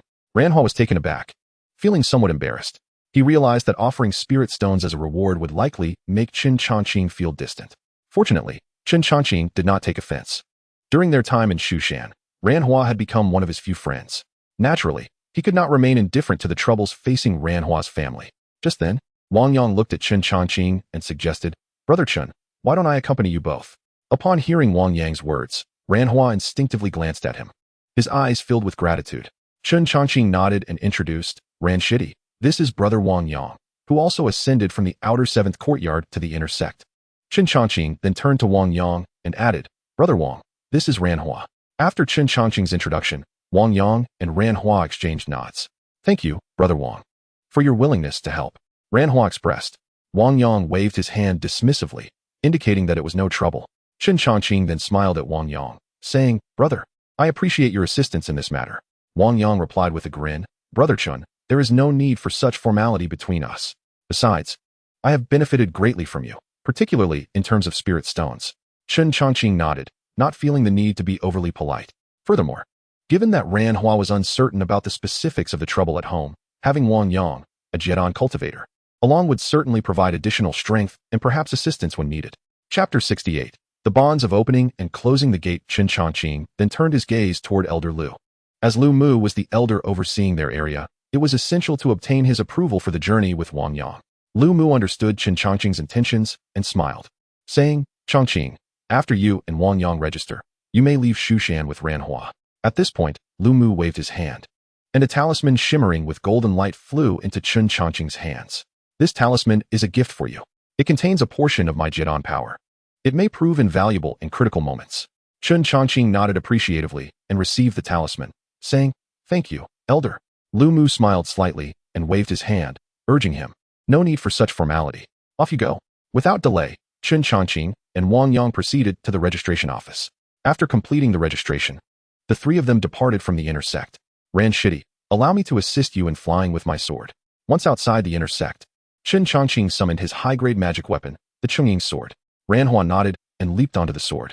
His cultivation was still at the foundational level, insufficient for sustained sword flight. Seeing this, Wang Yang quickly summoned his own flying sword as well.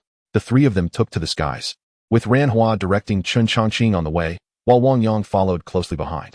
Brother Chen has reached such a level of cultivation in less than a year in the inner sect. It is truly remarkable. Ranhua marveled silently, reflecting on the past. He recalled when he joined the outer sect and was assigned to the gatekeeping role alongside Chen Changqing. At that time, Chen's cultivation was merely at the Qi nourishing level, while he himself quickly surpassed Chen to reach the body refining level. It was unclear when Chen Changqing's cultivation began to soar, but now he had ascended to the Jidan realm. The thought left Ranhua in disbelief. Brother Chen's talent in cultivation is nothing short of monstrous. Having his assistance will undoubtedly help my family through this crisis. Time flew by, and before long, 3 days had passed. At this moment, Chen Changqing and his companions arrived at a quaint town named Qingshanzhen, the ancestral home of Ranhua. Previously, during their journey, Chen Changqing and Wang Yang had gleaned from Ranhua that the Ran family was one of the 3 prominent families in Qingshanzhen, alongside the Li and Tang families. Initially, all 3 families were under the aegis of a certain Fu realm cultivator. However, after the demise of this cultivator, the ancestors of the 3 families took root in Qingshanzhen. Ranhua's father, Ranjianbong, was the current patriarch of the Ran family, a formidable figure at the late stage of the Jidan realm. Such a presence in a small town was indeed formidable, though it paled in comparison to the likes of the Shushan sect, one of the top 10 sacred sects, where Jidan disciples were ubiquitous. Brother Chen, allow me to escort you to my home. Ranhua urged, his urgency palpable. Chen Changqing and Wang Yang nodded in agreement, closely trailing behind him. Before long, the trio found themselves traversing the town streets. To their astonishment, they noticed that passers-by occasionally cast peculiar glances in their direction. Did I see that correctly? Is that the young master of the Ran family? Isn't that Ranhua? Why has he returned at this time? I heard that young master Ran joined the Shushan sect. Surely those 2 accompanying him are disciples from Shushan? What does it matter if he has returned? It's likely to be of no consequence. If things go awry, he might just lose his life here. Hearing these discussions, Ranhua's brow furrowed, and his expression darkened to an extreme. Excuse me, sir, what has happened to my family? Ranhua urgently inquired of an elder by the roadside. However, the elder, upon hearing his question, dared not speak further and hurriedly retreated with a panicked expression. Ranhua then approached several other passers-by, but like the elder, they all chose to evade his inquiries. What is going on? Ranhua's complexion grew increasingly grim as he turned to Chen Changqing. Brother Chen, why is it that no one wishes to speak? Chen Changqing glanced around and replied, It is evident that these individuals harbor fear. Since they are reluctant to divulge information, let us hasten to the Ran residence. Once we arrive, the truth shall be revealed. Ranhua nodded, dismissing the murmurs of the onlookers as he hurried towards his home, with Chen Changqing and Wang Yang closely following. Before long, they arrived at the entrance of a residence located east of Qingshanzhen. This was the Ran family estate. However, upon reaching the entrance, the trio stood in stunned silence.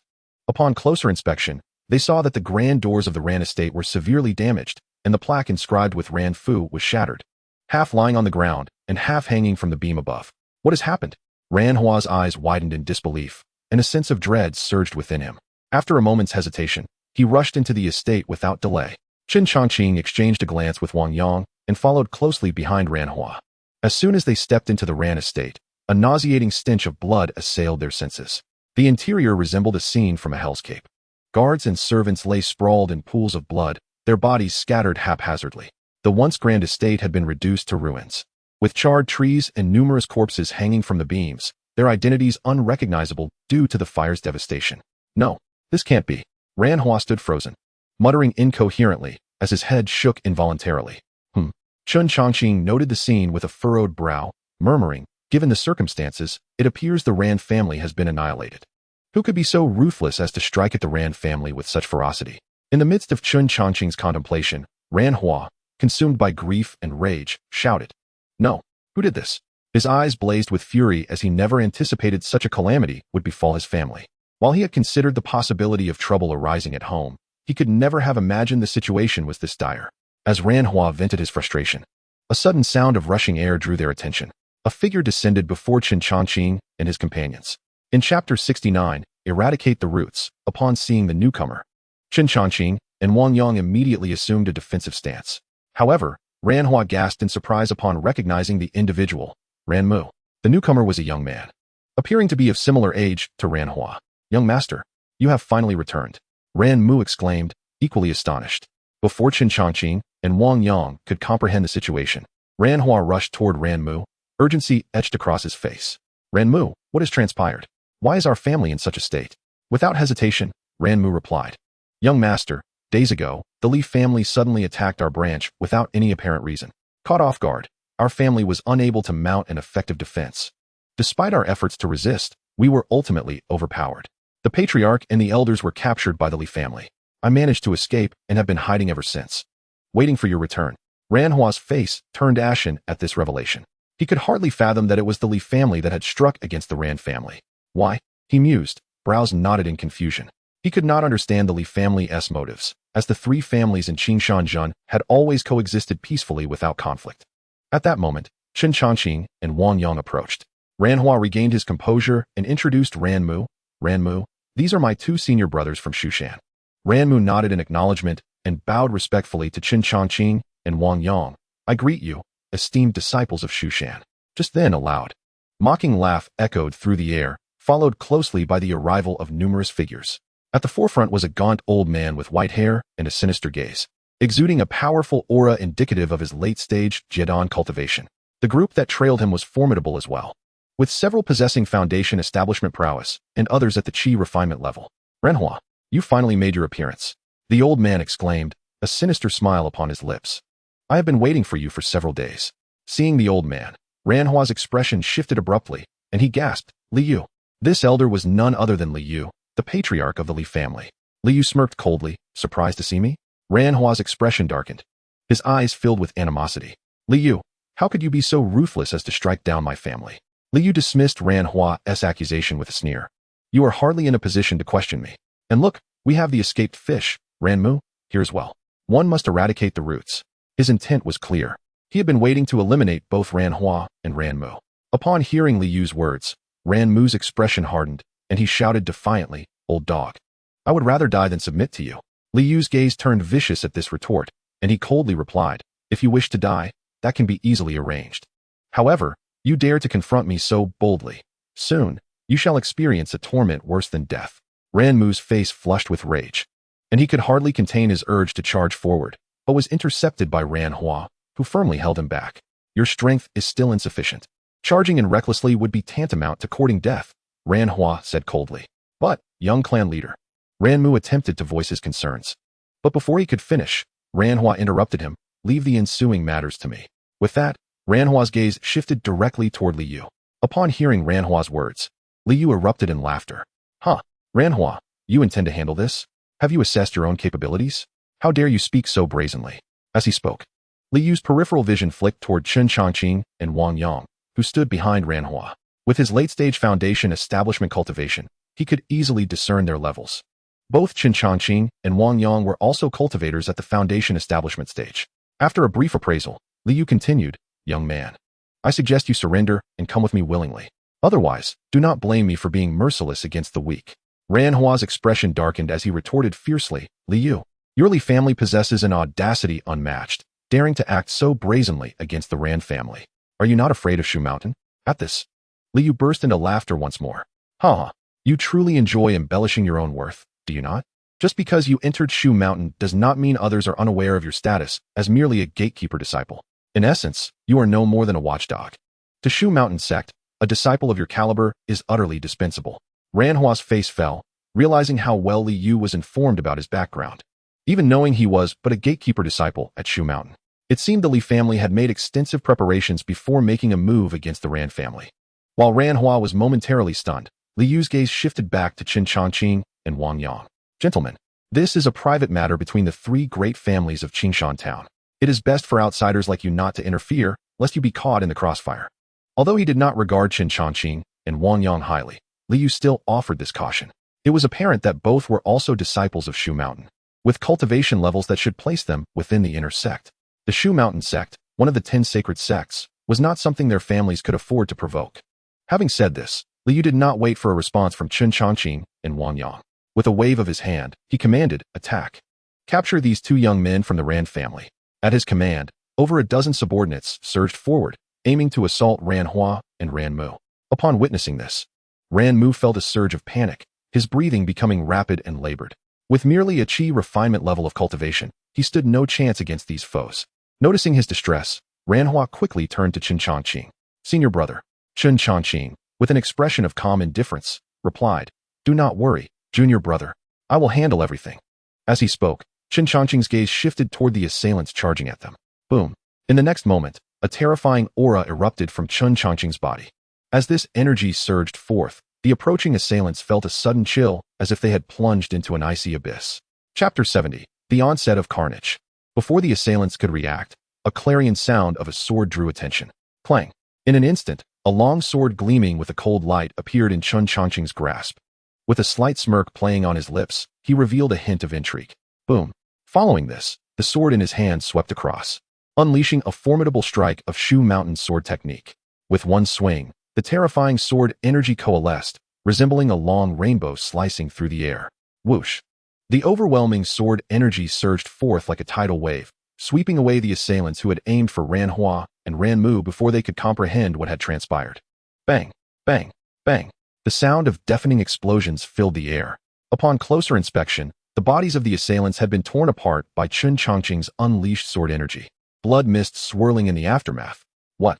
Witnessing this scene, both Ran Hua and Ran Mu were rendered speechless, their expressions a mix of shock and disbelief. Wang Yang, too, wore a face of astonishment. He was aware of Chen Changqing's exceptional prowess, yet he had not anticipated such ruthless efficiency. Not far away, Li Yu, the elder of the Li family, stood in complete shock. He had just warned Chen Changqing and Wang Yang. Yet it seemed as though Chen Changqing had disregarded his words entirely. Unfazed by the astonishment surrounding him, Chen Changqing received a notification from his system. Ding. Detected the host has slain one Foundation Establishment cultivator, gaining 12. Ding. Detected the host has slain one Qi refinement cultivator, gaining 6. Hearing the system's notifications, Chen Changqing smiled in satisfaction. To him, these individuals were nothing more than sources of. The next moment, he snapped back to attention, turning his gaze toward Li Yu. When Li Yu met Chen Changqing's stare, his expression darkened ominously. He had initially thought that neither Chen Changqing nor Wang Yang would intervene, considering Ran Hua's status as merely a gatekeeper disciple at Shu Mountain. After all, he was a late-stage Foundation Establishment cultivator. Even if Chen Changqing and Wang Yang were also at the Foundation Establishment level, it seemed unlikely they would risk their lives over a disciple like Ran Hua. However, Li Yu had underestimated the situation. He had not expected to encounter such a formidable opponent. What was the connection between this individual and Ran Hua? Why was he so ruthless, unafraid of the consequences of facing Li Yu? As he pondered these questions, Li Yu's brows furrowed tightly, fixing a penetrating gaze on Chen Changqing. Young man, I have made my position clear. The matters of Qingshan Town are private affairs among our three great families. As a disciple of Shu Mountain, you should not meddle in our affairs. Chen Changqing, however, regarded Li Yu's words with disdain, responding with a sneer, old fool, spare me your nonsense. Today, I shall end your life. With that declaration, Chen Changqing wielded his Chengqing sword, pointing it directly at Li Yu. At these words, Li Yu's expression turned icy. He had already exhausted all pleasantries, yet it appeared that Chen Changqing was resolute in aiding Ran Hua. Clenching his teeth, Li Yu felt a surge of fury ignite within him. How audacious! Since you seek death, I shall gladly fulfill your wish. Prepare to face my spear. With that, Li Yu's aura transformed into a tempest, and with a wave of his hand, a long spear materialized in his grasp. Boom. Whoosh. In the next instant, he thrust the spear forth, the weapon moving with the ferocity of a dragon. The surface of the spear was inscribed with lightning patterns that flickered ominously. As he launched the spear, it crackled with terrifying electricity. Facing Li Yu's spear thrust, Chen Changqing remained unfazed, executing a swift counter with his Chengqing sword. With the move known as returning wind, dancing willow, the sword sliced through the air, meeting Li Yu's spear with a powerful arc of energy. Bang! In less than an instant, the two attacks collided, producing a thunderous sound that reverberated through the air. Li Yu's spear was shattered upon contact with the sword's might, and he was driven backwards by the residual force. After steadying himself, Li Yu was immensely shocked. He had never anticipated that Chen Changqing possessed such formidable strength. Although he was merely at the mid-stage of the Jedon realm, how could he wield such power? It even left Li Yu with an unsettling sense of inferiority. Secretly lamenting, he gazed at Chen Changqing, whose countenance had grown grave. Not far away, Wang Yang, witnessing the scene, was equally astonished and unable to suppress his admiration, exclaiming, as expected of junior brother Chen, the Shushan sword art is executed by him with such exquisite mastery. Ranhua and Ranmu were equally taken aback, particularly Ranhua, who found it hard to quell the astonishment within his heart. After all, he knew all too well that Chen Changqing had ascended from the Qi nourishing stage to his current prowess in a remarkably short time. What kind of prodigy was senior brother Chen? Ranhua speculated inwardly, unable to fathom how Chen Changqing had cultivated his abilities. As the astonishment reached its peak, Li Yu's eyelids twitched slightly, and he coldly shouted, "You brat! You have angered me." Boom! Before Chen Changqing could respond, Li Yu's inner energy surged violently, unleashing a terrifying aura. In mere moments, the spear he held crackled with countless arcs of lightning. "Prepare to die," Li Yu roared, leaping into the air, and thrusting his spear with immense force, directly employing his ultimate technique, the thunderous 9 transformations. With a thunderous roar, countless spear shadows surged forth. Each spear shadow darted like a serpent of lightning. Upon closer inspection, the might of this spear seemed to form an immense thunderous prison, descending upon Chen Changqing. Upon witnessing this, Chen Changqing remained unfazed, his demeanor calm and unperturbed, as if Li Yu's spear held no significance whatsoever. Boom! Subsequently, with a flicker of thought, Chen Changqing unleashed his sword intent. In an instant, an overwhelming sword aura erupted from him, sharp and resounding, as though it sought to pierce the heavens. At that moment, Chen Changqing stood with his sword held horizontally, his white robes billowing without wind, exuding an aura akin to a celestial swordsman descending to the mortal realm. In the next moment, the Changqing sword in his hand erupted with blinding light. Empowered by the terrifying sword intent, he effortlessly cleaved downward. Boom! In an instant, the sword energy surged like a tide, with streaks of it hanging in the sky, rushing directly towards Li Yu's lightning-speared shadows. Swish, swish, swish. Boom, boom.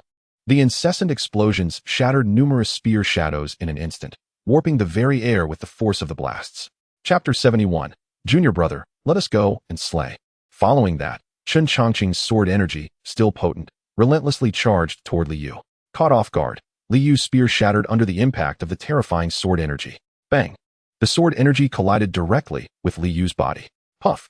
Taken by surprise, Li Yu spewed forth a mouthful of blood and was sent flying backward. What? Not far away, Wang Yang and the others were left dumbfounded at the sight.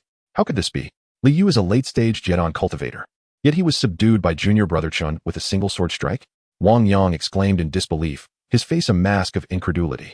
Ranhua and Ranmu were equally astonished, unable to comprehend how Chen Changqing could be so powerful. Here was Li Yu, the grand elder of the Li family, a late-stage Jedon cultivator, yet he appeared utterly defenseless against Chen Changqing. As the others were engulfed in shock, the heavily injured Li Yu, having crashed to the ground, was equally astounded. How could this be? This brat was merely at the mid-stage of Jedon, yet he unleashed such terrifying power? Li Yu's face displayed a mixture of disbelief and determination. In the next moment, he slapped the ground with his palm, quickly rising to his feet. After casting a glance at Chen Changqing, he unhesitatingly chose to flee. Seeing Li Yu retreat, a faint smile graced Chen Changqing's lips, revealing a hint of intrigue. He then turned his gaze towards Ranhua, saying, "Junior brother, follow me. I shall lead you to slay." Without delay, Chen Changqing took off, pursuing Li Yu. He had intentionally allowed Li Yu to escape. Had he intended to kill Li Yu, he would not have merely employed the Shushan sword art earlier. With his current strength, coupled with the sword technique of Heaven's Severance, eliminating a late-stage Jedon cultivator like Li Yu would be effortless. Allowing Li Yu to escape was a strategic decision, as it would lead him to Ranhua's father and the captured members of the Ran family. Furthermore, Chen Changqing could also indulge in a massacre during this pursuit, rapidly accumulating experience points. As Chen Changqing darted away, Ranhua and the others remained rooted in place. Did I mishear? Did senior brother just say he would take me to slay? Ranhua was left bewildered, his mind buzzing with confusion. Beside him, Ranmu was equally shocked. muttering to himself, "Why do I get the feeling that the senior brother of the young clan leader is rather bloodthirsty?" Just as the two were reeling from the shock, Wang Yang regained his composure and said, "You two, stop overthinking it. Junior brother Chen has gone far ahead. I shall lead you to catch up." With that, Wang Yang waved his hand, and an invisible force of true energy enveloped Ran Hua and Ran Mu. When they next looked, the three had transformed into streaks of light, pursuing Chen Changqing. Before long, Liu had returned to the Li residence. As he landed in the courtyard, three figures emerged from the inner chambers. Each of these individuals possessed considerable strength, all at the Jedon realm. Grand Elder.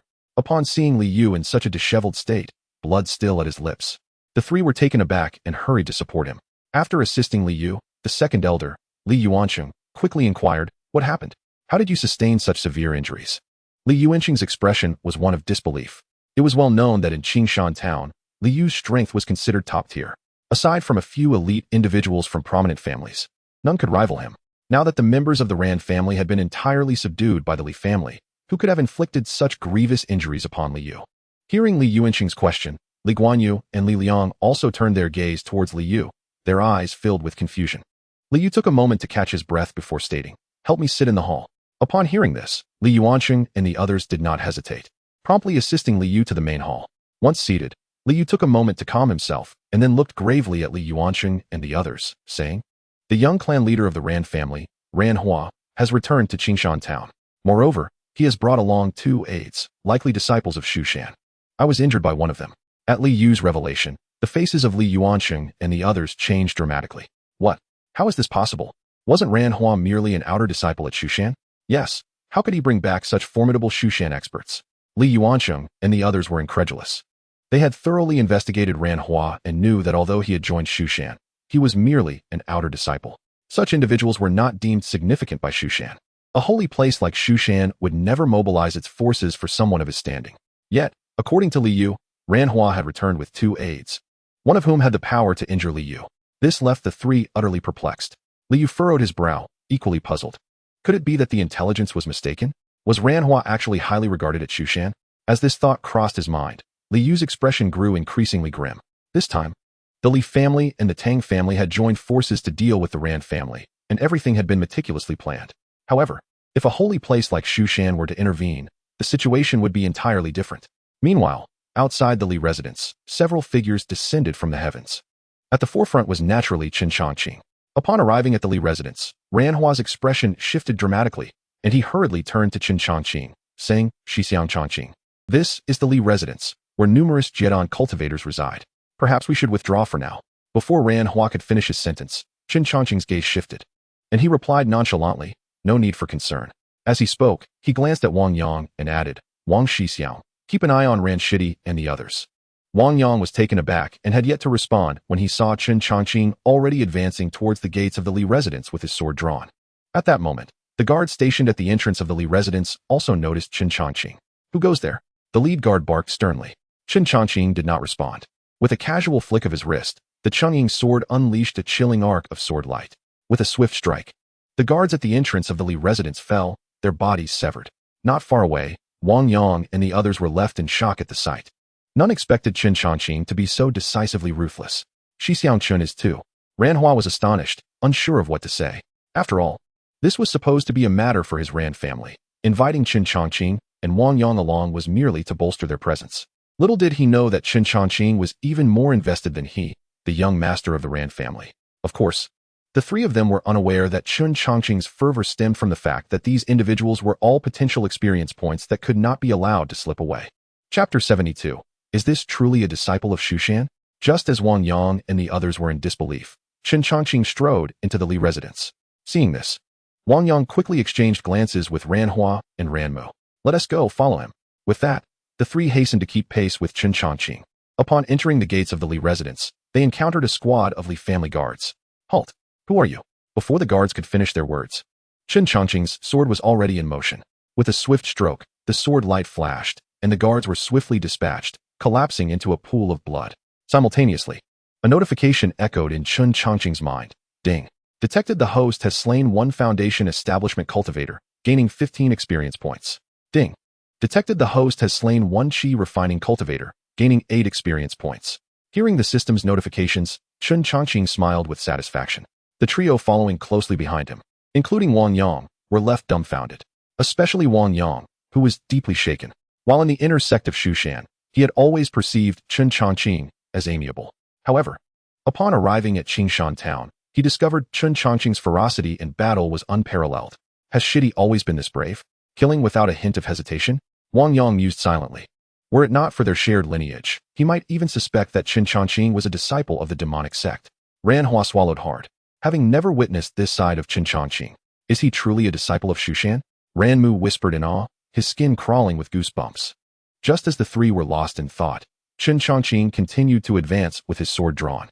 During this time, he encountered numerous members of the Li family. Without uttering a word, he raised his sword and struck, leaving a trail of bloodshed behind him. Inside the Li residence, corpses lay scattered. At this moment, in the conference hall of the Li residence, Liu is still deliberating with Li Yuanqing and the others.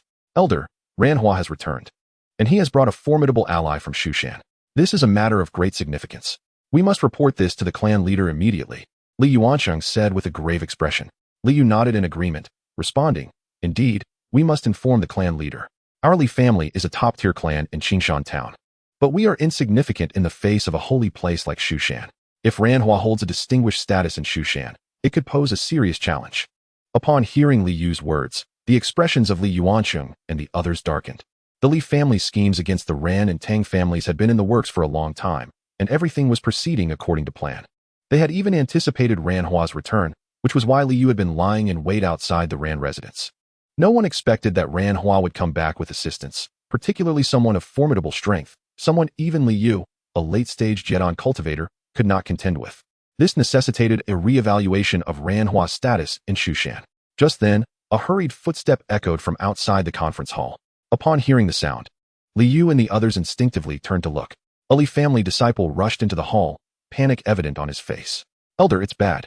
A young man has come from outside, and he is killing his way here. We cannot hold him back. The disciple exclaimed in terror.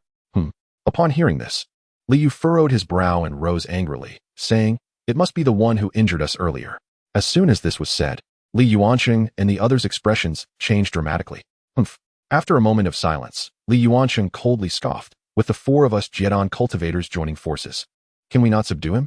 Agreeing with Li Yuanqing's assertion, Elder Li Yu nodded and led the way out of the hall.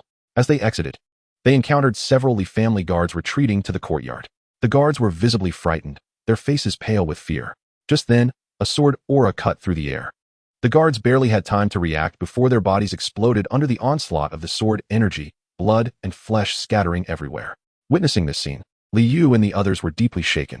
In that instant, Chen Changqing, clad in a white robe as pristine as snow, stepped into view, his sword held horizontally. Exuding an aura that seemed untainted by the world, akin to a celestial swordsman descending to the mortal realm. Wang Yang followed closely behind with Ranhua and Ranmu.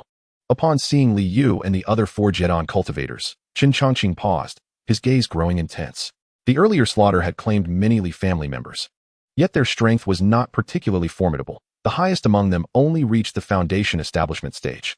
The experience points awarded by the system were correlated with the strength of those slain. Slaying a Jedon cultivator would yield over 100 experience points. Upon seeing Chen Changqing, Li Yu gritted his teeth in fury, a fierce expression crossing his face. You seek death. How dare you kill so ruthlessly within my Li family? Chen Changqing remained indifferent, replying coolly, What? Is it permissible for the Li family to kill, yet forbidden for them to be killed? Li Yu was momentarily taken aback, rendered speechless by Chen Changqing's retort. At that moment, Li Yuanqing's expression darkened as he coldly remarked, My Li family has no enmity with you. Your assault on my Li family is utterly excessive. Do you think my Li family is defenseless? As his words concluded, a powerful aura erupted from Li Yuanqing's body. Chen Changqing, witnessing this, merely smiled coldly, maintaining his nonchalant demeanor. Enough of your prattle. Today, I have come to take your lives. With that, a formidable sword intent surged from within Chen Changqing, transforming his entire demeanor into something sharp and piercing. Li Yu, seeing this, felt his anger boil. His eyes twitching as he bellowed, Everyone, form the four symbols, sword formation. Let us slay this wretch together. As his voice fell, Li Yu summoned a long sword into his hand. Li Yuanqing, Li Liang, and Li Guanyu, not to be outdone, also drew their swords. In mere moments, the four of them had positioned themselves at the four cardinal points. Li Yu stood in the east, wielding a long sword that shimmered with a piercing azure light. enveloped by swirling gusts of wind. Li Guanyu positioned himself to the south, his sword ablaze with flickering flames. To the west, Li Liang brandished a sword that gleamed with resplendent golden light, crackling with arcs of thunder. In the north, Li Yuansheng held a sword that radiated a chilling blue hue, exuding an aura of icy coldness. Oh, is this the four symbols sword formation? Chen Changqing observed with an expression devoid of any tumult, his demeanor as serene as a gentle breeze, seemingly dismissive of the sword formation conjured by the four members of the Li family. Not far away, Wang Yang's countenance darkened at this sight. He intended to step forward and join Chen Changqing in confronting the adversaries, but at that moment, Chen Changqing suddenly turned to glance at him. Brother Wang, you need only watch from behind. Do not intervene. Chapter 73, Younger brother, do not strike. One brother suffices. Upon hearing Chen Changqing's words, Wang Yang and the others were momentarily stunned. What? Why does Chen Shidi's statement sound so peculiar? Wang Yang furrowed his brow. Bewilderment etched across his face. The four members of the Li family, all of whom were Jian cultivators, had formed a formidable sword array, their might palpable. He had anticipated standing shoulder to shoulder with Chen Changqing in battle. After all, he possessed Jian's strength and could lend support to Chen Changqing. To his surprise, however, Chen Changqing had earnestly instructed them to merely observe and not to act. This left Wang Yang utterly perplexed. What does Brother Chen mean? Although both Ran Mu and I lack sufficient cultivation to be of assistance, Brother Wang is a Jian cultivator and should be able to help him. Ran Hua, equally puzzled, was taken aback by Chen Changqing's words. Was he concerned that someone might target me and the young patriarch, hence forbidding assistance? Ran Mu speculated quietly. The more they pondered, the more mystified Wang Yang and the others became. Especially Wang Yang, who felt a sense of confusion. It seemed as though Chen Changqing feared their intervention. Before they could react further, Chen Changqing's figure flickered and descended into the center of the courtyard. At this moment, Li Yu and the others had locked onto Chen Changqing from the four cardinal directions. Each of their swords resonated with surging true energy, emanating an icy chill. In response, Chen Changqing maintained his calm demeanor, appearing utterly unfazed. Boom. In the next moment, a surge of overwhelming sword intent erupted from within Chen Changqing. Instantly, a sharp and fierce sword intent soared into the sky, sending shivers down the spines of those who sensed it. Additionally, Chen Changqing no longer concealed his power, unleashing his true energy in full force. Boom. The pressure from the 40,000 strands of true energy enveloped the surrounding space. What? Wang Yang was taken aback, his eyes filled with disbelief. 40,000 strands of true energy? He stammered, his mind buzzing. While others may have been unaware, Wang Yang knew that Chen Changqing had only recently broken through to the Jian realm. He had previously asked Chen Changqing how many strands of true energy he had refined after achieving Jian. At that time, Chen Changqing had told him he had refined 8,000 strands. Yet, how much time had passed? Chen Changqing had unleashed 40,000 strands of true energy. Gulp. After a moment's contemplation, Wang Yang couldn't help but swallow hard, involuntarily exclaiming, Brother Changqing is truly a prodigy. Is breaking through as easy for him as eating and drinking? In such a short span, he has broken through again. Moreover, he has refined his true energy to the level of 40,000 strands. Wang Yang was astonished, his eyes wide with shock. Beside him, Ran Hua and Ran Mu trembled upon sensing the terrifying aura emanating from Chen Changqing. What a terrifying presence. Has Brother Chen truly grown this powerful? Ran Hua marveled inwardly, realizing the widening chasm between himself and Chen Changqing. Meanwhile, upon witnessing the intensity of the 4,000 strands of true energy released by Chen Changqing, Li Yu and the others' expressions darkened. Humph. Li Yu snorted coldly, his face grim. Do not panic. Even if he is a Jian cultivator with 40,000 strands of refined true energy, what of it? The four-symbol sword formation we have set up can suppress even a half-step Jian cultivator. With Li Yu's assertion, Li Yuansheng and the others nodded, their expressions improving considerably. Kill. Li Yu bellowed.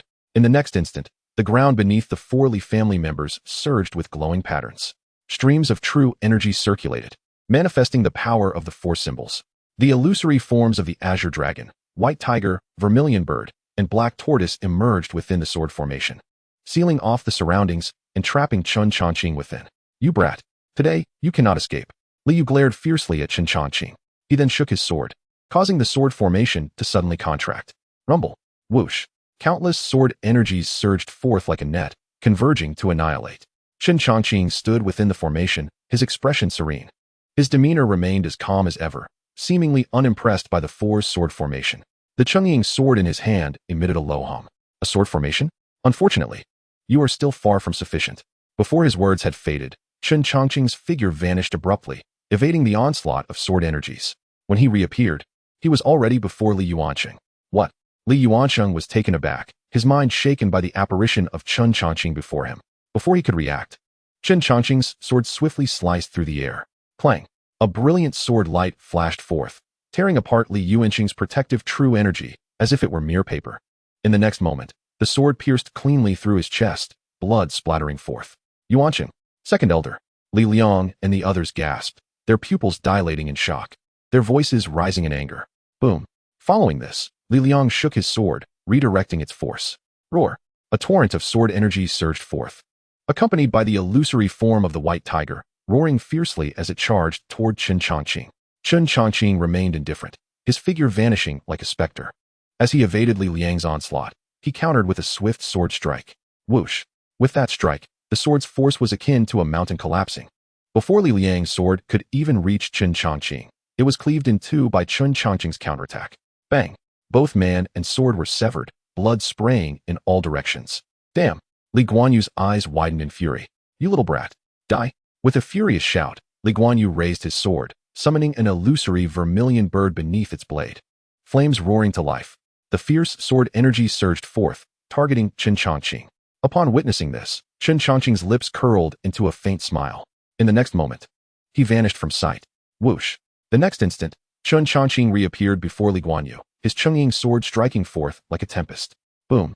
In an instant, the sword energy coiled like a whirlwind, instantly shredding the illusory vermilion bird. Before Li Guanyu's sword could descend, his throat was pierced by Chen Changqing's blade. Chen Changqing sheathed his sword, and Li Guanyu collapsed into a pool of blood. In the span of mere moments, 3 Jiadan cultivators had perished. With the deaths of Li Yuansheng, Li Liang, and Li Guanyu at Chen Changqing's hands, the 4-symbol sword formation was naturally shattered. Li Yu stood frozen, trembling uncontrollably, his eyes filled with terror as he gazed upon Chen Changqing. Why, you are a monster, Li Yu stammered, utterly dumbfounded by the scene that had just unfolded before him. Chapter 74, Ancestral Land. Not far away, Wang Yang and the others were rendered speechless upon witnessing the scene. Could it be that every sword stroke slays a Jiedan practitioner? Furthermore, the movement technique he exhibited was astonishingly the perfected Shushan technique. Has Chen Changqing's power reached such terrifying heights? Wang Yang murmured in astonishment. It was evident that under the terrifying sword intent, the previously unremarkable swordplay had erupted with several times its original strength. Moreover, Chen Changqing's Shushan swordplay had reached perfection. Earlier, Wang Yang had been perplexed, unable to comprehend why Chen Changqing had insisted that they must not intervene. Now, he began to grasp the truth. Chen Changqing refrained from asking for their assistance because he possessed absolute confidence. In just a few breaths, 3 of the 4 Jiedan practitioners from the Li family had fallen beneath Chen Changqing's sword. Ran Hua and Ran Mu, witnessing this, could not help but swallow hard. Especially Ran Hua, who was utterly astonished. Could Chen Shixiang truly be this exceptionally powerful? As the group stood in shock, Chen Changqing's gaze shifted directly toward Li Yu. Under Chen Changqing's intense scrutiny, Li Yu felt goosebumps rise all over his body. Earlier, he had believed that with the 4 symbols sword formation, he could easily eliminate Chen Changqing. Little did he expect that the formation would be effortlessly shattered by Chen Changqing. Li Yuansheng and the other 3 Jiedan cultivators had also been slain by Chen Changqing.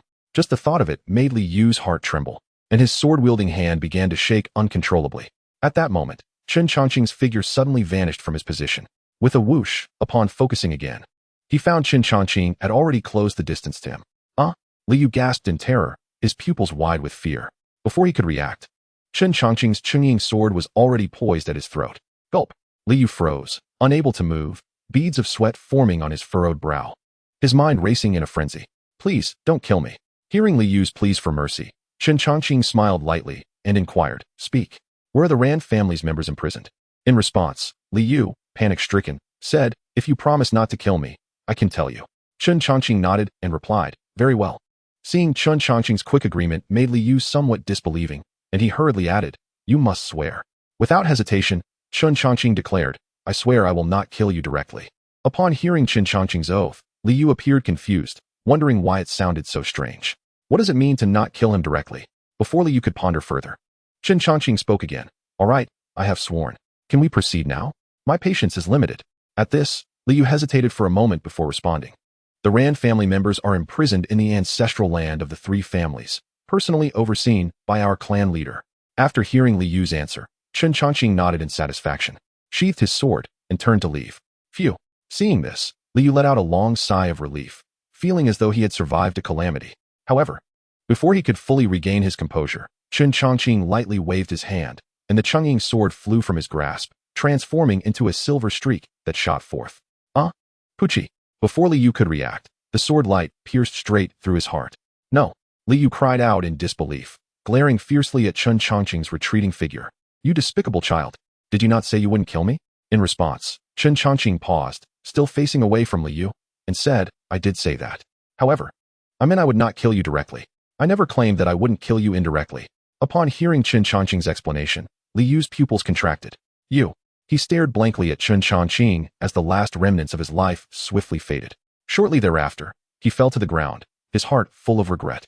Not far away, Wang Yang and the others were left dumbfounded by the unfolding events. Why do I feel that Chen Shidi's methods resemble those of the demonic sect?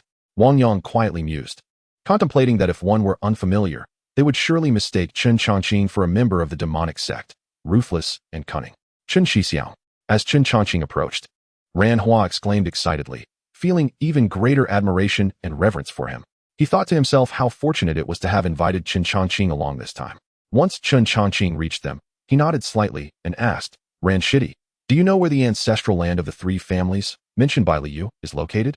Hearing this, Ran Hua nodded repeatedly and replied, I know. The ancestral land of the three families is in a hidden valley 30 miles outside of Qingshan town.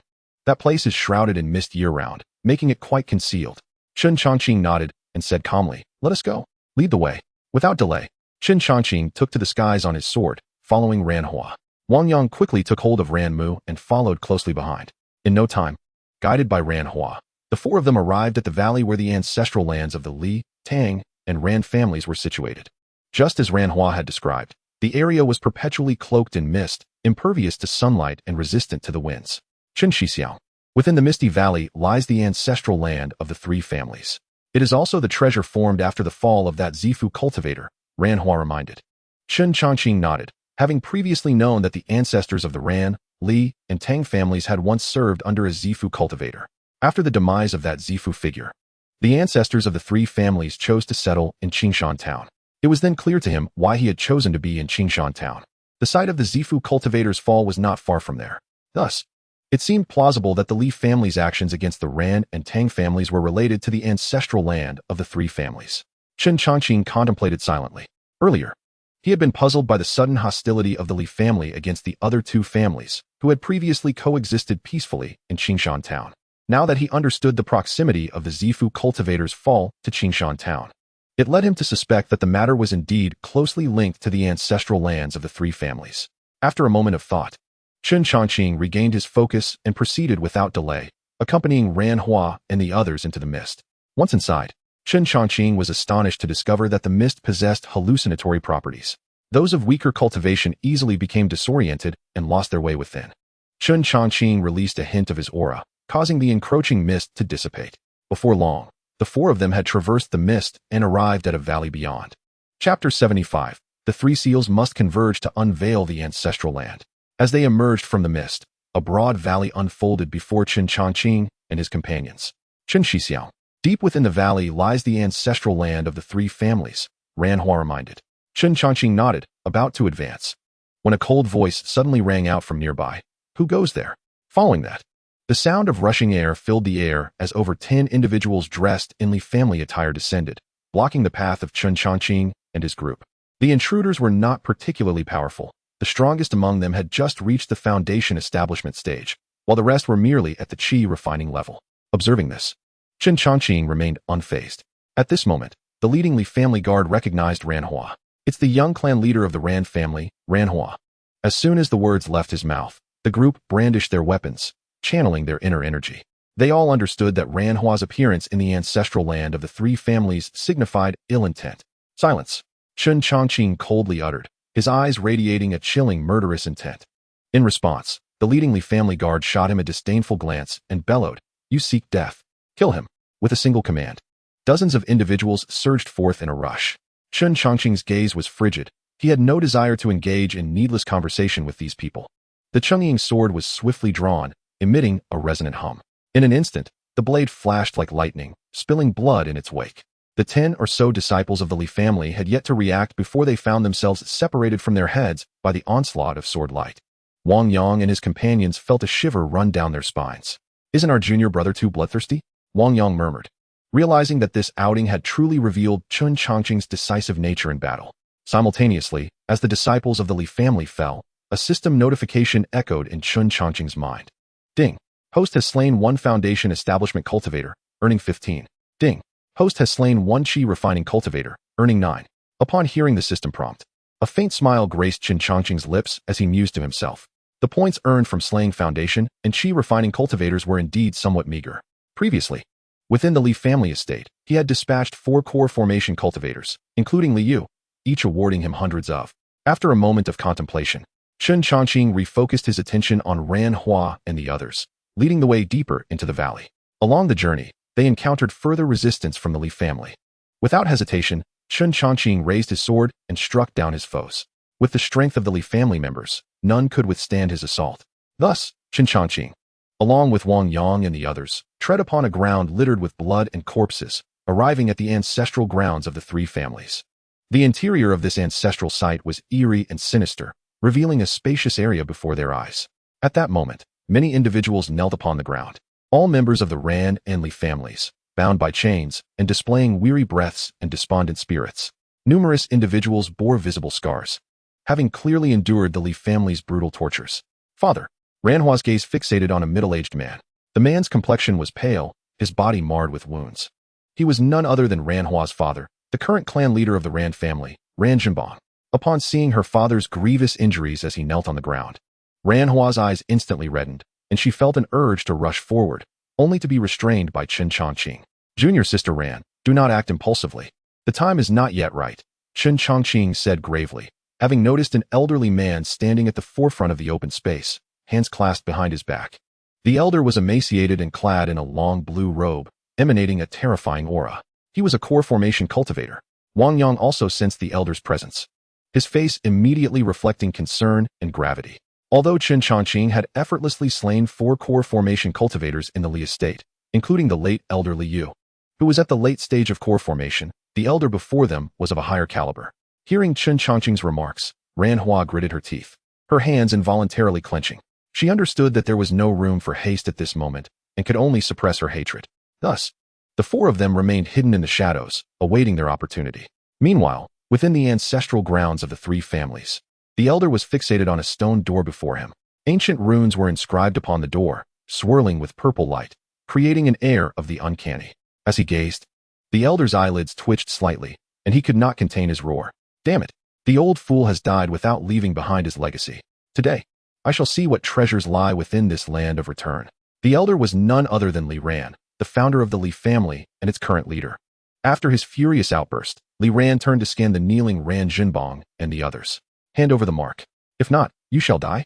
As soon as the words left his mouth, an overwhelming pressure radiated from Li Ran, enveloping Ran Jinbang and the others.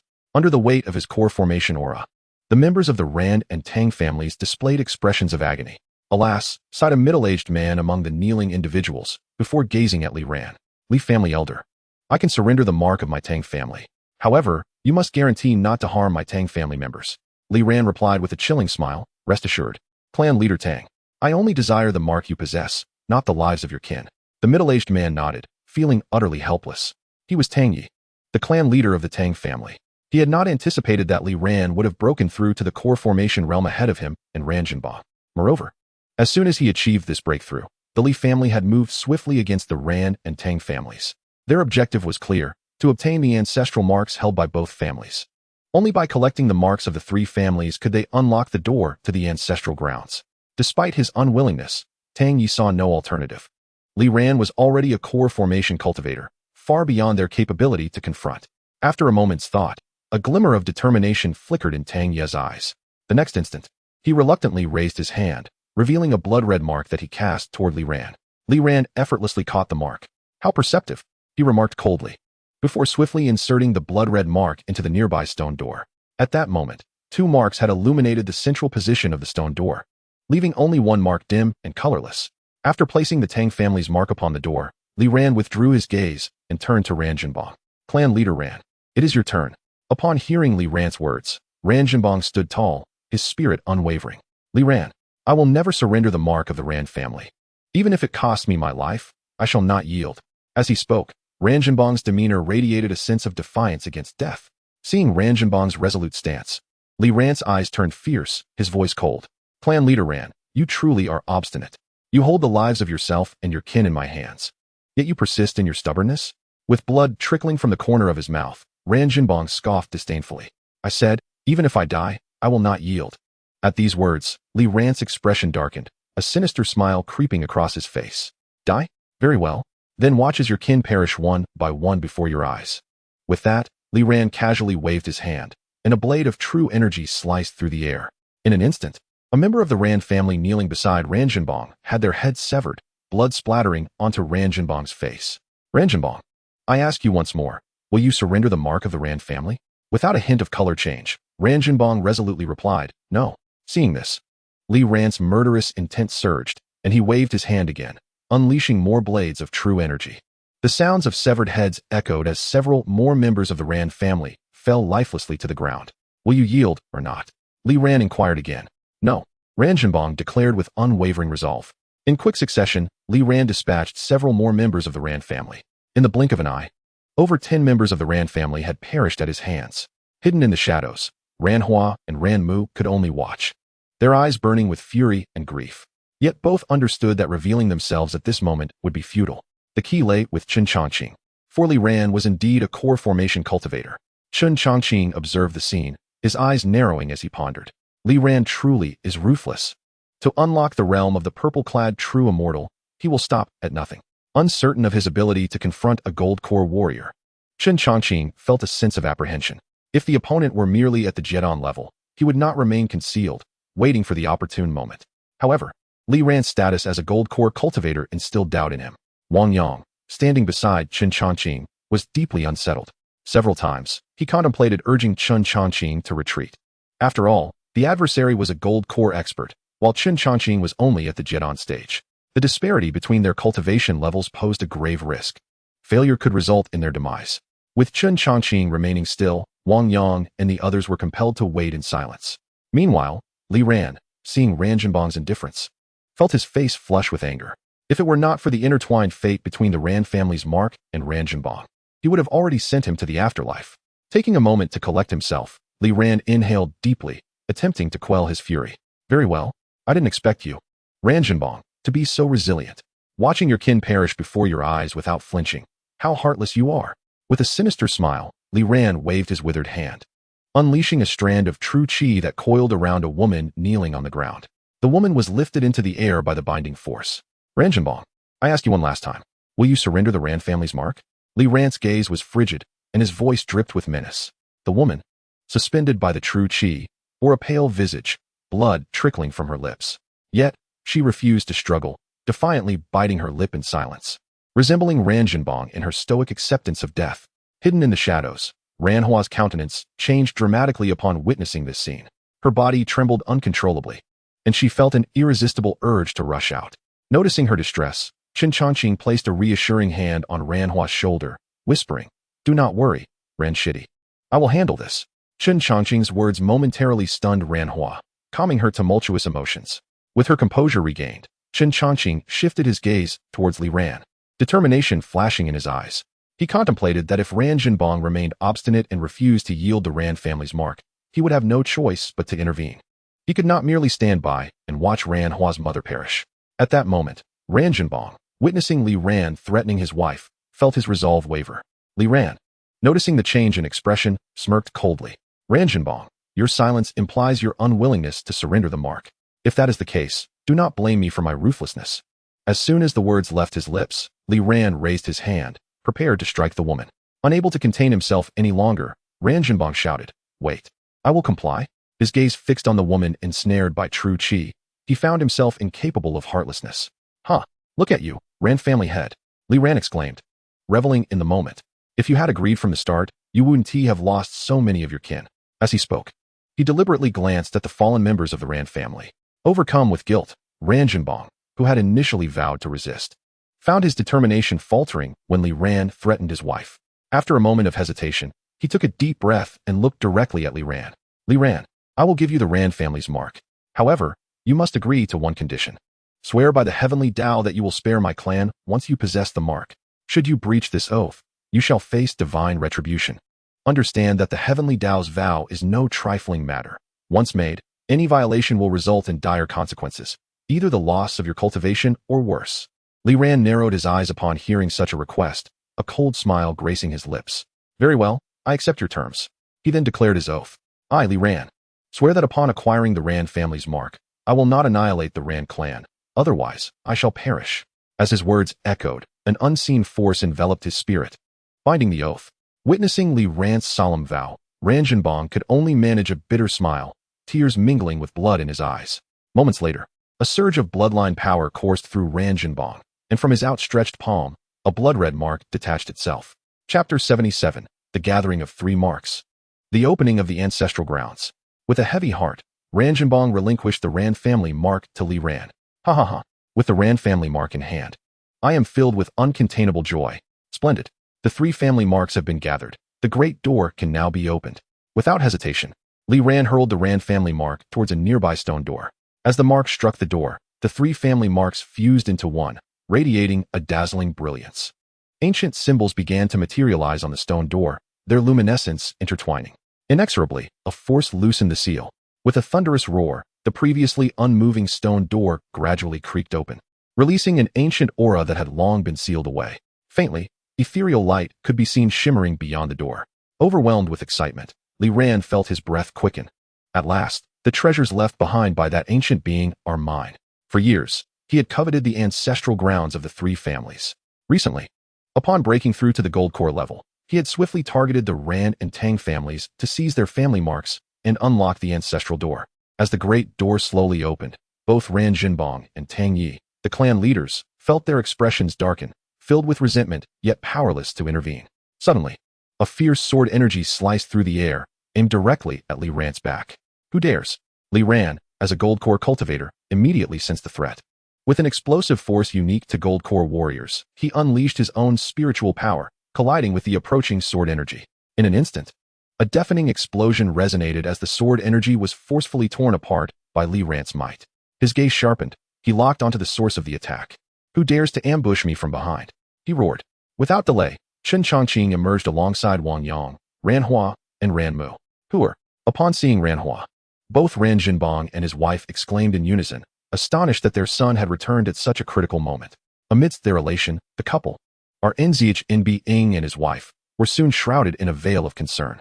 After all, they had already surrendered the Rn family's insignia, and Rn had sworn an oath to the heavens not to pursue the Rn family any further. However, with Rn whose sudden appearance, unforeseen complications might arise. Should they provoke Rn, this old madman, the consequences could be dire.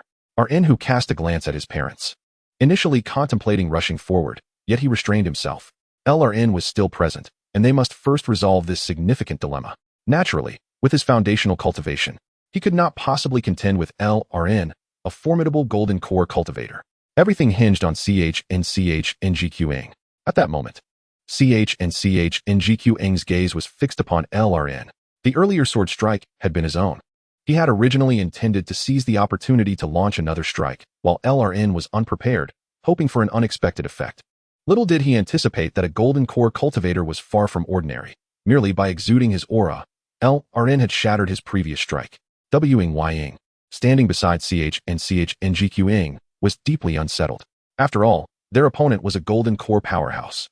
As for Rn who, Rn recognized him instantly. After a moment's contemplation, his gaze shifted between Xianxiaaudiobooks and Ying. As a golden core cultivator, he could easily discern that both Xianxiaaudiobooks and Ying were at the core formation stage. It seemed likely that these two were the allies Rn who had brought back from SHSHN.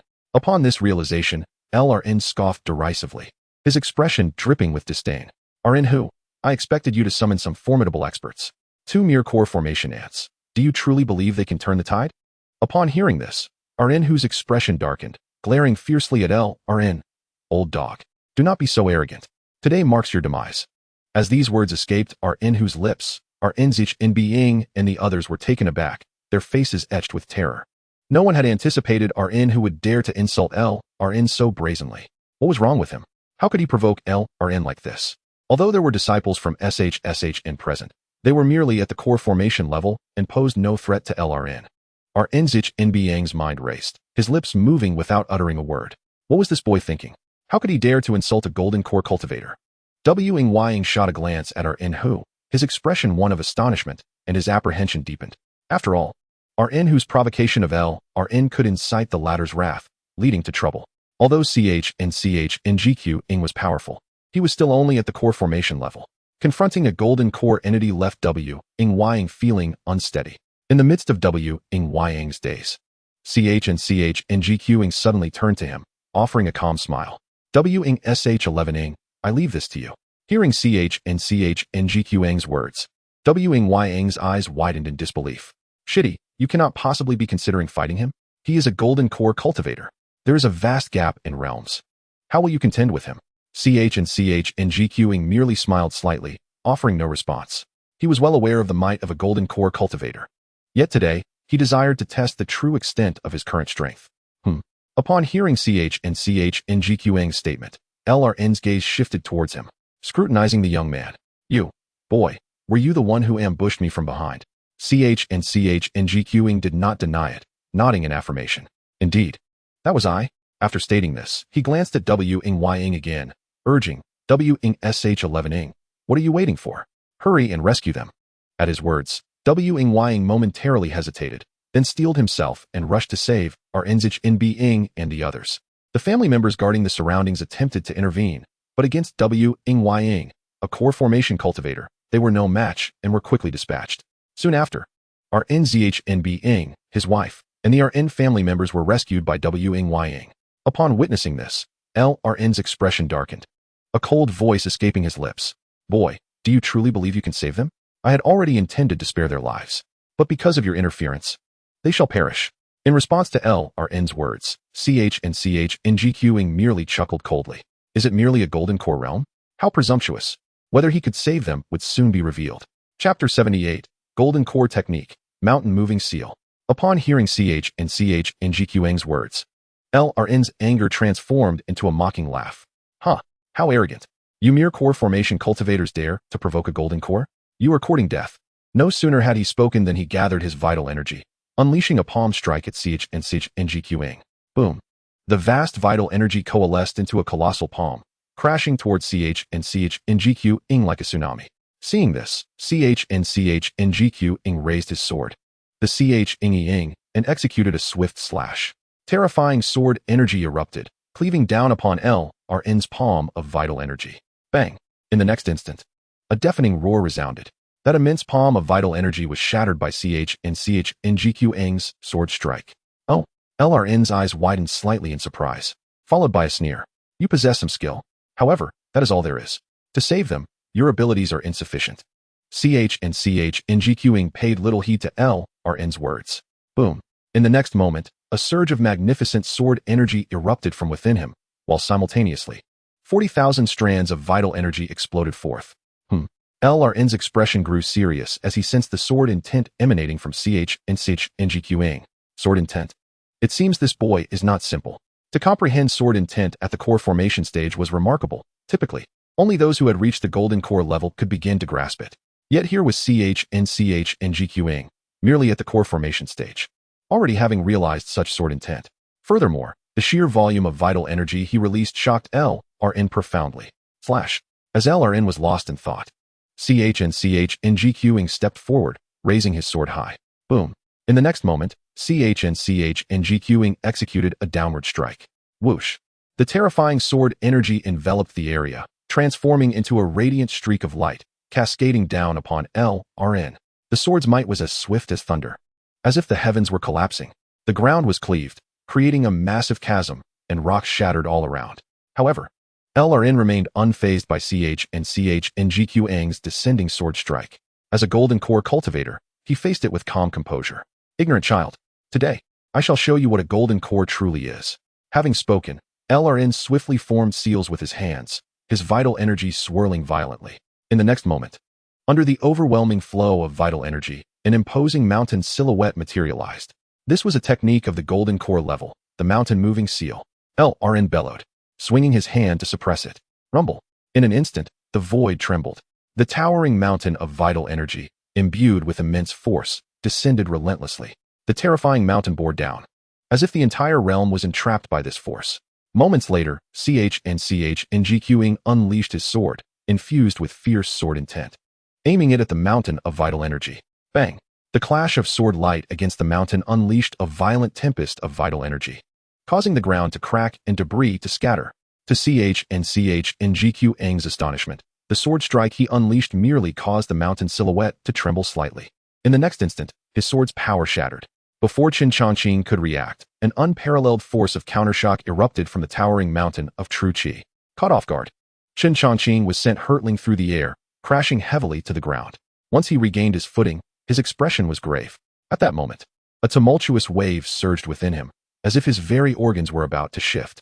Is this the might of a Jindan cultivator? Indeed. The disparity between the Jiedan and Jindan realms is not to be underestimated, Chen Changqing mused quietly. As Chen Changqing pondered, Li Ran's figure flickered, and he leapt into the air, surrounded by a tempest of violent, true Qi. With a resounding boom, a terrifying aura was unleashed, instantly pressuring the surrounding space. Everyone present felt as though they were suffocating under this overwhelming force. The members of the Tang family, including Tang Yi, were filled with dread. Who gave this boy from Shushan the audacity to challenge a Jindan powerhouse? Are we going to be doomed because of him? The Tang family members trembled in fear. In their eyes, Li Ran had already secured the marks from the Ran and Tang families, and perhaps would not pursue them further. However, with Chen Changqing's intervention, the situation took a turn for the worse. It was possible that in his wrath, Li Ran might decide to eliminate them. Simultaneously, Ran Jinbong and the others were filled with concern. Could Chen Changqing defeat this Jindan master? If not, what should they do? Just as everyone was in shock, Chen Changqing managed to stabilize himself, wielding the Chungying sword as he gazed up at Li Ran, who loomed in the air. At that moment, Li Ran also fixed his gaze upon Chen Changqing. Below him, the enormous mountain of true Qi remained suspended, not descending any further. Young man, considering you are a disciple of Shushan, if you leave now, I can spare your life, Li Ran said coldly in the silence. It was not out of compassion, but rather a wariness of Shushan's influence behind Chen Changqing. After their brief encounter, Li Ran had discerned that a youth of such age could comprehend sword intent and even withstand his mountain-moving seal with mere Jiedan cultivation. In Li Ran's eyes, Chen Changqing must be a core disciple of the inner sect at Shushan, possibly even a disciple of a formidable master. Unless absolutely necessary, he did not wish to forge enmity with a sacred place like Shushan. However, what Li Ran did not anticipate was Chen Changqing's response. Upon hearing his words, Chen Changqing let out a cold snort. Humph, what of the Jindan? Today, I shall slay you. As soon as his words fell, an overwhelming battle intent erupted from Chen Changqing. Li Ran's expression darkened upon hearing this. Before he could utter another word, he witnessed Chen Changqing sheathing his sword, then taking a stance as if to draw it once more. Li Ran narrowed his eyes, puzzled by Chen Changqing's intentions. Boom. At that moment, Chen Changqing ceased holding back. His true Qi surged violently, and his sword intent reached its zenith. Heaven-slaying sword technique. He could not help but let out a low shout before drawing his sword. Whoosh. In an instant, a dazzling beam of sword light shot forth. Bang. Following that, a devastating sword momentum surged into the sky. As the sword was unleashed, it resembled a glorious rainbow piercing through the heavens, rendering the world dim and silencing all existence. This, not good. Witnessing Chen Changqing unleash such a sword, Li Ran's pupils contracted, and an unprecedented sense of crisis surged within him, causing his very soul to tremble. With no time to contemplate further, Li Ran hastily activated the true Qi within his body. Chapter 79, Old Man, I'll blast you to kingdom come. From within Li Ran's body, a torrent of true Qi erupted forth, forming a dense shield of true Qi around him. This protective shield was substantial and radiated a brilliant golden light, almost tangible. This was also a hallmark of Jindan cultivators, who wield their true Qi to create defensive barriers. While solidifying his true Qi shield, Li Ran pressed down with one hand in a swift motion. Rumbling, the mountain of true Qi, which had been suspended in the air, surged forward, bearing down on the sword strike aimed at Chen Changqing. Yet, with just one clash, the mountain of true Qi was torn apart. Bang! Under the ferocious might, the residual energy of the sword strike descended upon Li Ran, crashing against his true Qi shield. Crack! A sound of shattering echoed as cracks rapidly spread across Li Ran's protective barrier. Ultimately, it was obliterated. In that instant, a terrifying sword force struck directly at Li Ran's body. Puff! Caught completely off guard, Li Ran spat out a mouthful of blood. With a muffled groan, he was sent reeling backward, flying several dozen feet before barely regaining his balance. Upon witnessing this scene, everyone present was left in shock, their eyes wide with disbelief. No one had anticipated that a Jiadan cultivator could inflict such severe injuries upon a Jindan powerhouse. Stunned, the crowd was filled with awe. Did I see that correctly? Li Ran was severely injured by that boy's sword. He is a Jindan powerhouse. How could he manage this? They marveled at the astonishing display. If they had not witnessed it with their own eyes, they would never have believed that a Jiadan cultivator could topple a Jindan master. Wang Yang, upon seeing this spectacle, widened his eyes in astonishment, muttering, "What kind of monster is my junior brother?" Li Ran was indeed a Jindan realm powerhouse. Earlier, he had felt exceedingly anxious. Who would have guessed that Chen Changqing could inflict such damage on Li Ran, even shattering his protective gold shield with a single strike? Ranhua was equally taken aback. His eyes filled with shock. Senior brother Chun is terrifyingly powerful, he exclaimed, unable to contain his awe, admiration for Chen Changqing growing deeper. Meanwhile, Chen Changqing, seeing that Li Ran still lived, felt a flicker of surprise in his eyes. He did not perish? He murmured quietly. It is worth noting that prior to this, whenever he had executed the heaven-slaying sword technique, it had never failed. This was his first misstep. Contemplating for a moment, Chen Changqing steadied himself. He understood well that Li Ran was, after all, a Jindan realm powerhouse. One could not compare a Jiadan cultivator to such a formidable force. The foundation of a Jindan cultivator was indeed extraordinary. Chen Changqing sighed inwardly. At this juncture, Li Ran, having stabilized himself in midair, raised a hand to wipe the blood from the corner of his mouth. When he turned his gaze back to Chen Changqing, the intent to kill within his eyes surged violently. Previously, he had offered Chen Changqing a chance to retreat, sparing his life. Who would have thought that not only did Chen Changqing refuse, but he also unleashed a peculiar sword technique that left him severely wounded. The more he contemplated, the more the flames of anger blazed within Li Ran. Young man, I must admit, that sword strike of yours was indeed formidable. Even a Jindan powerhouse like myself can be harmed. However, a Jindan is still a Jindan. How could you, a mere Jiadan, hope to defy me? While he spoke thus, Li Ran's heart was filled with mixed emotions. He marveled at Chen Changqing's prowess, recognizing him as a disciple of the sacred Shushan. Today, he had nearly met his demise at Chen Changqing's hands. Moreover, Li Ran was filled with a yearning for the sword technique Chen Changqing had just executed. In his view, only a sacred place like Shushan could nurture such formidable powers, enabling a Jiadan cultivator to contend against a Jindan master. After a moment's reflection, Li Ran regained his composure, his expression turning cold as he continued, "Young man, if I am not mistaken, such swordsmanship, with your strength, I fear you can wield it only once, cannot you?" As he spoke, Li Ran paused momentarily, his expression turning exceptionally sinister. He coldly declared, "This shall be your demise." At that instant, Li Ran was engulfed in fury, disregarding the implications of Shushan. In his view, the worst that could happen was that he would kill Chen Changqing and flee to seek refuge with another faction. This world was not solely the domain of Shushan. Surely, there would be a place for him to find shelter. Upon sensing Li Ran's murderous intent, Chen Changqing suddenly smiled and remarked, "You are not mistaken. That sword technique is indeed one I cannot repeatedly employ in a short span. However, do you presume I lack other trump cards?" The moment those words left his lips, Li Ran's countenance drastically changed. Deep within him, an unprecedented sense of crisis arose, causing every hair on his body to stand on end. It was undeniable that Chen Changqing possessed numerous peculiarities, and he could not ascertain whether Chen was merely intimidating him or truly had another ace up his sleeve. As Li Ran lingered in stunned silence, Chen Changqing, without further ado, lightly waved his hand, producing a shimmering talisman. The instant the talisman appeared, it emanated a terrifying aura, inscribed with intricate and arcane runes. This talisman had been bestowed upon Chen Changqing by Elder Lu Mu when he departed from Shushan. Containing the full force of a late-stage golden core practitioner's might, a life-saving measure for Chen Changqing. Now that Li Ran had survived Chen Changqing's Zhantian Bajian technique, it was time to employ this talisman. Upon witnessing Chen Changqing unveil the talisman, Li Ran's expression shifted to one of utmost dread. With his keen eye, he immediately recognized the talisman's extraordinary nature. The terrifying power it harbored made his heart tremble uncontrollably. A golden core talisman? After a brief silence, Li Ran could not help but exclaim, "A golden core talisman." Just moments ago, he had wondered if Chen Changqing was merely attempting to frighten him. However, It was now evident that his claims were not mere fabrications. He indeed had a hidden card to play. "You old scoundrel. I shall obliterate you." As Li Ran was lost in thought, a glimmer of resolve flashed in Chen Changqing's eyes. Gritting his teeth, he activated the talisman. Boom. With the activation of the talisman, a brilliant golden light erupted from it. Following that, an overwhelming torrent of energy surged forth as if a mighty tide had been unleashed.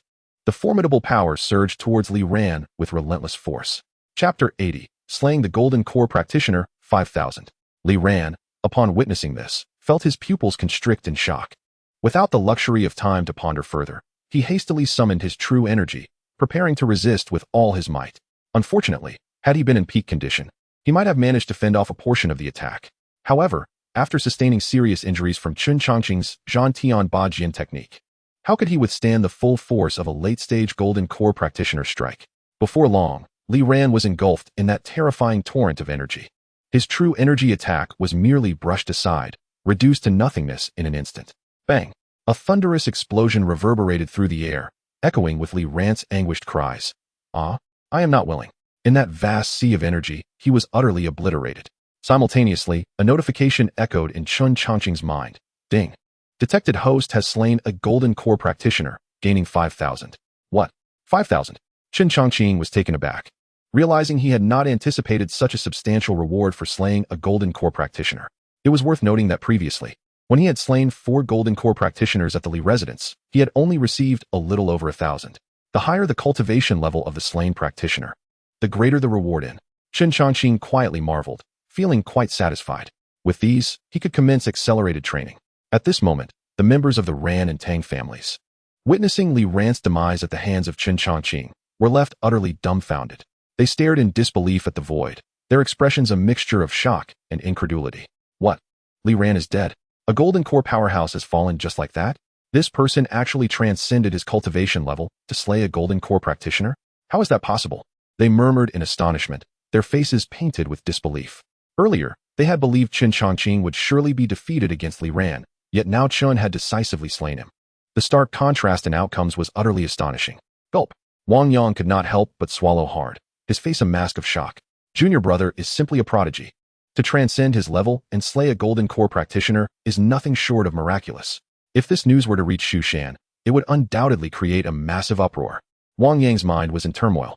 Though Chen Changqing had utilized the talisman gifted by Lu Mu to defeat Li Ran, it was still an incredible feat after all. Had Chen not severely injured Li Ran with his sword earlier, the subsequent use of the talisman may not have guaranteed Li Ran's defeat. Did I not see incorrectly? Chen Xixiang actually slayed a Golden Core powerhouse? Nearby, Ran Hua was filled with uncertainty, struggling to believe his own eyes. The members of the Ran family, including Ran Zhenbang, were equally stunned, their expressions awash with disbelief. As the crowd was engulfed in shock, Chen Changqing gracefully descended. Upon his return, Ran Zhenbang promptly regained his composure and, accompanied by Ran Hua and the rest of his kin, bowed in gratitude, saying, "Thank you, young hero, for your assistance." The entire Ran family is immensely grateful. Chen Changqing smiled lightly and replied, "There is no need for such formalities, Ran family leader. I acted merely to aid Ran Shitty." As he spoke, Chen Changqing cast a glance at Ran Hua. Understanding the underlying connection, Ran Zhenbang comprehended that Chen Changqing and Ran Hua shared a close bond. Otherwise, he would not have extended such aid to the Ran family. Boom. At that moment, the stone door within the ancestral ground fully opened. The eyes of everyone present converged upon the sight. Beyond the stone door lay a deep passage, exuding an ancient and archaic aura. Merely the emanation of this aura made everyone feel a shiver of trepidation. Faintly, they could discern a radiance of treasures emanating from the depths of the passage. The members of the Tang family, upon witnessing this, ignited with fervor. "Ran family leader, quickly release me. I wish to enter the ancestral ground with you to investigate." Tang Yi gazed eagerly at Ran Zhenbang, his expression brimming with impatience. Previously, Wang Yang and Ran Hua had only released the shackles on Ran Zhenbang and the others, neglecting the members of the Tang family. Upon hearing Tang Ye's words, Ran Zhenbang furrowed his brow and replied sternly, "Tang family leader, do you believe you still possess the right to enter at this juncture?" With Ran Zhenbang's statement, Tang Yi was momentarily taken aback. He understood full well that he and the members of the Tang family were barely able to protect themselves, let alone seek treasures within the ancestral ground. After a moment of contemplation, Tang Yi could not help but chuckle bitterly. Ran Zhenbang, unbothered by this, shifted his gaze to Chen Changqing. "Young hero Chen, This ancestral ground can only be accessed by the descendants of our three families. If outsiders enter, they may trigger the formations within. Should you wish to enter, I advise you to exercise caution. Upon hearing Ranjambang's words, Chen Changqing merely smiled indifferently, not overly concerned. Were it anyone else, he would not have been as considerate. After all, it was he who had slain Li Ran, the Golden Core powerhouse. He naturally intended to lay claim to the treasures within. However, this is the ancestral land of our Inhu's family. Considering our Inhu's presence, he chose not to dwell on it, smiling and nodding as he said, "Our NGZH, please feel free." Upon hearing what Xianxiaaudiobooks had said, our NZH face instantly lit up with joy. He wasted no time and proceeded directly towards the passage behind the stone gate. Our Inhu, witnessing this, intended to clarify something. Worried that our NZH earlier remarks might cause Xianxiaaudiobooks to harbor resentment. Before our Inhu could speak, Xianxiaaudiobooks smiled gently and interjected, "Our NSHD, if there are any treasures within that stone gate, they are the legacy of your ancestors.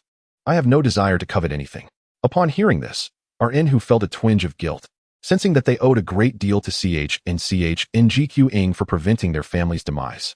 Subsequently, Xianxiaaudiobooks and the others did not linger in the ancestral grounds of the three clans and returned to Xianxiaaudiobooks.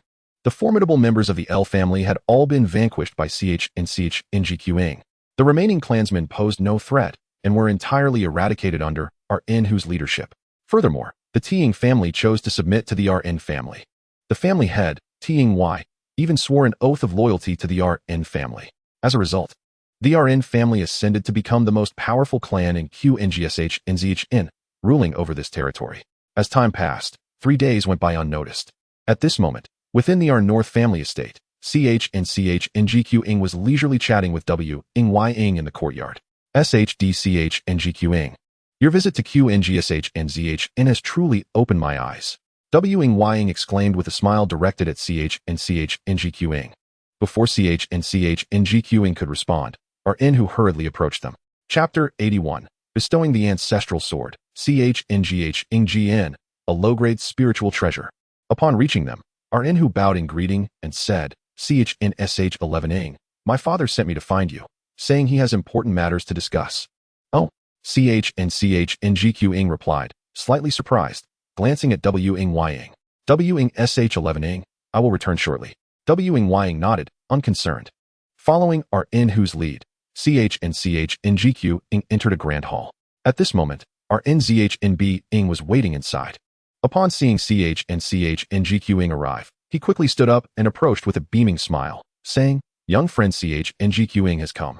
CHNCHNGQing nodded and asked straightforwardly, our NGZH, may I inquire as to why you sought me out? Without any pretense. Our NZHNB-ing replied, 3 days ago, after entering the ancestral grounds, I obtained the legacy of our ancestor. CHNCHNGQing smiled and congratulated him. Then I congratulate our NGZH. He could sense that our NZHNB-ing's aura had indeed become significantly more robust, indicating substantial gains from the ancestral grounds. Our NZHNB-ing chuckled and waved his hand. A brilliant crimson light flashed, causing the temperature within the hall to rise abruptly. When the light dimmed, a long sword appeared, glistening with a red hue, its blade shimmering with an unsettling pressure. CHNCHNGQing immediately recognized that this sword, presented by our NZHNB-ing, was no ordinary item. Young friend CHNGQing, this sword was wielded by our ancestor, CHNGH-ing. It is named CHNGH-ing and is classified as a low-grade spiritual treasure. Upon hearing our NZHNB-ing reveal the origin of the CHNGH-ing, CHNCHNGQing was taken aback. A low-grade spiritual treasure? It is known that magical artifacts are categorized into levels: magical tools, dharma treasures, spiritual treasures, and immortal artifacts. He remembered that Li Mzhenren, as a late-stage JNDN cultivator, only wielded a dharma treasure. In contrast, the CHNGN he possessed, gifted by Li M, was merely an upper-grade magical tool. Yet, the CHNGN had attained the status of a low-grade spiritual treasure. Such a treasure, if placed within a second or third-rate sect, would be regarded as a prized possession. Just as CHNCHNGQing was astounded, our NZHNB-ing smiled faintly and continued, I would like to present the CHNGHNGN to you, young friend CHNGQing. Startled by our NZHNB-ing's words, Chen was taken aback. He never expected our Chen to be so generous as to bestow a low-grade spiritual treasure upon him. Our NGZH. This Chen is far too precious. I believe it would be better if you kept it. Before our NZHNB could reply, our Inhu quickly interjected, SH11 please do not refuse. Accept it. If it were not for your timely assistance, our RN family would no longer exist. Such a significant favor cannot be compared to a mere spiritual treasure. Hearing this, our NZHNB nodded in agreement, saying, Huer is correct. In comparison to young friend CHNGQ's kindness towards our RN family, the CHNGHNGN is truly insignificant. Please accept it.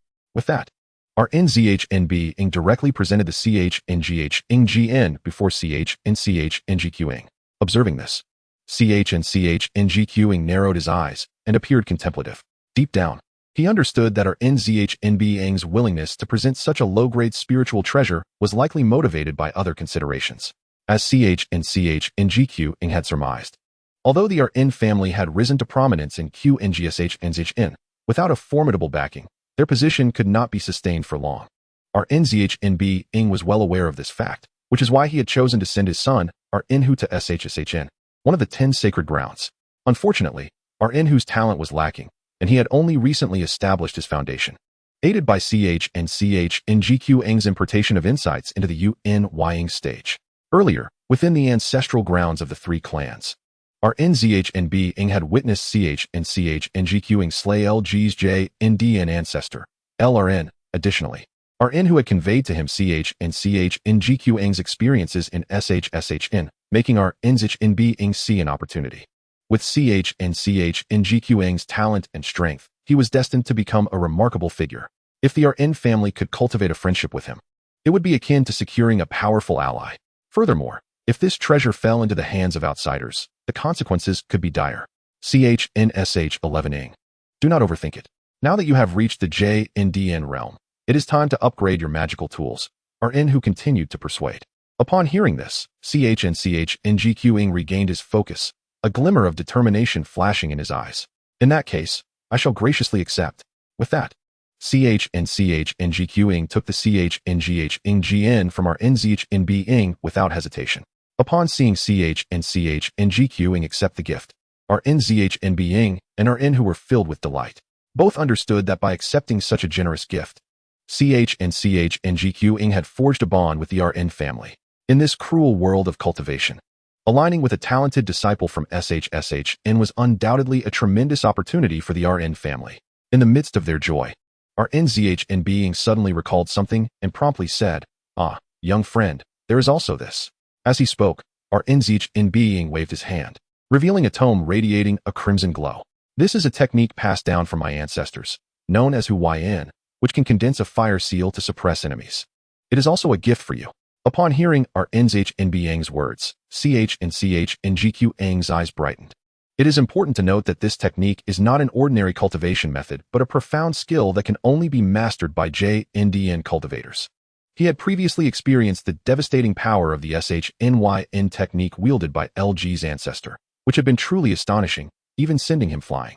Noticing CHNGQ's interest, our NZHNB continued, regrettably.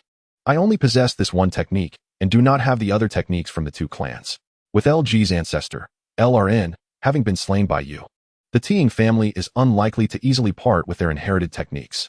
CHNGQ nodded slightly, not hesitating to accept the gift with delight. Such a technique was precisely what he needed at present. After receiving the Huayan technique, CHNGQ waved his hand, revealing the CHNGN. SHD, I bestow this sword upon you. Now I possess the Changhong sword. Although the Chungying sword is merely a superior magical artifact, it is perfectly suited for your cultivation level. Ranhua gratefully accepted the Chungying sword and bowed respectfully to Chen Changqing, expressing her gratitude. Thank you, senior brother. Subsequently, Chen Changqing did not linger and bid farewell to the father and son before returning to his own chamber. Once inside, he promptly retrieved the fire seal technique manual and began to peruse its contents. Soon, a prompt echoed in his mind. Ding. Fire seal technique detected. Would you like to engage in automatic cultivation? Yes. With the issuance of Chen Changqing's command, a familiar golden figure appeared within his consciousness, commencing the practice of the fire seal cultivation method. Observing this, Chen Changqing nodded in satisfaction. Following this, he summoned the Changhong sword from his storage bag. Upon extracting the sword, he scrutinized it carefully. This subpar spiritual treasure, the Changhong sword, was entirely crimson, its blade gleaming like jade. With what appeared to be flames coursing within, Chen Changqing lightly flicked the blade's edge, producing a clear and melodious sword cry. Truly, it was a spiritual treasure, already imbued with a hint of sentience. Without delay, Chen Changqing bit his fingertip, allowing a drop of his blood to fall upon the Changhong sword, initiating the recognition of ownership. To his astonishment, as soon as his blood touched the sword, a sizzling sound erupted, as if the blood were instantaneously evaporating. Boom. Following this, a blinding red light erupted from the sword's body, illuminating the entire room as if it were a sea of blood. What on earth? Could Old Bai be attempting to harm me? Such thoughts crossed Chen Changqing's mind. Yet, upon reconsideration, he found it implausible. The Ran family had no reason to harm him, especially since both the Changhong sword and the fire seal technique were gifts willingly bestowed by Ran Jianbang. Just as Chen Changqing was lost in thought, a terrifying force emanated from the Changhong sword, pulling him into a peculiar space. Within this realm, sword energy surged. The sound of thundering clashes filled the air, each streak of sword energy seemingly possessing the power to annihilate the world. Was this yet another independent space? Such a feat could only be accomplished by a Zifu realms expert. As Chen Changqing pondered, the very center of this space began to condense into figures of sword energy, ultimately revealing a silhouette. Young one, your entry here suggests you must be one of my descendants, the figure proclaimed. Chen Changqing's gaze sharpened at these words, fixing his eyes upon the apparition. Upon closer inspection, although the figure appeared somewhat ethereal, its features were distinctly discernible. Its facial structure was sharp, resembling a sculpture. A pair of sword-like eyebrows arched gracefully, and its piercing eyes shimmered with a fiery essence, enigmatic in nature. Despite being merely a spiritual projection, the aura it exuded was overwhelmingly formidable, instilling a sense of trepidation in Chen Changqing. Changhong. As he assessed the figure, Chen Changqing quickly deduced its identity. The second Zifu realms expert. He silently marveled. Throughout his journey, this marked the second occasion he had directly encountered the consciousness of a Zifu realms master. The first instance had occurred during the Outer Sect Disciples competition at Shushan, where he, along with other disciples, had entered the Void Realm to hunt beasts. In a certain valley, he witnessed Qingyang and Liyang confronting each other over treasures. Seizing the moment while they clashed, he stealthily infiltrated the valley to claim the treasures himself. Unexpectedly, during this act, he was transported into a cave space, where he encountered Qingshu Zhenren. The Zhantian Ba Jian technique had been the result of Qingshu Zhenren slaying a demonic cultivator from the Yin Yu Holy Dynasty, which was subsequently passed down to Chen Changqing. Contemplating this, Chen Changqing quickly returned to the present and whispered, I wonder what inheritance I will receive this time. He then cast a glance towards the Changhong Zhenren nearby. Senior. To Chen Changqing's astonishment, before he could finish his sentence, an even more overwhelming aura erupted from the Changhong Zhenren. Boom. In an instant, the figure exploded, transforming into streaks of sword energy that shot directly towards Chen Changqing. What? Chen Changqing's pupils contracted in shock, his face a mask of confusion. In less than a breath, the sword energy surged into his body. As the energy entered, he felt an immense force coursing through his meridians, causing his bones to crack and pop. Initially, Chen Changqing believed he was doomed, fearing that the sword energy would pierce through his vital organs. Yet, to his surprise, the sword energy did not harm his meridians or organs, but instead transformed into pure, true qi. With a thunderous roar, Chen Changqing's aura began to swell, his cultivation rapidly ascending. In a short span, his realm soared from mid-Jidan to late Jidan. Even more astonishingly, the amount of true qi within him surged from 40,000 strands to 70,000 strands. It was common knowledge that an average late Jidan cultivator possessed around 30,000 strands of true qi. Was this the legacy of Changhong Zhenren? Chen Changqing was utterly astonished. In the next moment, his figure abruptly vanished from that peculiar space, reappearing in his own room. Before him, the Changhong sword radiated a crimson glow, suspended in midair. Additionally, 3 manuals were also levitating nearby. Chen Changqing was slightly taken aback and hurriedly approached the 3 manuals to examine them. Upon inspection, his heart soared with joy. Changhong sword technique. Inherited techniques, water seal and mountain seal. I truly struck gold this time. Chen Changqing exclaimed excitedly. Initially, he believed that reaching the late Jidan stage and accumulating 70,000 strands of true qi was already commendable. He had not anticipated such further delights. The Changhong sword technique was the renowned skill of Changhong Zhenren, and when wielded with the Changhong sword, its power was magnified.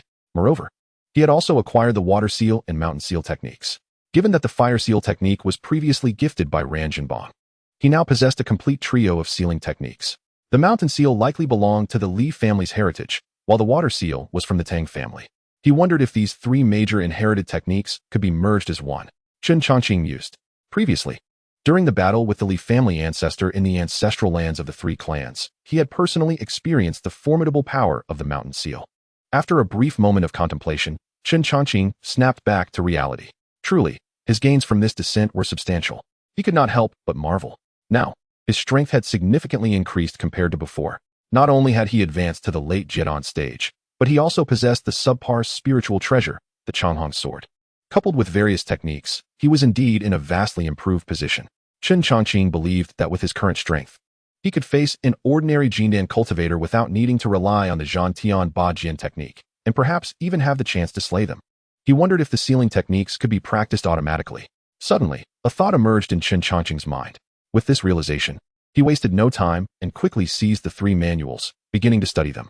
As he flipped through the pages, a prompt echoed in his mind. Ding. Changhong's sword technique detected.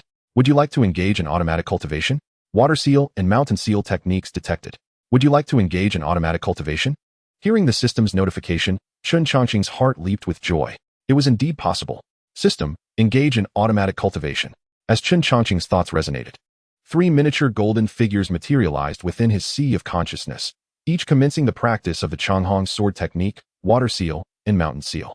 In addition to these three golden figures, four others were also engaged in cultivation. One was practicing the Shushan heart method, another was mastering the heaven-slaying sword technique. One was refining the fire seal, and the last was honing sword intent. Thus, a total of 7 golden figures were diligently cultivating. Observing the 7 figures each fulfilling their designated roles, a satisfied smile spread across Chen Changqing's face. The convenience of this automated cultivation system was truly delightful. However, he pondered privately whether there existed a limit to the number of these golden figures. After a brief contemplation, he snapped back to reality, yawned, and soon drifted off to sleep. The following morning, while still enveloped in slumber, Chen Changqing was abruptly awakened by a series of knocks on his door. Bang bang. Brother Chen, are you awake? Came Wang Yang's voice from outside. Moments later, Chen Changqing rose and opened the door to find Wang Yang and Ran Hua standing there. Brother Wang, you're up early. Chen Changqing greeted with a smile. Wang Yang nodded lightly in response, saying, Junior brother, the issues concerning the Ran family have been resolved. We should prepare to return to Shushan. This excursion had originally been undertaken to assist Ran Hua in overcoming the crisis faced by her family. Now that the Li family had been eradicated and the Tang family had submitted to the Ran family, the latter had become the dominant force in the entire Qingshan town. Before Chen Changqing could respond, Wang Yang's expression shifted to one of shock, his face registering disbelief as he stared at Chen Changqing. Junior brother, have you broken through again? Upon hearing Wang Yang's exclamation, Ran Hua began to sense the energy emanating from Chen Changqing, realizing that it was indeed stronger than before, clearly indicating a recent breakthrough that had yet to stabilize. Chen Changqing smiled nonchalantly and replied, I encountered a bit of opportunity yesterday and made a small breakthrough. Though he spoke with casual indifference, Wang Yang was stirred by his words, as if a tidal wave had erupted within him. It was well known that prior to their journey to Qingshan town, Chen Changqing had only just achieved a breakthrough. How could he have progressed so rapidly in such a short time? My junior brother is truly a prodigy. How is he cultivating so swiftly? Even the exceptional talents among the 7 main peaks cannot match such speed. Wang Yang marveled inwardly, increasingly perplexed by Chen Changqing's capabilities. Simultaneously, upon hearing Chen Changqing's words, Ran Hua felt a jolt of realization and whispered to herself, could it be due to the Changhong sword? When Ranjinbong presented the low-grade spiritual treasure to Chen Changqing the previous day, Ran Hua had been present. In her mind, the opportunity Chen Changqing referred to undoubtedly pertained to the Changhong sword. Despite her astonishment, Ran Hua felt no envy. Instead, she was genuinely happy for Chen Changqing. After all, since they had chosen him as their ally, the stronger he became, the more advantageous it would be for the Ran family.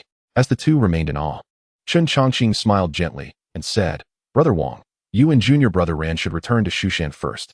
Taken aback by this statement, both Wang Yang and Ran Hua expressed their surprise. What? Junior brother, you aren't coming back with us? Wang Yang asked incredulously. Chen Changqing nodded lightly and replied, I won't be returning to Shushan for the time being. I wish to venture out and explore this world. Since arriving in this realm, Chen Changqing had spent most of his time cultivating at Shushan, with his farthest journey having been to Baiyao Valley. Now that he had made significant progress, it was indeed a perfect time for some adventure. After a moment's thought, Chen Changqing added, "By the way, brother, please remember to convey my regards to Elder Lu Mu when you return."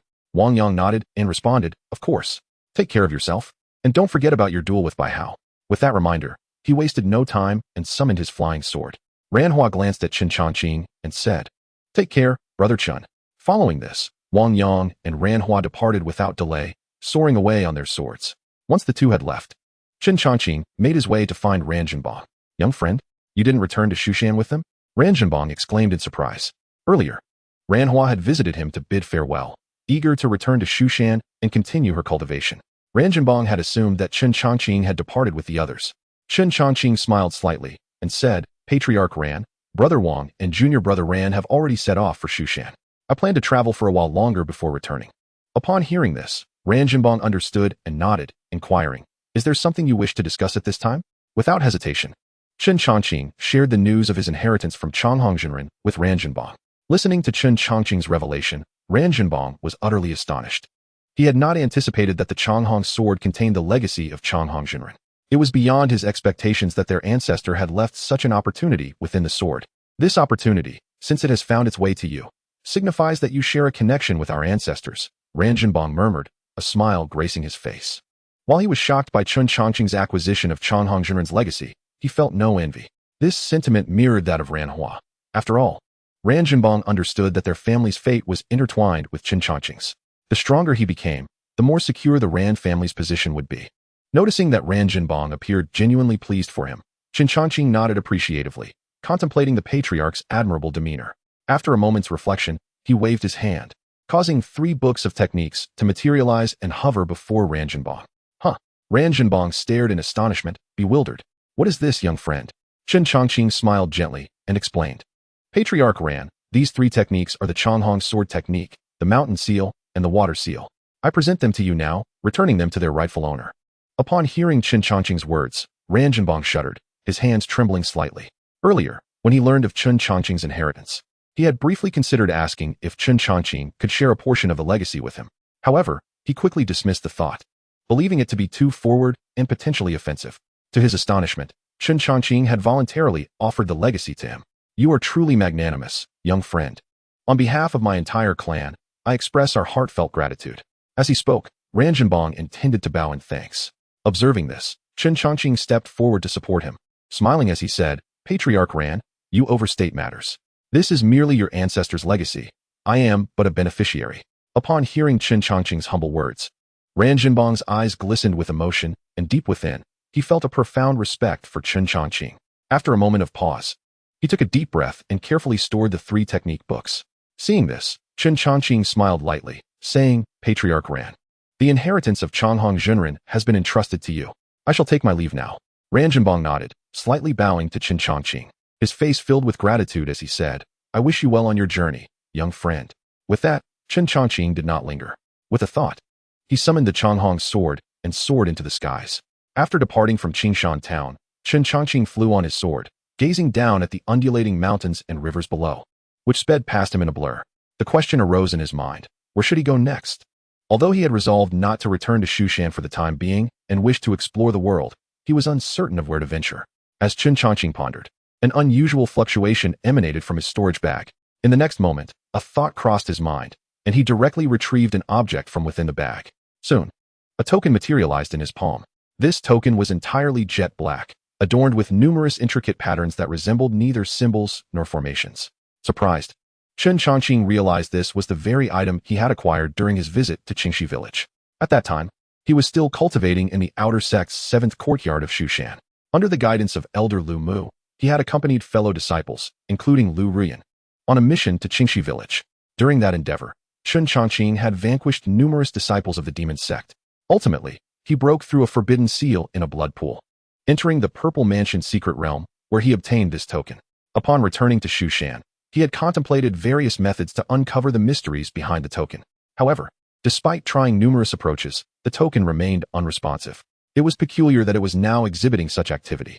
Chen Changqing hesitated, glancing down at the black token in his palm. He could sense that it was slightly warm, and faint, secretive patterns flowed across its dark surface. Additionally, the token vibrated, indicating a specific direction. Intriguing. Is this guiding me? Chen Changqing mused, clearly feeling the sense of direction emanating from the token. This object, being a treasure of the Purple Mansion, must be extraordinary.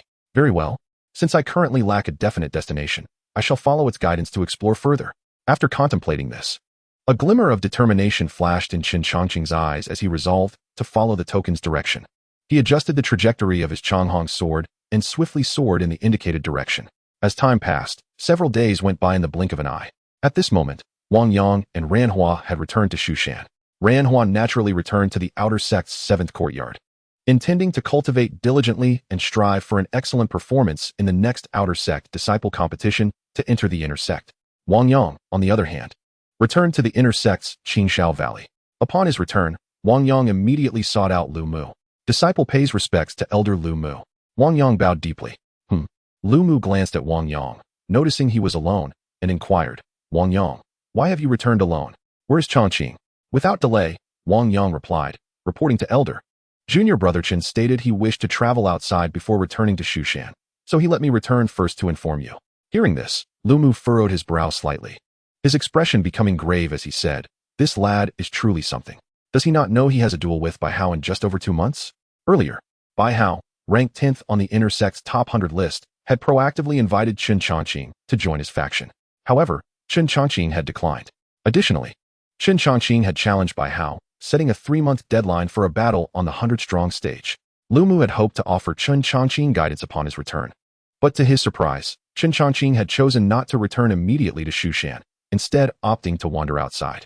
What worried Lu Mu even more was that he had recently heard the 10th sequence Holy Sun had emerged from seclusion. Upon learning that Chen Changqing had rejected his invitation, the Holy Sun was notably displeased. Undoubtedly, he would assist Bai Hao in breaking through. After all, if Bai Hao were to lose to Chen Changqing, how would the 10th Holy Sun maintain his dignity? Seeing Lu Mu's serious demeanor, Wang Yang hastily added, Elder, previously in Qingshan town, junior brother Chen's cultivation had already reached the mid-stage of the golden core. His internal energy had reached a remarkable level of 40,000 strands. Moreover, he even dispatched a golden core level powerhouse. After that, it seems his cultivation has further progressed, though to what extent, I cannot ascertain. Upon hearing Wang Yang's words, Lu Mu was taken aback, disbelief etched across his face. What? He killed a golden core cultivator at the golden core stage? And has he progressed further? Lu Mu exclaimed. Wang Yang nodded, affirming, indeed. Junior brother Changqing's cultivation talent surpasses even the most prodigious geniuses of the 7 major peaks. Given some time, he will undoubtedly become a rising star in Shushan. Lu Mu remained non-committal, responding coolly, very well, I understand. You may leave now. Wang Yang bowed deeply to Lu Mu before departing. Once Wang Yang had left, Lu Mu's concerns did not dissipate. He was well aware of Chen Changqing's remarkable talent and rapid progress. He feared that before Chen Changqing could truly mature, he might meet an untimely end. Lu Mu had placed great expectations on Chen Changqing, even nurturing him as a potential pillar of support in Shushan. Unlike others, Lu Mu lacked any backing in Shushan, nor did he wish to rely on the powerful figures there. In his view, it was better to invest in a future powerhouse than to depend on others. Lu Mu had witnessed the talent Chen Changqing exhibited firsthand. Sighing deeply, he lamented, I can only hope this young man returns safely. Meanwhile, at Yunqi Peak, within a small dwelling halfway up the mountain, Lu Rian held a longsword in her jade hand. The sword gleamed with a chilling light, its blade radiating a blue aura, resonating with the essence of the Tao, clearly indicating its extraordinary nature. Miss, Wang Yang has returned to the inner sect. But Chen Changqing did not accompany him back to Shushan. An old woman approached and reported. Oh, Lu Rian responded, slightly taken aback. He hasn't returned? His duel with Bai Hao is imminent. Why hasn't he come back yet? Lu Rian expressed her confusion. The old woman, upon hearing this, pursed her lips and assured her. Miss, please rest assured. I will continue to send people to inquire. As soon as I have any news of him, I will inform you immediately. Hearing this, Lu Rian took a deep breath, nodded, and then lowered her gaze to the long sword in her hand. It seemed she would have to wait for his return before bestowing this Qingming sword upon him. Time passed quietly, and unknowingly, a month had gone by. At this moment, Chen Changqing, guided by the black token, arrived at the outskirts of a great mountain. Chen Changqing observed the mountain before him. The dark green peaks appeared exceptionally eerie, resembling a colossal beast in slumber, exuding a disquieting aura. To Chen Changqing's astonishment, the token in his palm pulsed more vigorously as he approached the mountain. It seemed evident that the location indicated by the token was indeed this mountain. Yet something felt amiss about this place. Chen Changqing murmured to himself, furrowing his brow. He could vaguely sense that immense danger lurked within the mountain. However, despite feeling threatened, Chen Changqing understood that such unusual places often held both opportunities and perils. Roar. Still trying to escape? Today, let's see where you can run. Just as Chen Changqing was lost in thought, a commotion arose from another direction, accompanied by indistinct voices. Oh! Upon hearing the noise, Chen Changqing quickly regained his focus, suppressing his aura as he swiftly moved toward the source of the sound. After traversing through a dense thicket, Chen Changqing arrived at the scene. However, upon witnessing the scene before him, he could not help but feel a jolt of astonishment. Before him, in a clearing, 4 imposing wolf-like demonic beasts surrounded a small, jet-black dog. These 4 wolf-like creatures were covered in grayish-white fur, their fangs bared, and their eyes glinting with a bloodthirsty ferocity. The encircled little black dog was battered and bruised, growling with bared teeth. Demonic beings? Chen Changqing was taken aback. He had initially thought he was encountering human cultivators. To his surprise, they were members of the demon clan. What astonished Chen Changqing even more was that the little black dog surrounded by the 4 wolf-like beasts bore an uncanny resemblance to his pet dog, Huangkai. From his previous life, memories of Huangkai flooded back to him like a tidal wave. He distinctly recalled how Huangkai would always lie by his feet, affectionately nudging him. Each time he returned home, Huangkai would be the first to leap towards him. In a moment of reflection, Chen Changqing quietly mused about how Huangkai was faring without him. After a brief contemplation, he exhaled deeply and regained his focus. Upon arriving in this world, he had naturally acquired some knowledge about it. He was aware that in this realm, demons, spirits, and magical beings all existed. Furthermore, the demon clan had distinct levels of cultivation. The lowest rank was the Yao Tu, akin to human Qi refining cultivators. Once they possessed a basic level of spiritual power and began learning demonic arts, they would ascend to the foundation building level. Next was the Yao Shi, whose spiritual power increased, allowing for transformations and the preliminary mastery of certain demonic techniques, comparable to golden core cultivators.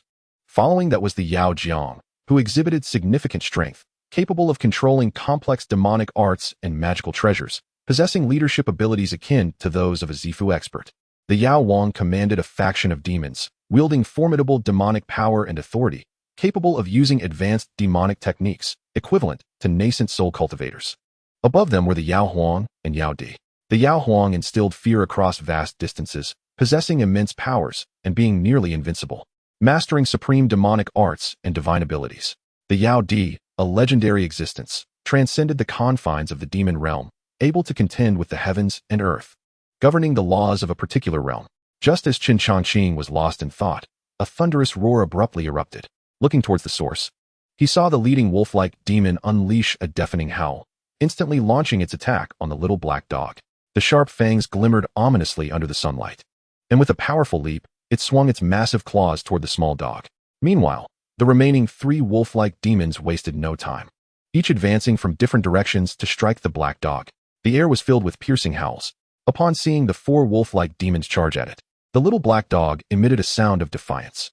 Its strength was merely at the Yao Tu level, while the 4 encircling wolves were also at the same realm. As the assault commenced, a flicker of determination crossed the little black dog's eyes. Despite its small stature, it moved with remarkable agility. When faced with an attack from one wolf-like beast, the little black dog swiftly rolled to the side, evading the deadly pounce. Following that, it pushed off with its hind legs, leaping into the air just in time to evade the subsequent strikes from the other wolf-like beasts. Seeing its attacks evaded, the 4 wolf-like demons were enraged. Seeking death, roared the leading beast, its eyes flashing with fury. In the next moment, it slammed its forepaw down onto the ground. Suddenly, spikes of earth shot up from beneath the surface. The little black dog, airborne, was taken aback. Although it skillfully dodged most of the spikes, a few still struck, leaving several wounds on its body. Letting out a muffled cry of pain, the little black dog plummeted to the ground. Seeing this, the 4 wolf-like demons wore cunning grins, their predatory gazes fixed on the little black dog. Is this where I meet my end? The little black dog whispered, despair flashing in its eyes. Prepare to die? Before it could ponder further, the leading wolf-like demon howled, its massive body launching itself into the air, its sharp claws descending mercilessly toward the little black dog. In that moment of peril, a crimson sword light streaked across the sky like a meteor. In an instant, the sword light descended, and when one looked again, the wolf-like demon that had pounced on the little black dog was already severed in half. The sudden appearance of this event left the little black dog utterly bewildered, as did the other 3 wolf-like demons. Before the remaining three could react, the crimson sword light spun around, darting straight towards them. In mere moments, the three wolf-like demons were cut cleanly in two, not even letting out a single cry of anguish. What? The little black dog's eyes widened in disbelief. At that moment, a figure descended from the heavens. The newcomer was strikingly handsome, clad in immaculate white robes that fluttered in the wind, standing atop a crimson long sword, resembling a celestial sword master. Who else could it be but Chen Changqing? Observing the sudden appearance of the human cultivator, the little black dog's demeanor shifted to one of wariness. A human? It whispered, fur bristling as it instinctively took several steps back. It was well aware that human cultivators and the demon clan were deeply adversarial. At that moment, Chen Changqing approached the little black dog. Seeing him draw near, the little black dog emitted a low growl, baring its teeth at Chen Changqing in a display of aggression. Oh! Chen Changqing halted in his tracks. You little dog, I came to your rescue, and instead of expressing gratitude, you wish to bite me? As he spoke, Chen Changqing raised an eyebrow at the little black dog. Initially, he had acted to save it solely because it reminded him of Wonkai from his past life. Otherwise, he had no intention of getting involved with the demon clan's affairs. Upon hearing Chen Changqing's words, the little black dog cast a disdainful glance at him, barking, "You're the little dog. Your whole family is a bunch of little dogs. I am a member of the Xianxiao clan, not a dog demon with that." The little black dog instinctively retracted its sharp fangs. Chen Changqing was momentarily taken aback, a hint of surprise flickering in his eyes. Xianxiao? This little creature is not a dog demon, but belongs to the Xianxiao clan. Although many might be unaware of the Xianxiao, Chen Changqing had encountered references to them in the ancient texts of Shushan.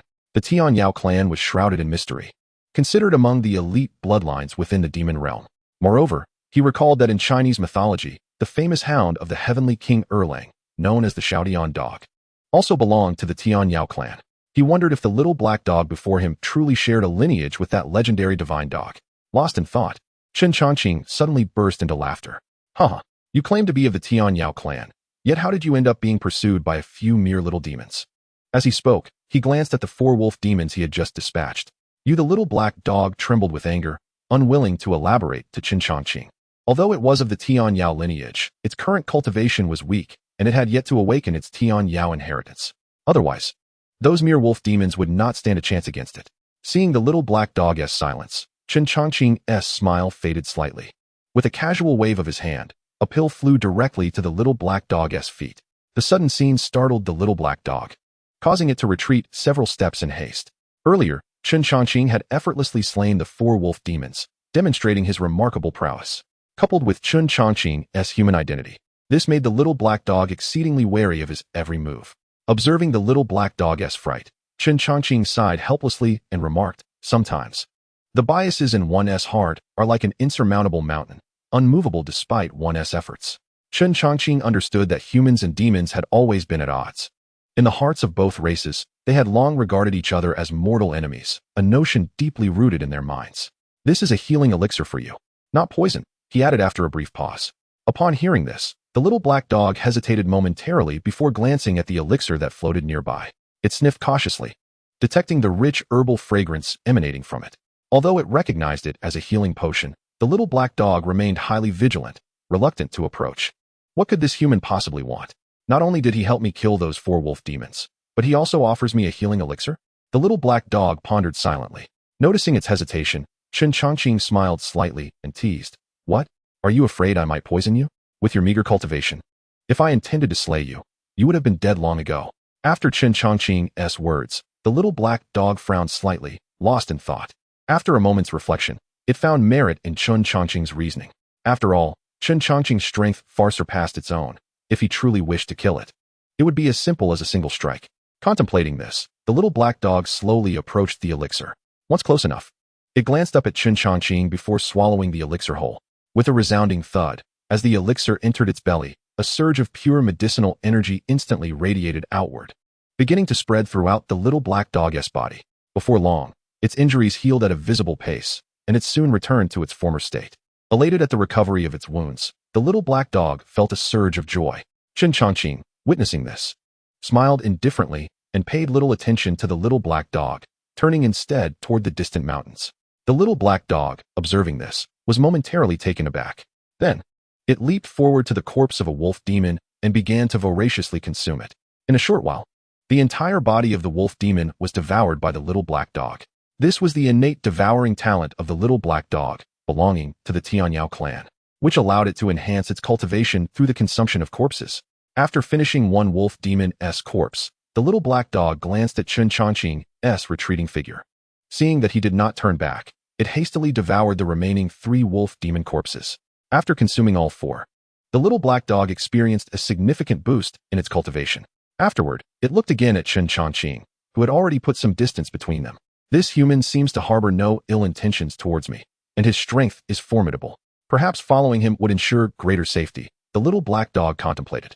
Given its current predicament of being hunted, it resolved with newfound determination and promptly followed Chen Changqing. At this moment, Chen Changqing, walking ahead, sensed the little black dog trailing behind. This little creature seems to understand how to leverage opportunities, he mused. He surmised that the little black dog was merely seeking his protection for safety, not bothering to dwell on it. Chen Changqing continued onward. Thus, one walked ahead while the other followed. Time slipped by unnoticed, and in the blink of an eye, 3 days had passed. At this point, Chen Changqing had reached deep into the mountains. Throughout this period, the little black dog had followed closely behind, albeit maintaining a safe distance. Just as Chen Changqing prepared to proceed further, the little black dog, which had been trailing him, suddenly called out, "Human, the mountain ahead is a forbidden area. You must not proceed any further."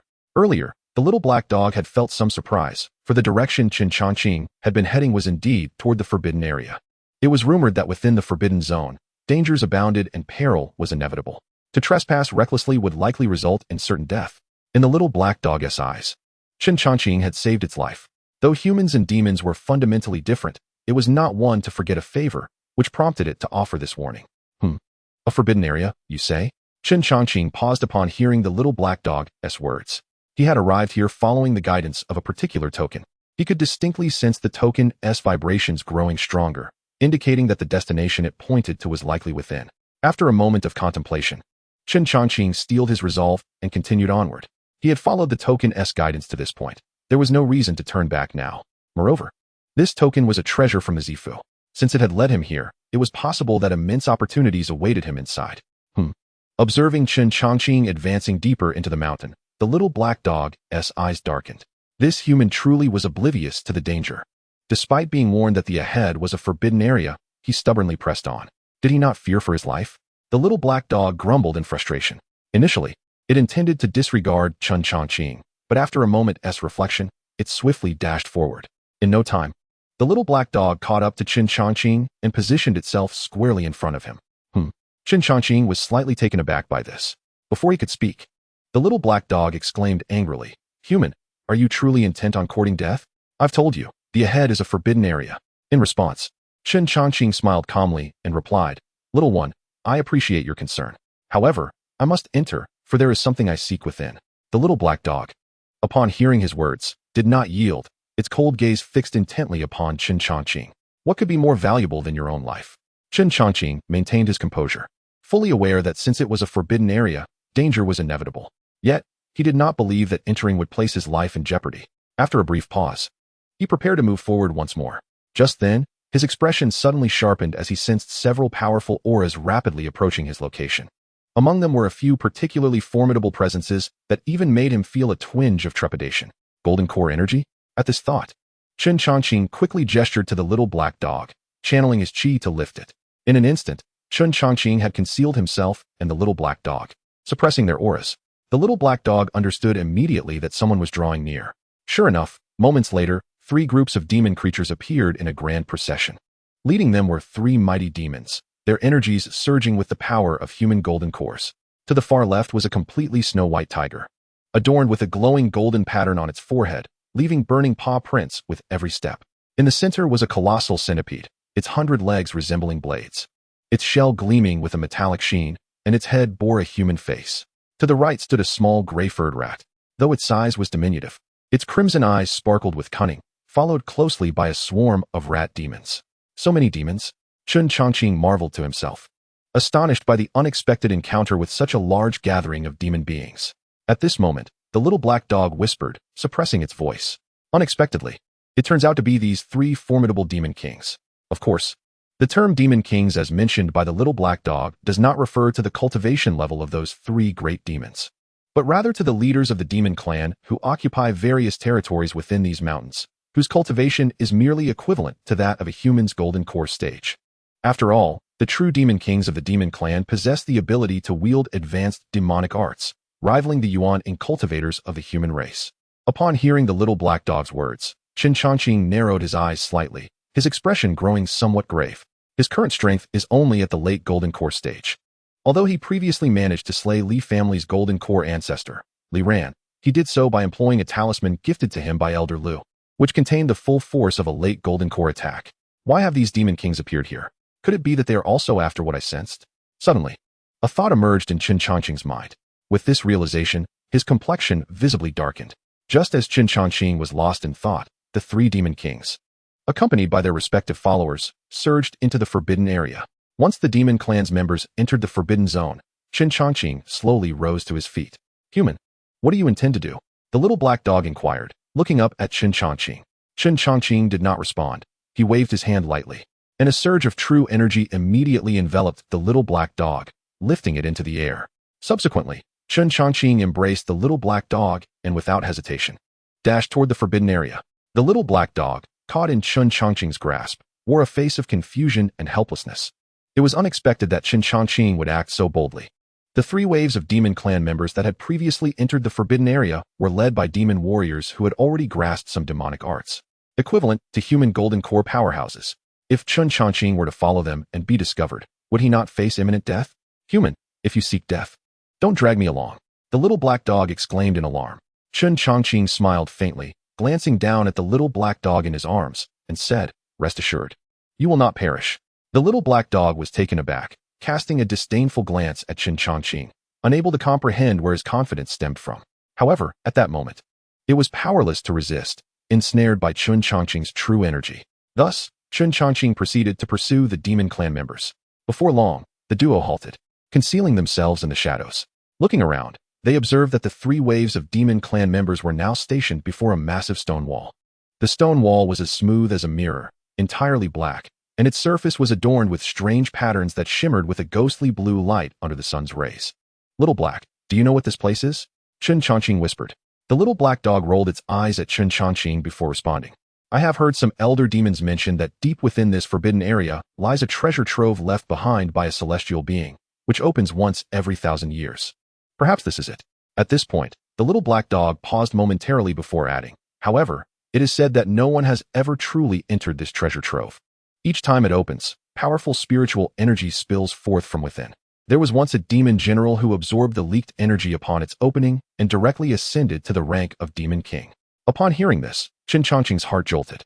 Merely absorbing the leaked spiritual energy allowed one to ascend from demon general to demon king? What extraordinary treasures might lie within this treasure trove? Chen Changqing found it difficult to fathom. Moreover, the token concealed within his bosom was now pulsating with increasing intensity. Chen Changqing understood that the location indicated by the token was undoubtedly this treasure trove. The stone wall appeared extraordinary. It must harbor treasures. Chen Changqing's eyes gleamed with anticipation. Meanwhile, the three demon warriors occupied different positions around the stone wall, forming a triangular standoff. Particularly, the three leading demon warriors remained vigilant against one another. The old rat demon king, covered in gray fur, narrowed his crimson eyes. "Might I request that you two allow me to seize this opportunity with the stone wall? If you are willing, I shall repay you handsomely in the future." As he spoke, the rat demon king glanced at the other two demon kings, his long tail flicking back and forth. Additionally, he exuded a powerful aura, having reached the threshold of half-demon general level, just a step away from breaking through to the demon general realm. If he could seize this opportunity at the stone wall, he might achieve a breakthrough. "Humph. Your request is rather excessive, is it not? This celestial opportunity belongs to those with fate. There is no reason to yield." The white tiger demon king glared furiously, every strand of his snow-white fur standing on end, while the golden markings on his forehead radiated a blinding light. Before the rat demon king could respond, the human-faced centipede demon king interjected, "Indeed, this opportunity at the stone wall cannot be monopolized by anyone." As he spoke, his razor-sharp legs carved deep grooves into the ground. The rat demon king sought to use the opportunity presented by the stone wall for his own breakthrough, but the tiger demon king had similar ambitions. Both were at the late demon warrior stage. If either could seize this opportunity, they might have a chance to ascend to the level of demon general. Furthermore, They were well aware that if the Rat Demon King were to monopolize this opportunity and successfully advance to the Demon General level, it would only spell doom for them. Any talk of rewards was merely a pretext. Upon hearing the words of the Tiger Demon King and the human-faced Centipede Demon King, the Rat Demon King's expression darkened, his crimson eyes flashing with murderous intent. What? Are you two determined to compete with me for this opportunity at the stone wall?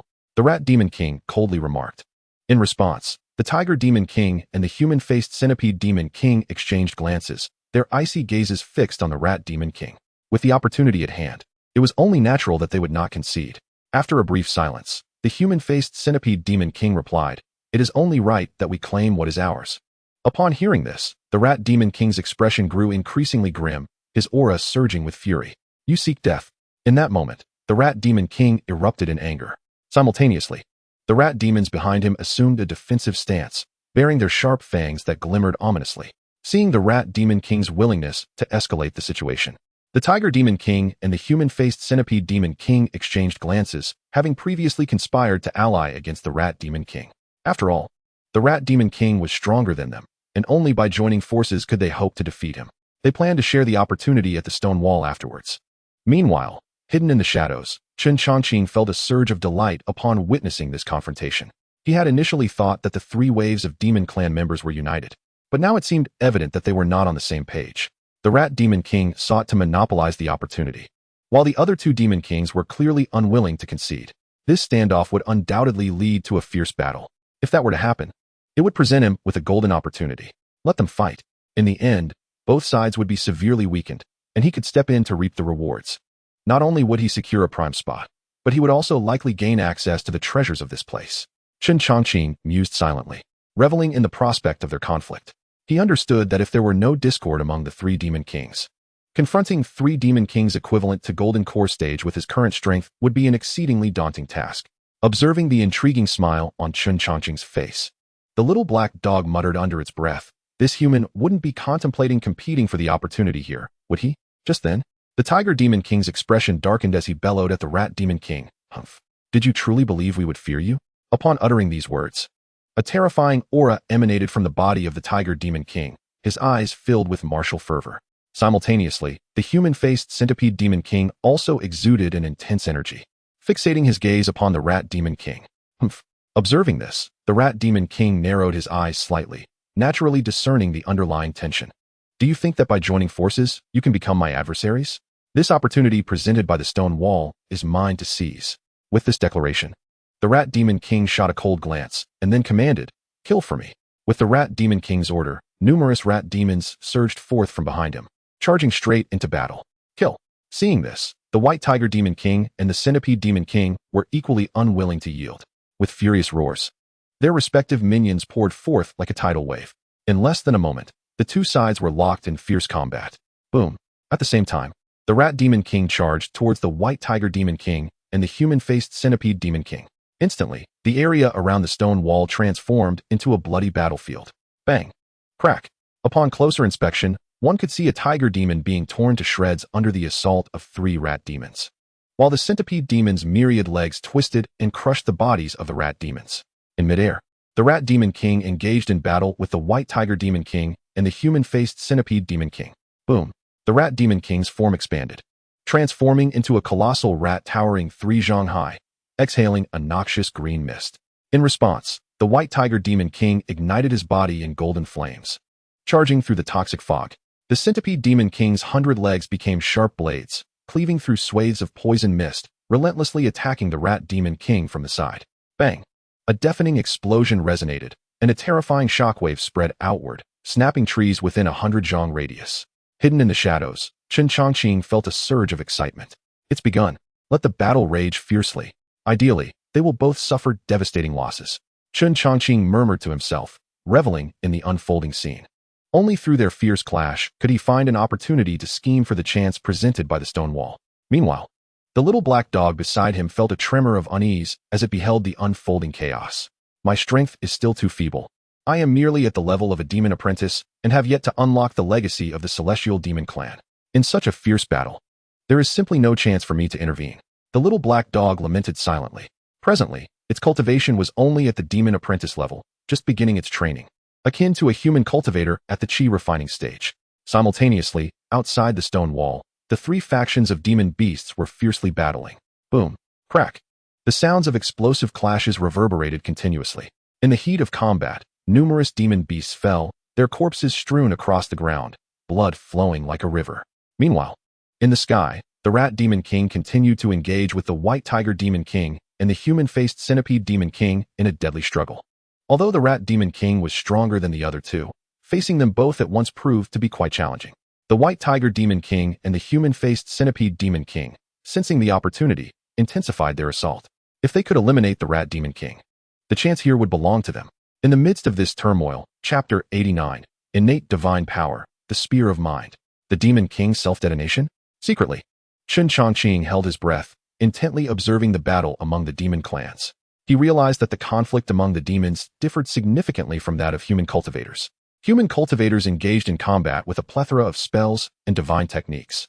In contrast, the demons fought in a raw and brutal manner, relying heavily on their formidable physical strength.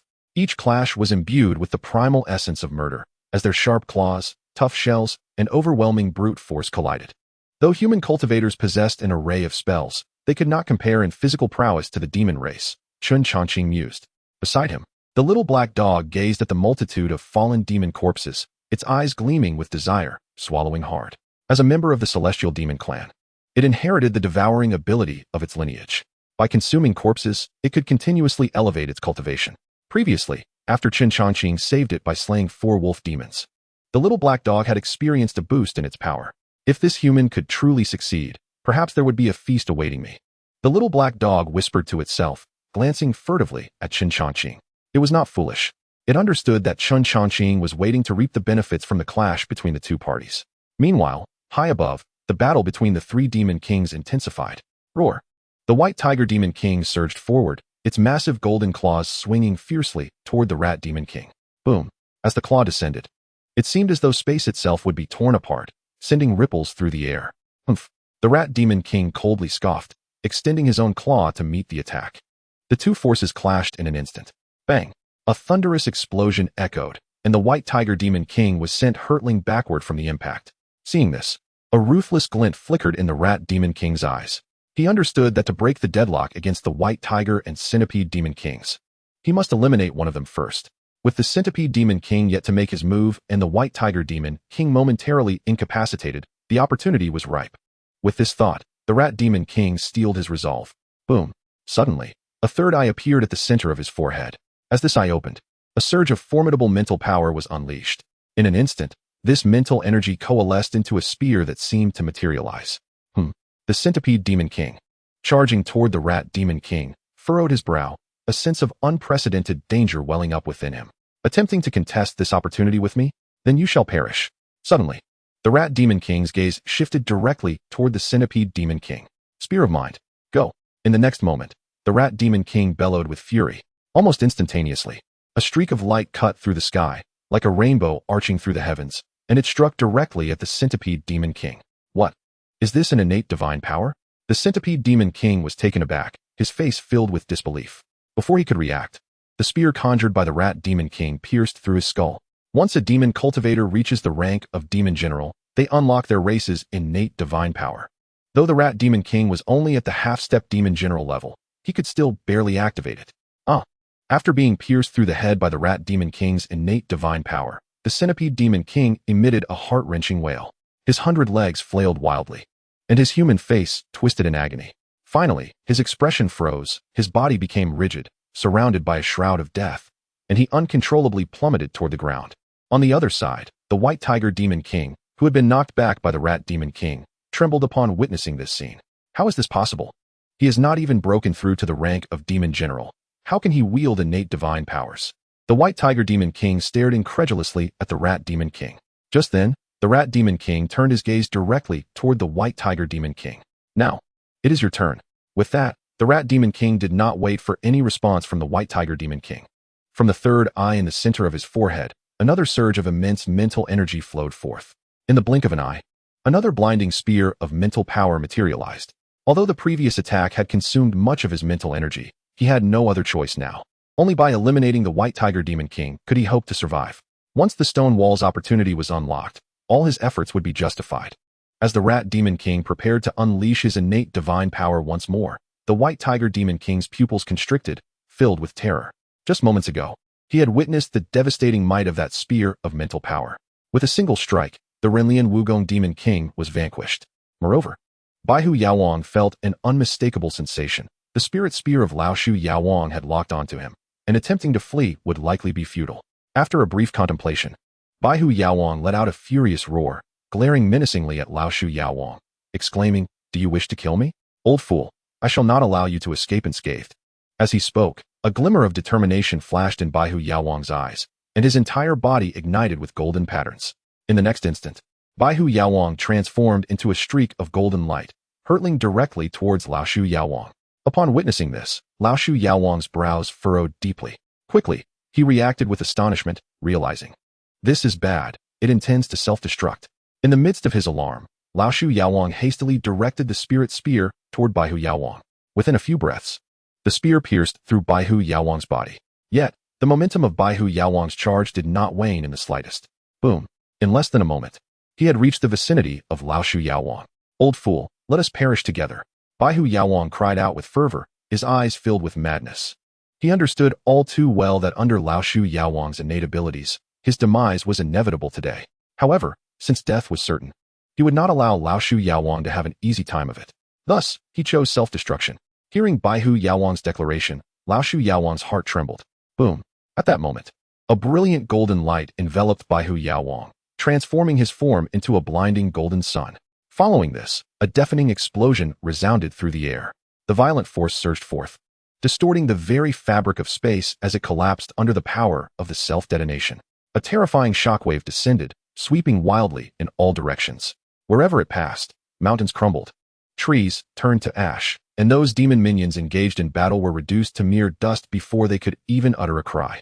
Meanwhile, hidden in the shadows, Chen Changqing's expression changed dramatically upon witnessing this. He had never anticipated that Baihu Yaowang would choose self-detonation. With no time to ponder further, Chen Changqing swiftly mobilized his own true qi, enveloping himself and the little black dog in a protective barrier. Chapter 90. Slaying the Demon General. Experience points 10,000. The energy from Baihu Yaowang's self-detonation continued to ripple. This realm seemed to have undergone a cataclysmic disaster due to the explosion. After some time, the turmoil finally subsided, and the dust began to clear. The area surrounding the stone wall appeared utterly transformed, resembling the aftermath of a great calamity. Chen Changqing withdrew the protective barrier. He and the little black dog were not in the epicenter of the explosion, and while the shockwave had been intense, it had been effectively shielded by Chen Changqing's true qi. Gulp! The little black dog surveyed the scene before him, swallowing hard. The earth was rent asunder, mountains collapsed, and trees turned to ash, creating a post-apocalyptic landscape. The demon clans that had previously been engaged in battle were all slain beneath the terrifying energy of Baihu Yaowang's self-detonation. How terrifying! Is this the horror of a demon's self-detonation? The little black dog exclaimed in astonishment. He glanced over at Chen Changqing, realizing that had it not been for Chen Changqing's protection, he would certainly have perished under such explosive might. It was this human who insisted on bringing me into this forbidden ground. His protection is only to be expected. Chen Changqing paid little heed to the little black dog. After removing the protective barrier, his gaze began to scan the surroundings rapidly. Suddenly, his eyes fixed on a particular spot. Upon closer inspection, he observed Laoshu Yaowang, who had been airborne moments ago, now sprawled on the ground, bloodied and gasping for breath. Surprised to see that Laoshu Yaowang was still alive, Chen Changqing quietly marveled. This fellow possesses an exceptionally strong physique. To have survived the explosion of Baihu Yaowang at such close range was indeed remarkable. Just then, Laoshu Yaowang struggled to rise from the ground, a frenzied light gleaming in his eyes. Haha, excellent, I am still alive. Seeing Baihu Yaowang's choice of self-detonation had initially terrified him. Fortunately, though severely injured, he had managed to survive the explosion. Next, Laoshu Yaowang's gaze shifted toward the smooth, mirror-like stone wall. For the opportunity presented by this stone wall, it is all worth it, he pondered. He had paid a significant price to pursue this chance. Forcing the use of his innate ability, the spirit spear, had nearly exhausted his mental energy. The self-detonation of Baihu Yaowang had further inflicted severe injuries upon him. Yet, everything was unfolding just as he had anticipated. As Laoshu Yaowang reveled in his survival, a voice suddenly echoed, "What a splendid performance." At these words, Laoshu Yaowang's heart jolted. and his crimson eyes narrowed. Who? He demanded, unable to suppress his inquiry as he turned toward the source of the voice. There, emerging from the shadows, was Chen Changqing. Seeing Chen Changqing reveal himself, the little black dog hesitated briefly before following closely behind. A human? Lao Shu Yaowang's expression turned grim upon seeing Chen Changqing. With his strength, he could sense that this human was not weak. At that moment, Lao Shu Yaowang's gaze shifted to the little black dog trailing behind Chen Changqing. Humph, he scoffed, casting a chilling glare at the little black dog. Is it you, this insignificant creature, who brought a human into our demon clan's forbidden territory? It is well known that humans and demons have always been in opposition, especially after certain human cultivators enslaved demons as servants. The animosity between the two races reached an irreconcilable level. Insignificant creature? The little black dog felt displeased by Lao Shu Yaowang's words and retorted, You are the insignificant one. Your entire family is insignificant. As a member of the Tianyao clan, his noble status was far beyond that of the mouse demon. Lao Shu Yaowang paid no mind to the little black dog's words and coldly replied, As a demon, you willingly serve humans. You have disgraced our kind. Hearing this, the little black dog was momentarily taken aback. It became evident that Lao Shu Yaowang perceived him as a servant of Chen Changqing. After a brief pause, the little black dog furrowed his brow and coldly huffed, Humph. You should be more concerned about your own predicament. At this remark, Lao Shu Yaowang's expression shifted to one of gravity, his gaze falling upon Chen Changqing. Earlier, he had exhausted his mental energy by casting the spirit spear twice, and then he had suffered severe injuries from Baihu Yaowang's self-detonation. It was safe to say that he was currently in a state of extreme weakness. Yet, it was precisely at this moment that the human cultivator Chen Changqing appeared. After contemplating for a moment, Lao Shu Yaowang spoke, Human, do you truly believe that just because this king is injured, you can challenge me? A mere Jedon cultivator is not worth my concern. Even injured, killing you would be as easy as squashing an ant. As he spoke, Lao Shu Yaowang's form expanded, transforming into a colossal, upright rodent figure. Demons at the level of Yaoshi possessed the ability to change their shape. Chen Changqing remained unfazed, fully aware that Lao Shu Yaowang was merely putting on a show of strength. Is that so? Then I shall put it to the test, and see how easily you can crush me. No sooner had he spoken than Chen Changqing's thoughts stirred, and the lower-grade spiritual treasure, Changhong's sword, materialized in an instant. As Chen Changqing glanced back, he had already soared forward with his sword drawn, delivering a decisive slash towards the mouse demon king. Boom! The searing sword light surged forth, enveloped in a majestic aura. In the blink of an eye, Chen Changqing had appeared before the mouse demon king. The mouse demon king, taken aback, felt his pupils tremble. With no time for further contemplation, he hastily retreated to evade the attack. Unfortunately, he was a fraction too slow, and one of his feet was struck directly by the blazing sword light. In an instant, the mouse demon king let out a piercing scream that echoed through the valley. One foot had been cleanly severed, the wound charred black, as if the sword energy had seared it. A spiritual treasure? The mouse demon king gritted his teeth against the pain, his face contorted with terror. How could this be? A mere human alchemist wielding a spiritual treasure? The mouse demon king trembled in fear, his expression revealing his dread, just as Chen Changqing had surmised. The creature was now at its last gasp, merely putting on a facade of strength in an attempt to intimidate him. As the mouse demon king stood in shock, Chen Changqing wasted no time and swung his sword once more. Die! A radiant arc soared across the sky. With a single stroke, the overwhelming sword energy blanketed the heavens. The terrifying sword light resembling a sun suspended in the sky. In less than a moment, the brilliant sword light illuminated the forbidden ground as if it were day. Bolstered by the terrifying sword intent, Chen Changqing's strike surged in power several-fold. Boom! The sword energy swept across, a long arc piercing precisely into the heart of the mouse demon king. No! The mouse demon king lowered his gaze to the bloody hole in his chest. Blood gushing forth, the scorching sword energy churning within. In the next instant, his vitality swiftly extinguished, and with an expression of utter unwillingness, he collapsed into a pool of blood. At the moment the mouse demon king fell, a notification echoed in Chen Changqing's mind. Ding! Demon General of Half-Step Slaying. Reward, 10,000. Upon hearing the system notification, Chen Changqing's heart trembled. 10,000 points? What a bountiful harvest. The points gained from slaying a golden core expert were indeed substantial.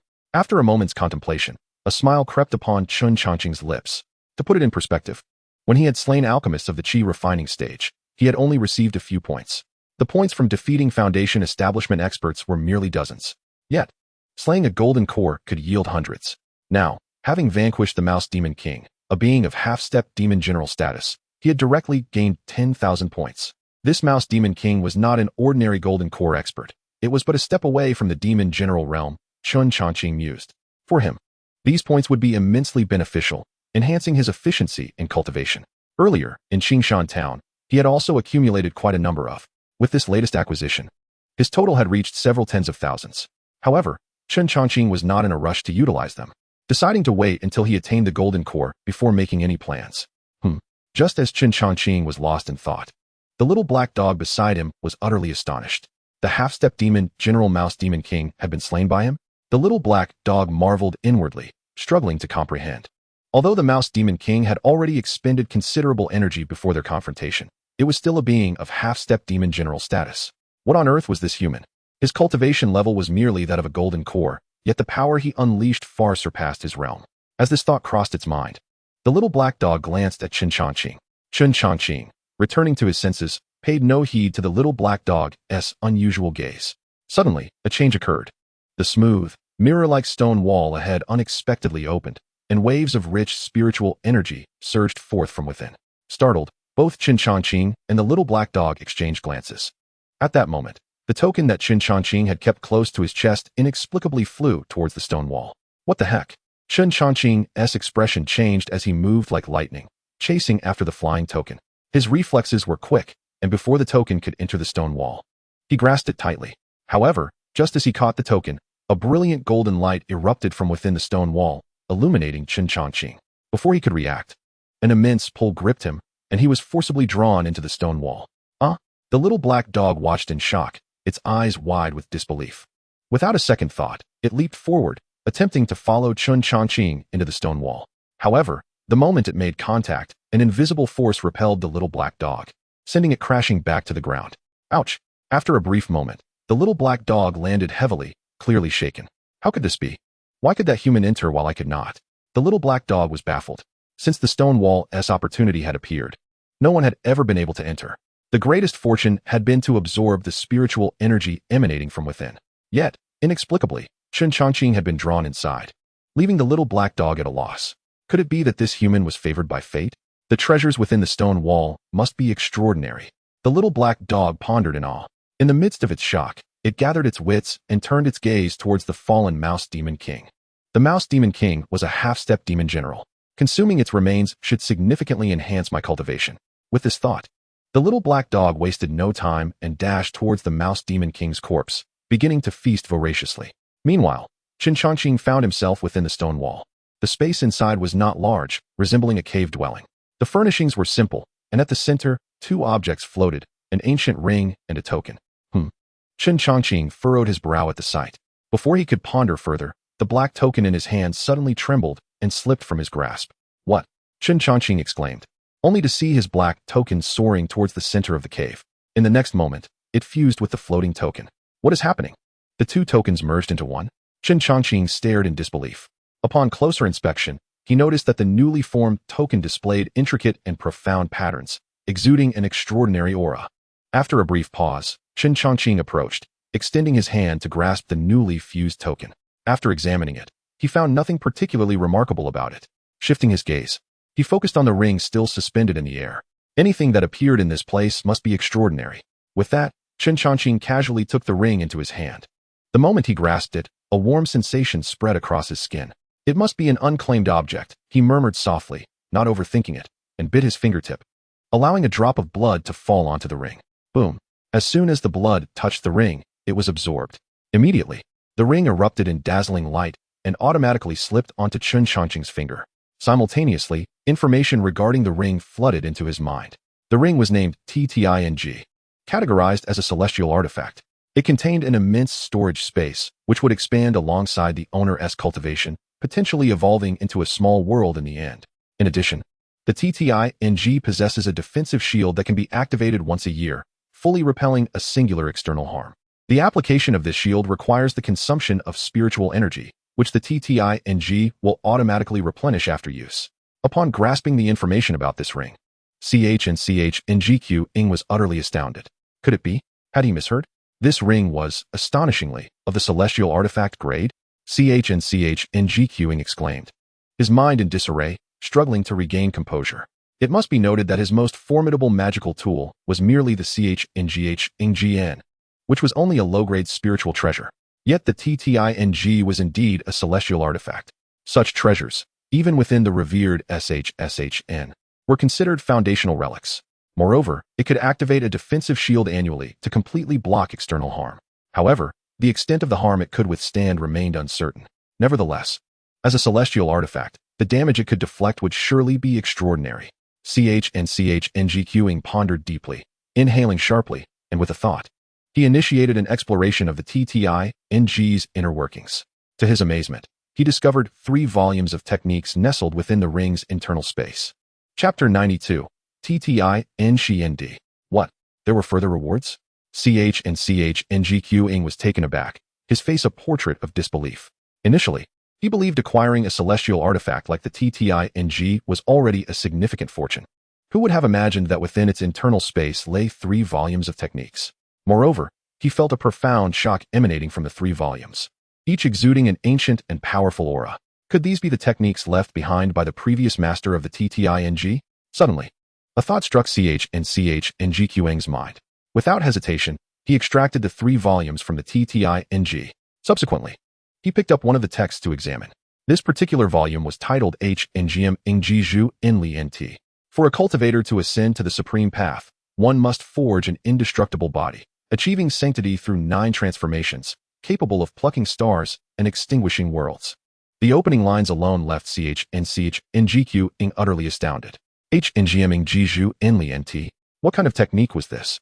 Chen marveled aloud. Struggling to contain his inner tumult, he continued his examination, gradually comprehending the essence of the Hngm Ingzhu Enli Nt technique. A cultivator aspiring to reach higher realms must not only cultivate their magical powers, but also possess a formidable physique. The Hngm Ingzhu Enli Nt would assist cultivators in forging an invincible body. The entire technique is divided into 9 transformations, with the completion of the 9 leading to the attainment of the supreme path. After a cursory review of the Hngm Ingzhu Enli Nt, Chen felt his mind quiver. This body refinement technique was indeed a top-tier methodology leading directly to corporeal sanctity. Chen could not help but exclaim. With a deep sigh, he managed to calm his racing thoughts and turned his attention to the 2nd volume. T9 Xianxiaaudiobooks. Chen was slightly taken aback, then proceeded to open the text for further inspection. Once again, he was met with astonishment. The T9 Xianxiaaudiobooks was an exceedingly comprehensive cultivation method, allowing practitioners to advance all the way to the realm of immortal longevity. Could such a complete technique truly exist in this world? One that guided cultivators steadfastly toward the path of immortality? Chen exclaimed, overwhelmed by the torrent of shock coursing through him. It must be noted that during his time in SHSHN, the techniques he practiced were far from systematic. At the Qi refinement stage, he had studied the Jizhu Enli NQ, and only upon entering the inner sect did he begin to specialize in the SHSHN heart method. Even then, the SHSHN heart method only permitted disciples to cultivate to the completion of the Jedon stage. Previously, Chen had contemplated exchanging for a cultivation technique at the Treasure Pavilion in SHSHN. Now, the T9 Chen could enable one to cultivate all the way to the realm of immortals. Just the thought of it was utterly astonishing. With such a cultivation technique, he would no longer have to worry about methods in the future. Chen mused. After a brief pause, he gathered his thoughts and shifted his gaze to the 3rd volume. The first 2 techniques were already extraordinary. It was reasonable to expect the 3rd to be equally remarkable. Without delay, Chen opened the 3rd volume for examination. WDJND Xianxiaf? Upon seeing the title, Chen furrowed his brow. Another cultivation technique? Moreover, it seemed specifically tailored for the JNDN stage. As he pondered, Chen continued to explore. After a thorough examination, he was left in a state of disbelief. What? Such a cultivation method existed? Chen expression was one of incredulity. The WDJND Xianxiaf was the cultivation method of the TTINGND. For an ordinary cultivator, forming a single JNDN was already an arduous challenge. Only those with exceptional talent could hope to form 2. Yet this technique required the condensation of 9 JNDN. Furthermore, After entering the JNDN realm, one would need to acquire additional tokens to unlock subsequent techniques. TTINGND? Surely, this was the previous master of the TTING, an immortal emperor? What an existence! To create such a formidable cultivation method. The resources required to condense 9JNDN within one S body would demand 9 times that of an ordinary cultivator. CHNCHNGQ was overwhelmed with astonishment. On one hand, he was shocked by the identity of the TTINGND. On the other, the WDJND in xianxiaf, while arduous to cultivate, promised to completely dominate peers if pursued. However, the subsequent cultivation methods required diligent searching. As these thoughts swirled in his mind, CHNCHNGQ found himself indecisive. After all, he currently had a complete cultivation method laid out before him. The T9CHNGSHNGU could guide him all the way to the realm of immortals. Yet, should he choose the WDJND in xianxiaf, he would only have a method for the JNDN stage, with the rest necessitating further exploration. After a moment's hesitation, a flicker of resolve flashed in CHNCHNGQ's eyes. What was there to deliberate? I am a traverser. If I am to embark on the path of cultivation, I must pursue the strongest path and tread the most invincible road. If I cannot find subsequent cultivation methods, I can always resort to other techniques. Soon, CHNCHNGQ made his decision. System. Activate the HNGM NT and WDJND in xianxiaf for me. As his thoughts resonated, the system's notification echoed in his mind. Ding. Activation of HNGM NT successful. Activation of WDJND in xianxiaf successful.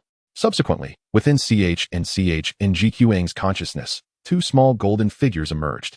One commenced the practice of HNGM NT, while the other began to cultivate the WDJND in xianxiaf. With the activation of the WDJND in xianxiaf, the small figure that had been practicing the SHSH in heart method dissipated into nothingness. It appeared that only one cultivation method could be activated at a time. CHNCHNGQ murmured to himself, then without further thought, issued another command. System. Consume to enhance cultivation efficiency. Before long, the system responded. Ding. Consumption of 30,000 points. Efficiency of activation increased tenfold. Hearing the system's words, CHNCHNGQ nodded in satisfaction. Initially, he had planned to wait until he broke through to the JNDN stage to utilize to enhance his cultivation efficiency. However, now that he had obtained a superior technique, there was no reason to delay. How exhilarating! CHNCHNGQ felt invigorated, reflecting on the extraordinary gains he had reaped during this venture into the forbidden grounds.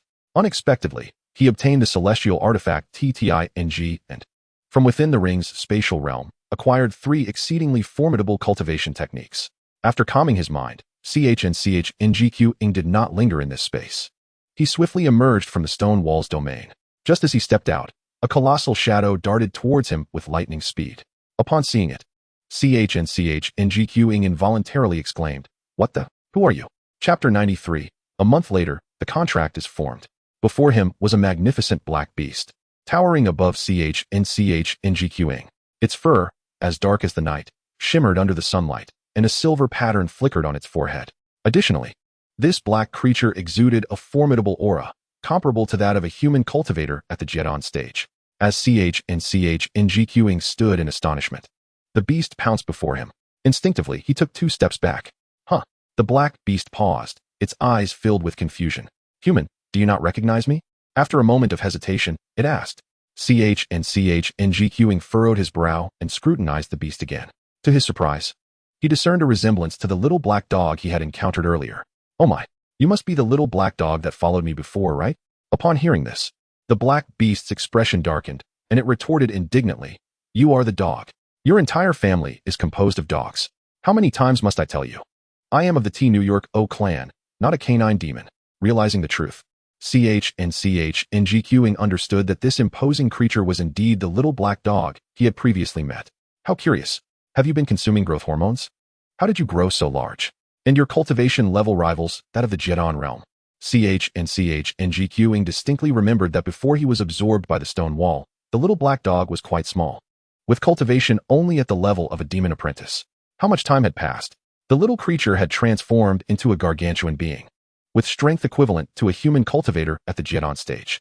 The black dog rolled its eyes at Xianxiaaudiobooks' remark and replied haughtily, "You are the one who has been consuming growth hormones. Do you not realize you have been inside the stone wall for nearly a month? I thought you had perished in there." Xianxiaaudiobooks was momentarily stunned, then exclaimed, "What? I have been inside for a month. I thought it was only a brief moment." His face was a portrait of disbelief.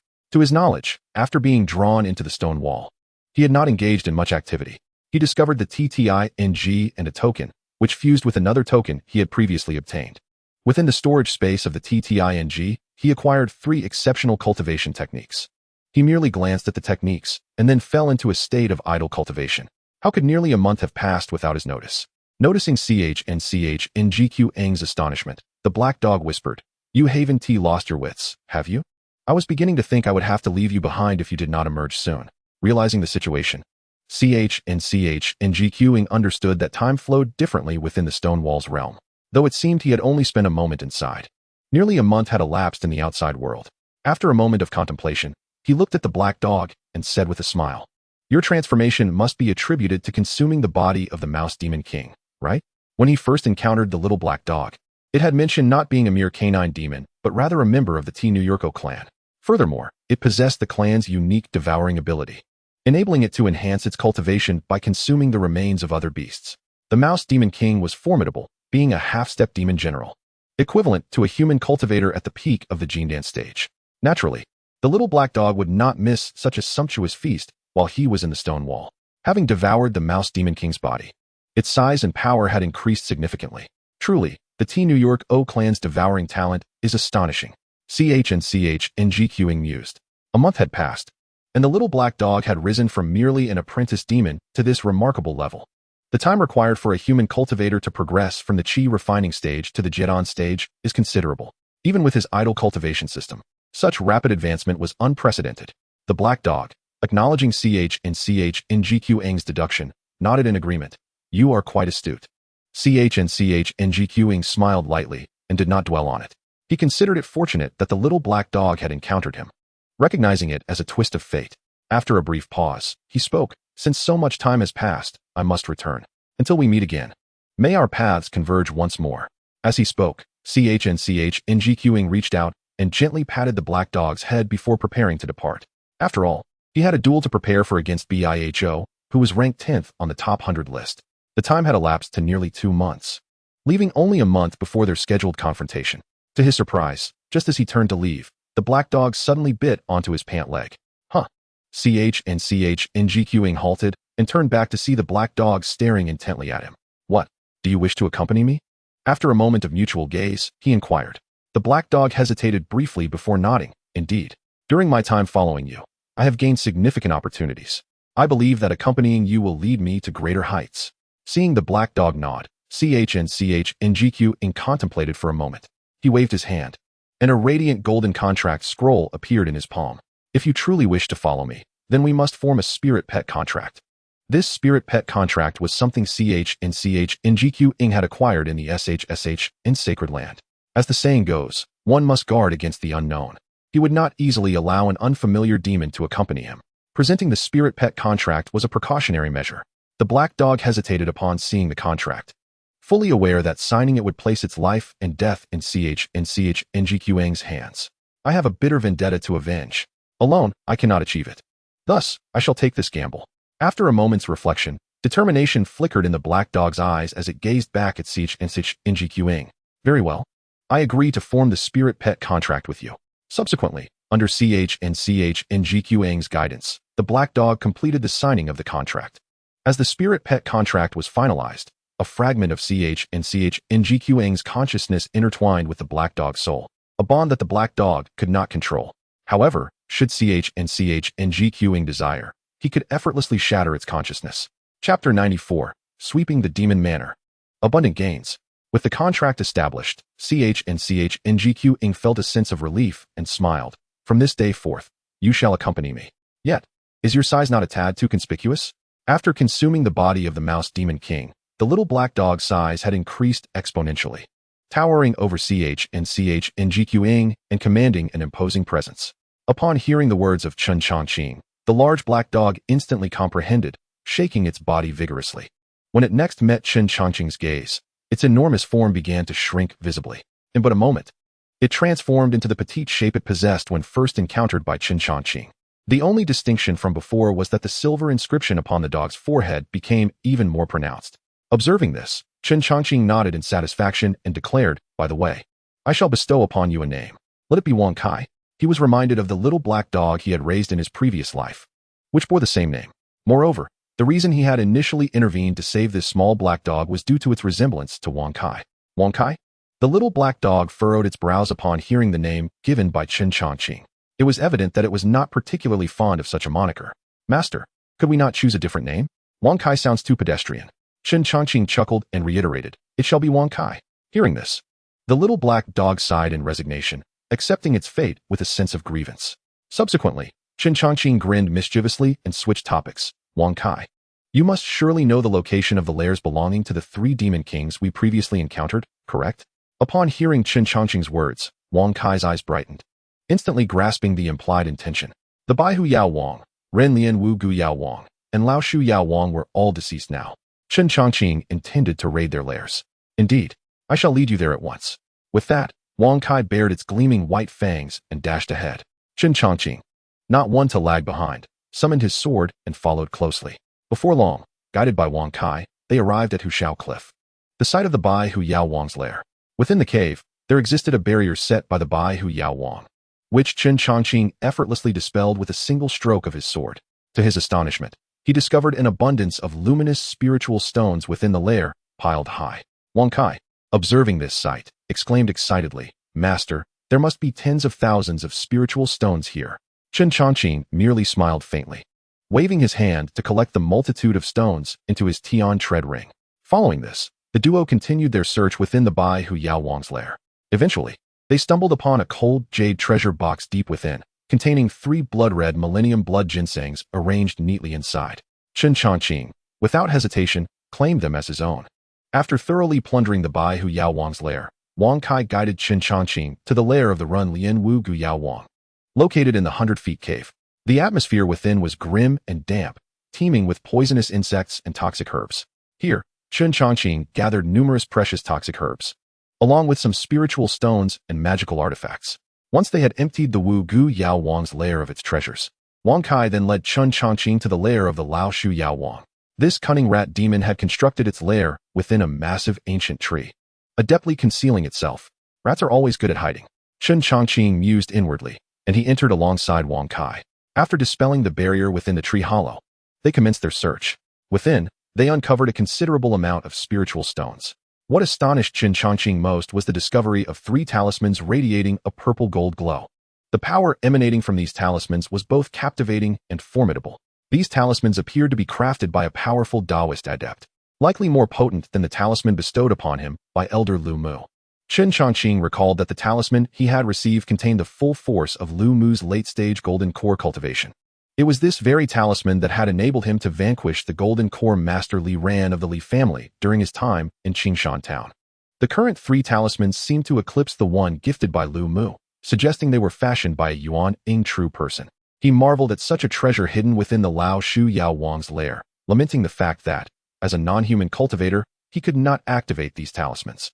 Otherwise, possessing these 3 talismans would serve as 3 potent life-saving charms. Chen Changqing sighed, but ultimately decided to store the 3 talismans within his Tian tread ring. "Wang Kai, it is time for us to depart." He glanced at Wang Kai, who nodded in agreement. Without delay, Chen Changqing mounted his sword, and together they soared into the sky. Before long, the pair emerged from the mountains. Time passed quietly, and before they knew it, 3 days had slipped by. At this point, Chen Changqing and Wang Kai arrived at a quaint town, intending to rest for a day before continuing their journey. Yet, upon entering the town, Chen Changqing noticed that the skies above seemed shrouded in a veil of dark energy. Spotting an inn by the roadside, he led Wang Kai inside. "Let us stay at this Yin."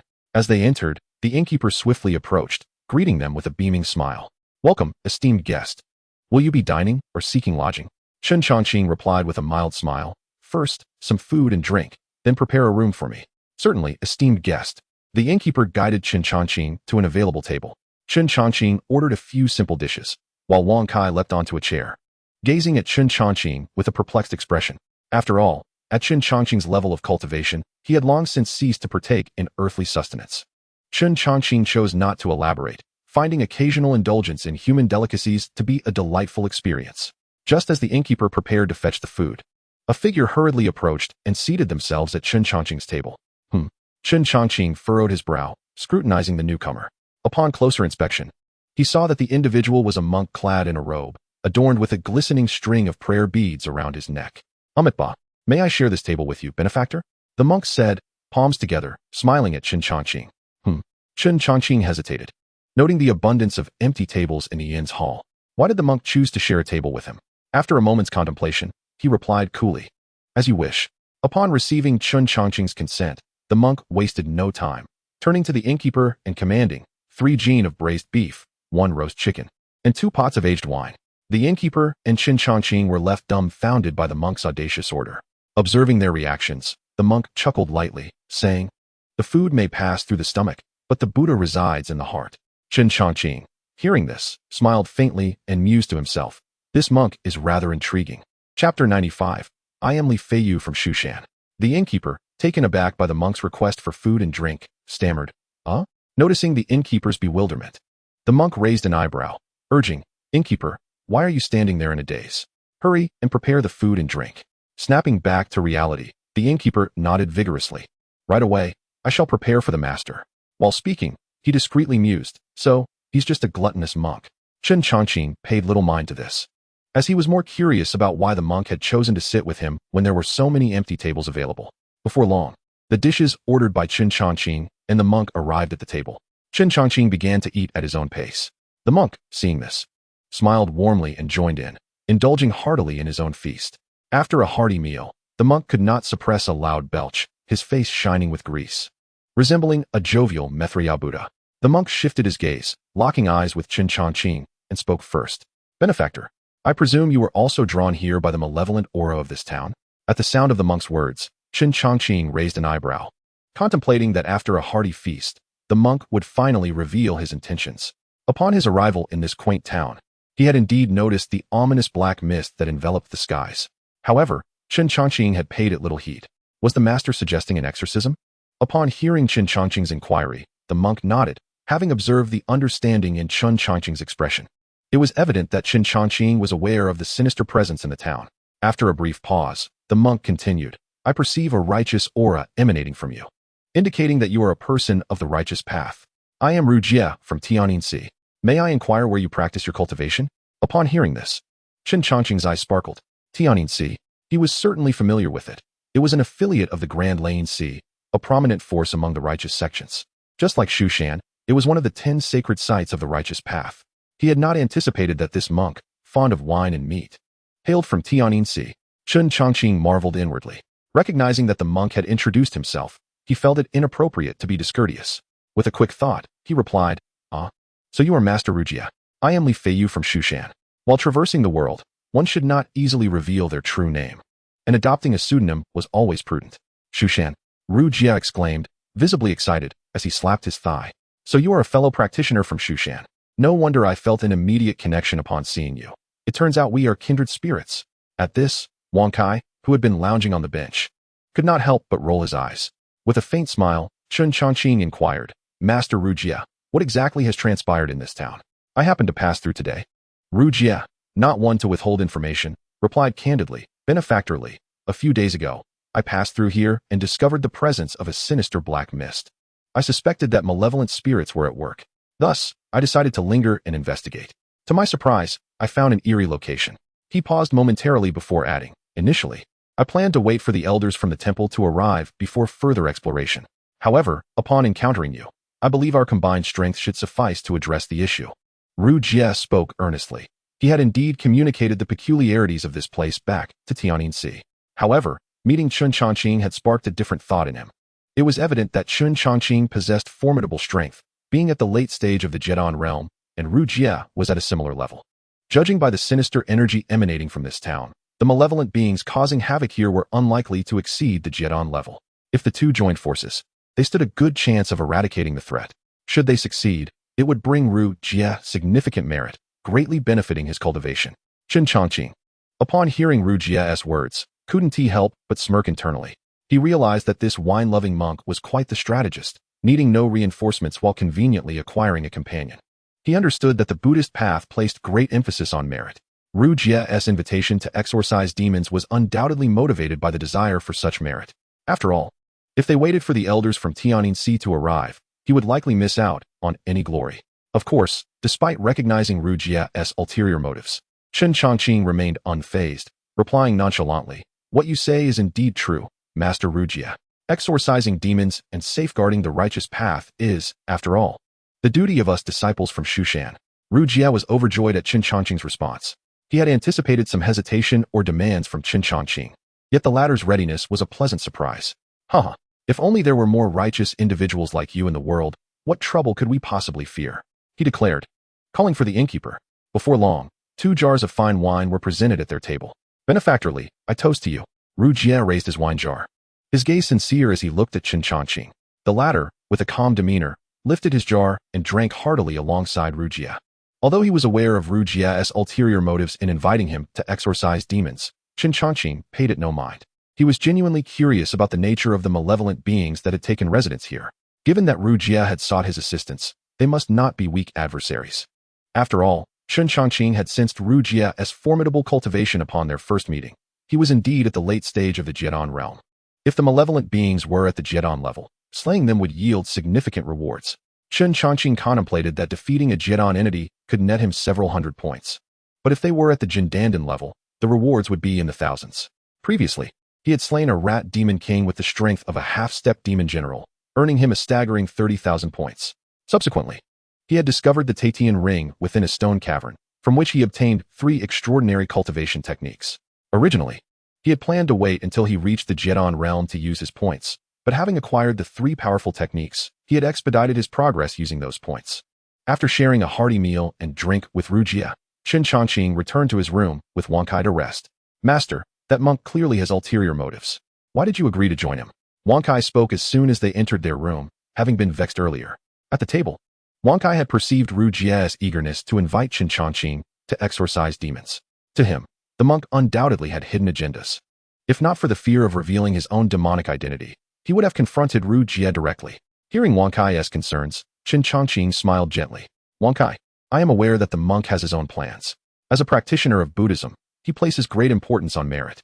This exorcism will undoubtedly aid in his cultivation." Kai nodded thoughtfully. "That monk is clever, gaining merit while you, Master, are left to help for nothing?" He looked curiously at Chen Changqing. In response, Chen Changqing offered a knowing smile.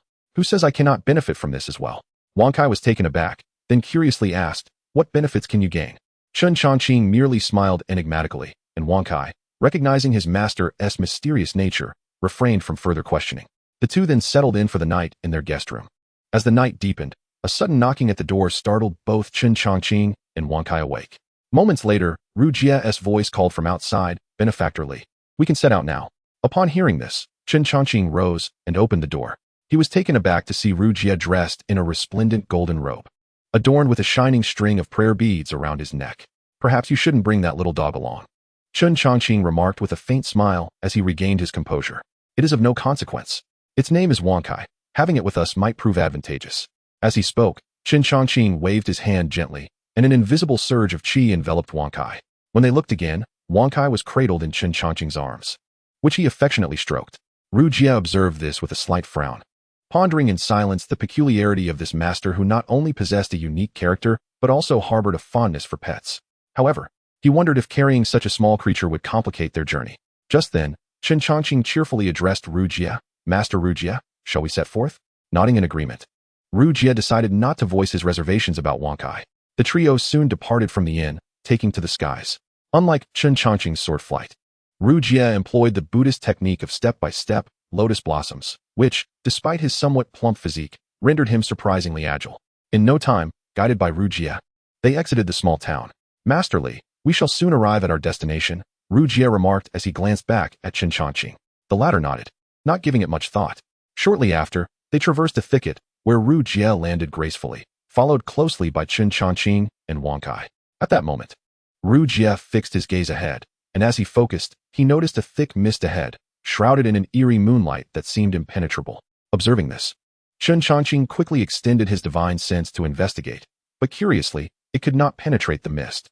Is it impossible to probe within? Rujia nodded slightly at Chen Changqing's inquiry, saying, Masterly, I have visited this place several times. The mist ahead cannot be examined with divine sense. It is as if an invisible barrier separates us. Pausing, he then asked, Do you, Masterly, have any means to unravel it? Furrowing his brow, Chen Changqing once more sent forth his divine sense, but alas, it was as if it had vanished into the abyss. No, it seems there exists a barrier within the mist, rendering investigation futile. Hearing this, Rujia's expression darkened, and he could not help but lament, Alas. It appears we shall return empty-handed tonight. A fleeting glimmer of disappointment crossed his eyes. He had hoped that Chen Changqing might possess a means to dispel the mist. At that moment, a spark of inspiration illuminated Chen Changqing's face, and he exclaimed, Master Rujia, do not be disheartened. I have a method to dispel this mist. Instantly intrigued, Rujia gazed eagerly at Chen Changqing. What is your method? Chen Changqing, not rushing to respond, directed his gaze toward the small black dog, Wangkai. Under Chen Changqing's scrutinizing gaze, Wangcai's fur bristled, feeling anxious. Why is my master looking at me like that? Surely, he doesn't intend to use me to disperse the mist? Just then, Chen Changqing smiled knowingly and said, Wangkai, a small sacrifice is needed. I require a drop of your blood. Wangkai whimpered, feeling a sense of grievance. Although reluctant, it had no choice but to comply with its master's request. Chen Changqing wasted no time. He concentrated his qi and made a small incision on Wangcai's body. Soon, drops of crimson blood began to float, coalescing in Chen Changqing's hand. Master Rujia, this black dog's blood can dispel all malevolent forces. Rujia was momentarily taken aback, displaying a look of astonishment. Wangkai, feeling somewhat indignant, thought, why does my master still regard me as a mere dog? I have explained many times that I am of the Tianyao lineage. My bloodline is far nobler than that of any canine. As both man and dog were momentarily stunned, Chen Changqing promptly scattered the collected blood into the mist. With an eerie sound, the droplets fell, and miraculously, upon contact with the mist, they reacted as if hot oil were poured onto snow, causing the dense fog to swirl and dissolve, revealing a path ahead. Is this truly possible? Rujia marveled inwardly. Earlier, he had advised Chen Changqing against bringing Wangkai, yet now, the blood of this small creature had proven remarkably effective, indeed aiding their endeavor. Let us proceed. Chen Changqing's voice rang out. Without hesitation, the trio ventured through the newly revealed passage. Upon entering, Chen Changqing found, as he had anticipated, that beyond the mist lay a barrier. Chapter 97. Huangquan Inn, lurking in the shadows. The Golden Core, Ghost Granny. Soon, they traversed the breached barrier, coming upon a foreboding area, shrouded in thin white mist, silent and eerie. Daoistly, the aura of ghosts here is quite dense, Rujia remarked gravely. Chen Changqing nodded in agreement and continued onward without delay. After a while, they reached the end of a desolate path. Before them stood an inn, entirely constructed of wood, with lanterns swaying in the wind, creaking softly. Above the entrance, a weathered sign bore the blood-red inscription, Huangquan Inn.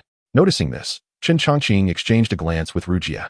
Subsequently, the trio concealed their forms and silently ascended to the roof of the inn. Peering down, they observed several women laughing and chatting in the courtyard.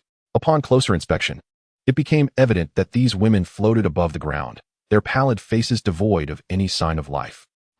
Chen Changqing's brow furrowed slightly as he muttered. Could they be ghosts?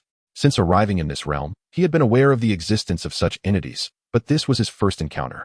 In contrast to Chen Changqing's astonishment, Rujia appeared unfazed, accustomed as he was to dealings with spirits as a disciple of the Buddhist order. Just minor specters, he mused, contemplating whether he might successfully wait for the more formidable malevolence lurking behind. Inviting Chen Changqing to assist him in vanquishing evil was his intention, aiming for great merit. However, merely dispatching lesser spirits was not his goal. Unbeknownst to Chen Changqing and Rujia, the female ghosts in the courtyard remained oblivious to their presence, continuing their conversation. Yesterday, I brought a few more men's life essences for the granny. I wonder how many I can gather today, one ghost boasted. Lately, the townsfolk have grown increasingly vigilant. Just yesterday, I nearly exposed myself while disguising as that scholar's deceased wife, another ghost lamented. Just then, a powerful gust of chilling wind swept through the courtyard, and the atmosphere grew tense.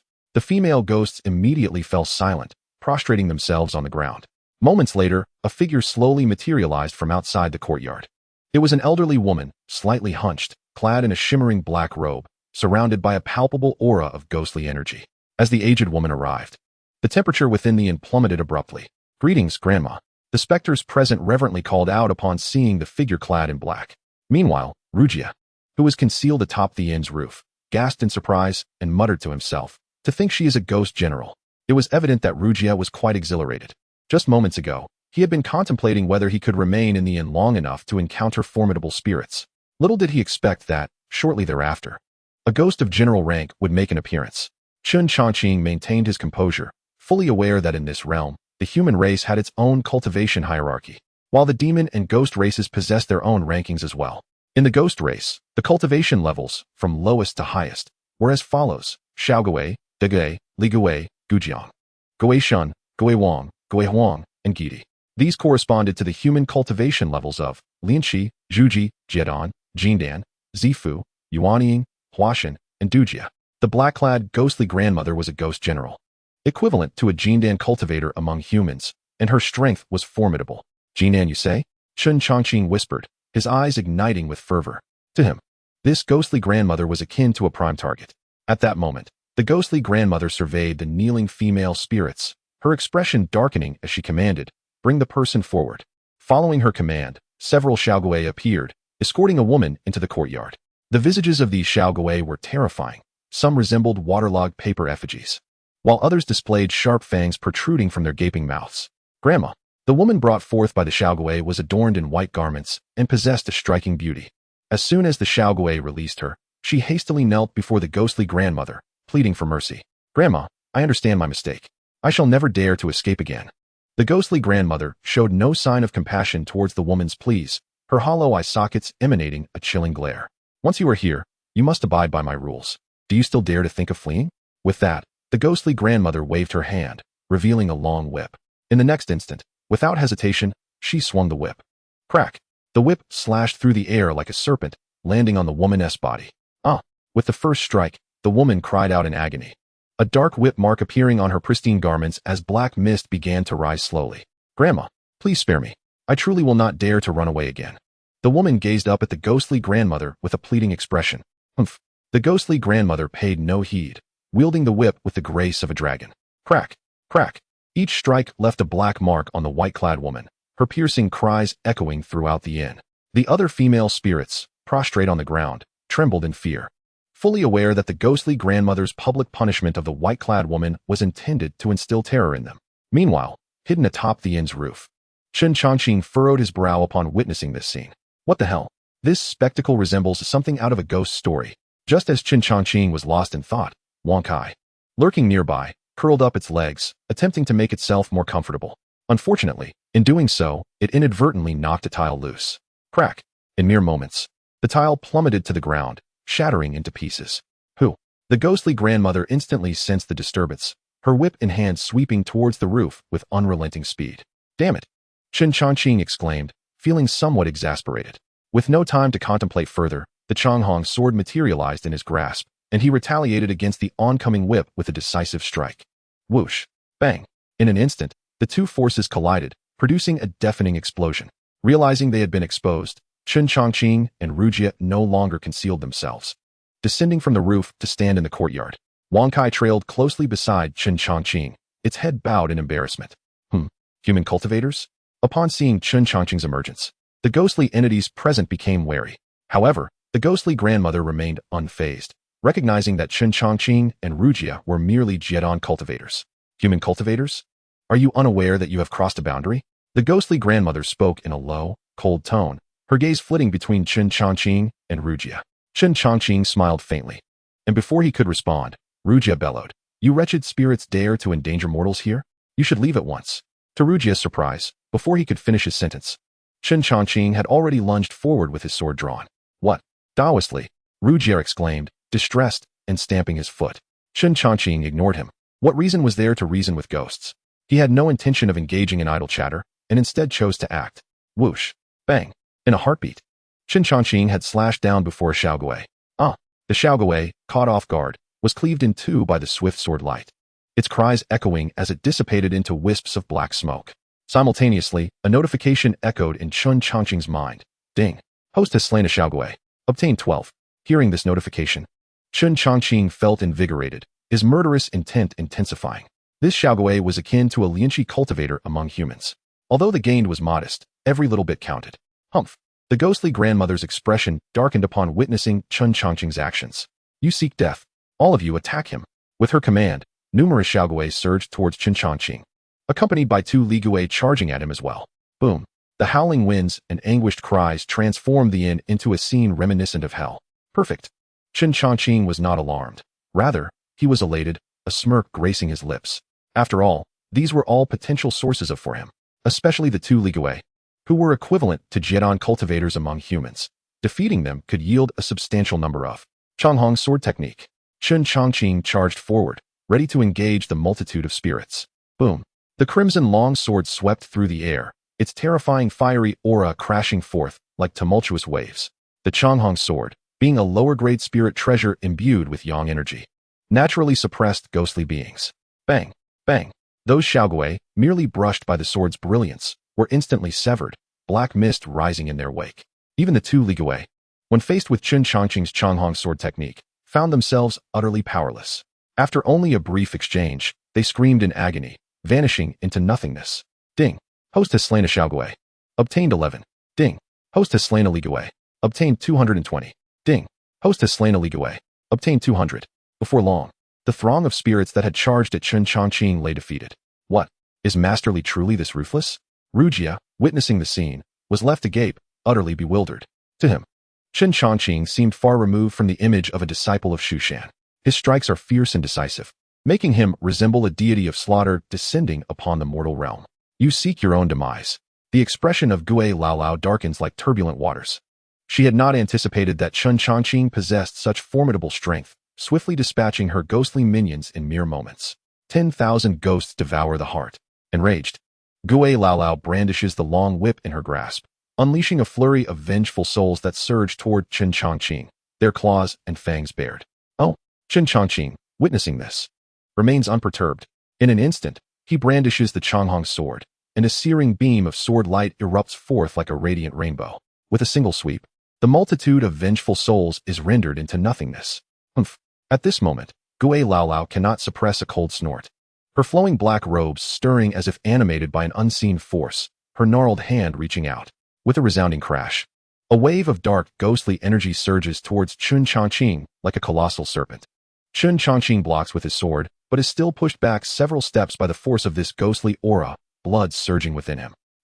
Regaining his footing, Chen Changqing furrows his brow and quietly reflects. This Gui Laolao is akin to a ghost general, comparable to a golden core cultivator among the human race. Her power is indeed extraordinary. Just as Chen Changqing ponders, Ruijia, not far off, can no longer contain himself. One Mani Padme Hum, chanting a spell, a radiant light envelopes Ruijia as he hurriedly retrieves a string of prayer beads from around his neck. The boundless power of Buddhism manifests, and the beads rise into the air, gleaming with golden light before hurtling towards Gui Laolao like golden meteors. Trivial techniques. Gui Laolao sneers coldly, her wide sleeves waving as the beads are effortlessly deflected back. Ruijia, flipping his cassock, retrieves the thrown beads. The strength of this ghostly being is remarkable. Ruijia's expression grows grave, worry gnawing at him. After all, Gui Laolao's might is comparable to a golden core powerhouse. While he and Chen Changqing are merely in the late stages of core formation, he doubts whether they can truly overcome Gui Laolao together. At this moment of contemplation, Chen Changqing strikes again. Changhong pierces the sun. With a sharp call, he swings his sword down towards Gui Laolao. As the blade arcs forth, radiant golden light erupts, resembling a sun blazing in the sky. Boom. A torrent of sword energy crashes down upon Gui Laolao. She tightens her expression, wildly wielding her whip, conjuring a surge of black, ghostly energy to meet Chen Changqing's sword. Bang, bang. The sound of explosive impacts reverberates. Just then, Chen Changqing swiftly forms hand seals, his true energy surging within him. In less than a moment, a colossal illusory mountain materializes above the inn. With a resounding roar, the mountain emanates a terrifying aura, descending upon Gui Laolao with immense force. What? Ruijia, witnessing this, is left utterly astounded. A technique of this caliber? How is this possible? Li Daoyu is merely in the late stages of core formation. Ruijia mutters in disbelief, his face a mask of incredulity. It is known that such techniques can only be wielded by golden core cultivators. Before Ruijia can regain his composure, Gui Laolao lets out a cold huff and promptly expels a stream of her innate ghostly energy. This energy coalesces into a dark shield as it emerges from her mouth. Boom. Moments later, The mountain's illusory form collides with the ghostly shield, shaking the very heavens. Ultimately, both the mountain and the shield shatter. Fire seal. Chen Changqing does not delay and unleashes another spell. In an instant, a fierce blaze gathers in midair, transforming into a seal that descends once more upon Gui Lao Lao.